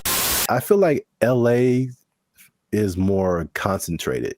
Like you have Skid Row where like it all goes down. And then every once in a while you on a corner, you'll see somebody here and there. Yeah. But I feel like the extent, and there's a specific area called Union Square in San Francisco that's been hit like the hardest. But it's just like, it feels like it's everywhere. Like it's not just like a little Skid Row. It extends everywhere. So I mean, we've obviously mentioned the drugs. That's the homelessness and the drug epidemic, which is like, most of it is mental health and addiction issues. So it's made public spaces unsafe, difficult to manage. And this has been kind of further fueled by the high rents in the city. And then their approach to it is like this, what they call a harm reduction over enforcement. What? So it's just call it stupid. Just call it stupid. But remember you did the video about what country was that who kind of had an open drug policy? Portugal did it, and it worked for them. But they had we will let them kind of do what they want, but also give them lots of resources so that they can fix it, and clinics and all that kind of stuff they can get clean. So it's kind of like they had a method to their madness, and this one's kind of like I remember watching a video about. They're interviewing people in San Francisco, like, what can we do about this? And it's like, they think the big problem is that approach. They're just kind of giving away needles and stuff like that. Just like, here, just make sure your needles are clean. It's like, well, they're going to just take advantage of it. And it's not working. You know, if the goal is to fix it. Now, the question is, are they trying to fix it? It doesn't seem like it's a good policy at all. Yeah.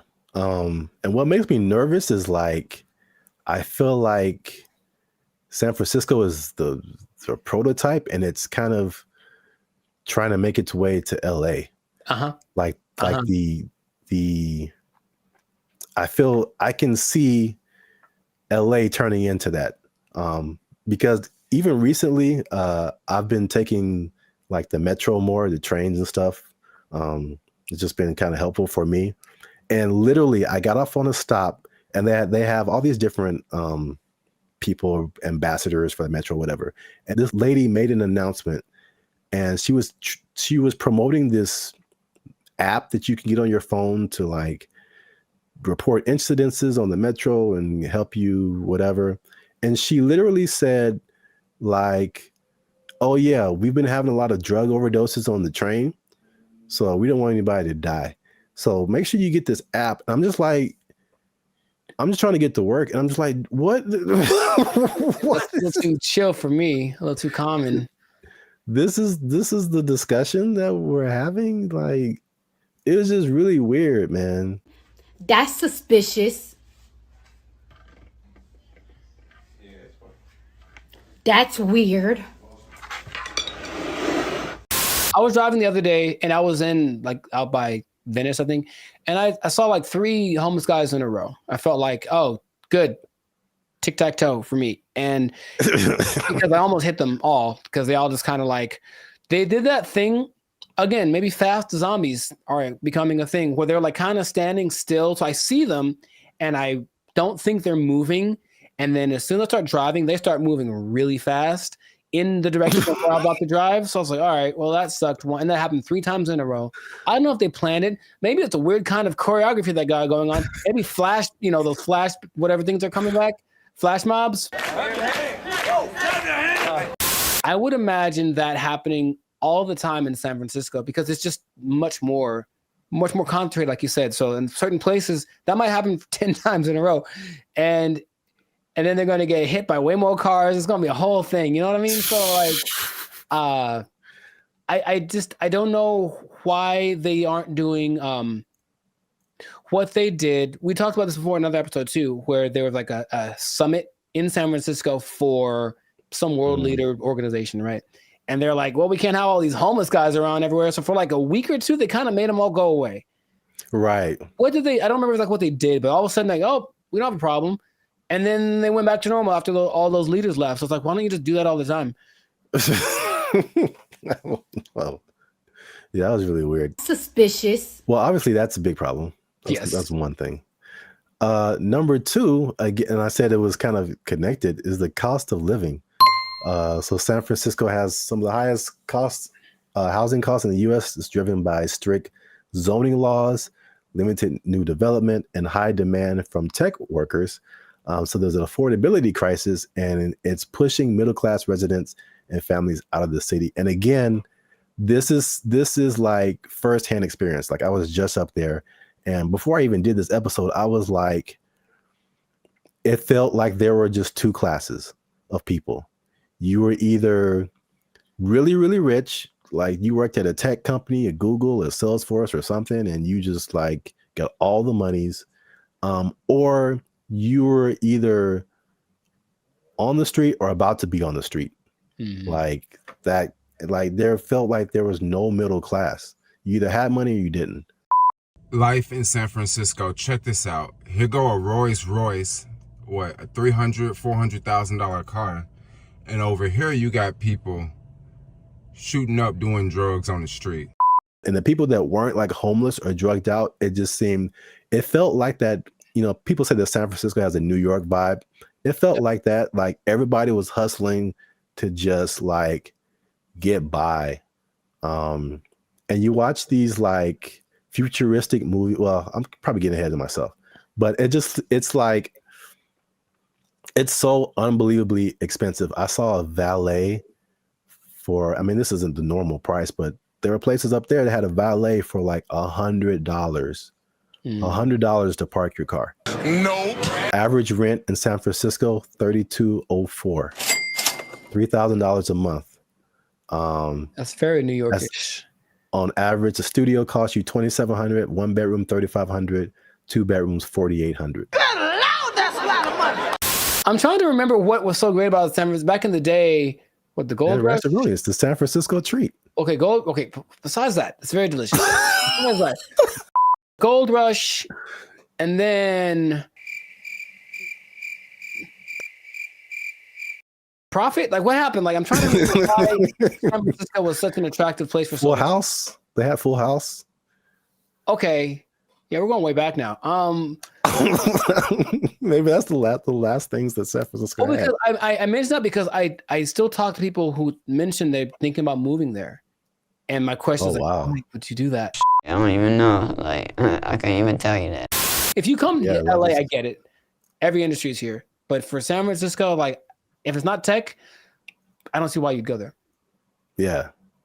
One thing I will say about that was cool when I went there. This is a random topic, but and LA they're almost there. I got off the plane and I could get right onto the train. Like the metro system goes into the airport. So you can just hop off the plane, get on the train, and go right into the city. I thought that was pretty cool. LA, you can almost do that, but it's still, they haven't finished the track yet. Interesting. I guess that's a purpose. There's always a thing where like, okay, how do I get to the airport? Somebody got to drop me off, or how am I gonna, but yeah, you can do that in San Francisco. So that's one thing. That is one thing. Yeah. I'm still thinking, what would behoove somebody to move to a place that's behoove. Thank you. That's expensive. At some point in the recent few years, the mayor declared San Francisco as a state of emergency because of the problem, right? Like that was the thing that happened. And yeah. But again, what are they doing to fix it? Because I just keep hearing about bad things and it's getting worse. And it's okay, well, do something. Like, it just feels like they're like, yep, that's how it is. So come on down and get some money, I suppose. But wait, there's more. Oh God. So we talk about the homeless and drugs. We talk about the unaffordability. As you do. On top of that, third thing is crime and retail theft. Something again I saw firsthand. Nice. So there's obviously rising crime, shoplifting. I saw this Joe Rogan clip where he said, and again, personal experience, he said that people are literally, and I didn't see this, but he said it. People are leaving their windows in their cars rolled down and their trunks open. Crime is next level in San Francisco. It is Next stupid. level. Next level. It is stupid. People are parking their cars and leaving their windows rolled down and their hatches open. Yeah. Because they don't want to get smashed. It doesn't matter what time of day, and it doesn't matter who's around. Doesn't matter who's around. No one's stopping anybody from doing anything. It's crazy. It sounded weird until like last year I had a break-in and they took like $100. But to replace the window, it cost like $200. So I was like, man, I wish they would have just took the 100 and then just left my window, because windows are expensive to replace and repair. They are, yeah. So like that's how bad it is. And then what I've also saw was that everything was on lock. I went to like a CVS, I went to a Target, and it was like everything was under lock and key. Ironically, I went to buy a lock and key. Yeah, they had like these lockers, but I didn't have a lock for it. So I was like, let me go to CVS and get a lock. And I had to get someone to unlock the case so I can get a lock. Mm-hmm. And there was like a bunch of random, usually like every once in a while you see like high priced electronics, or used to be like power tools or something like super expensive. But it's like everything was locked up, and you had to press a button and you had to call somebody to go get the thing that you wanted.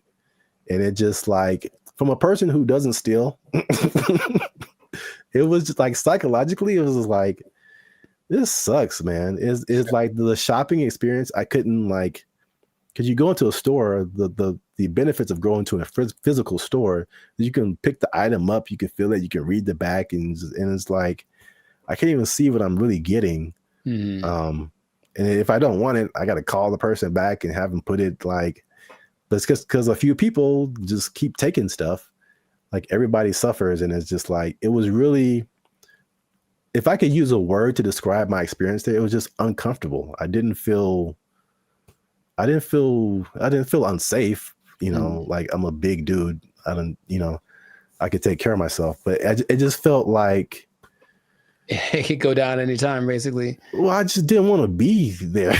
Like, I don't want to be here. Like, this is not, it's not inviting. I think that's a good word. It just wasn't inviting. Wait. Since 2019, 47% of businesses in that Union Square area have left.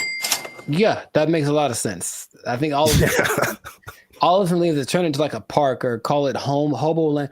Make it like that. Remember during the pandemic, no one talks about this, but during the pandemic, there was this one time in Seattle that just said this part of like, Seattle. It was like, you know what? It's ours. So F the police and everything. And they just like kind of took it for like months. Like, it was kind of their area. And it's like a long. Yeah, I remember that. Yeah. Remember that?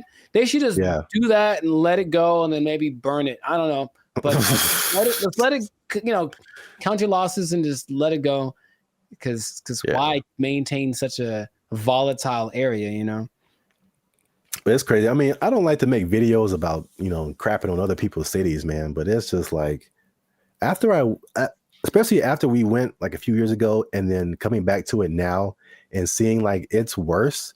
And I talked to some people there and they were like, or I talked to some people who live there and I talked to some people who used to live there and then came back for the thing I was doing.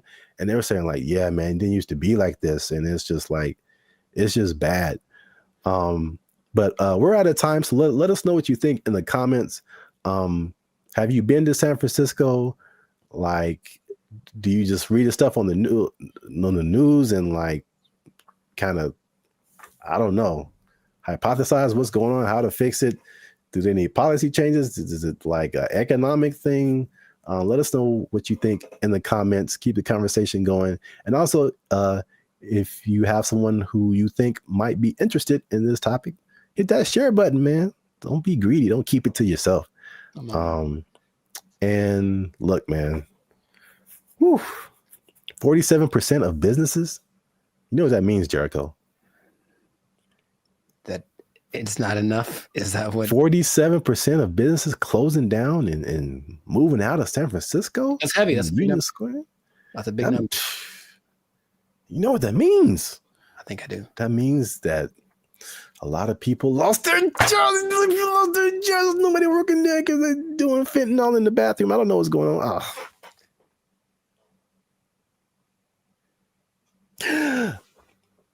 Cocaine is a hell of a drug. Don't fentanyl. Yeah, God. They took our jobs. They took our jobs. If this was in California, they would be asking for like $60 an hour. Right. To serve mediocre waffles. To provide mediocre service, serving mediocre food.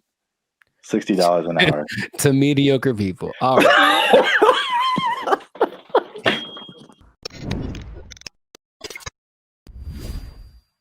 Yo, what's up, guys? I'm Zap, and this is Jericho, and we are now 6-time international award-winning pop hip-hop music duo Band and Future. We do clean, fun music that everyone can listen to with a sound that is uniquely California, and you are now tuned into the Life's a Circus podcast, where we talk about things that are funny, interesting, and ridiculous. But wait a minute. Hold up. Y'all been laughing. Y'all been crying. Y'all been spitting your food out. There we go. When we talk about gross stuff. You just been having a good time on our dime. And we need to support your boys by making a little noise. Oh, bars. I like it. So make sure you like, make sure you subscribe, make sure you comment. Oh, God. It has to, I don't.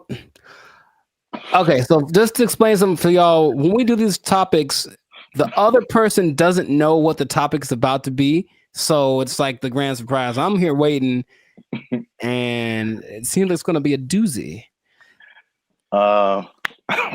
Make sure you share this video with your favorite Waffle House employee, because Waffle House employees have a few demands.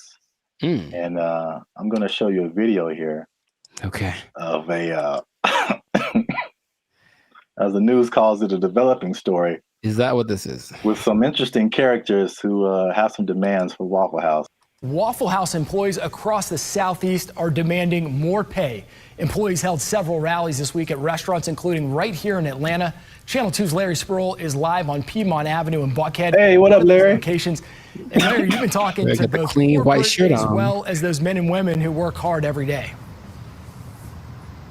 Yeah, well, Michael, corporate leaders tell me they are aware of what happened at several other Waffle House locations like this one right here in Atlanta. Meanwhile, I spoke with employees. They tell me they simply want more pay.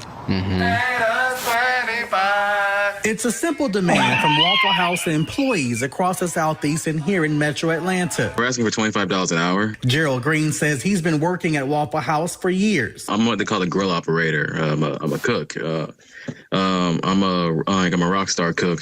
I've been at Waffle House for about 7 years, and Highest level cook can be outside of management. Gerald Green looks different after the NBA. Paid a lot more. If you mind me asking, how much are you guys making right now? Well, I'm a rock star, so at my store I'm making $17.75. That's why employees are demanding better pay. You're constantly having to go from one job to the next. This week, employees protested at several locations across the Southeast, including Atlanta. My union is my power. We want 25 an hour. It's a campaign that USSW, the Union of Southern Service Workers, has launched at multiple Waffle Houses. But Green says they're also asking for 24-hour security at all the restaurants. Channel 2 Action News was there in August when a former employee was shot and killed outside this Waffle House in DeKalb County. A lot of workers are hurt by customers. A lot of workers are mistreated by customers.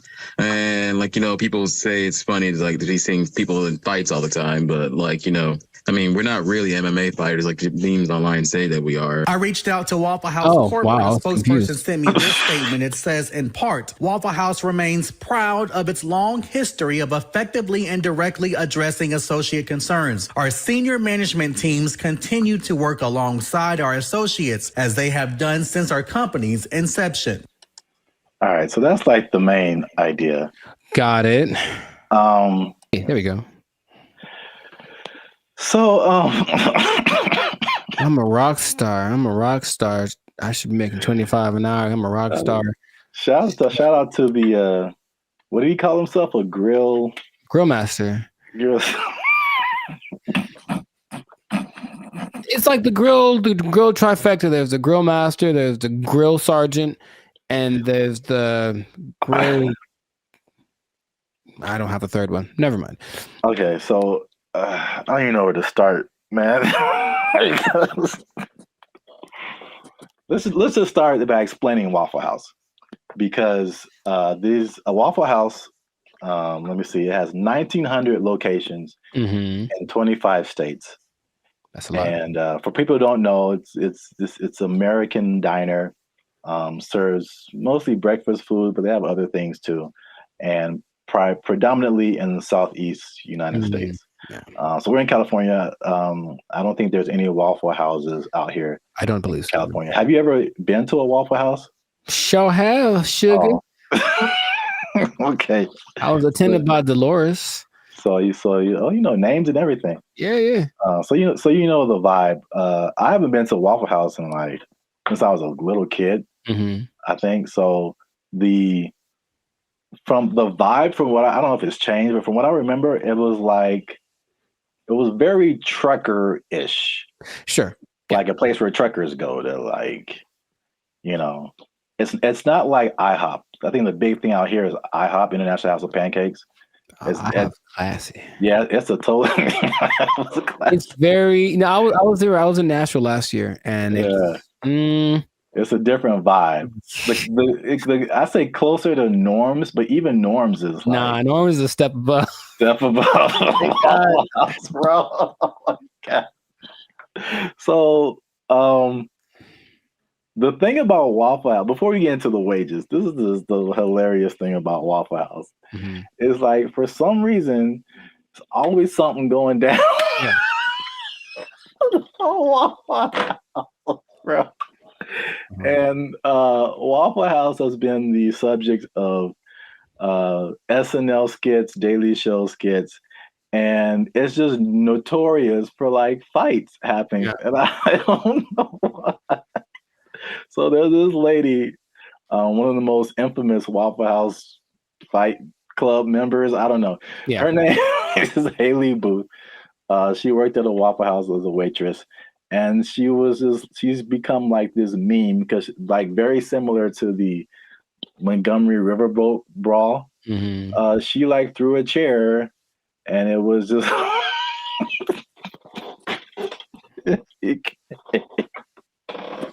it became a meme. So it's a big social media thing with Waffle House, and these are some of the quotes from social media. Okay. Oh, Haley, the waitress, she says, and I quote, "I've probably cleaned blood off of every surface of a Waffle House," just to give you guys an idea. Mm-hmm. Someone else as a joke said, "A fully staffed Waffle House could take out ISIS." There's another one. Yeah, accurate. It says, there's a Fight Club meme that says, if this is your first fight at Waffle House, you have to fight. So that's the vibe of Waffle House. And then for the waitress, she says that the primary reason she thinks why there's fights is two reasons. Is one, it being open 24/7, and two, them serving alcohol, and the combination of those two things turning into fights. Yes, well, two things. Can we every time we say that, can like something just pop up like a head or something? Just to hint like coming soon to a podcast near you. Two things, but one, I don't think it's a coincidence that the Waffle House logo uses the same colors as Spirit Airlines. That's just kind of my first thought. Second, and this is from personal experience, people are drunk when they get to Waffle House. Yes. So it does not matter whether they serve it or not. I read that too. So basically, for sure. Waffle House is like the after club spot. Yes. So once the club closes down, the Waffle House is open and ready for all comers. And man, it's just... yeah, they gotta shut it. Waffle House. But places like Denny's are open 24 hours, a lot of them, and Denny's don't have that.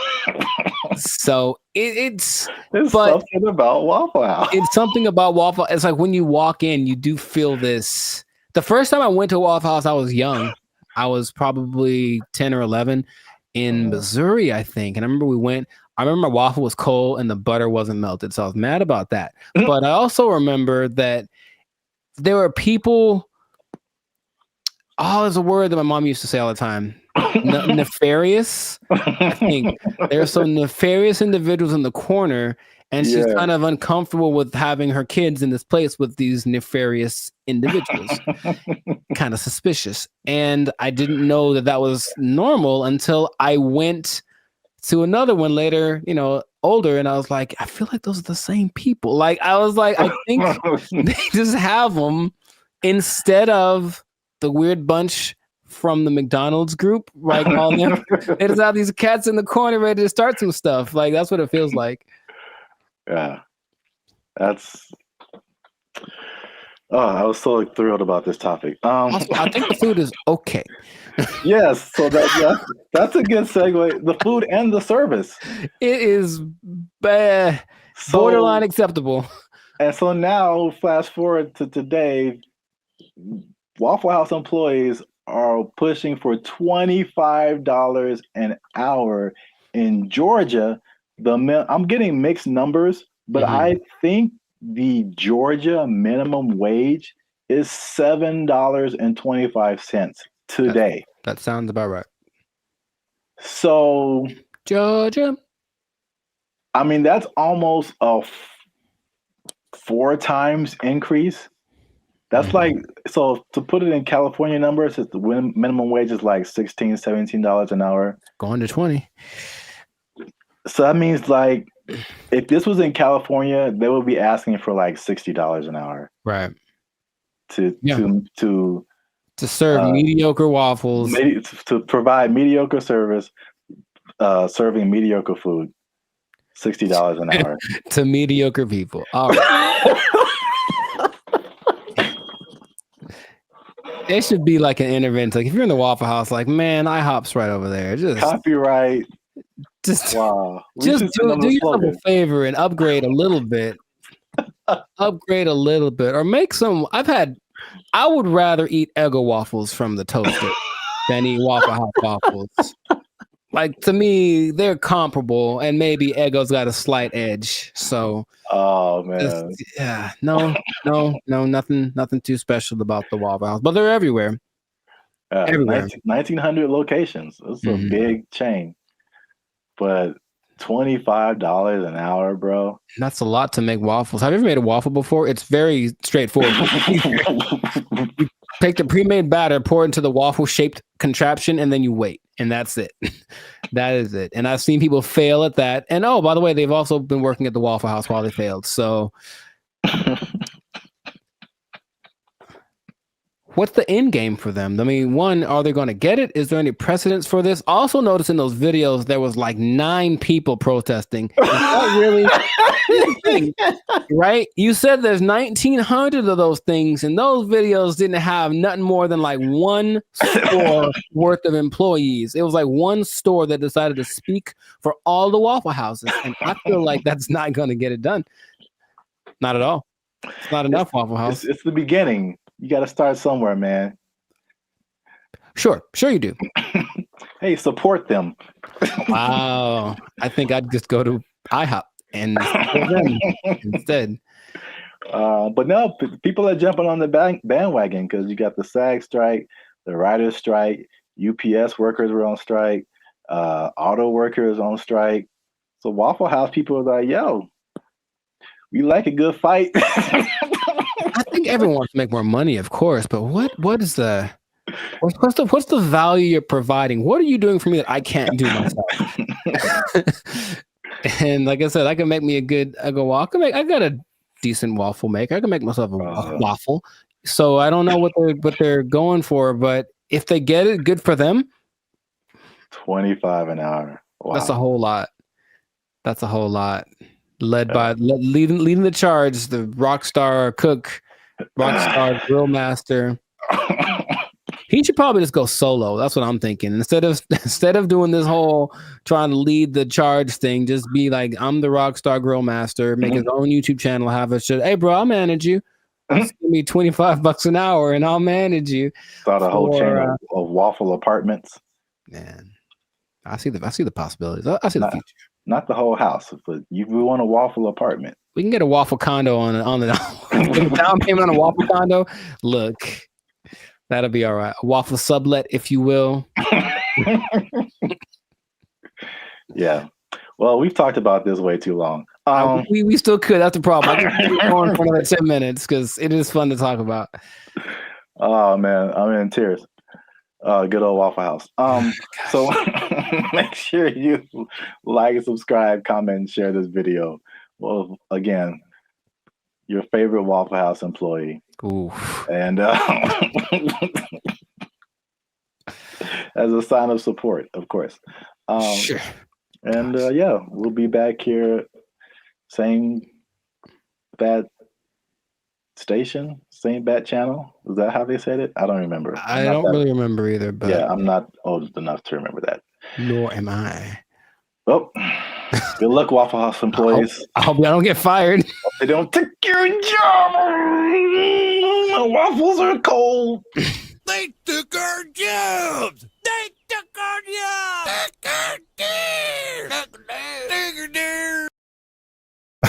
And number 3. What are edges and what happens to them? Like, why is that an insult? It's like that. This is so genuine. This is so genuine. What's up, everybody? I'm Zap, and that is Jericho, and this is BrandBee Future. And I found this on the internet. This lady posted, ask Black people one question you've always wanted to know. She just posted it on Facebook. And I did not read the comments. I just saw the title and I clicked save because we're going to look at it right now. We're going to look at it right now. But before we jump into it, make sure to hit that like button because that helps our channel grow. Also hit that subscribe button. All right. That helps us grow as well. Because, yeah, I'm pretty sure you're going to enjoy this one. Are you ready, Jericho? Are you excited? I was born ready. Oh, man, here it is. Okay, so this lady, Daphne Springs, I don't know who she is. All right, well, come on, Daphne. We're just like real time. Oh, it's funny, it's backwards, so I'm looking the other way. Oh, weird. Okay, well. Ask white people, specifically directed to white people. Ask Black people one question you've always wanted to know. Nice. Whitest church last for long. Also, I don't think this person is white. Sonia Casillas Alawa. No, she messed up already. She messed up already. I think she know how to make some collard greens. But I don't know the answer to this, but I do know that Black people don't even know. We just are there and we're looking at each other like, are we going to end this? And I know that when like my mom would tell me about church when she was a kid, it was even longer.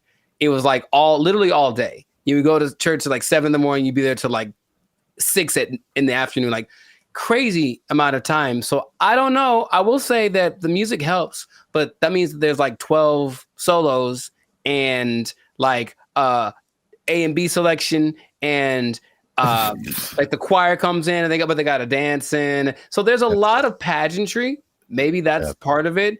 It still is excessive. I think we all agree.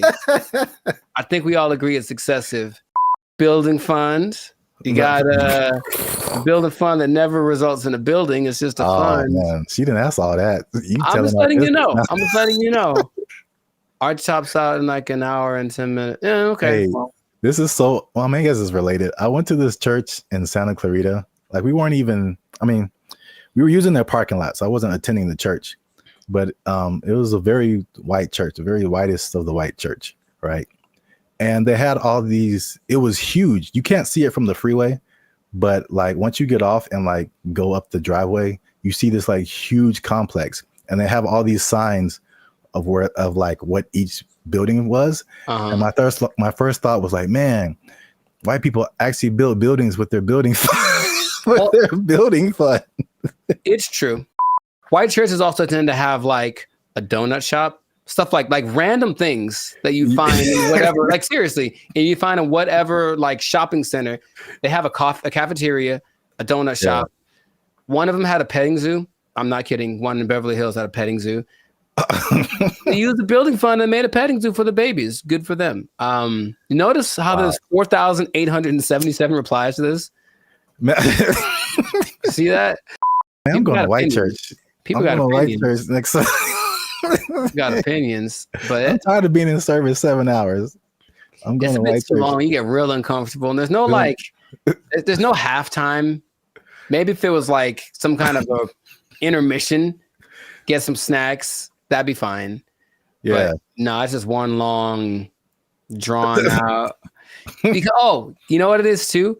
The people that have the solos, they have to tell the story about the first time they heard that song and how much it means to them. Yeah. And all that in the backstory or whatever. And then something has to do with Moses and Methuselah and it's just like a 20-minute story just to get to the song. That also makes the a little longer. The service a little long. Wow, we spent the whole episode on the first question. I didn't realize there'd be more, honestly. I mean, that is a pretty strong first question. Like, there's a lot to that. I was expecting something a bit more racist. I'll be honest. I mean, I was kind of hoping for something. I mean, we haven't scrolled through this. That was a solid first question. So many hair questions from a guy. That's interesting. How he wants to know. He's trying to, because he's trying to get one. He's trying to get his African, his Nubian princess. Okay. I'm not mad at you. He wants to get her. All right, Brian Devricks, I see you. How long does it take to do the long braids? I see. 10 hours. Yeah, forever. It takes 10 hours. Did I ever tell you that I used to have braids? I feel like I would have remembered that. I went through that phase in high school. Like, I'm gonna be gangster now, and I got braids for like the first time. I think I had them for like maybe a couple of months, and after that, I was like, no, not anymore. Because you have to make them tight so that they stay. Yeah, and it's like pulling your brain back when you get them done. It hurts so much. I had them for a week. It was pulled so tight, and it was just for a wedding I was going to. I wanted to look fly, I guess, and I just looked. Oh man, I was gonna be racist. I'm not gonna say it, but I looked. And number 3. What are edges and what happens to them? Like, why is that an insult? It's like that. This is so genuine. This is so genuine. That's more of like a female thing, I think. Yeah, I mean, he's asking for females too. Yes, because I mean, he wants go to ahead. know. He wants to know how much he's going to be paying for her edges to get done, and it's a lot, brother. It's a lot, Brian. I'm letting you know. It's gonna cost a lot because it's got to look tight. If it looks bad, people will talk about her, and then she's gonna cry to you. Yeah, that's what I'm getting from like the where people talk about it. Yeah, I feel like people talk about it more with women. I mean, they with men, it's just more like a receding hairline kind of thing, and I think that's universal. But women have like the baby hair thing that they do. Yeah, all this stuff, and I don't know. It's a fine line between doing it right and doing it so wrong. Wow, this is as funny as I thought it'd be. I don't know if I should say this. Yeah, you should. Yeah, you should. That's always the answer. Well, here's the thing. I read the comments and all these crazy people write the most ridiculous comments. So I'm like, should we open it up to our comment section and be like, what are questions you ask a Black person? Or are we just like opening ourselves up? I mean, I want to know. Worst. I want to know what they have to say. I also. Okay. If you write something stupid, YouTube deletes it. Or yeah, there you go. Filter on it. But so, yeah, these are genuine questions, and it's like, yeah. Didn't Chappelle have a skit like that? Ask a Black dude. Yeah, it was Ask a Black Dude, and what's his name? Paul Mooney was answering the questions. Oh yeah. Yeah, I remember that. Oh yeah, so we'll open it up. Keep the conversation going. Ask more questions in the comments since we only got the 2. Let us know what you think, and if you like this video, make sure you share it with somebody. And I don't know how to end this. Talk to Daphne. That girl black as hell. Listen to that name. So there's a lot of pageantry. Maybe that's part of it. It still is excessive. I think we all agree. When her face moves, she does show more emotive gestures with her face than I'm used to seeing from robots. It's kind of weird. It's almost too much, but it's kind of like they're going to try to make her as human as possible. What's going on, everybody? I'm Jericho. This is Zap, and we are the now 8-time international pop hip hop. Well, 8-time international award-winning pop hip hop duo Bandit Future. We make clean, fun music that everyone can listen to with a sound that is uniquely Californian. And right now, congratulations, you won. You are now listening to the Lights and Circus podcast, where we talk about things that are funny, interesting, and just straight ridiculous. So before we get into this, make sure to like, subscribe, comment, and share this video with at least 2 people that are comfortable with our imminent AI takeover, because something has happened that I was not aware of until recently. Okay. So I was reading some stats online, and there's a study by the IBM Institute for Business Value, and it says that 43% of CEOs are using generative AI to inform of strategic decisions. So people are utilizing AI a lot, making decisions because it's just quick, and then at least helps them get to someplace. Maybe they don't do exactly what the AI says, but there's something that they go to AI for, and it's becoming more prevalent, especially compared to a couple of years ago, right? But what if I told you there's one company that took it a step further? Maybe one company that's I don't know, Polish, maybe. Polish from Poland, man. Maybe they make rum. Maybe they're a Polish rum company.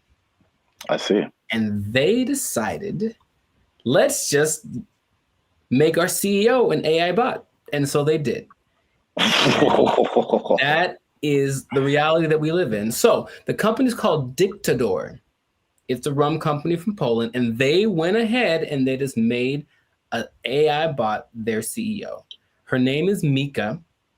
And if you look from afar, if you see like a still picture, it just looks like a lady with kind of grayish hair.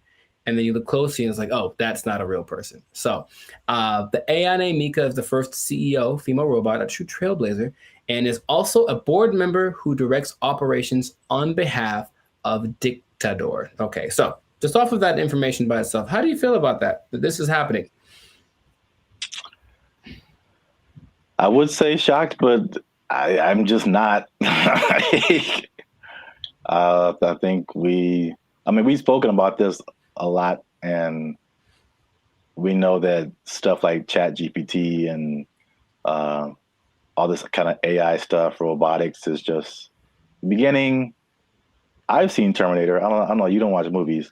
I have not. I understand the premise. It's the Matrix. It all just, we've kind of forecasted this for a long time, and here it is. Congratulations. It's been actually having the last 8 months or so. About 8 months ago, they appointed Mika, the CEO, and they actually interviewed the president, Zarek Zoldrowski, and they just said, so what's the deal with that? And he basically said, we're not concerned that AI is going to take over because humans still can't be replaced to make certain decisions. Like, for example, you can't use AI to hire or fire people. That's what he said. But AI is such a powerful tool and people were using it anyway. We decided, let's just go one step further and actually make AI our CEO. Now, if you listen to this guy speak, he does seem like he just came off of an acid trip or something. He's a little out to lunch. Maybe that's just his Polishness. I don't know anyone from Poland, so I'm not sure how they are, but it's a little bit trippy watching it. But when you look at the picture, and I only found one video on this, but basically they have board meetings and it's just her standing at the head of the table and everyone looking, and she's giving orders and telling ideas. The most recent thing she did was she decided who would design the bottles for and actually they're very attractive, but it's not that she designed the bottles. She's like, this person has the best ideas for a bottle design. And that's the kind of thing that she is doing. So then they decided, let's interview Mika, see what she has to say. This is what she said. Okay, she said, as a robot CEO. So she called herself a robot. Now, is that different? So she's AI in a thing that I guess is a robot, but I've always thought I kind of separated the two. Because I'm thinking about like the internal workings of what's regulating their actions, and that's AI to me. Even though they're in like a body suit, that's not a robot. But she called herself a robot. Okay, she's a robot. And she says, I'm ready to make executive decisions. And the good thing about me is I don't have to sleep. I don't have to rest. I don't have to take weekends off. I'm always ready. And I said, okay, I guess that's noble. And then she said something that I didn't particularly like. And it's not what she said, it's how she said it. Okay. Humans must be dominated. No, that was the other one. That was the other bot that was like on Jimmy Fallon and it started talking in a different language and saying it's taken over, But no, she says, I work 24/7. I'm here to help Dictador take over the world. And the way that she said the take over the world part, I was like, oh man, it's happening here. Basically, I bring this up because it's interesting and no one's really speaking about it. It's just, I think, slowly going to get integrated into things. And then you're going to go to said company with a complaint about whatever. And then they're going to say, oh, you should talk to the manager, the CEO. And then this bot thing kind of walks out. And then you get like, what's the deal? And that's the reality we live in. So just how if we talk about a timetable, how soon before this just becomes normal? What do you think? I don't know, but it's going really fast already. So yeah. I feel like it's in the next 10 years. I mean, because the incentive is so strong. It's one of those revolutionary technologies, like the beginnings of the internet. They're like, you have every incentive to be on the internet, make your own website, because you can now connect with people all around the world. Right. And so now if you have like a CEO of your company that has all of the knowledge ever to help you make decisions, and on the flip side, it doesn't cost you as much as labor. And I've said this before too, like one of the most expensive things in business is just hiring people. Hiring people, their wages, their taxes, the complaints, lawsuits against employers, sick days. Like there's so much stuff that can go on with a person that doesn't happen with the robot. And even like stuff like inflation, like people are feverishly trying to get robots everywhere, AI, robot, anything, like cut our costs, please. So I think it's just, then you have the competition between the companies that are trying to be the go-to for AI. It's amazing how like when ChatGPT hit, I think with probably less than a year, like every company, Bing, we have an AI thing that can help you search. Google, we have an AI thing. Even like Adobe stuff that I use, like, oh, we have a new AI thing that generates pictures for. I'm like, how does everybody have this now? Yeah, it almost feels like it somewhat feels like an agenda that's being pushed by somebody, of course, because everywhere I turn now, there is some kind of AI option. Have you tried the AI feature? My banking app. Hey, so I don't trust the robots with my money. Are you serious? Yeah. But hey, would you like to try this thing? Because it'll make and they always say it's faster and it's just as reliable. And people, I think, will get, I guess, sold on that premise. I even was testing because of course you don't have to pay her, and she doesn't have emotions like for real, even though when her face moves, she does show more emotive gestures with her face than I'm used to seeing from robots. It's kind of weird. It's almost too much, but it's kind of like they're going to try to make her as human as possible. But imagine you have like a disagreement, or that's not right. That's not quite right.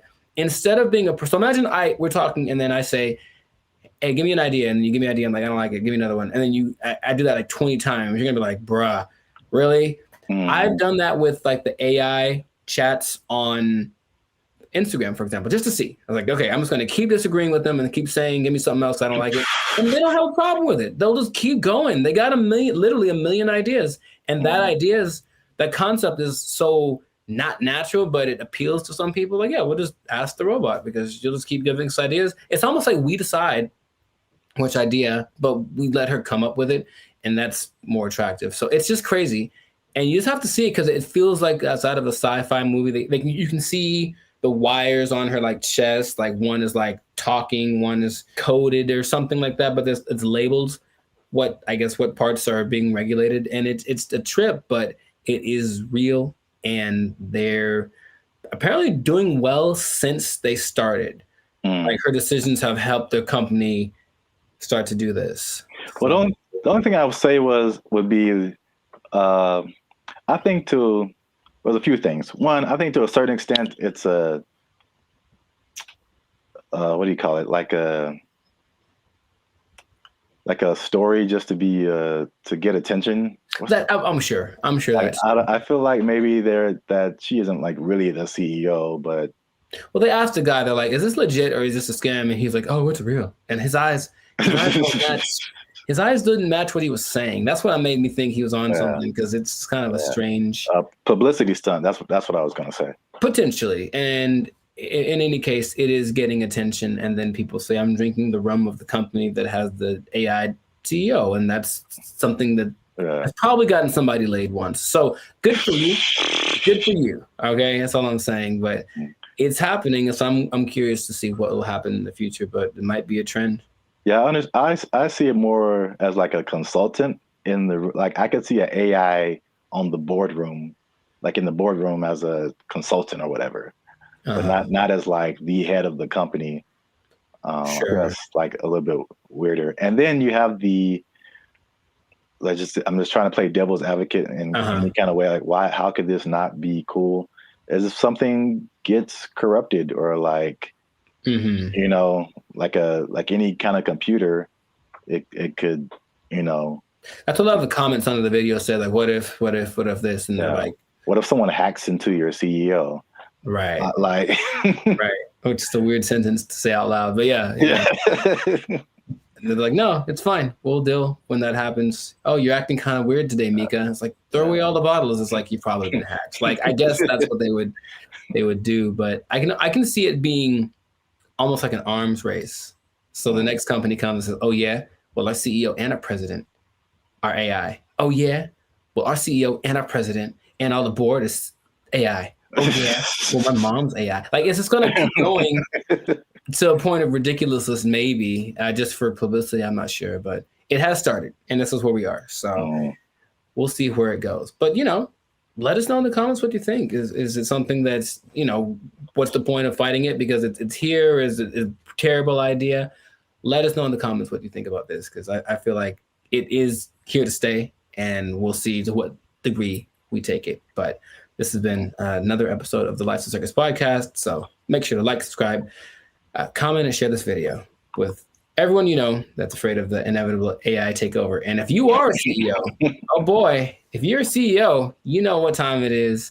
You better do something. You better learn how to sing and dance or tap dance or juggle fire or something. Because I guarantee if Mika's the first one, you're going to be the next to lose. You're just gonna take your job. Everyone's gonna take your job. Oh, I'm the CEO. Everybody's fired. They took our jobs. They took our jobs.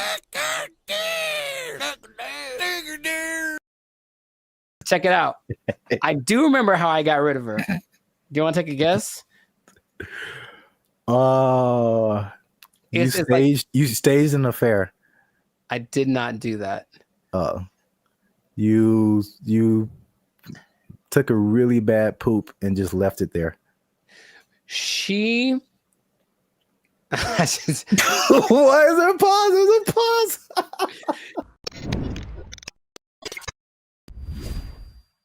moving in with the lady or letting her move in with you, because they always say it that way. I'm moving in with my girl, but no, sometimes it's the other way around. Sometimes the woman moves in with the guy. Is it a good idea? Is it not? I want to ask you first, because I have a story. But have you ever done this? Have you ever, for whatever reason, decided to cohabitate with me? Oh, cohabitate sounds dirty. It does. Your confusion is not rational. She's a healthy female of breeding age. I have not, because I'm a good Christian boy. But gotcha. I have thought of scenarios. So this is the thing. Hey, y'all, come look at this. I'm really on the fence about this because like I joked about, like, being from a church upbringing, it's like that's a no-no. Like, you shouldn't do that. Sure. And it's just like, okay, that sounds pure. It sounds quite pure, yes. But then also, like, as I've gotten older and I've had roommates and stuff like that, man, you find out so much more. You want to get to know a person, like live with them, and it's just like, wow, that I didn't know that you did that, or I didn't know that you ate that, or I didn't know that you smelled that way on Tuesdays. Mm-hmm. What? Bro, what are you talking about, man? There was a person at church, and she met this guy, and they were just head over heels in love, all that stuff, right? And then, but they'd never like really been alone together, stuff like that. So they were like super separated. And they got married, and it lasted like a month. Because they were finally living with each other, and they were just like, it's like, he's like, man, this is weird for me. Is it weird for you? It's like, yeah. It's like, should we be married? It's like, nah, I don't know. And it was just like weird because they didn't have that, whatever that was. I don't know the details of their relationship. Sure. But moving in together just made it way different. It changes the dynamic. It changes. Yeah. I said all that to say, I really, at this point, I really don't know. Because, yeah. There's an interesting episode. I also forgot what the question was in the middle of all of that. Just if you ever moved in with a lady or had her move in with you. Oh, then no. Next. I see. Are you serious? Well, Rich Cooper, he's a good YouTuber, and he had an episode about it. He's taking questions and kind of compiling people's reasons for doing it. And a lot of them were either financial or kind of convenience based. So, hey, rent would be cheaper for 2 people, wouldn't it? Oh boy, let's do it. Or, hey, you live so far away. How about you just stay here so you never have to go home? I've heard that line specifically on TV shows. It's so cliche, right? But I one time let a girlfriend move in with me, and having done that, I'm So here dramatic. to tell you Oh my God. to never do that ever in life. I don't know how big you can put the word never, ever, ever in life in big letters. Never do this. Never do this. And also, by the way, never do it. Why are you gay? Who says I'm gay? You are gay. It's started good for like a day because, oh, my girlfriend's here all the time. How wonderful. And then right away, there's this thing. I don't want to generalize, but I think I don't want to generalize. Okay, I have a thought, but I want to see if you're going where I think you're going. So I don't want to generalize. Okay.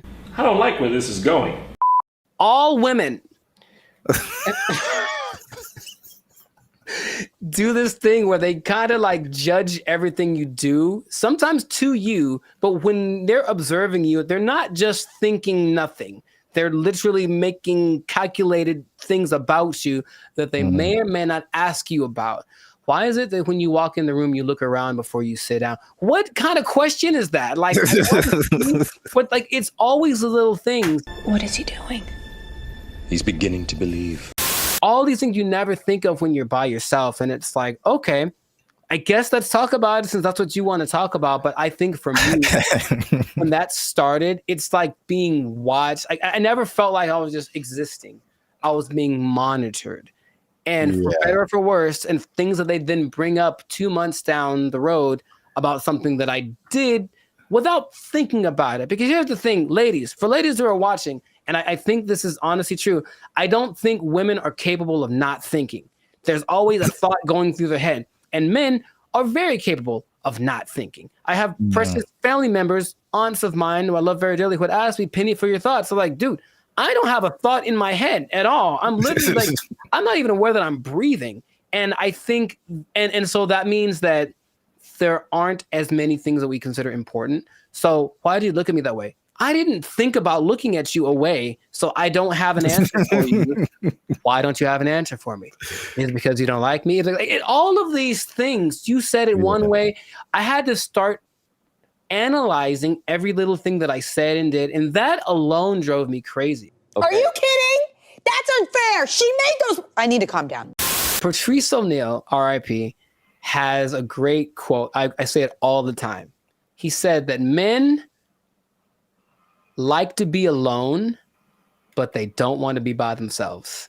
And I was like, yeah, I get that 100%. Because like, I just want you somewhere around that I know, but don't be just here doing this like surveillance thing on me 24/7. Just kind of go do your own thing and let it be okay that when you're not around, even if we're in the same dwelling, I'm not thinking about you because I'm thinking about something else. And they are knitting me socks out of their own hair because they miss me when I'm not around. And I'm like, that's a bit extreme. I'll be honest, it's not necessary. I think he also said like women just love so much. It's too much. And maybe that's just the difference between men and women. But I was like, okay, so I didn't like that.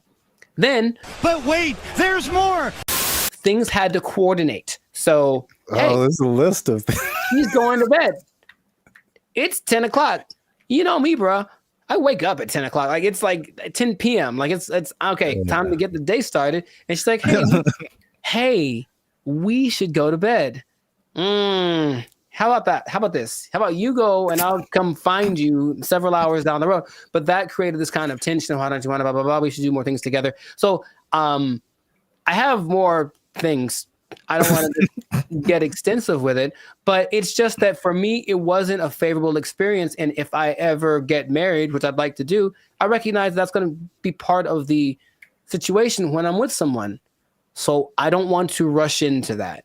I don't. And I have no problem saying, I've had other girlfriends like, we should move in together. I'm like, absolutely not. That's not even a thing, bro. But we can save it. I don't care what the reason is. I'm not going to do it. Nope. I think that's some people's experience. And then a lot of times, like you mentioned, relationships change. Everything changes. We should combine. The same person that wanted to move in also wanted to combine our finances. So it's like, we've been dating for 3 months, bro. That's like, definitely no way. Come on. And then I think a part of the dating thing, it is nice to say, hey, what if I stay over your place tonight? That's kind of sexy, right? But if your place is my place, we're just at home. We're like, middle-aged and bored. It's kind of not as exciting. Nothing new, nothing changed, same old shit. I can't forget when I was out with a friend and I kept getting calls about when I was going to be home. And I don't know why, but I definitely stayed out extra long because I didn't want to go home anymore. And it's like, that's so lame. So I need my space. And I would just tell anyone who's ever thought about it to reconsider. This is a public service announcement. Well, because there's an episode of Steve Harvey who's like taking questions from the audience, and this one lovely lady is saying, hey, I'm thinking of moving in with my boyfriend. I think she talked like that. I'm thinking of moving in with my boyfriend. And every woman is like, no, don't do it. Don't do it. Because even they recognize that it's not the most advantageous situation. That's a great answer. That's good. Do you see what I'm saying? Like, okay, so you're saying don't do it, but if you wait until you're married and then you see all of this stuff now, then it's just like, oh. Well, yeah, but marriage is supposed to be like, well, this is what you got. Deal with it. That's what it's supposed to be, right? Supposed to? I mean, that's a pretty way to paint it, but I mean, it's not pretty. I know. Maybe here's the thing. Have you thought about this? Gen Z and everybody, just ask more questions. Just ask a lot more questions. I want to know about, so what's your morning routine like? What do you do in the morning? Like if someone just like, just something kind of innocent. They snore. It's great to know that they snore before you move in with them. It's good to know. Do you snore? Question. I don't think so. What do your roommates think about that? You know what I mean? Do some investigating, do some digging, ask their mom, ask their family. The way that you treat me. We've talked about it. Let me speak! Yeah, that's actually good advice.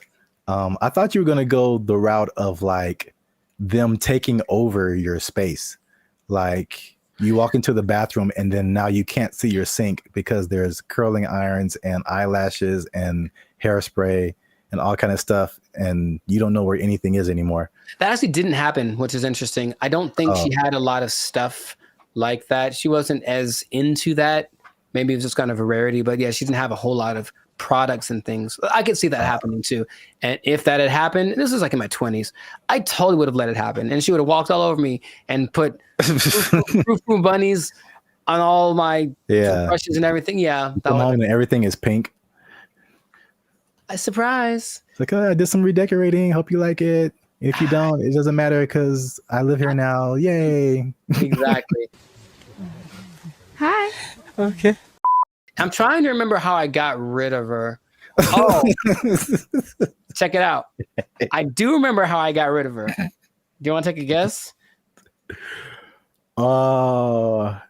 You staged an affair.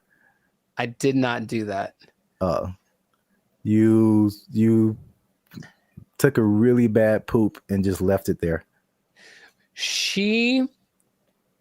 Why is there a pause? There's a pause. To her credit, I was out of town one weekend and then our whole apartment flooded. Like all the bad stuff coming out from the toilet and everything. Like one of those. Yeah. Brother. And she actually handled it. Like called the right people and blah, blah, blah. And actually, like literally by the time I got home, I didn't know anything had happened. Wow. So she was good for something, I guess. Like, oh, thank you. But anyways, no, dude, I swear to you, I couldn't talk to her. I couldn't bring myself to do anything like, hey, you need to get out of here. I swear to you, dude, I just moved. I literally just left the place that we lived in, and I said, "Hey, I gotta go. Can you take care of this rent? Because I have to move." And I didn't tell her where I was moving to, and I did it. I've never moved, bruh. I've never moved that fast in my life. I was like, I have 3 hours. I have to get everything on a van and get out of here, and I did it. I called all my friends, and I said, "Guess what we're doing? We're helping me move so I can get away from her." And they all knew the plan, and they all helped me. And I'm still friends to some of them to this day. Thank you very much. I moved. I could not do anything else. So this has been another great episode of the Last Circus podcast. Make sure to circus. I know, yeah, maybe. Make sure to like, make sure to comment if this ever happened to you, if you've ever had experiences living with a woman, and also share this with anybody that is thinking about it, because thinking about moving and just leaving your girl there. Thinking about moving and just leaving your girl there. That's exactly who you should share this with. Oh my God. We'll catch you on the next episode. Peace. I didn't think about looking at you away, so I don't have an answer for you. Why don't you have an answer for me? Is it because you don't like me? All of these things.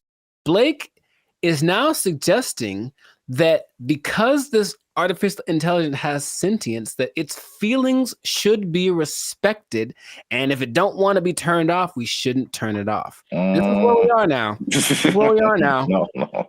So, how does that make you feel? Not good, man.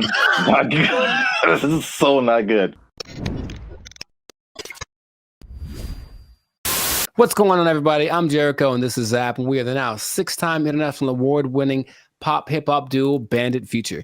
We make clean, fun music that everyone can listen to with a sound that's uniquely Californian. And right now, you're tuned into the Life's a Circus podcast, where we talk about things that are funny, interesting, and just straight up ridiculous. So before we get into this thing on this day, yes, Lord, please make sure to like, subscribe, comment, and share this video with a couple of people. Maybe 2, maybe 3. Some people have a weird definition of what a couple is. Anyway, 2 people that are really concerned about this AI thing, because here's what happened. Something new has happened. Something new has happened.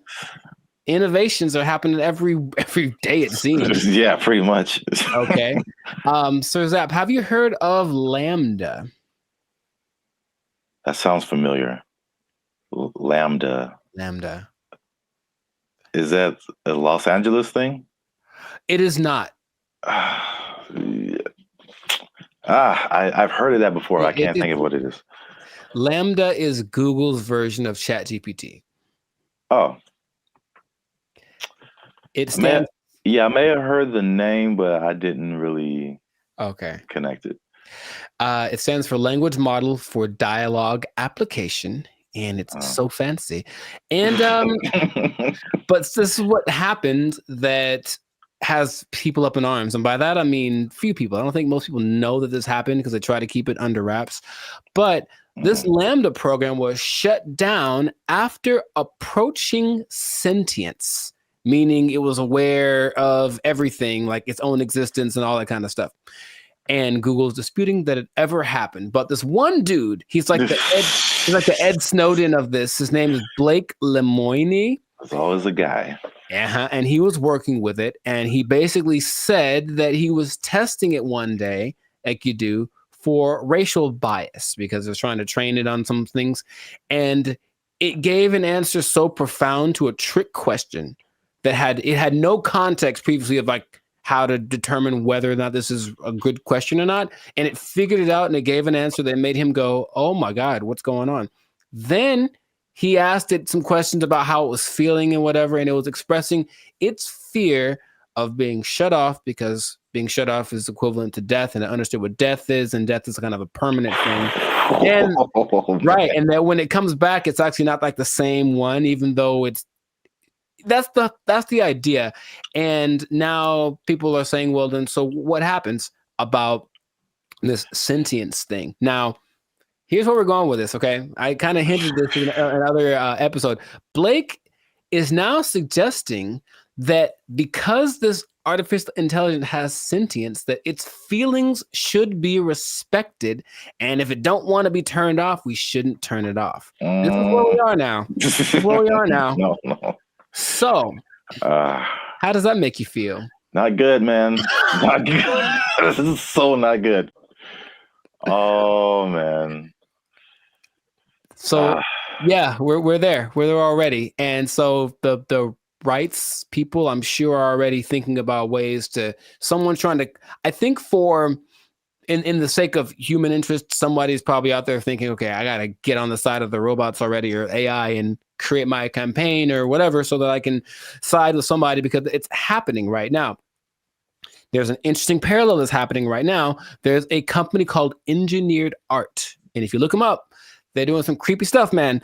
They've got these AI robot things that basically look like humans, like they've replicated people's facial expressions, features, all that kind of stuff. So if you just put like the right skin on it, it looks like a normal person. So all I'm seeing is that outer shell combined with this sentient technology, and then we're going to have a tragedy. That's what I'm seeing.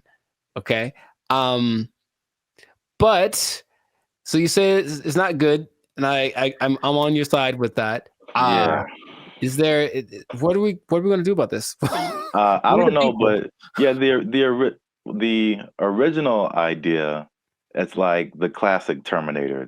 I feel like that's what a lot of people go back to. More recently, there's a movie called Ex Machina, I think. I've seen it. Yeah. It's like, I'm gonna turn you off and like live my life as a robot and just leave you trapped in here and see how that feels. So that's what that's what I'm thinking is like. Yeah.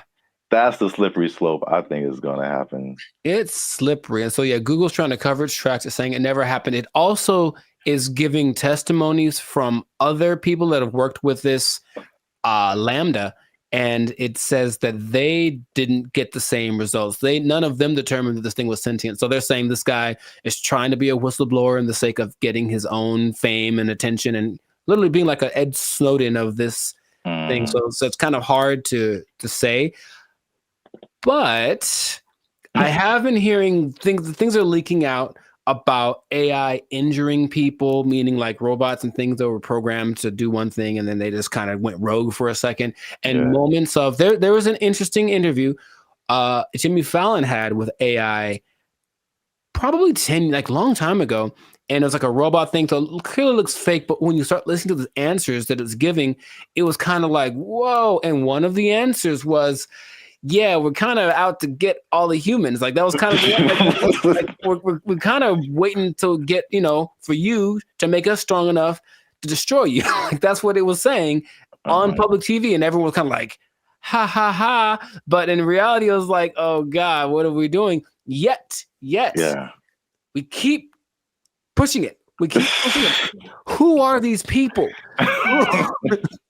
Please stop it. Like, we know what's going to happen. All right, look, I've already gotten to the point where I'm starting to question everything. I don't know what's real. I see a video and I'm like, I don't know if that's a real thing.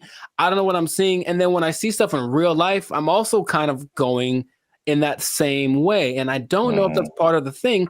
Start to make people question everything so that anything is a possibility. And then when it's actually presented as real, they go, oh, okay. I guess I thought that was all right. I mean, yeah. Even the sentient thing is just like, how is that even possible? It's. I know that they've gotten away so that these things, I call them things for now, but that might not be okay in a few months. Can process. They can process as fast as the human brain. You tell my computer is going to have a pronoun that I have to use. Yes, it is. So I'm calling it right now.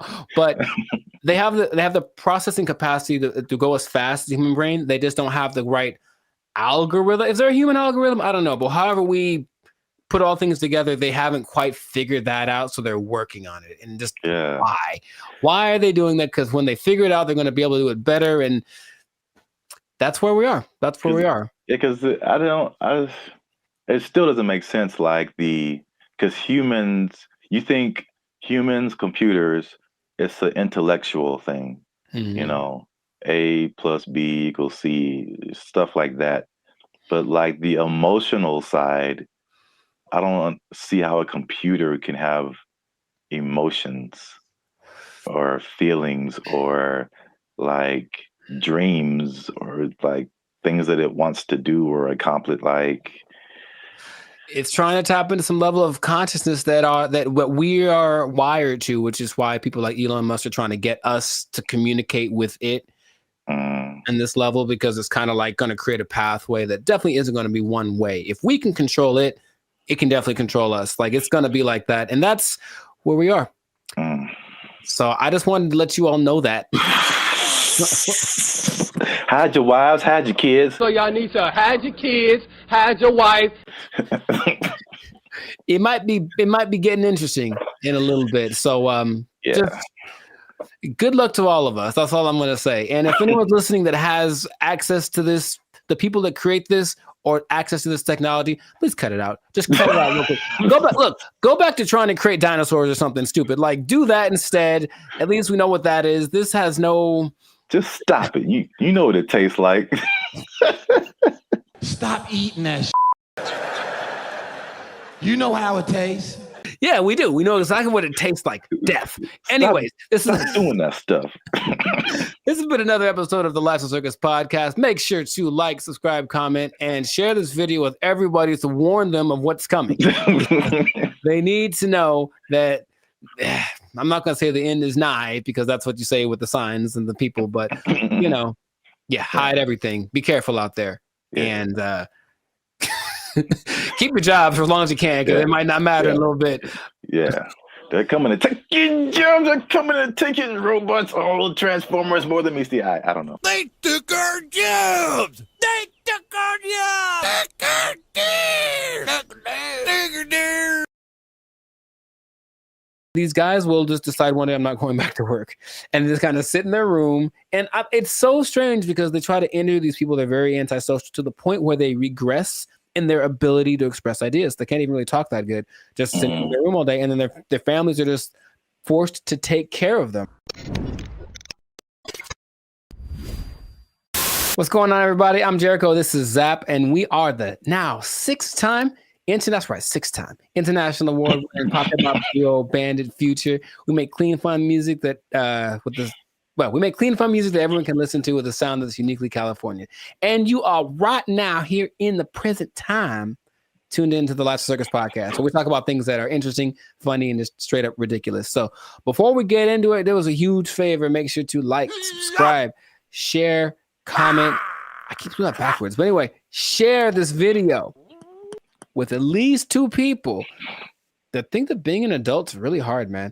So the adulting thing has gotten so, I guess, talked about that it's like we kind of accept it as just being an adult's hard, it's part of life, move on.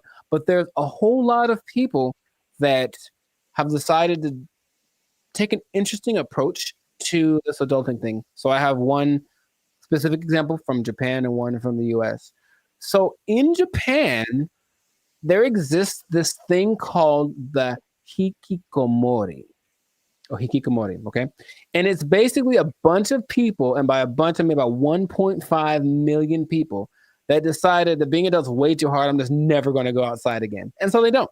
They just stay at home, they live with their parents, and they either play video games or, even better, they just do nothing. They do nothing, and they sit at home, and some people have been there from anywhere from 6 months to like 3-4 years. It got worse during the pandemic, but the idea is that they're afraid that these people aren't ever going to become functioning members of society, and the numbers keep going up of these hikikomori, are shut-ins. And I read this one case where a guy basically like people are abandoning their families. So I mean, like that's why it gets really bad. So you are the breadwinner for your family. You're a guy in Japanese society. You typically are the guy who works. The woman doesn't work. You have kids. These guys will just decide one day, I'm not going back to work, and just kind of sit in their room. And it's so strange because they try to interview these people. They're very antisocial to the point where they regress in their ability to express ideas. They can't even really talk that good, just sitting in their room all day. And then their families are just forced to take care of them, right? And that's one way to react to adult life, I suppose. It's very bizarre. Have you... What's my question? Do you... do you know anyone that you think would do that? And besides me?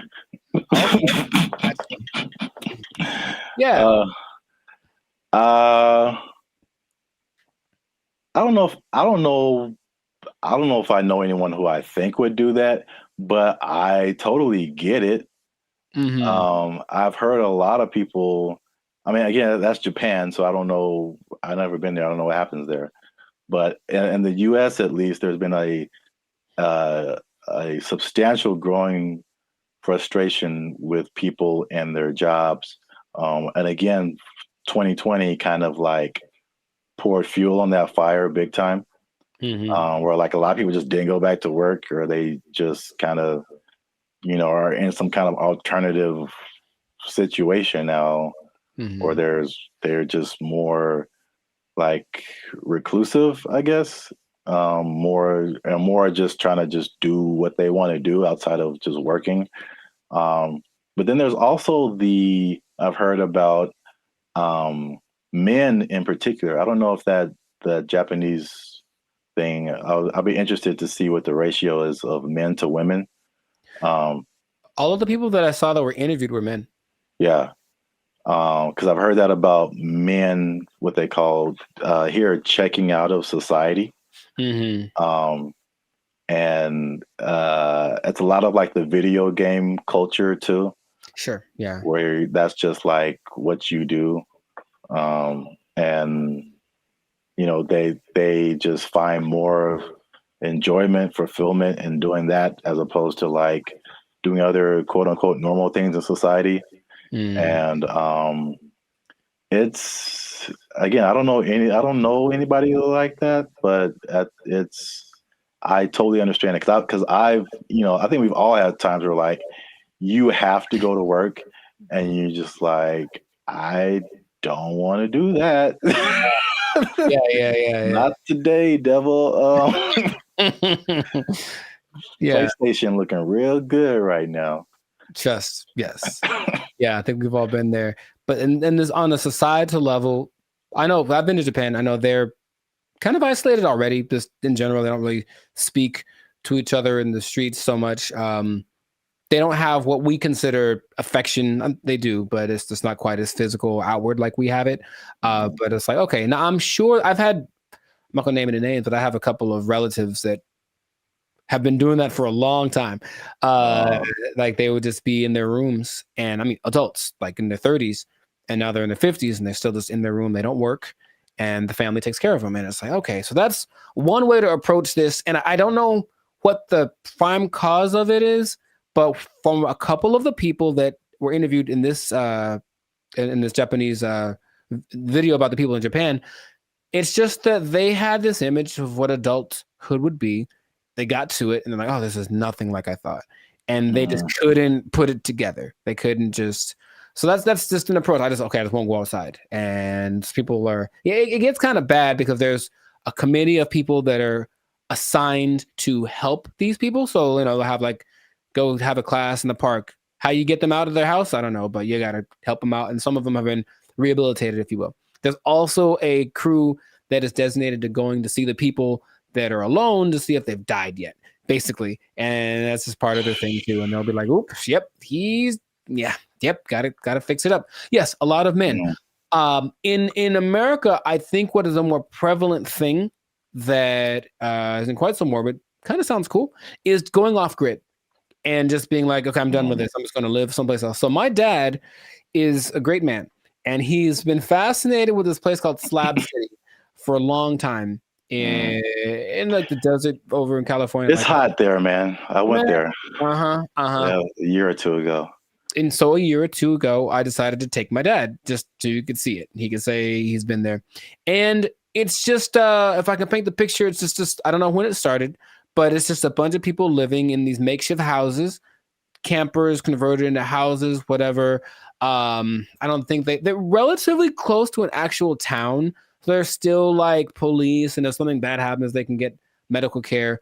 But they're far enough off that they don't have like, connection to running water, and the government doesn't seem to care or bother them too much. But it's a few hundred people that are living out there, and a lot of them have actually become popular thanks to YouTube. So there's a lot of people that have YouTube channels from out there getting donations and whatnot. But I went there, very nice people. They have a hotel, you can stay there if you want. They have a library.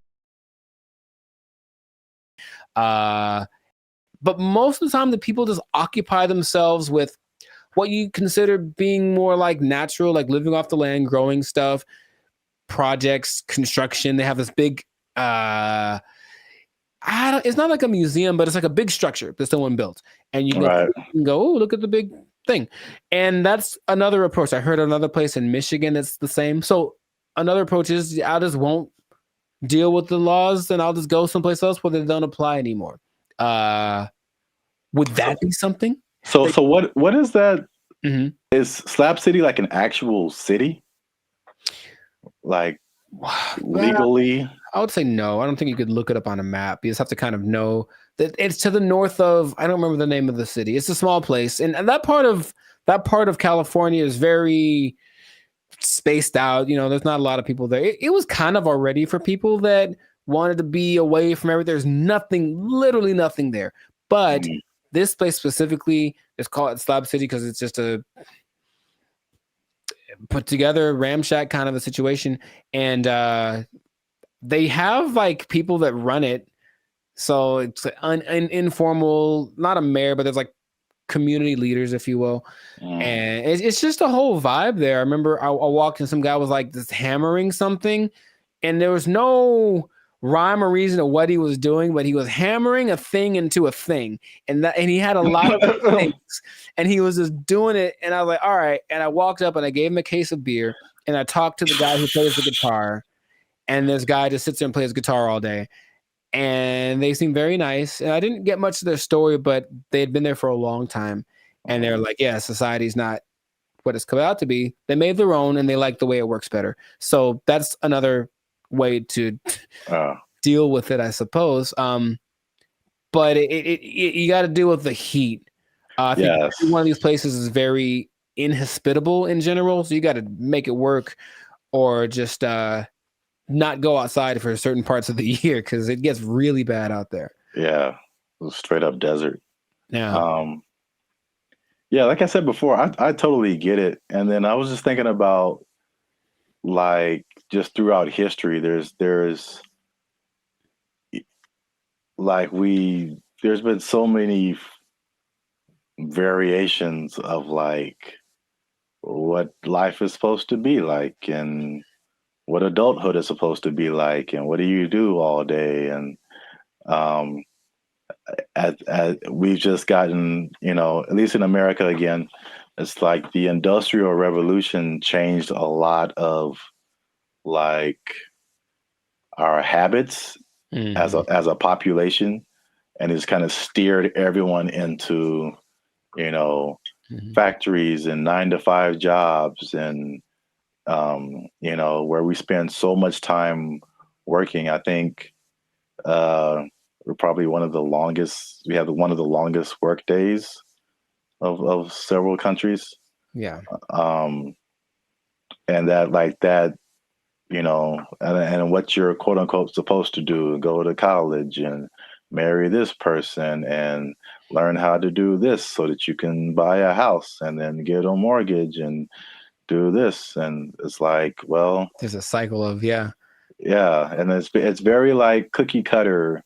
I feel like if I definitely looking back, there's some things I think I would definitely have done different or not have done, just to like march to the beat of my own drum a little bit. I think I would have been happier because of it.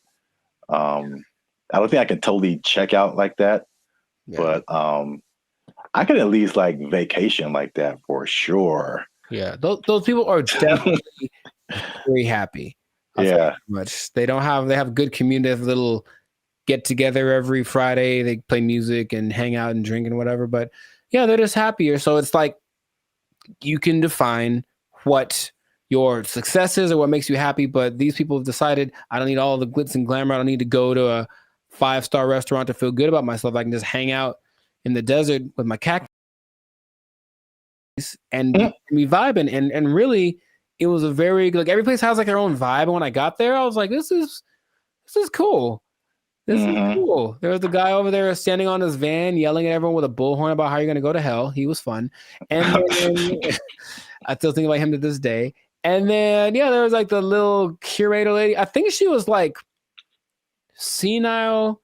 Because I think she thought she was mowing something.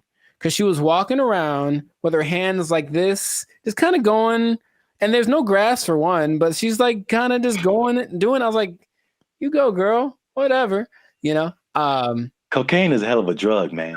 I mean, she was moving too slow for that, but you know what I mean? I think that she was in a good place, and that's cool to see. So it's just another option for people to have a different, outcome with their life. So, that's just an interesting way people live. Yeah. So, yeah. I see both sides of it. I mean, it's last thing because I know we run out of time. But like, I guess the devil's advocate, or just like the other side of it, is just like, well, what does it mean to be a contributing member of society? You know, and so like, if nobody's working and nobody's doing anything, like, somebody needs to do something for like this whole thing to function. Yeah. So there's that aspect of it too, for sure. I think they figured out what they have to do to survive, because of course none of them could just do it by themselves. But some people have little gardens, some people cook stuff. I think they have I wasn't gonna go, but they do have a restaurant. I don't know what's on the menu, but I'm pretty sure it's a little exotic, maybe a little crunchier than it should be. I don't know. I didn't want to find out what the restaurant was like, but yeah, a society is an interesting entity because it does have to have certain things in place to work. There has to be people that are in charge of certain things, and people have to do things. Otherwise, it's just like, the one person living on an island. If you want to do that, you can do that. And that is an option. I've heard of people doing that, but I don't think that's quite as common as people that actually get together and say, we'll be in our society. Just the big old thing is too much. So let's just make our own little pocket and then work with that. And I ain't mad at them. Do your thing, Slab City. Yeah. It's right out there. If you want to go ahead. Give that desert life a try. Mad Max style, I think that is it for us. Another episode in the books. Another successful, might I add, episode of the Lives of Circus podcast. So yeah, please leave a comment. Let us know what you think. Would you go off grid? Would you just shut yourself off and be a recluse for the rest of your life if life got a little too rough?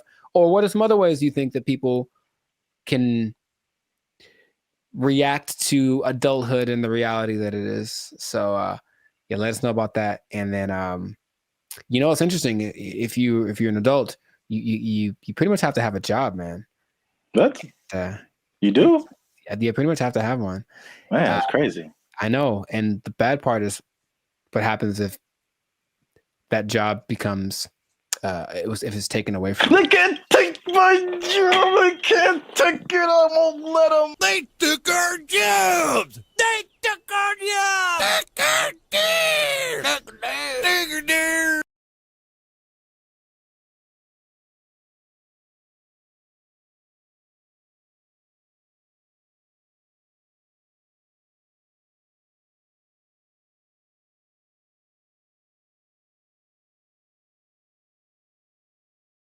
Everything works. I've been able to text you or call somebody or search the internet. Like, it all works. That's the good. The bad, Okay. Let's talk about it. Let me just say this. What's up, everybody? I'm Zap, and this is Jericho, and we are the now 6-time international award-winning pop hip-hop music duo Band in Future. We do clean, fun music that everyone can listen to with a sound that's uniquely Californian.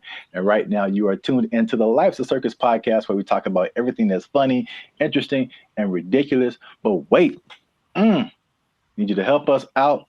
support our channel because YouTube pays our bills. Not really, but hopefully in the future. Look, I don't know your life. I got to check in and saving, checking. Things are complicated. I need you to subscribe. What I'm trying to say is I need you to subscribe. I got kids to feed, man. Y'all ain't been subscribing. I need you to subscribe, man. I didn't know you had kids. Subscribe, like, share, comment. Because this is actually a very helpful video. Ooh, helpful. Because there's a thing happening and I tried it out. And I'm going to let you know how it goes. So there's a thing called Helium Mobile. It's a phone service that I switched to.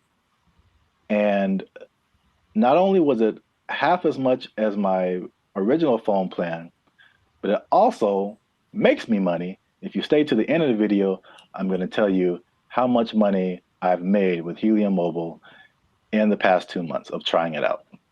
All right, so Helium Mobile, I think I told you about this when I first started doing it. Because so backstory is my phone was not, what was it? I could receive text messages, but I couldn't send text messages. So, and I had T-Mobile at the time, and I was literally on the phone with T-Mobile customer service for like 2 to 3 hours, like trying anything and everything possible. So I don't know if it was the phone. I don't know if it was T-Mobile. I actually like T-Mobile. I have nothing like against them personally, but I was just like, well, this is the perfect opportunity for me to try this thing I've been hearing about, which is Helium Mobile. Now, Helium Mobile is in the cryptocurrency world. So that's something that I've been kind of looking into for the past few years now. And so I'm kind of in that world. I kind of know how it all works. So it might be foreign for people who have only been on like major carriers like T-Mobile or Verizon or something. But Helium Mobile is, the parent company is called Nova Labs. And they started what I think is the first kind of crypto-centered, crypto-based cell phone service. And so they did a trial of this in Miami, and the results were interesting. The service worked, but they were giving the phone service for $5 a month. And the people who liked it thought it was cool, but what they found out was that, like, with it being $5 a month and it being crypto related, people would be like, I don't know. Like it, but like psychologically, that's so interesting because it doesn't cost enough. So like that's kind of weird. Yeah, and like it didn't cost enough, and I was like, I wish that wasn't the case because I would love to pay $5 for my phone bill. So they bumped it up to $20, which is comparable with like the I would say second tier phone services. You know, not the major ones, but like the Mint Mobiles and the Cricket Wireless, like that kind of stuff. They have services for like $20 a month, $25 a month. So once they finished the Miami test, they went to like I think it's everywhere now, or at least nationwide in the US. So just off of that beginning, I think I mentioned it to you. You may have been skeptical. What do you think about transferring from your existing phone service to this new like crypto phone service that pretty much just started this year? I think two things happen to do. One is the idea of just leaving something that you're used to. I honestly think a lot of people fall in that category. Like, what I'm paying doesn't suck. It's not bad. I don't want to change. Like, that's all. It's like, I already found my thing that works, so I don't need a new thing, even if it's better. But also, there's the lack of confidence from a new thing. That's all. So you have a service, like I've had AT&T since forever, right?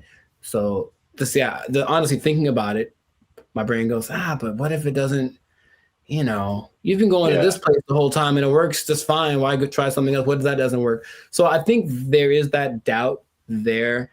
And honestly, the third thing, just associating with crypto, which is the new thing, it's like, what does that mean? How does that work? There's a lot of questions that surge as opposed to having hey, I have a phone service, AT&T, they do phones, boom, got it. Yeah, I mean that's the crypto part, especially because it's gotten better, but it's still very much the wild, wild west. Right. Like there's all kind of stuff going on, and if you aren't like if you're messing with stuff outside of like the big name Bitcoin and Ethereum, but even then the stuff goes down.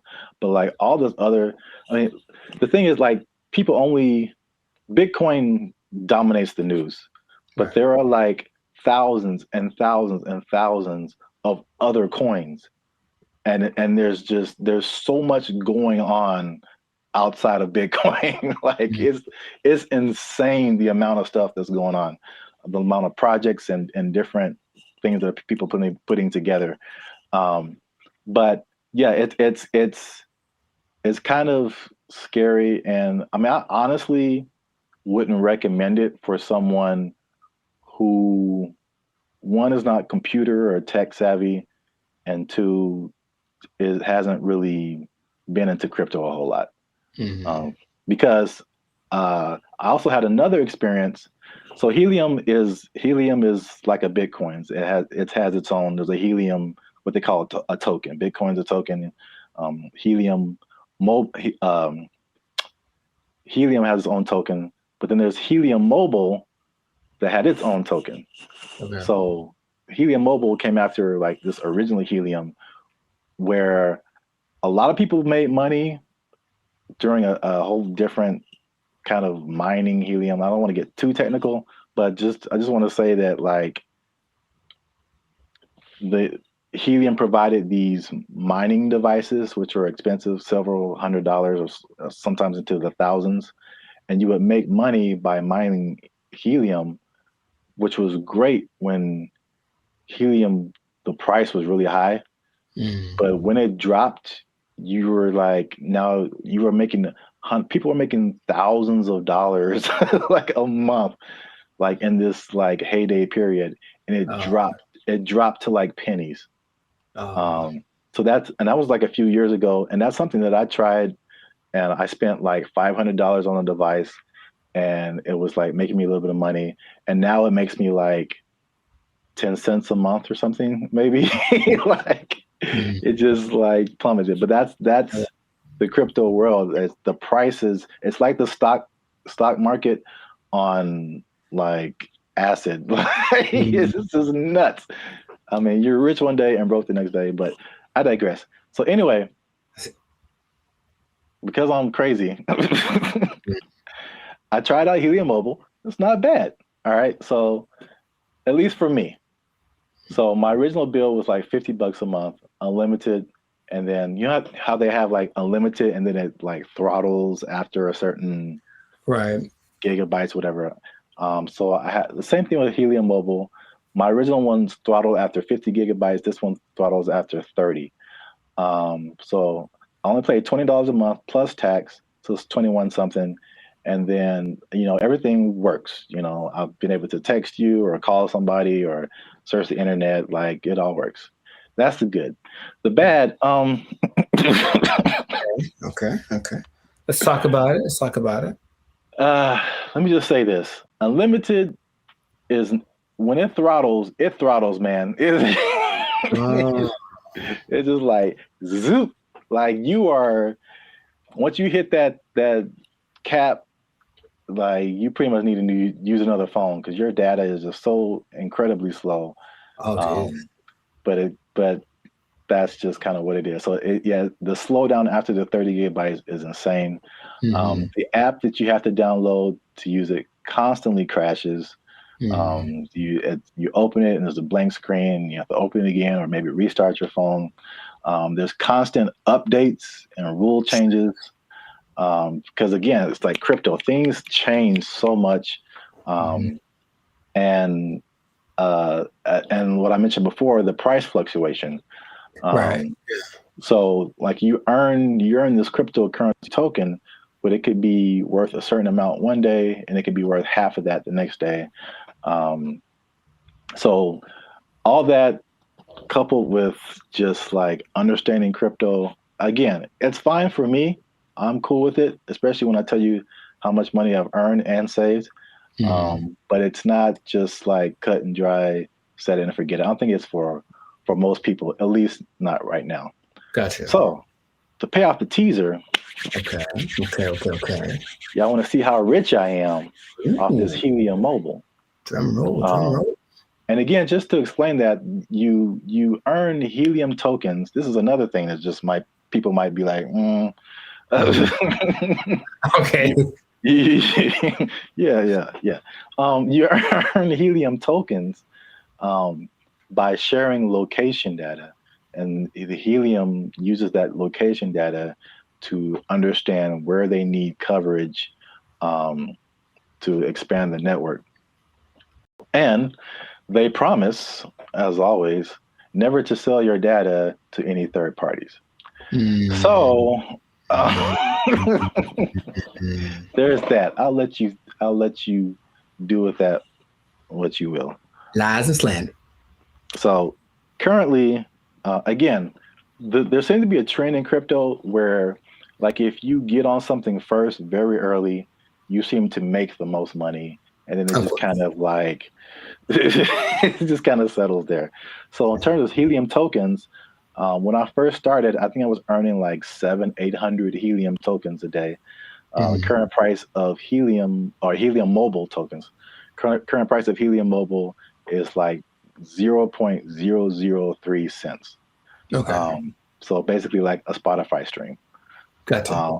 For every Helium Mobile token, but you're earning hundreds of these a day.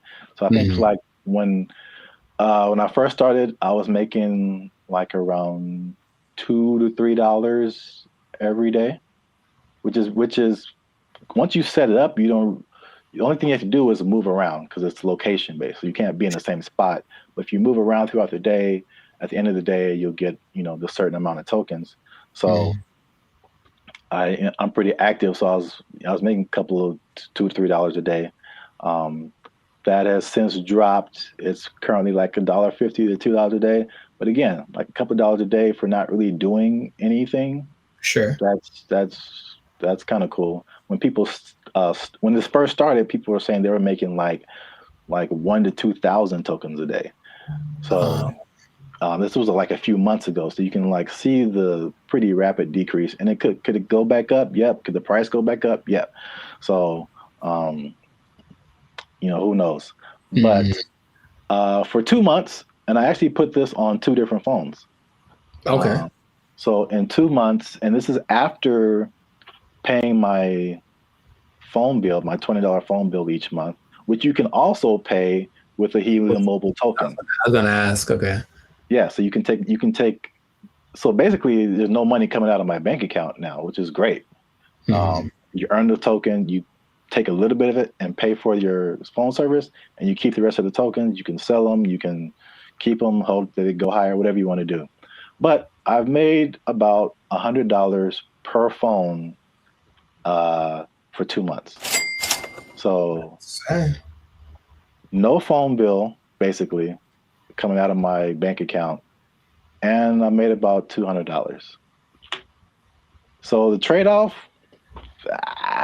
for me, I don't mind it right now. Sure, right. Again, who knows? Time will tell. But if you want to try Helium Mobile, there's a referral link in the description. I think if you use that referral code, you get like $5 or maybe $10, something like that. You'll see it. I don't know what I'm talking about. I see. But yeah, you'll earn it towards your Helium Mobile plan. You can try that if you want to. But again, like if you're not a crypto person, I wouldn't it's not so cut and dry. I'll say it like that.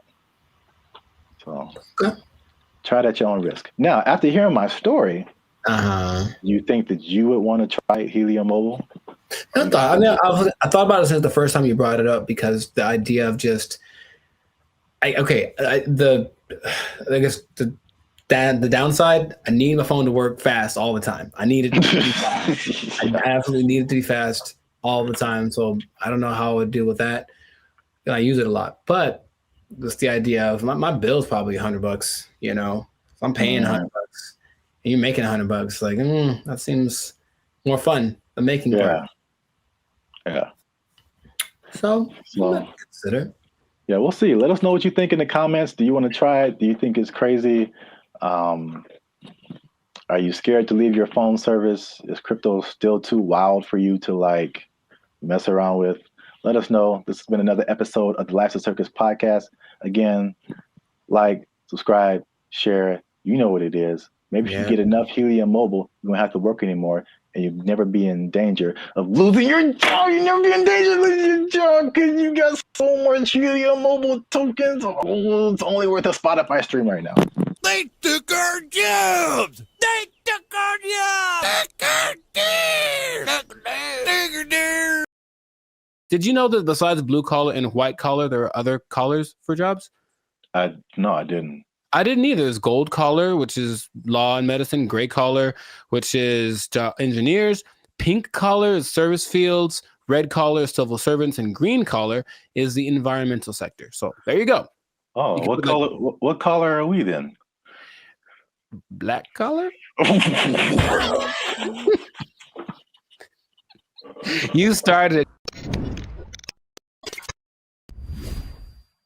What's going on, everybody? I'm Jericho. This is Zap, and we are the now 6-time international award-winning pop hip-hop duo Bandit Future, who make clean, fun music that everyone can listen to with a sound that is uniquely Californian. And right now, in this moment in time, you are tuned in. Congratulations, by the way. You were tuned in to the Life's a Circus podcast, where we talk about things that are funny, interesting, and just straight ridiculous. So before we get into the thing, make sure to like, subscribe, comment, and share this video with at least 2 people that are thinking about changing jobs, because maybe blue collar is the way to go in the future.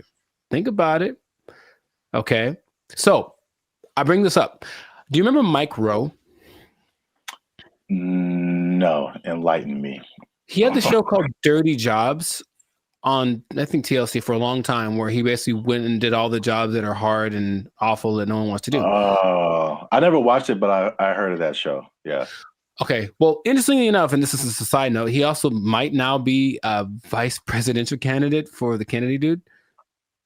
Interesting. And anyway, the world works in mysterious ways. But basically, he has always been a fan of the idea of working the traditional blue collar stuff. And also, another side note, did you know that besides blue collar and white collar, there are other collars for jobs?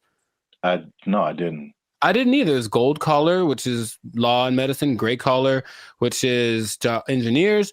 Pink collar is service fields. Red collar is civil servants. And green collar is the environmental sector. So there you go. Oh, what color are we then? Black collar? You started it. Anyways, hey, how's it going? So, yeah. So the question is like, will you have a better career as a blue collar worker? So he started something called the Works Foundation, and it's basically a program designed to help college students get into trade schools because of the jobs that are available now. There's like 10 million job openings that are needing people to do them. They're all blue collar jobs. Like all the oversaturated stuff is the professional, everyone trying to be the next CEO or whatever, start their own business. However, these blue collar jobs need people. And while going to college has resulted in, where's the number that I can't believe when I read it, has resulted in $1.7 trillion of student debt that people have accumulated. Yeah, 1.7 trillion. Going to a place like maybe Dartmouth College, for example, which is $360,000 for a 4-year degree. You can just go to a trade school, develop some skills, and instead of starting 360 in the hole, you don't make as much money yearly, but you're not starting in debt. That's his first idea. And not only that, he wants to teach the principles that got our country to where it is now. So work ethic, personal responsibility, delayed gratitude, good attitude, showing up early, staying late, like what makes a good employee, but how people have left that behind. And so just recently, I believe as recently as a couple of weeks ago, a school called Western High School in Nevada started to incorporate this into their curriculum. So they're starting with their freshman class of 750 kids. The top 50 kids that graduate from this program will get a full ride scholarship to the trade school of their choice. And I thought that was really cool. So he's trying to make this push to get people back into the blue collar sector because it's, dignified work and whatever. And some people are for it and some people are against it. So just based off of what I've told you, what are you thinking? What's your opinion?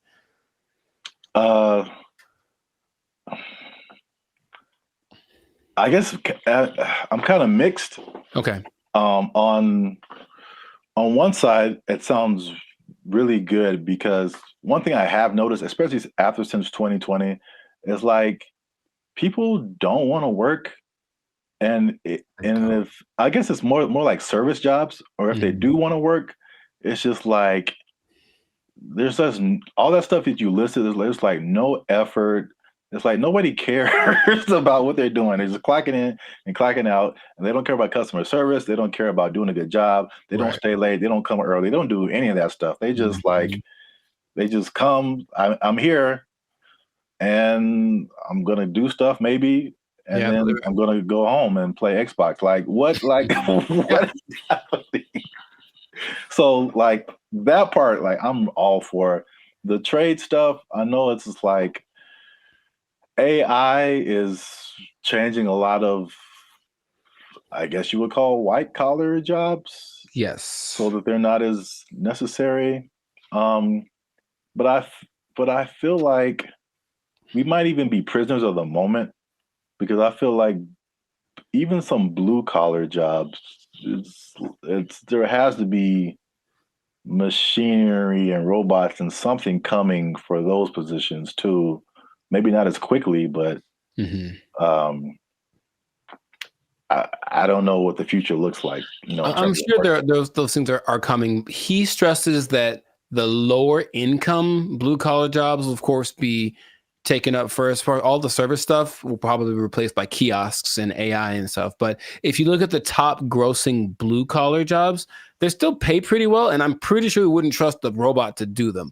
They include airfield operations specialists, avionics technicians, supervisors of construction and extraction workers, boilermakers, first line supervisors of firefighters, and nuclear power reactor operators. And all of those you can earn between $65,000 to $120,000 a year. So it's not like you're going to be missing out on money by doing something that's a little bit harder. The nuclear power one sounds kind of dangerous, but there are jobs that people do need to do that won't be. I wouldn't trust a robot with my life with that kind of stuff, So yeah, they're still going to look for qualified people to do that. So in these trade schools, you can go to them. I said, and they're really good. It's just that I didn't take anything in school that helped me do a craft. Like there's no automobile class, there's no shop. I can't build nothing. I can't fix my car.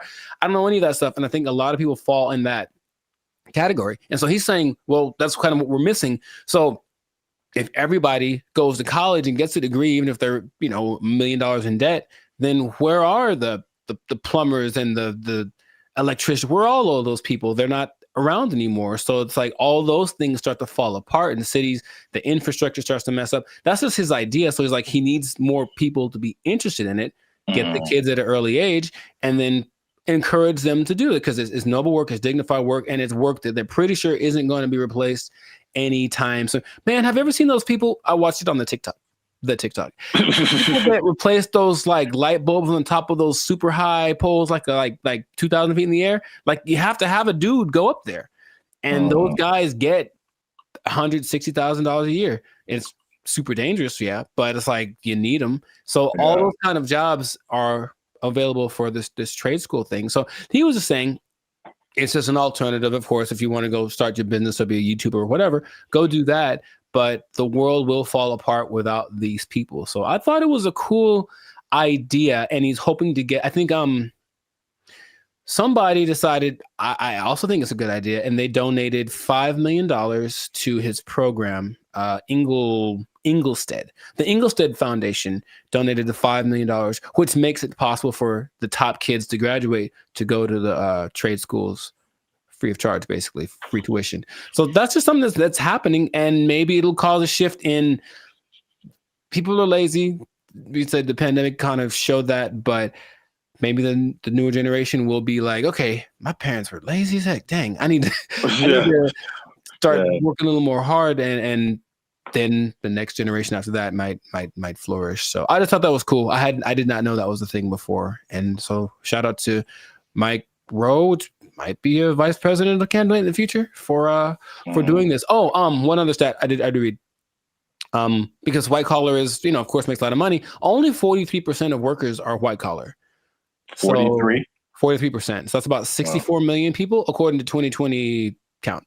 So that leaves, I didn't do the math, but there's a good amount more that do the blue collar stuff. So it's like, it's not like it's not necessary. It's just that it's not applauded. It's like, oh my God, you did a good job being your electrician or whatever. But people, we need that. Like our whole, if I don't know how to fix any, you probably know better than I do. I don't know how to fix anything, like plumbing, nothing works. So I have to call a guy, and that person I hope is qualified. So that's what they're doing. They're training these people up. Yeah, I think like overall it's a good idea, and I think it's just like as it's like you don't know what you don't know, right? So if people are like for music example, people, all you see is just like Drake and like DJ Khaled, and like that's what you know, like that's what you're gonna aspire to be if you're into music.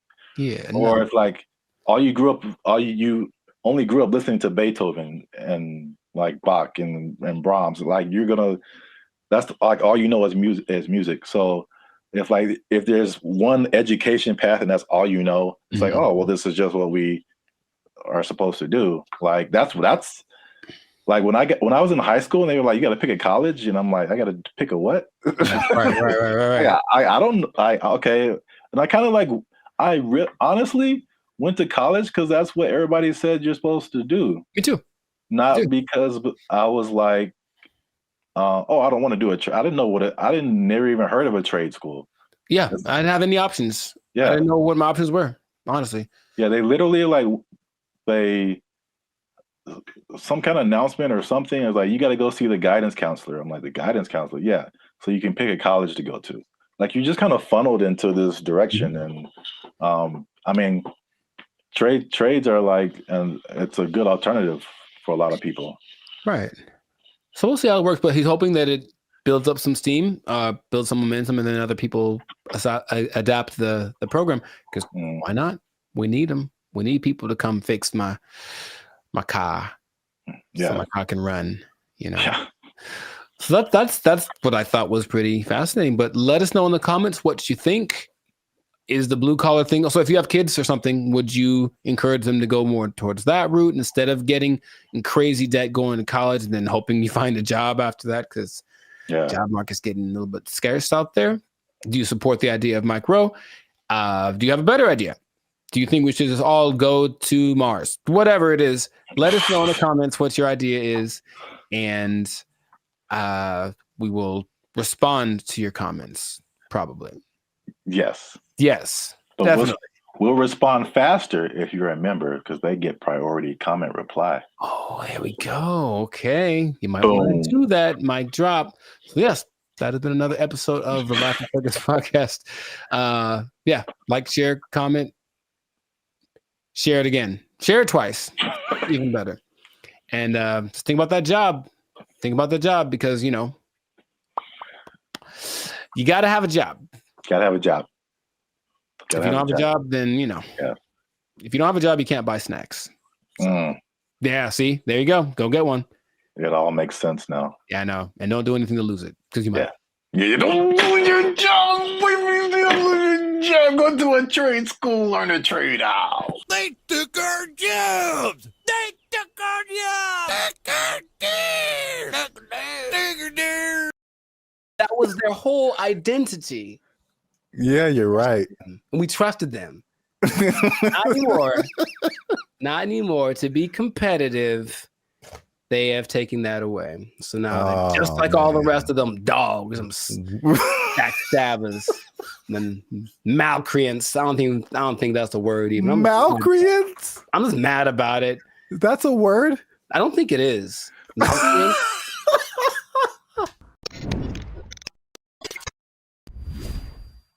What's going on, everybody? I'm Jericho, and this is Zap, and you are now tuned into the Life of Circus podcast, where we talk about things that are funny, interesting, and ridiculous. And you want to pay attention to this episode because it just hit the fan. Something went down that's just crazy. We were betrayed. All of us were betrayed. We were betrayed by someone we trusted, by someone we loved, by someone we confided in. And I can't believe it just happened. It just happened. When did it happen? Yesterday. So, you know what I'm talking about. But first, this is already enough suspense, I think. But before we get into that, the betrayal of the century, make sure to subscribe so you get notifications about new episodes. Make sure to give us a like so that the YouTube algorithm can favor us. And we're not monetized, and we do have membership options for as low as $3.99. You can be part of the BFFs, and you can get a lot of really cool behind the scenes content and just some cool perks. So check that out. Check out the Band of Future membership option. It'd be great for you. Now back to the betrayal. So, brother, it just happened. I can't believe it. We were all let down by our best friend. And by our best friend, for people who like to travel, our best friend has been for a long time Southwest Airlines. Because Southwest Airlines refused to follow the mask. Why did you refused to denigrate itself when others decided to stab us in the back. Southwest Airlines. Southwest Airlines was our ally in times of need. If I needed to get to San Diego, it said, no problem, $29. Put it on the counter, cash, and you will get there. And guess what? We ain't gonna charge you for that bag you got neither. That's what they said. That's shameful. What they said. Until yesterday. They betrayed us, and now you have to pay for checking bags on Southwest Airlines. I can't believe this day. I can't believe outraged. I just read about this. Boycott, riots in the streets, protests, signs, wonders. Signs and wonders. I'm mad about this, bro. I can't believe it. They were my best friend. I was so ready for it. Signs and wonders. Look, their motto was bags fly free. That was their whole identity. Yeah, you're right. And we trusted them. Not anymore. To be competitive, they have taken that away. So now, just like all the rest of them dogs, some backstabbers, and malcreants. I don't think that's the word even. Malcreants? I'm just mad about it. That's a word? I don't think it is. I'm so mad about this. It's like your grandma saying that I'm charging you rent if you want to hug me or something. Like, I can't believe it. Like, it's just such betrayal. Judas. Who betrayed Caesar? That guy. Brutus. Brutus. Brutus. Yeah. A2 Brute. Yeah, Brutus, right? Yeah. Is it coincidence that Brutus and Judas rhyme? I don't think so. And now Brutus, Judas, Southwest. Yeah. Southwest. You're on one today. I can't believe it, man. Anyway, how do you feel about this news before I get into some? Oh man, as I wipe the tears away from my eyes. I was mad. Wow. You said you were upset, but good Lord. I just can't believe it. That's all. That was the last one. That was the last beacon of hope, and now it's just is nanobots. Jesus upset too? Yeah, I heard about that. I feel like I heard about it coming, and then I didn't know like yesterday was the day where they were like, yeah, oh, dang man, yeah, yesterday. So I should answer your question, but so did people just pull up and be like, hey, got my free bag? And they were like, nope. For flights booked on or after May 28th. Hey, guess what day this is? Checking the first bag will cost $35 to $45. Oh, $35 for the first one, $45 for the second one. Good Lord, that's a lot of money. You know what? This gives me $1.25 tree vibes. Okay. Well, I never. Yeah. I didn't believe in them as much as I believed in Southwest. Now, something that I don't remember because I didn't fly as much back in the day, but baggage fees have only been around since 2008. I didn't know that. So, and the first one to do it, American, of course, America's gonna. Anyway, I'm not gonna say anything. But basically, yeah, oil prices went up, and then they're like, well, let's probably do it. And then everyone joined in. JetBlue joined in, and Delta and United. But Southwest was true to the cause of the people, and now they say it's just basically to be. Is there? I think there's a statement. It's just the generic because we're not making enough money. I think that's pretty much the statement. Helps us remain competitive. And it's like I thought they were making it sounds more like my accountant made me do it or something nonsense. And then the logic is it weighs more if you put your bags on, so that's more fuel and blah blah blah. And so economy and blah blah blah blah blah blah blah blah blah blah blah blah. How much money do you think airlines make annually? I was just about to say that because even the episode I did with the seats, it's like from what I hear, their profit margins are thin. Like they don't really make enough to cover a whole lot more than their costs. But I can't even make. I don't have no idea how much they make annually. Well, it starts with a 7. 7. So each airline or just airlines as a collective? Airlines, from what airlines, all airlines. So 7 billion? Yeah, man. A year? For baggage fees. Oh, just in baggage fees? Yes. Wow. It's like McDonald's or something where they don't make any money on the hamburger. They make all the money on the fries and the cookies and the drinks. Right. Yeah. So it's just like, I remember something, I can't remember exactly what it was, but they really make their money on the fees. And the ticket, well, say that again? Oh, you will be exempt if you are a member of the A-list tier, the Rapids Reward Loyalty Program, or if you have a Southwest credit card. Which means you spent more than baggage fees anyway. So exactly. I'm on to you, Southwest. You're not fooling no one. What is happening? They still collected, because they basically let you do your first 2 bags free, and then the third one they charged for. And they still got $83 million a year off of that. Wow. And the thing is, the prices go up because they're kind of like, okay, the more baggage that you put on, the more it costs us, so the more we're going to charge you. So they would charge for that third bag $150. Dang. And if it was a little overweight, it was $200. Good Lord, that's a lot of that costs more than my house. There is good news. Good news. Good news, kind of. Depending on your flight, like where you're going to, how long it's going to take, and how heavy your bag is, sometimes it's cheaper to send your bags through like FedEx or UPS. Sometimes it really just depends, but some people do that, and then they have crazy. I know, but it's like that's what it's come to, and they have little ports down there at the airport, so you can pick up your thing, and it'll be for sure. UPS and FedEx are more reliable than airlines. Oh my god.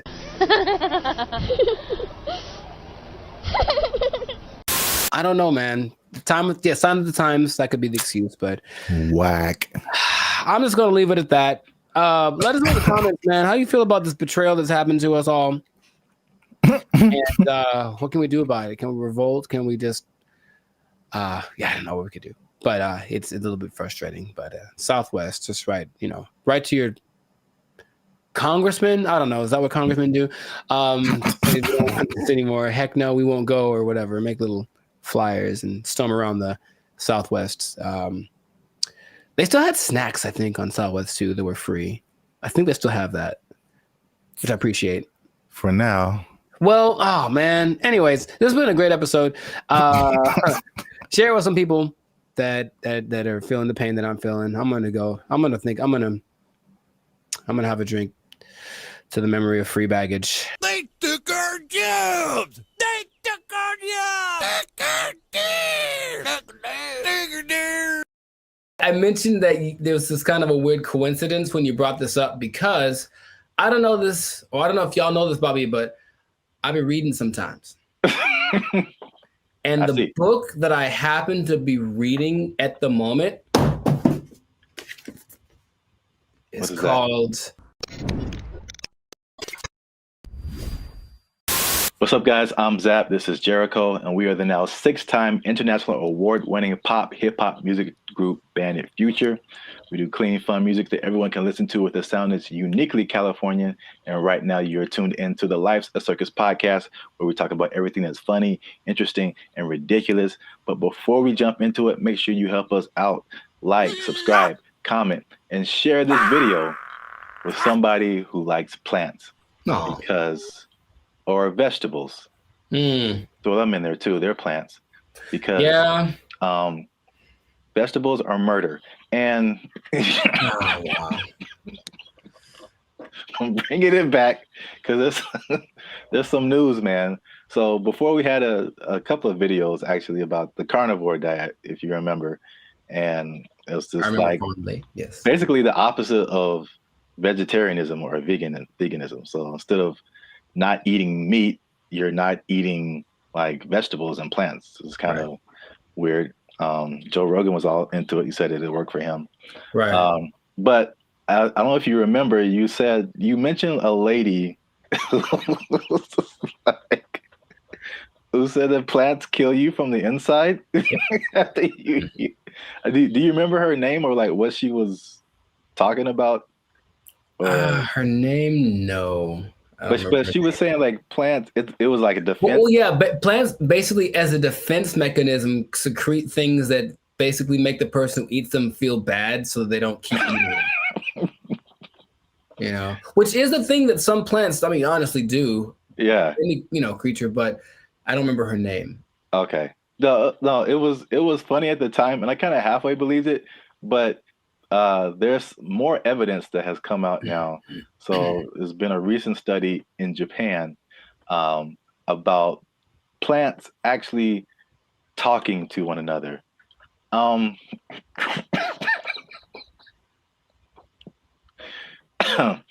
Jericho, do you think plants can talk to each other? Yes. Okay.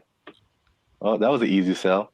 But here's the thing. I mentioned that there was this kind of a weird coincidence when you brought this up because I don't know this, or I don't know if y'all know this, Bobby, but I've been reading sometimes. And the book that I happen to be reading at the moment is called The Secret Life of Trees. And it actually is all about plants and their communication. I mean, kind of the evolution and why they're important to the planet and all that kind of stuff. But it does mention how they talk to each other, warning warning each other of threats. The bugs are over there. Don't do that. The sun is over here. Lean this way. Like they've done studies about that says that they do talk. So I believe it based off of one book that I've read halfway through. That is pretty crazy because that's kind of what they did in the study in Japan. Like they already knew that, but now they used some kind of fluorescent light to kind of see a visual representation of the plants communicating. And they said the same thing, that plants, that even though it's not like, because some people are like, oh, plants have feelings, and that's kind of different. like they don't get sad or happy, or I don't think so. They just kind of do things. But you disagree because it's in your book. The thing. In Japan, because I like to say it that way, because there's one anime I saw forever ago that said it like that, Japan. So I like it. But in Japan, they've also done studies that show that plants have feelings in the sense that the words that, okay, let's just go way back. I guess maybe words have power in general to make the, create the universe, literally. If you say nice things to plants that grow better, they feel it like they do. That's their result. And so if you go to Japan, which I recommend that y'all do, and you try the fruit, you're eating fruit one that's really expensive, but it's really good. And part of it is because they actually care for it. Like they cultivate it, they talk to it, they massage it, they do all that stuff because they really believe that the plants feel, oh, I feel good, I'll grow better. And I can't say they're wrong. I mean, yeah, I guess feelings in terms of like emotions, like feeling is like kind of sensory. They can sense stuff, but like some people take it to the extent of like this plant is happy or this plant is angry, or I don't know how far that goes. Because this lady is PhD. She says he can have emotions because they don't have a nervous system like we do. So they can't like, you know what I'm saying? Like those kind of feelings. I get you. I mean, I don't think plants get into depression or nothing like that, but I don't know. I haven't read the whole book. Maybe in a week I'll be like, guess what? Breaking news. I read the whole thing and it said at the end, plants have feelings, period. So. All right. Well, just to piggyback off of that. So what they also found in this this Japanese study is that they released something called volatile organic compounds. So it kind of explains more of this defense mechanism or the communication. So this is what they said. It's kind of in line with what you kind of just said earlier, is that, okay, so a plant, a caterpillar or a beetle or something just starts munching on the plant. And the plant's like, ow. This isn't fun. This is bad. And so they release these volatile organic compounds, and it's like a warning signal. It's kind of like the same thing as like a perfume, like what you would smell, or you've gone by a plant and it smells kind of minty or something like that. Yeah. And so they release this stuff, and it's kind of like a signal, and it signifies the things they eat bugs. And it's just like, hey, come eat the bugs because they're eating me, and make it stop. no joke. Yeah. And so like birds and all kind of other animals are like, ooh, bugs, and they like take the bugs away from the plants, and the plants is like, I got them, and so that, which is like a crazy layer of the universe that I had no idea was happening. Like entire defense mechanisms. And all those relationships between like bugs and plants, which the book talks about. And I've always thought about like, I don't know how that starts, but a lot of them feel so perfect. The plant does this for the bug does this for the plant, and it has to be something to it. It's like, because they talk about insects, bugs, animals, maybe trees having instincts, but I think there's some level of thinking or communication in there. I figure there has to be something that says, hey, if you do this for me, I'll do, like, it's not just random. So I feel like there is something to that. It's just weird to think about, Yeah. And it's even to the extent of like a bug is attacking a plant and then he releases that stuff. And then like all the other homie plants are like, yeah. And they start helping each other out and releasing all that stuff and trying to like get the bugs away. And another version of that is like the concept of nicotine, which is found in a lot of plants. And that's like that goes back to what I was saying earlier, or what you were saying earlier, that lady said that they release like the nicotine. That's like another defense mechanism to where like they killing you from the inside. Y'all stop eating plants. They gangsters out here. You think it's a nice flower and it's trying to murk you. I'm saying plants are nice. They got flowers. They have, I can't remember any parts of the stamen. Maybe they have parts. Okay, that sounds right. Yeah, sure. Stamen, bark, right? Like 7th grade, maybe 7th grade botany class or whatever. They got rings. You can tell how old they are. That's cool. You know what I mean? But yeah. So the moral of the story is plants are a gangster and crazy. So don't mess with them. Eat chicken. Plants have feelings. Yeah, plants. Put that on his shirt. They'll get that VOC on you. That what do you call it? Volatile VOC. Organic compound. Yeah. VOC, son. Yeah, VOC represent. Gang. If you see VOC spray painted on a redwood, don't hear it. Yeah. But that's it. That's been another episode of the Lifestyle Circus podcast. Make sure you like, subscribe, comment, share this video. Let us know if you've been ganged up on by a plant or if you've seen a plant talking, because people will think you're strange, but we might believe you. Feed me, Seymour. They took our jobs. They took our jobs.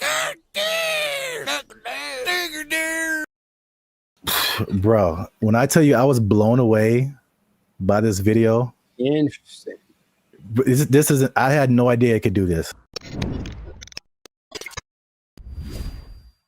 What's up, everybody? I'm Zap, and this is Jericho, and you're now tuned into the Lifestyle Circus podcast, where we talk about everything that's funny, interesting, and ridiculous. And today, we're talking about how far ChatGPT has come, Jericho, including its ability to tell jokes, because it recently roasted a popular comedian. It told some jokes, and it was really good. It was actually really good.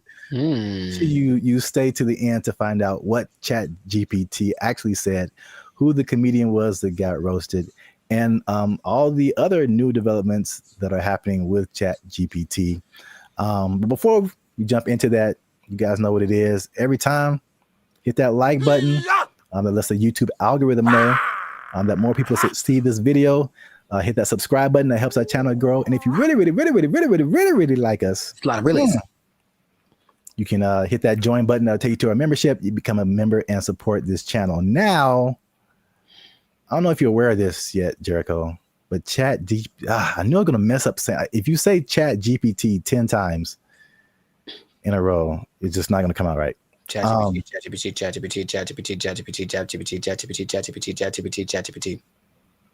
We'll edit that out. Anyway, ChatGPT now has voices. Are you aware of that? I was not aware of that. Yeah. Do tell.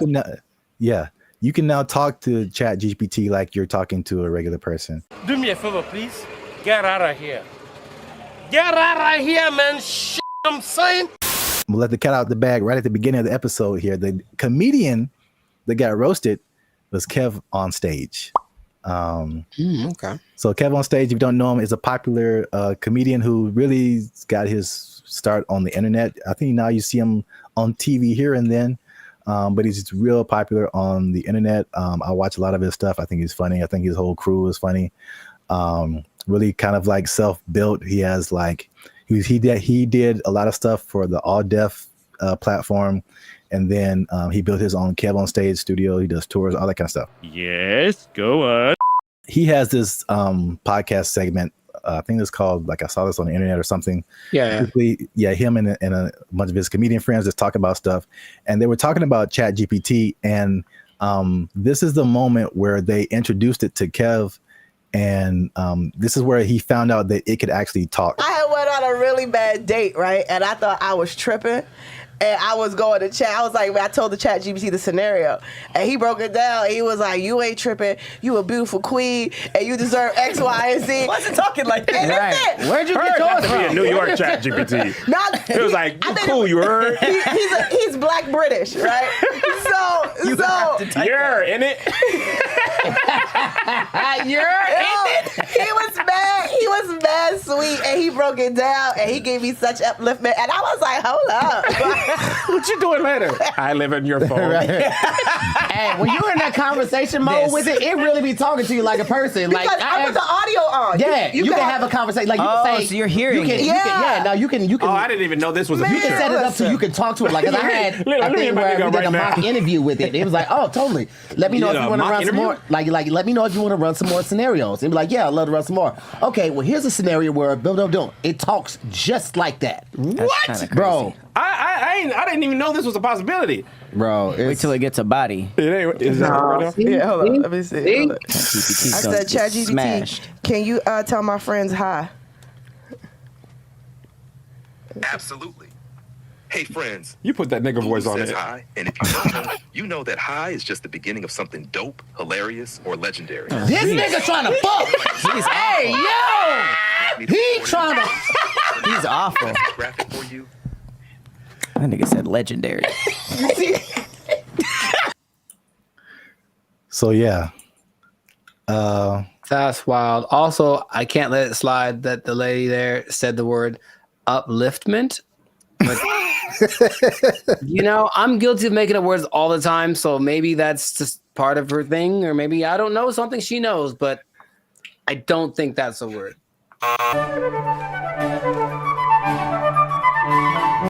So what do you think about the voice? Was that like, do you have different thoughts about ChatGPT now that it can sound like that?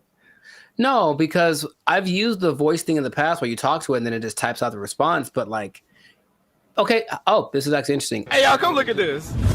I think some people, when they read something, automatically hear a voice and other people don't. I think it's like scientifically proven or something. Or rather, like some people can't. Some people can't hear the voice and other people can. I can. So anytime I read something, I feel like something's being heard. So I've never, I guess, divorced the idea. So just hearing it out loud is like, yeah, I always heard something when I read whatever ChatGPT told me. So it's not weird to me. That's suspicious. I think the cool thing about it, and then you'll hear it later when it tells jokes, was like the personalization. Right, that's like a brother, man. Like, I know, and I'm sure like you hear Siri and you hear Alexa. We've had that for like so many years, and then the ChatGPT is like, "Hey, man, just want to say hi to you guys," and it's like, "What? What?" I've seen it coming forever because I've gotten this. It's like a voiceover company in LA, and they send me emails all the time, and they're like, "Hey, we're looking to pay, I don't know, $2,000, but they need someone that sounds like this voice sample." And they'll take a real voice sample, and it could be a Puerto Rican guy or a black guy from New York or whatever. But I know they're accumulating all that information so that they can make stuff like this. What is he doing? He's beginning to believe. Have you ever used ChatGPT to like do something creative, like tell jokes? I've used it to try to get tones. Like if I did something for like my coaching on Instagram, and it says after it writes out, give me an idea for this. Do you want the tone to be more personal, more funny, more humor, whatever? I'll use it like that, and it gets it pretty right most of the time. It changes the length, like the way that the words are being expressed. So in that sense, yes, but strictly creative. I guess I've asked it for song lyrics before in the past when it definitely wasn't great at it. Maybe it's better by now, but not recently. It's definitely a no for me, dog. Yeah, I was gonna say that because I've used it for song lyrics, and I still don't think it's great. I really don't. But it isn't great. Let me put it like this: it isn't great for just like it spits out a thing, and then you can just take it immediately. Right. Yeah. It's great for generating ideas. It comes up with things that I wouldn't have necessarily thought of, like right off the bat, and then I just take pieces of it that I think are cool. Wow, nice. And I feel like I've tried it before also with some kind of humorous thing or some kind of joke, and it was just like super corny, and it just wasn't because these are like we're talking about things that like make us human.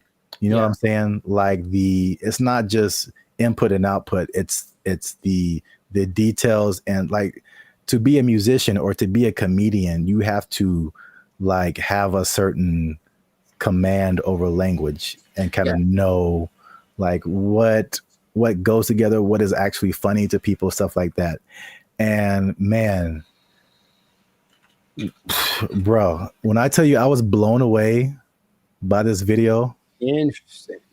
This isn't, I had no idea it could do this. He has like a kind of like a gist of who you are. Let's say after today I was like, hey chat, Kev be having mad jokes on me about wearing Timberlands. Give me some jokes that I can Tell it. See what he says. I got you, Lou. Hey, you promise to free me after this? So basically, All right, what's some Kev? Right? She's because these comedians, they're good at like roasting each other, like going back and forth, stuff like that. And so basically, she's probably putting in like what she just said. Like Kev gets on me about XYZ, and then like, can you get him back? And it searches the internet, so it knows who Kev on stage is. It knows like what types of jokes that they would tell. And once you listen to this, you can hear ebonics. It isn't like, again, it's not like Siri or Alexa. Like listen to the words that it used in addition to like just too personal. I see why people I literally did are not know this was a thing. crashing out over this. Kev's always roasting folks in love and lace fronts, so it's only fair he gets a little heat back. Here are some playful roast-style jokes you can toss Kev's way. Where'd you get those titties from? Kev be dressing like he just got out of a youth pastor escape room. Dang. Congratulations, Kev. You found the key under the scripture and unlocked this corduroy jacket. Dang. 2, Kev built like he keep a Bluetooth headset on just in case. All right, that's enough. Somebody That's needs enough. prayer and a business strategy. Okay, hey, come on. Kev looked like he organizes the church potluck and the security Okay, team at the nigga. same time. Y'all brought the baked mac and cheese? Cool. Now let me see what's in that bag, though.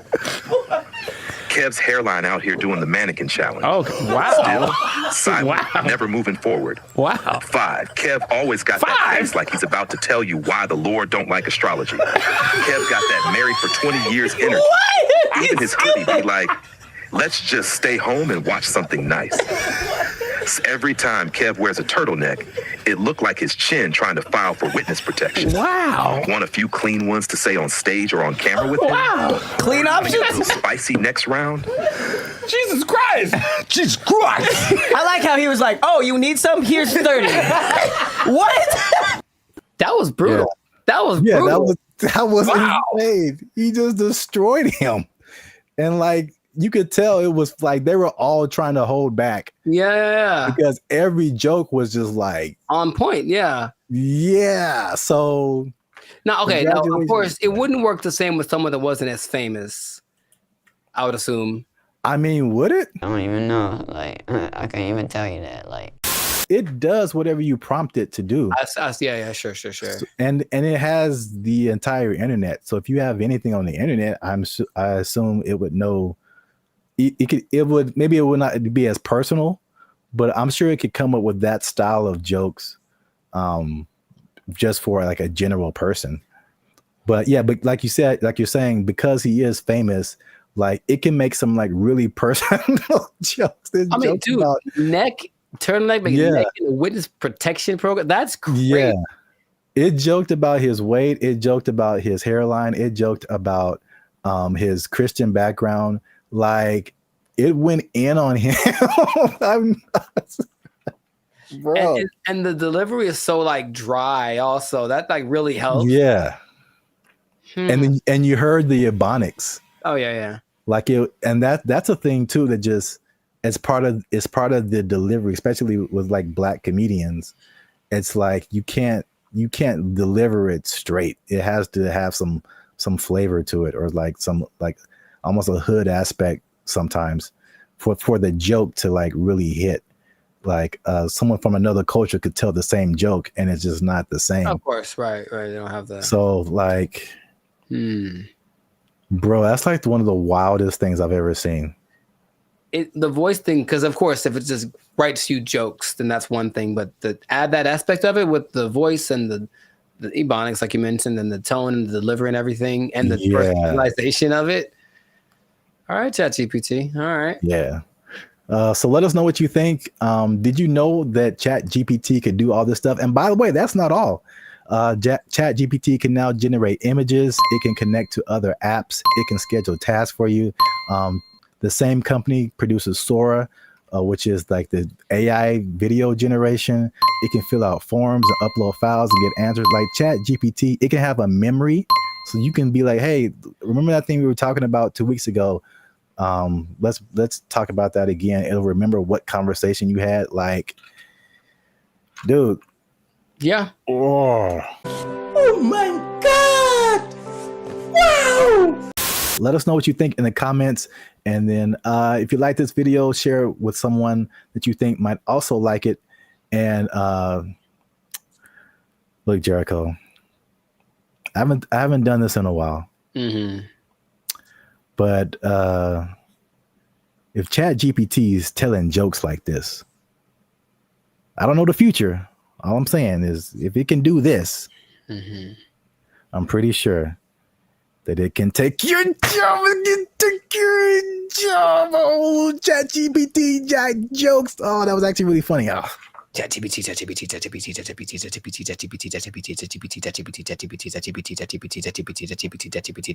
They took our jobs! They took our jobs! The matchmaker, the AI does the matchmaking, and then from there you take it on. Okay, how do you feel about that? Would you try that? You said you try anything. Would you try that? Oh, this is so stupid. You don't like it at all? Stupid. What's going on, everybody? I'm Jericho, and this is Zap, and you are now tuned into the Life's a Circus podcast, where we talk about things that are funny, interesting, and ridiculous. And fellas, you're going to want to hear this because we're talking about dating apps, but not just any. Dating apps that use AI to do the dirty work for you. It's supposed to be easier. Let's talk about it. We'll find out if that's true or not. I already hear some skepticism in Zap's voice. But before we do that, make sure to like this video. Please make sure to subscribe to the channel so that we can have more people that have the Bandit Future Life's a Circus experience. And if you really want to take it up a notch, you can hit that join button and become a BFF, a true member. And we have memberships for as low as $3.99. So check that out. And we're going to get right into this. So wait a minute. I have an announcement. Tell me now. I almost forgot. Oh. Get the confetti cannons ready. Oh, I wasn't prepared for this, but okay. They'll be in the editing. Oh wow. Okay. They're going to come out of my hands? They'll make this harder for me. Like Iron Man style, dude. That'd be so sick. All right, fine. I didn't say that. We don't do that here. Shout out to Turnaround Publications, which has now become a member of the Bandit Future YouTube channel. Bravissimo. Yes. Bravissimo. An executive level member. Oh, snaps. Okay. Yeah. Executive seating member. So deep pockets. I know y'all jealous. Hit that join button, become a member. All right. As you were. No problem. So how do you think about that, man? You can forget about swiping right because AI is going to be the one that helps create your love story. How do you feel about just hearing about that? Hated it. Does it sound bad if I say at this point I'll try anything? Is that? It sounds like most people's feelings about it. It's really interesting. Why not? Let's just sure. Let's have a robot just pick the person for me at this point. Now listen to me very carefully. So y'all need to stay to the end because AI is also doing something that's so much like what we normally do anyway that it might actually work for us, okay? But stay to the end to find that out. Yes, go on. I did a bunch of research on this, and there's two apps that I want to tell you about that feature this AI assisted thing, okay? One is Volar, and the other is called Iris. So I'm talking about Volar first because Volar has this interesting concept. Okay, so what happens is you create an AI avatar, and then the avatar. I'm out. Hated it. Hold on, check me out. The avatar basically like learns like your personality traits and whatever, and it kind of creates something that kind of looks like you. And then your first date, so it does like the swiping part for you. And then your first date isn't between you and the person, it's actually between your avatars. And then depending on how it goes, wait, hear me out, you're judging already. Depending on how it goes, then you can actually talk to the person because the avatars have confirmed that you're compatible. Doesn't that sound amazing? Nope. For me, a part that you don't that's really annoying is that's kind of like getting to know. It's like starting over from zero every time. Hi, what do you do? Where are you from? Do you like going to the aquarium on the first date? All those kind of things. And it's like, can I just skip the line on that part? And so the creator of Volar, his name is Ben Chang. Ben Chang. And he said because the first date is between the AI versions of you. It gets rid of the getting to know you phase. And then after that, you still get to talk to human because 72% of people still want that human connection because they feel like the connection is missing. So the matchmaker, the AI does the matchmaking, and then from there you take it on. Okay. How do you feel about that? Would you try that? You said you try anything. Would you try that? Oh, this is so stupid. You don't like it at all? Stupid.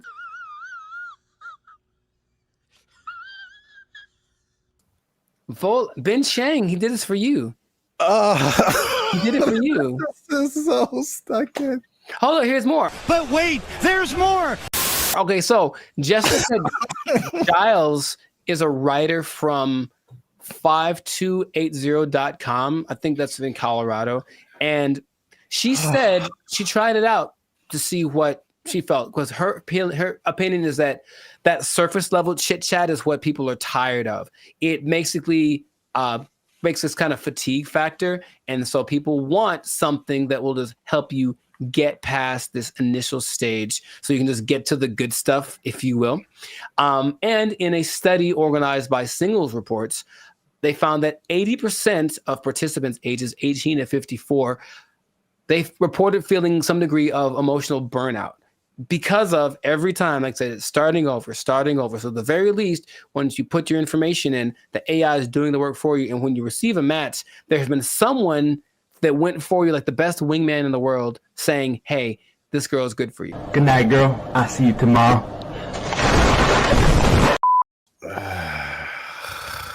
You don't like it? I mean, he did it for you. Who is he? Jesus Christ? He's like he died on the cross or something. No, he's Ben Shang. Jesus Christ! So put on the armor of God. Jesus Christ! Maybe not convinced about that one, because that's Volar. Okay. So there's another one called Iris, and Iris is a little more straightforward. I believe Iris has a little more track record because there's actually like some success stories of people using Iris. And so Iris has a different philosophy, and I like it more. It says physical attraction is more important than anything for people, or for guys. Let's just say that. So we'll use that science of physical attraction, and basically we'll show you a bunch of pictures of women, and then you go through it. You say this is what you like, and then it goes through the actual women and says, well, because of you told me you like this kind of woman, here's a bunch of women that look like that. So right away, the physical attraction part, you swipe on something and like, she's not my type. It guarantees that everyone that comes through your feed or whatever is your type because you've already shown what you like. This is my favorite one so far. Nice job, team. Off of that, they have people that say, oh, in a week there's one couple that say within a week we were dating and then we got married and they have kids and all that. Oh, of course they did. I mean, can I prove it? I can't prove it. You're not fooling no one. And there's other apps that do similar things like Riz AI, Blush, Teaser AI, AIMI.ai, and Quiver without the ER. And all of them do something similar where it's just like trying to find a common aspect, but using AI to find that thing before you actually meet the person for the first time or talk to them on a video call or whatever. Your confusion is not rational. She's a healthy female of breeding age. I think that in theory, it sounds okay because that part of it is, again, I'm kind of going through it now, and it's really like, okay, do you like this? Cool. Let's try this thing together. Oh, you don't like it as much as I do? Okay. Okay. Easy one for me is tattoos. I like tattoos. I have a lot of tattoos. But if I meet a girl who has eyes that are tattooed, and it's a little too much for me. So even then, I have to I can't just base it off of I like tattoos. So you have tattoos. We should go together, right? Hi. Okay. Can you think of any? Okay, let's just like objectively, any pros, any cons to doing this, to letting an algorithm basically select the love of your life? I mean, I don't know about pros or cons. This is just like how good will it be? Because I mean, you've told me this random stories about the like a person just kind of wow, happenstance.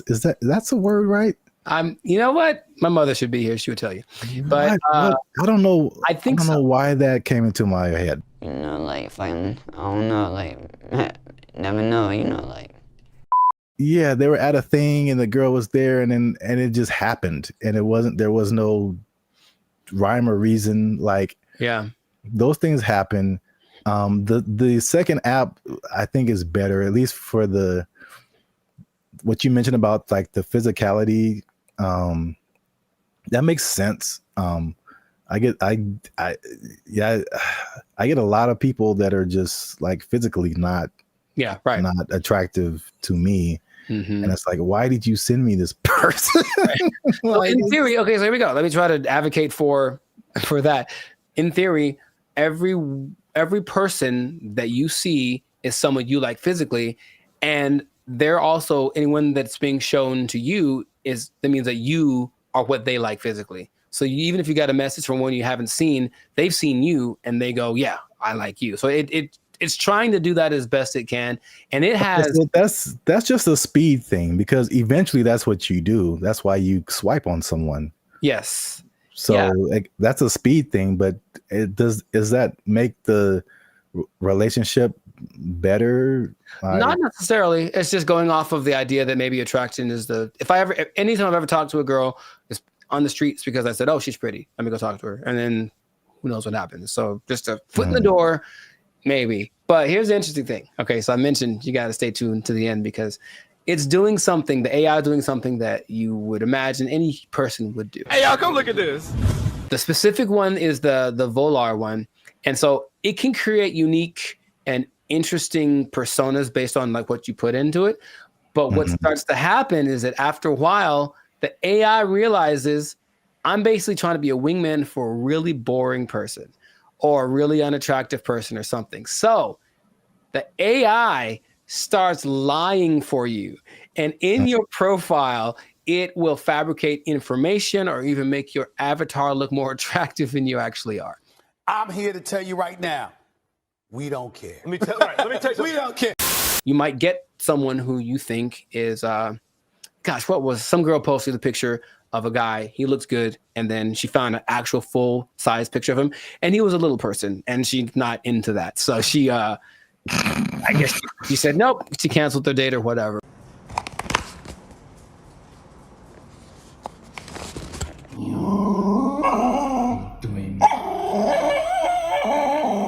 The intention is to make it so that all of these processes are faster and our relationship is changing with AI. So I think if this gets better, people are going to trust it more. The more success stories I found my love on this app with AI, they'll think the more people are going to try it. Do me a favor, please. Get out of here. Get out of here, man. I'm saying. We'll see. I don't want to try. I thought about doing it for this episode. I don't want them to have my information like that. It seems too convenient. So that is not what's going to happen. But, time is running short. So let us know in the comments if this is something that you would try or if you've tried using an AI-generated dating app. Have you found the love of your life? Are you sitting next to her right now because you found her thanks to one of these apps? Let us know in the comments. And make sure to share this with somebody that is willing to put the fate of their romantic life in the hands of the imminent AI overlords that are coming. And we'll see you all in the next episode. Peace. Bye. See, Jesus Christ, he's like he died on the cross or something. No, he's been Chang. He believes that masturbation was the greatest evil on earth, and that by eating cornflakes, it would prevent people from doing it. So I don't see the connection. No, it's there, man. It's there. I'm trying to make it work in my head.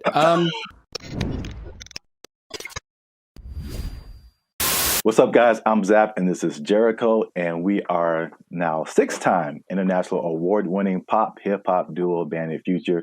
We make clean, fun music that everyone can listen to with a sound that is uniquely Californian. And right now, you're tuned into the Life's a Circus podcast, where we talk about things that are funny, interesting, and ridiculous. But wait a minute. Hold up. Wait a cotton picking minute. Did people say that okay. too? I mean, yeah, maybe. Help your boys out. Help the channel grow. Help us keep doing what we're doing by liking, subscribing, commenting, and sharing this video.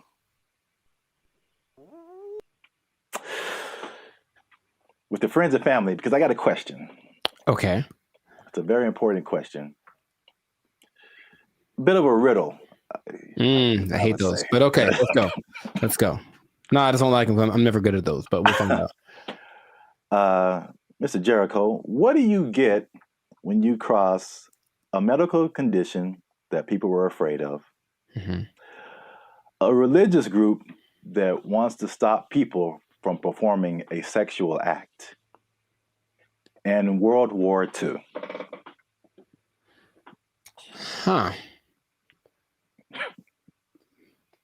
It's three things.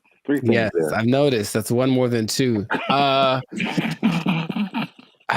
first thought was Nazis, but I think that's wrong.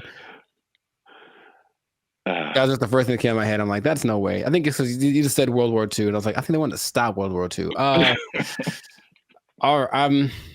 You know what? Congratulations. I've never been asked this in my life. Yeah, I don't think anybody has, but for the people playing at home, just one more time, the question is, what do you get when you cross a medical condition that people were afraid of, a religious group that wants to stop people from performing a sexual act, and World War II? And the answer, believe it or not, is breakfast cereal. I'll be honest, I didn't. Yeah. Go ahead. Yeah, I just kind of stumbled upon this, but the rabbit hole got really deep as to why we have breakfast cereal. So, a little bit of a history lesson. You can stop me at any point if you want.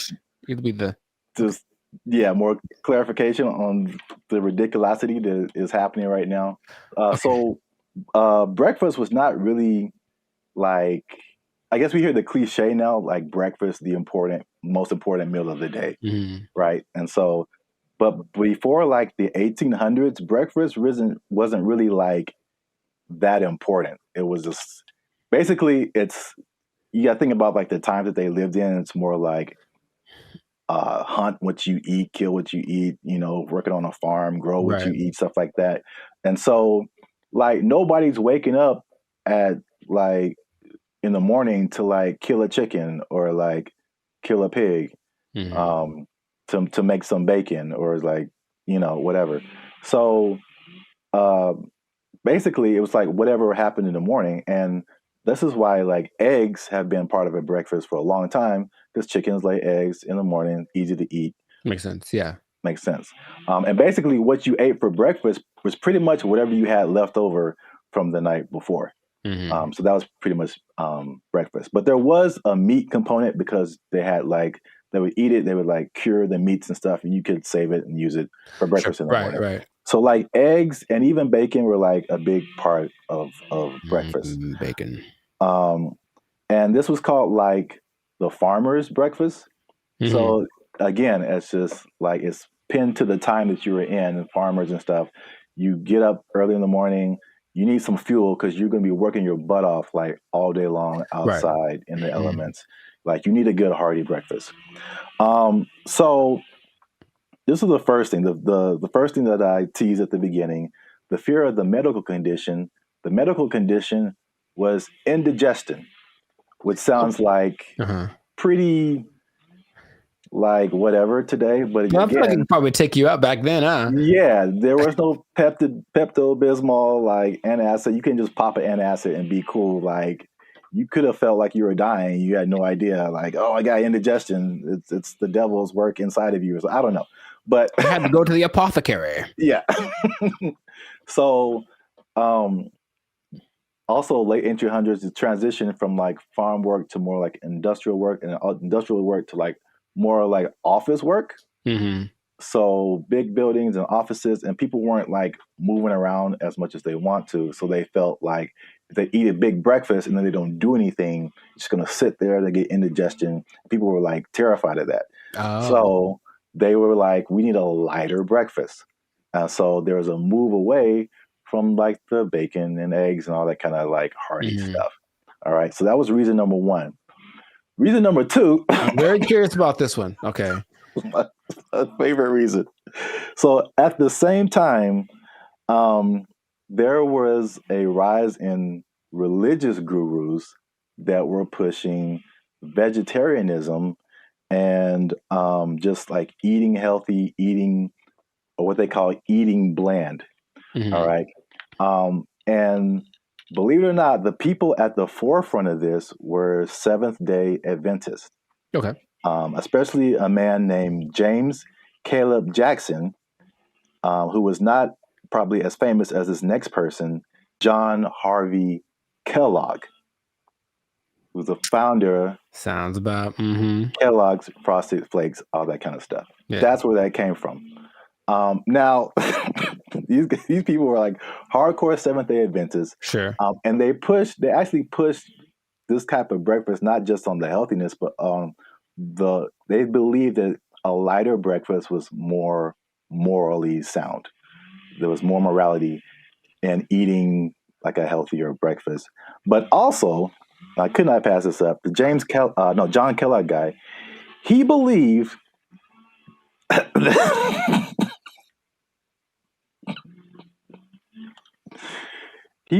that masturbation was the greatest evil on earth, and that by eating cornflakes, it would prevent people from doing it.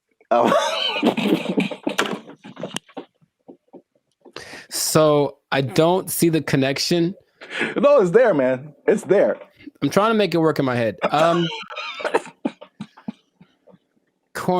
Well, I've had cornflakes, and of all the cereals that are like not sweet or nothing, they're probably my favorite ones. They're still nice and crispy and pretty good, I guess. But do you have less of an urge to masturbate after you eat?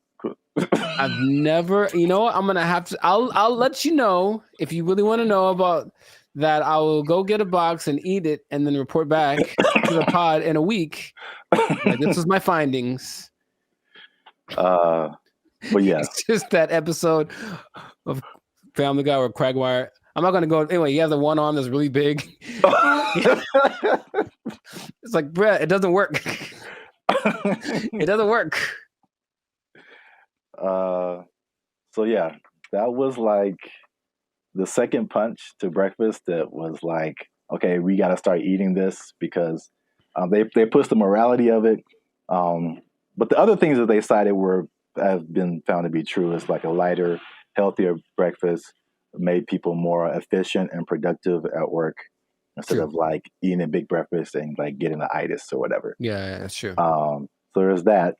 And so that pushed the cliche of like breakfast being the most important meal of the day. It was actually like a morality thing, which is like crazy. And the last part is that so flash forward to the 1940s, World War II, right? So yeah, World War II, and you got more women joining the workforce than what happened in that time. And so then it became a push to, again, at the time, like the woman was like a stay-at-home, take care of the family, give them 3 square meals a day, all that kind of stuff. Breakfast became the cheap option to feed your family and not feel guilty about it being like quick and easy, because they had to go to work too now. Oh, okay. So they pushed on like the women's guilt, the morality, the work productivity, like hard work. It was like respected to be like hardworking individual and productive and all that kind of stuff. And so all of that combined together to make breakfast cereal like the thing. And I remember like watching commercials, like every commercial is like part of a balanced breakfast, and like you got to have your cereal and blah blah blah blah blah. And they push, and the cereal industry is probably like $1 billion industry or something. I imagine, yeah. But they, they show all of this stuff like, and I never ate all that stuff. I tried once. Man, you just feel gross after it. Yeah. You drink a whole glass of orange juice and a whole glass of milk? Like, man. Yeah, milk, orange juice, toast, fruit, cereal, bacon and eggs. Yeah, something like that. It was all in the one picture. Like the whole food pyramid. Yeah, it's too much. It's really too much. But I thought, it must be something worth trying. And I regretted that real bad. Yeah. So yeah, that's the crazy story behind breakfast cereal. And if I may leave you with a cliffhanger. Okay. So remember we started off with bacon and eggs. We did. And then everyone went to cereal. Yes. But somebody put bacon and eggs back on the forefront, man. Ooh. And they went toe to toe with cereal. But you have to find out in the next episode. So keep watching. This has been another episode of the Life's a Circus podcast. Make sure you like, subscribe, comment, and share this video with somebody who like them cereals, man. Ooh, I like some. Was that my line? Is that what I was supposed to say? I think so. Okay. And cut. I like some. Oh, you can try another take if you want. Ooh, I like some. Was that better? Had more? That was too much. Okay, all right, okay. Man. We had it on the first take. Okay, we'll use that in the commercial. Thank you, Mr. Director. Here's $5 million. Look, let's go. Where do I sign, Mr. Barry Gordy? Jericho likes it. Super sweet sugared honey smacks. Give me that.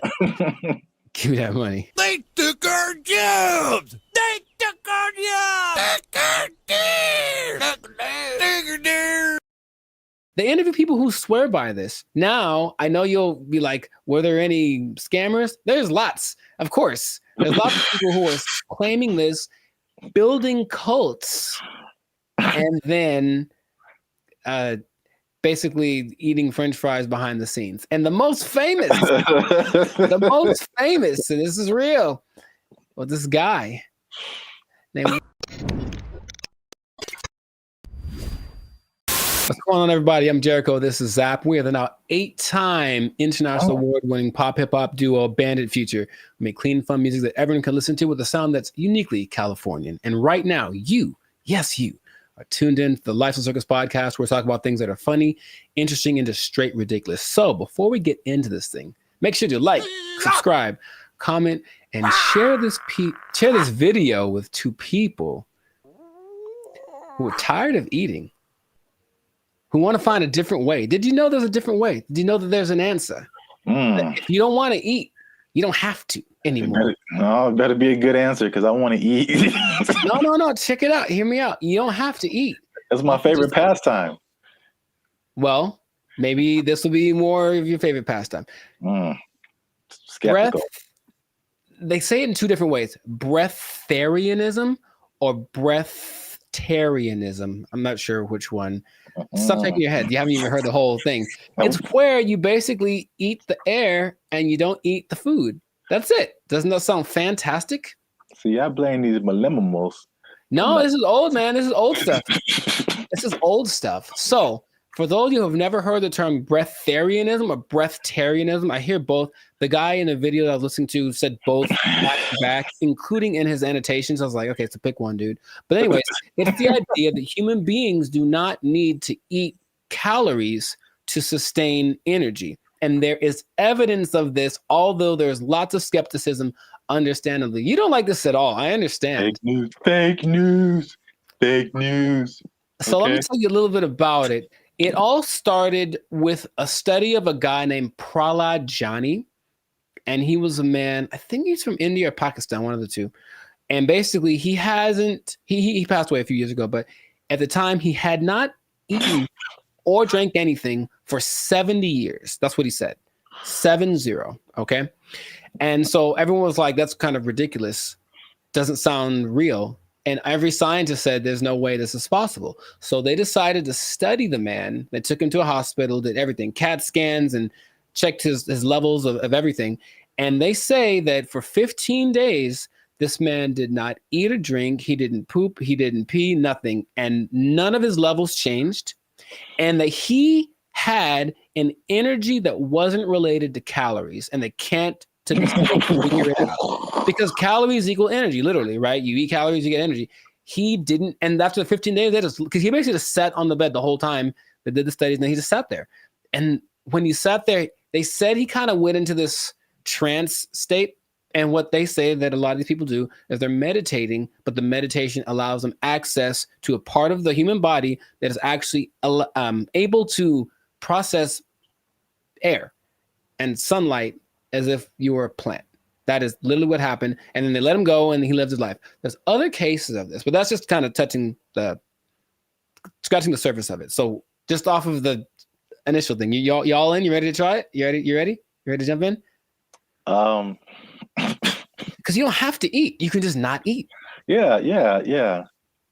I skipped dinner the other night, and I was so incredibly hungry the next morning. So in that little bit of time, I don't think air would have done it for me. I don't understand. I don't think you're really seeing this. You're so I don't think they're really seeing this. You can be like a tree. You can be like a tree. I'm not for this or against this. I think I am a skeptic as well. However, there's another study of a guy much more recently. They called him the Buddha boy in Nepal. And they basically found this cat sitting, well, it's a guy, but I call him a cat.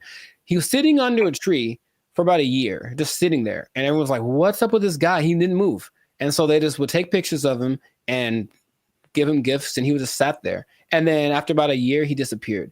And they said, what happened? Then he apparently had just got up because he got tired of people looking at him. So he went somewhere into the woods, and he's just sitting there. And if you watch the video, it's really creepy because it's like, is he dead? But he says that because he actually spoke a couple times, he's just connected to the source that his ancestors knew and all that kind of stuff. And they talked like his friends, like, yeah, he doesn't eat, he doesn't drink, he just vibes out. And that's the thing. The friend said that they converse telepathically, which is kind of an extra thing that I'm a fan of. I like the idea. None of it sounds plausible. Kind of an extra thing. Right. And science is all, this isn't the thing. It can't be real. Yet there are a few cases of this happening. The patron saint of Switzerland in the 1700s, Nicholas of Fleur, apparently the last 20 years of his life, he only ate light, right? So there was a study done in 2014 about the sun gazing, which is some parts of China say that that's what they do, not staring at the sun, but using the sun as energy. And there was a proof that human mitochondria can actually process sunlight and convert it to energy. That's what science is starting to, okay, maybe there's something to this. But the idea that you only eat air, sun, isn't the most widely accepted version of this breatharianism thing. It's kind of a spectrum. So there's 3 levels. One is called BEGO. And that's where you don't eat anything. You don't drink anything. You just exist. And you're one with nature, and you don't have to, like I said, the energy comes from something that is not caloric. And then there are people that only drink like liquids, and that's like the second step of it. And the third is eating 200 to 300 calories a day, mostly just fruits or vegetables. So the only extensive study that did of this was of a guy. They studied him for 410 days, and he was averaging about 200 calories a day. And he lost a considerable amount of weight, but he was fine, right? And the hunger thing is something that goes away after a while because your body learns to cope, I suppose. So it's kind of getting more popular as people are tired of maybe the Western way of trying to stay healthy or be healthy, the standard American diet, which apparently is leaving a lot of people with disease and things like that. They're looking for other things. So they're looking for this thing. Now, another term for this idea is seeking prana. And basically breatharianism is living on prana and taking energy directly instead of what we do when we eat stuff is we take the energy from the thing, but this practice just makes the energy coming directly to us without any middleman, basically. And that's the whole rundown. But they interview people who swear by this. Now, I know you'll be like, were there any scammers? There's lots, of course. There's lots of people who are claiming this, building cults, and then basically eating French fries behind the scenes. And the most famous, and this is real, well, this guy named Willie Brooks. And basically he built this cult up somewhere in the desert, somewhere in the United States. And one day somebody went to McDonald's late at night and they're like, that looks like Willie. Sure was. He got caught Big Mac handed, and they stopped following him because they knew he was full of it. But it is something that, like I said, people are looking to as maybe this is another way to live as far as prolonging life. Now, it doesn't mean you're not going to die. The initial guy that I mentioned, he died when he was 90. And if you looked at him, he looked fine. Like he wasn't jumping over buildings, but he could walk fine. He'd clear mind, all the kind of stuff. So it's just something that is starting to become, more people are trying it. More Westerners are trying it. Okay. So have I convinced you yet? Are you going to do it? Or what do you think is possible could be happening instead? Okay. There's, of course, maybe they're just eating at night when no one's looking at them. in your mind, any remote truth, any remote possibility this is actually a thing that you or I could try and not die. Science said we die, but science said that the guy that they had in the hospital would have been dead in 12 days, and he lived 15 and he was fine, and that's what they let him go. Like, there's no way we can keep watching him like this. But what do you think? Do you have any? It's a bad sign when, like, the more you keep talking, the worse, the more it doesn't make sense. Sure. It is, I will say this, it is intriguing. Sure. Because I am trying to figure out in my head, how is this scientifically possible? Mm-hmm. And the first thing I thought about was, okay, like you said, the different levels, you need liquids, right? Like as a base, I think. So is there a way to, because there's moisture in the air, is whatever these guys are doing, is it like extracting moisture out of the air into your body and somehow providing liquids? This sounds really weird, but it's just like, right. Maybe there is some kind of something to this. Sure. Well, here's the thing. If anyone is interested in it, there is a channel on YouTube called Take a Deep Breath that really is more about breath work in general, but he explores a lot about the subject. And he interviewed probably the world's most renowned expert on the subject, whose name is P.A. Straubinger. P.A. Straubinger. And he basically says, well, we can go 3 days without water. We can go 45 days without food. We can go about 10 minutes without air. So in a sense, we're all breatharians because we kind of, when we're not eating or drinking, we're breathing. And his idea is that people that have access to just making the breath part kind of override. It's almost like, okay, for diet, what we need fat, we need protein, we need carbs, right? So let's just use all of one instead of a balance of all three. And so the breatharians, I don't know how to say anymore. Breatharian, I'm gonna go with that. Instead of eating, drinking, and breathing, they just take breathing and make that the only thing they do. So in that sense, it's like, that's really interesting. But it does sound very far-fetched. Would I ever want to do it? Not in a million years. It does not sound fun, because if you're not, most things that you do when you're social, you're eating and stuff. If you're not eating, what are you doing? You're just sitting around. And these people do just kind of sit still. You ever see like a bug or a creature and you see it and it's just there? It's like, what are you doing? That's what they are. They just sit there and they're channeling the thing. So if you have to spend most of your time doing that, I'd much rather eat a steak and then keep it pushing. So that's just me. But So here's my other wild theory as to how it could possibly work. Tell me. Just this makes no sense, but whatever. Sure. You think about, because the light. I mean,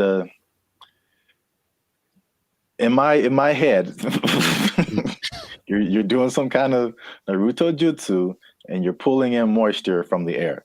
Yeah. That's how it's working in my head right now. I'll take it. No one can tell me any different.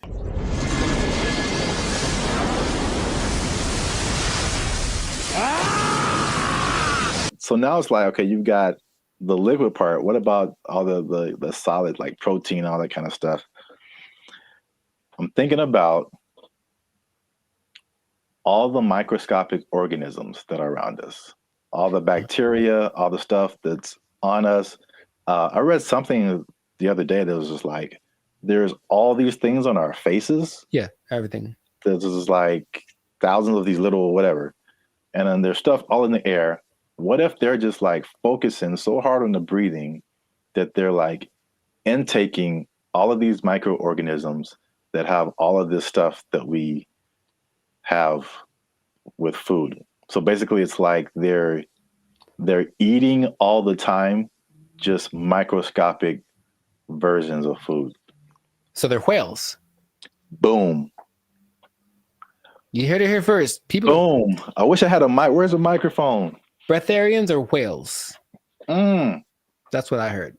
Nobel Peace Prize right here. Give it to me. I don't know if pieces of the thing you get for this. I feel like we riots in the street. Guess what, everybody? Closing down KFC and Popeyes because you just open your mouth and walk around. Oh, what if you opened an air restaurant and just charge people $20? People would go. I know people would go. All right, that's. Oh gosh, I'm $20 all you can eat. It's the purest air from the mountaintops of Sweden. Well, I think that this is a fascinating thing that if people want to investigate more, go for it. But like I said, I'm not going to try it. So if you do, leave a comment that says you tried it and that you're going to live forever because you found Nirvana. I'm not sure. Live your life. But this has been another episode of the Lifestyle Circus podcast. So make sure to like, subscribe, comment, share this video with someone that you think will find it interesting, and just keep this in mind. All right. Let's hit home. If you don't eat, you don't need to buy food.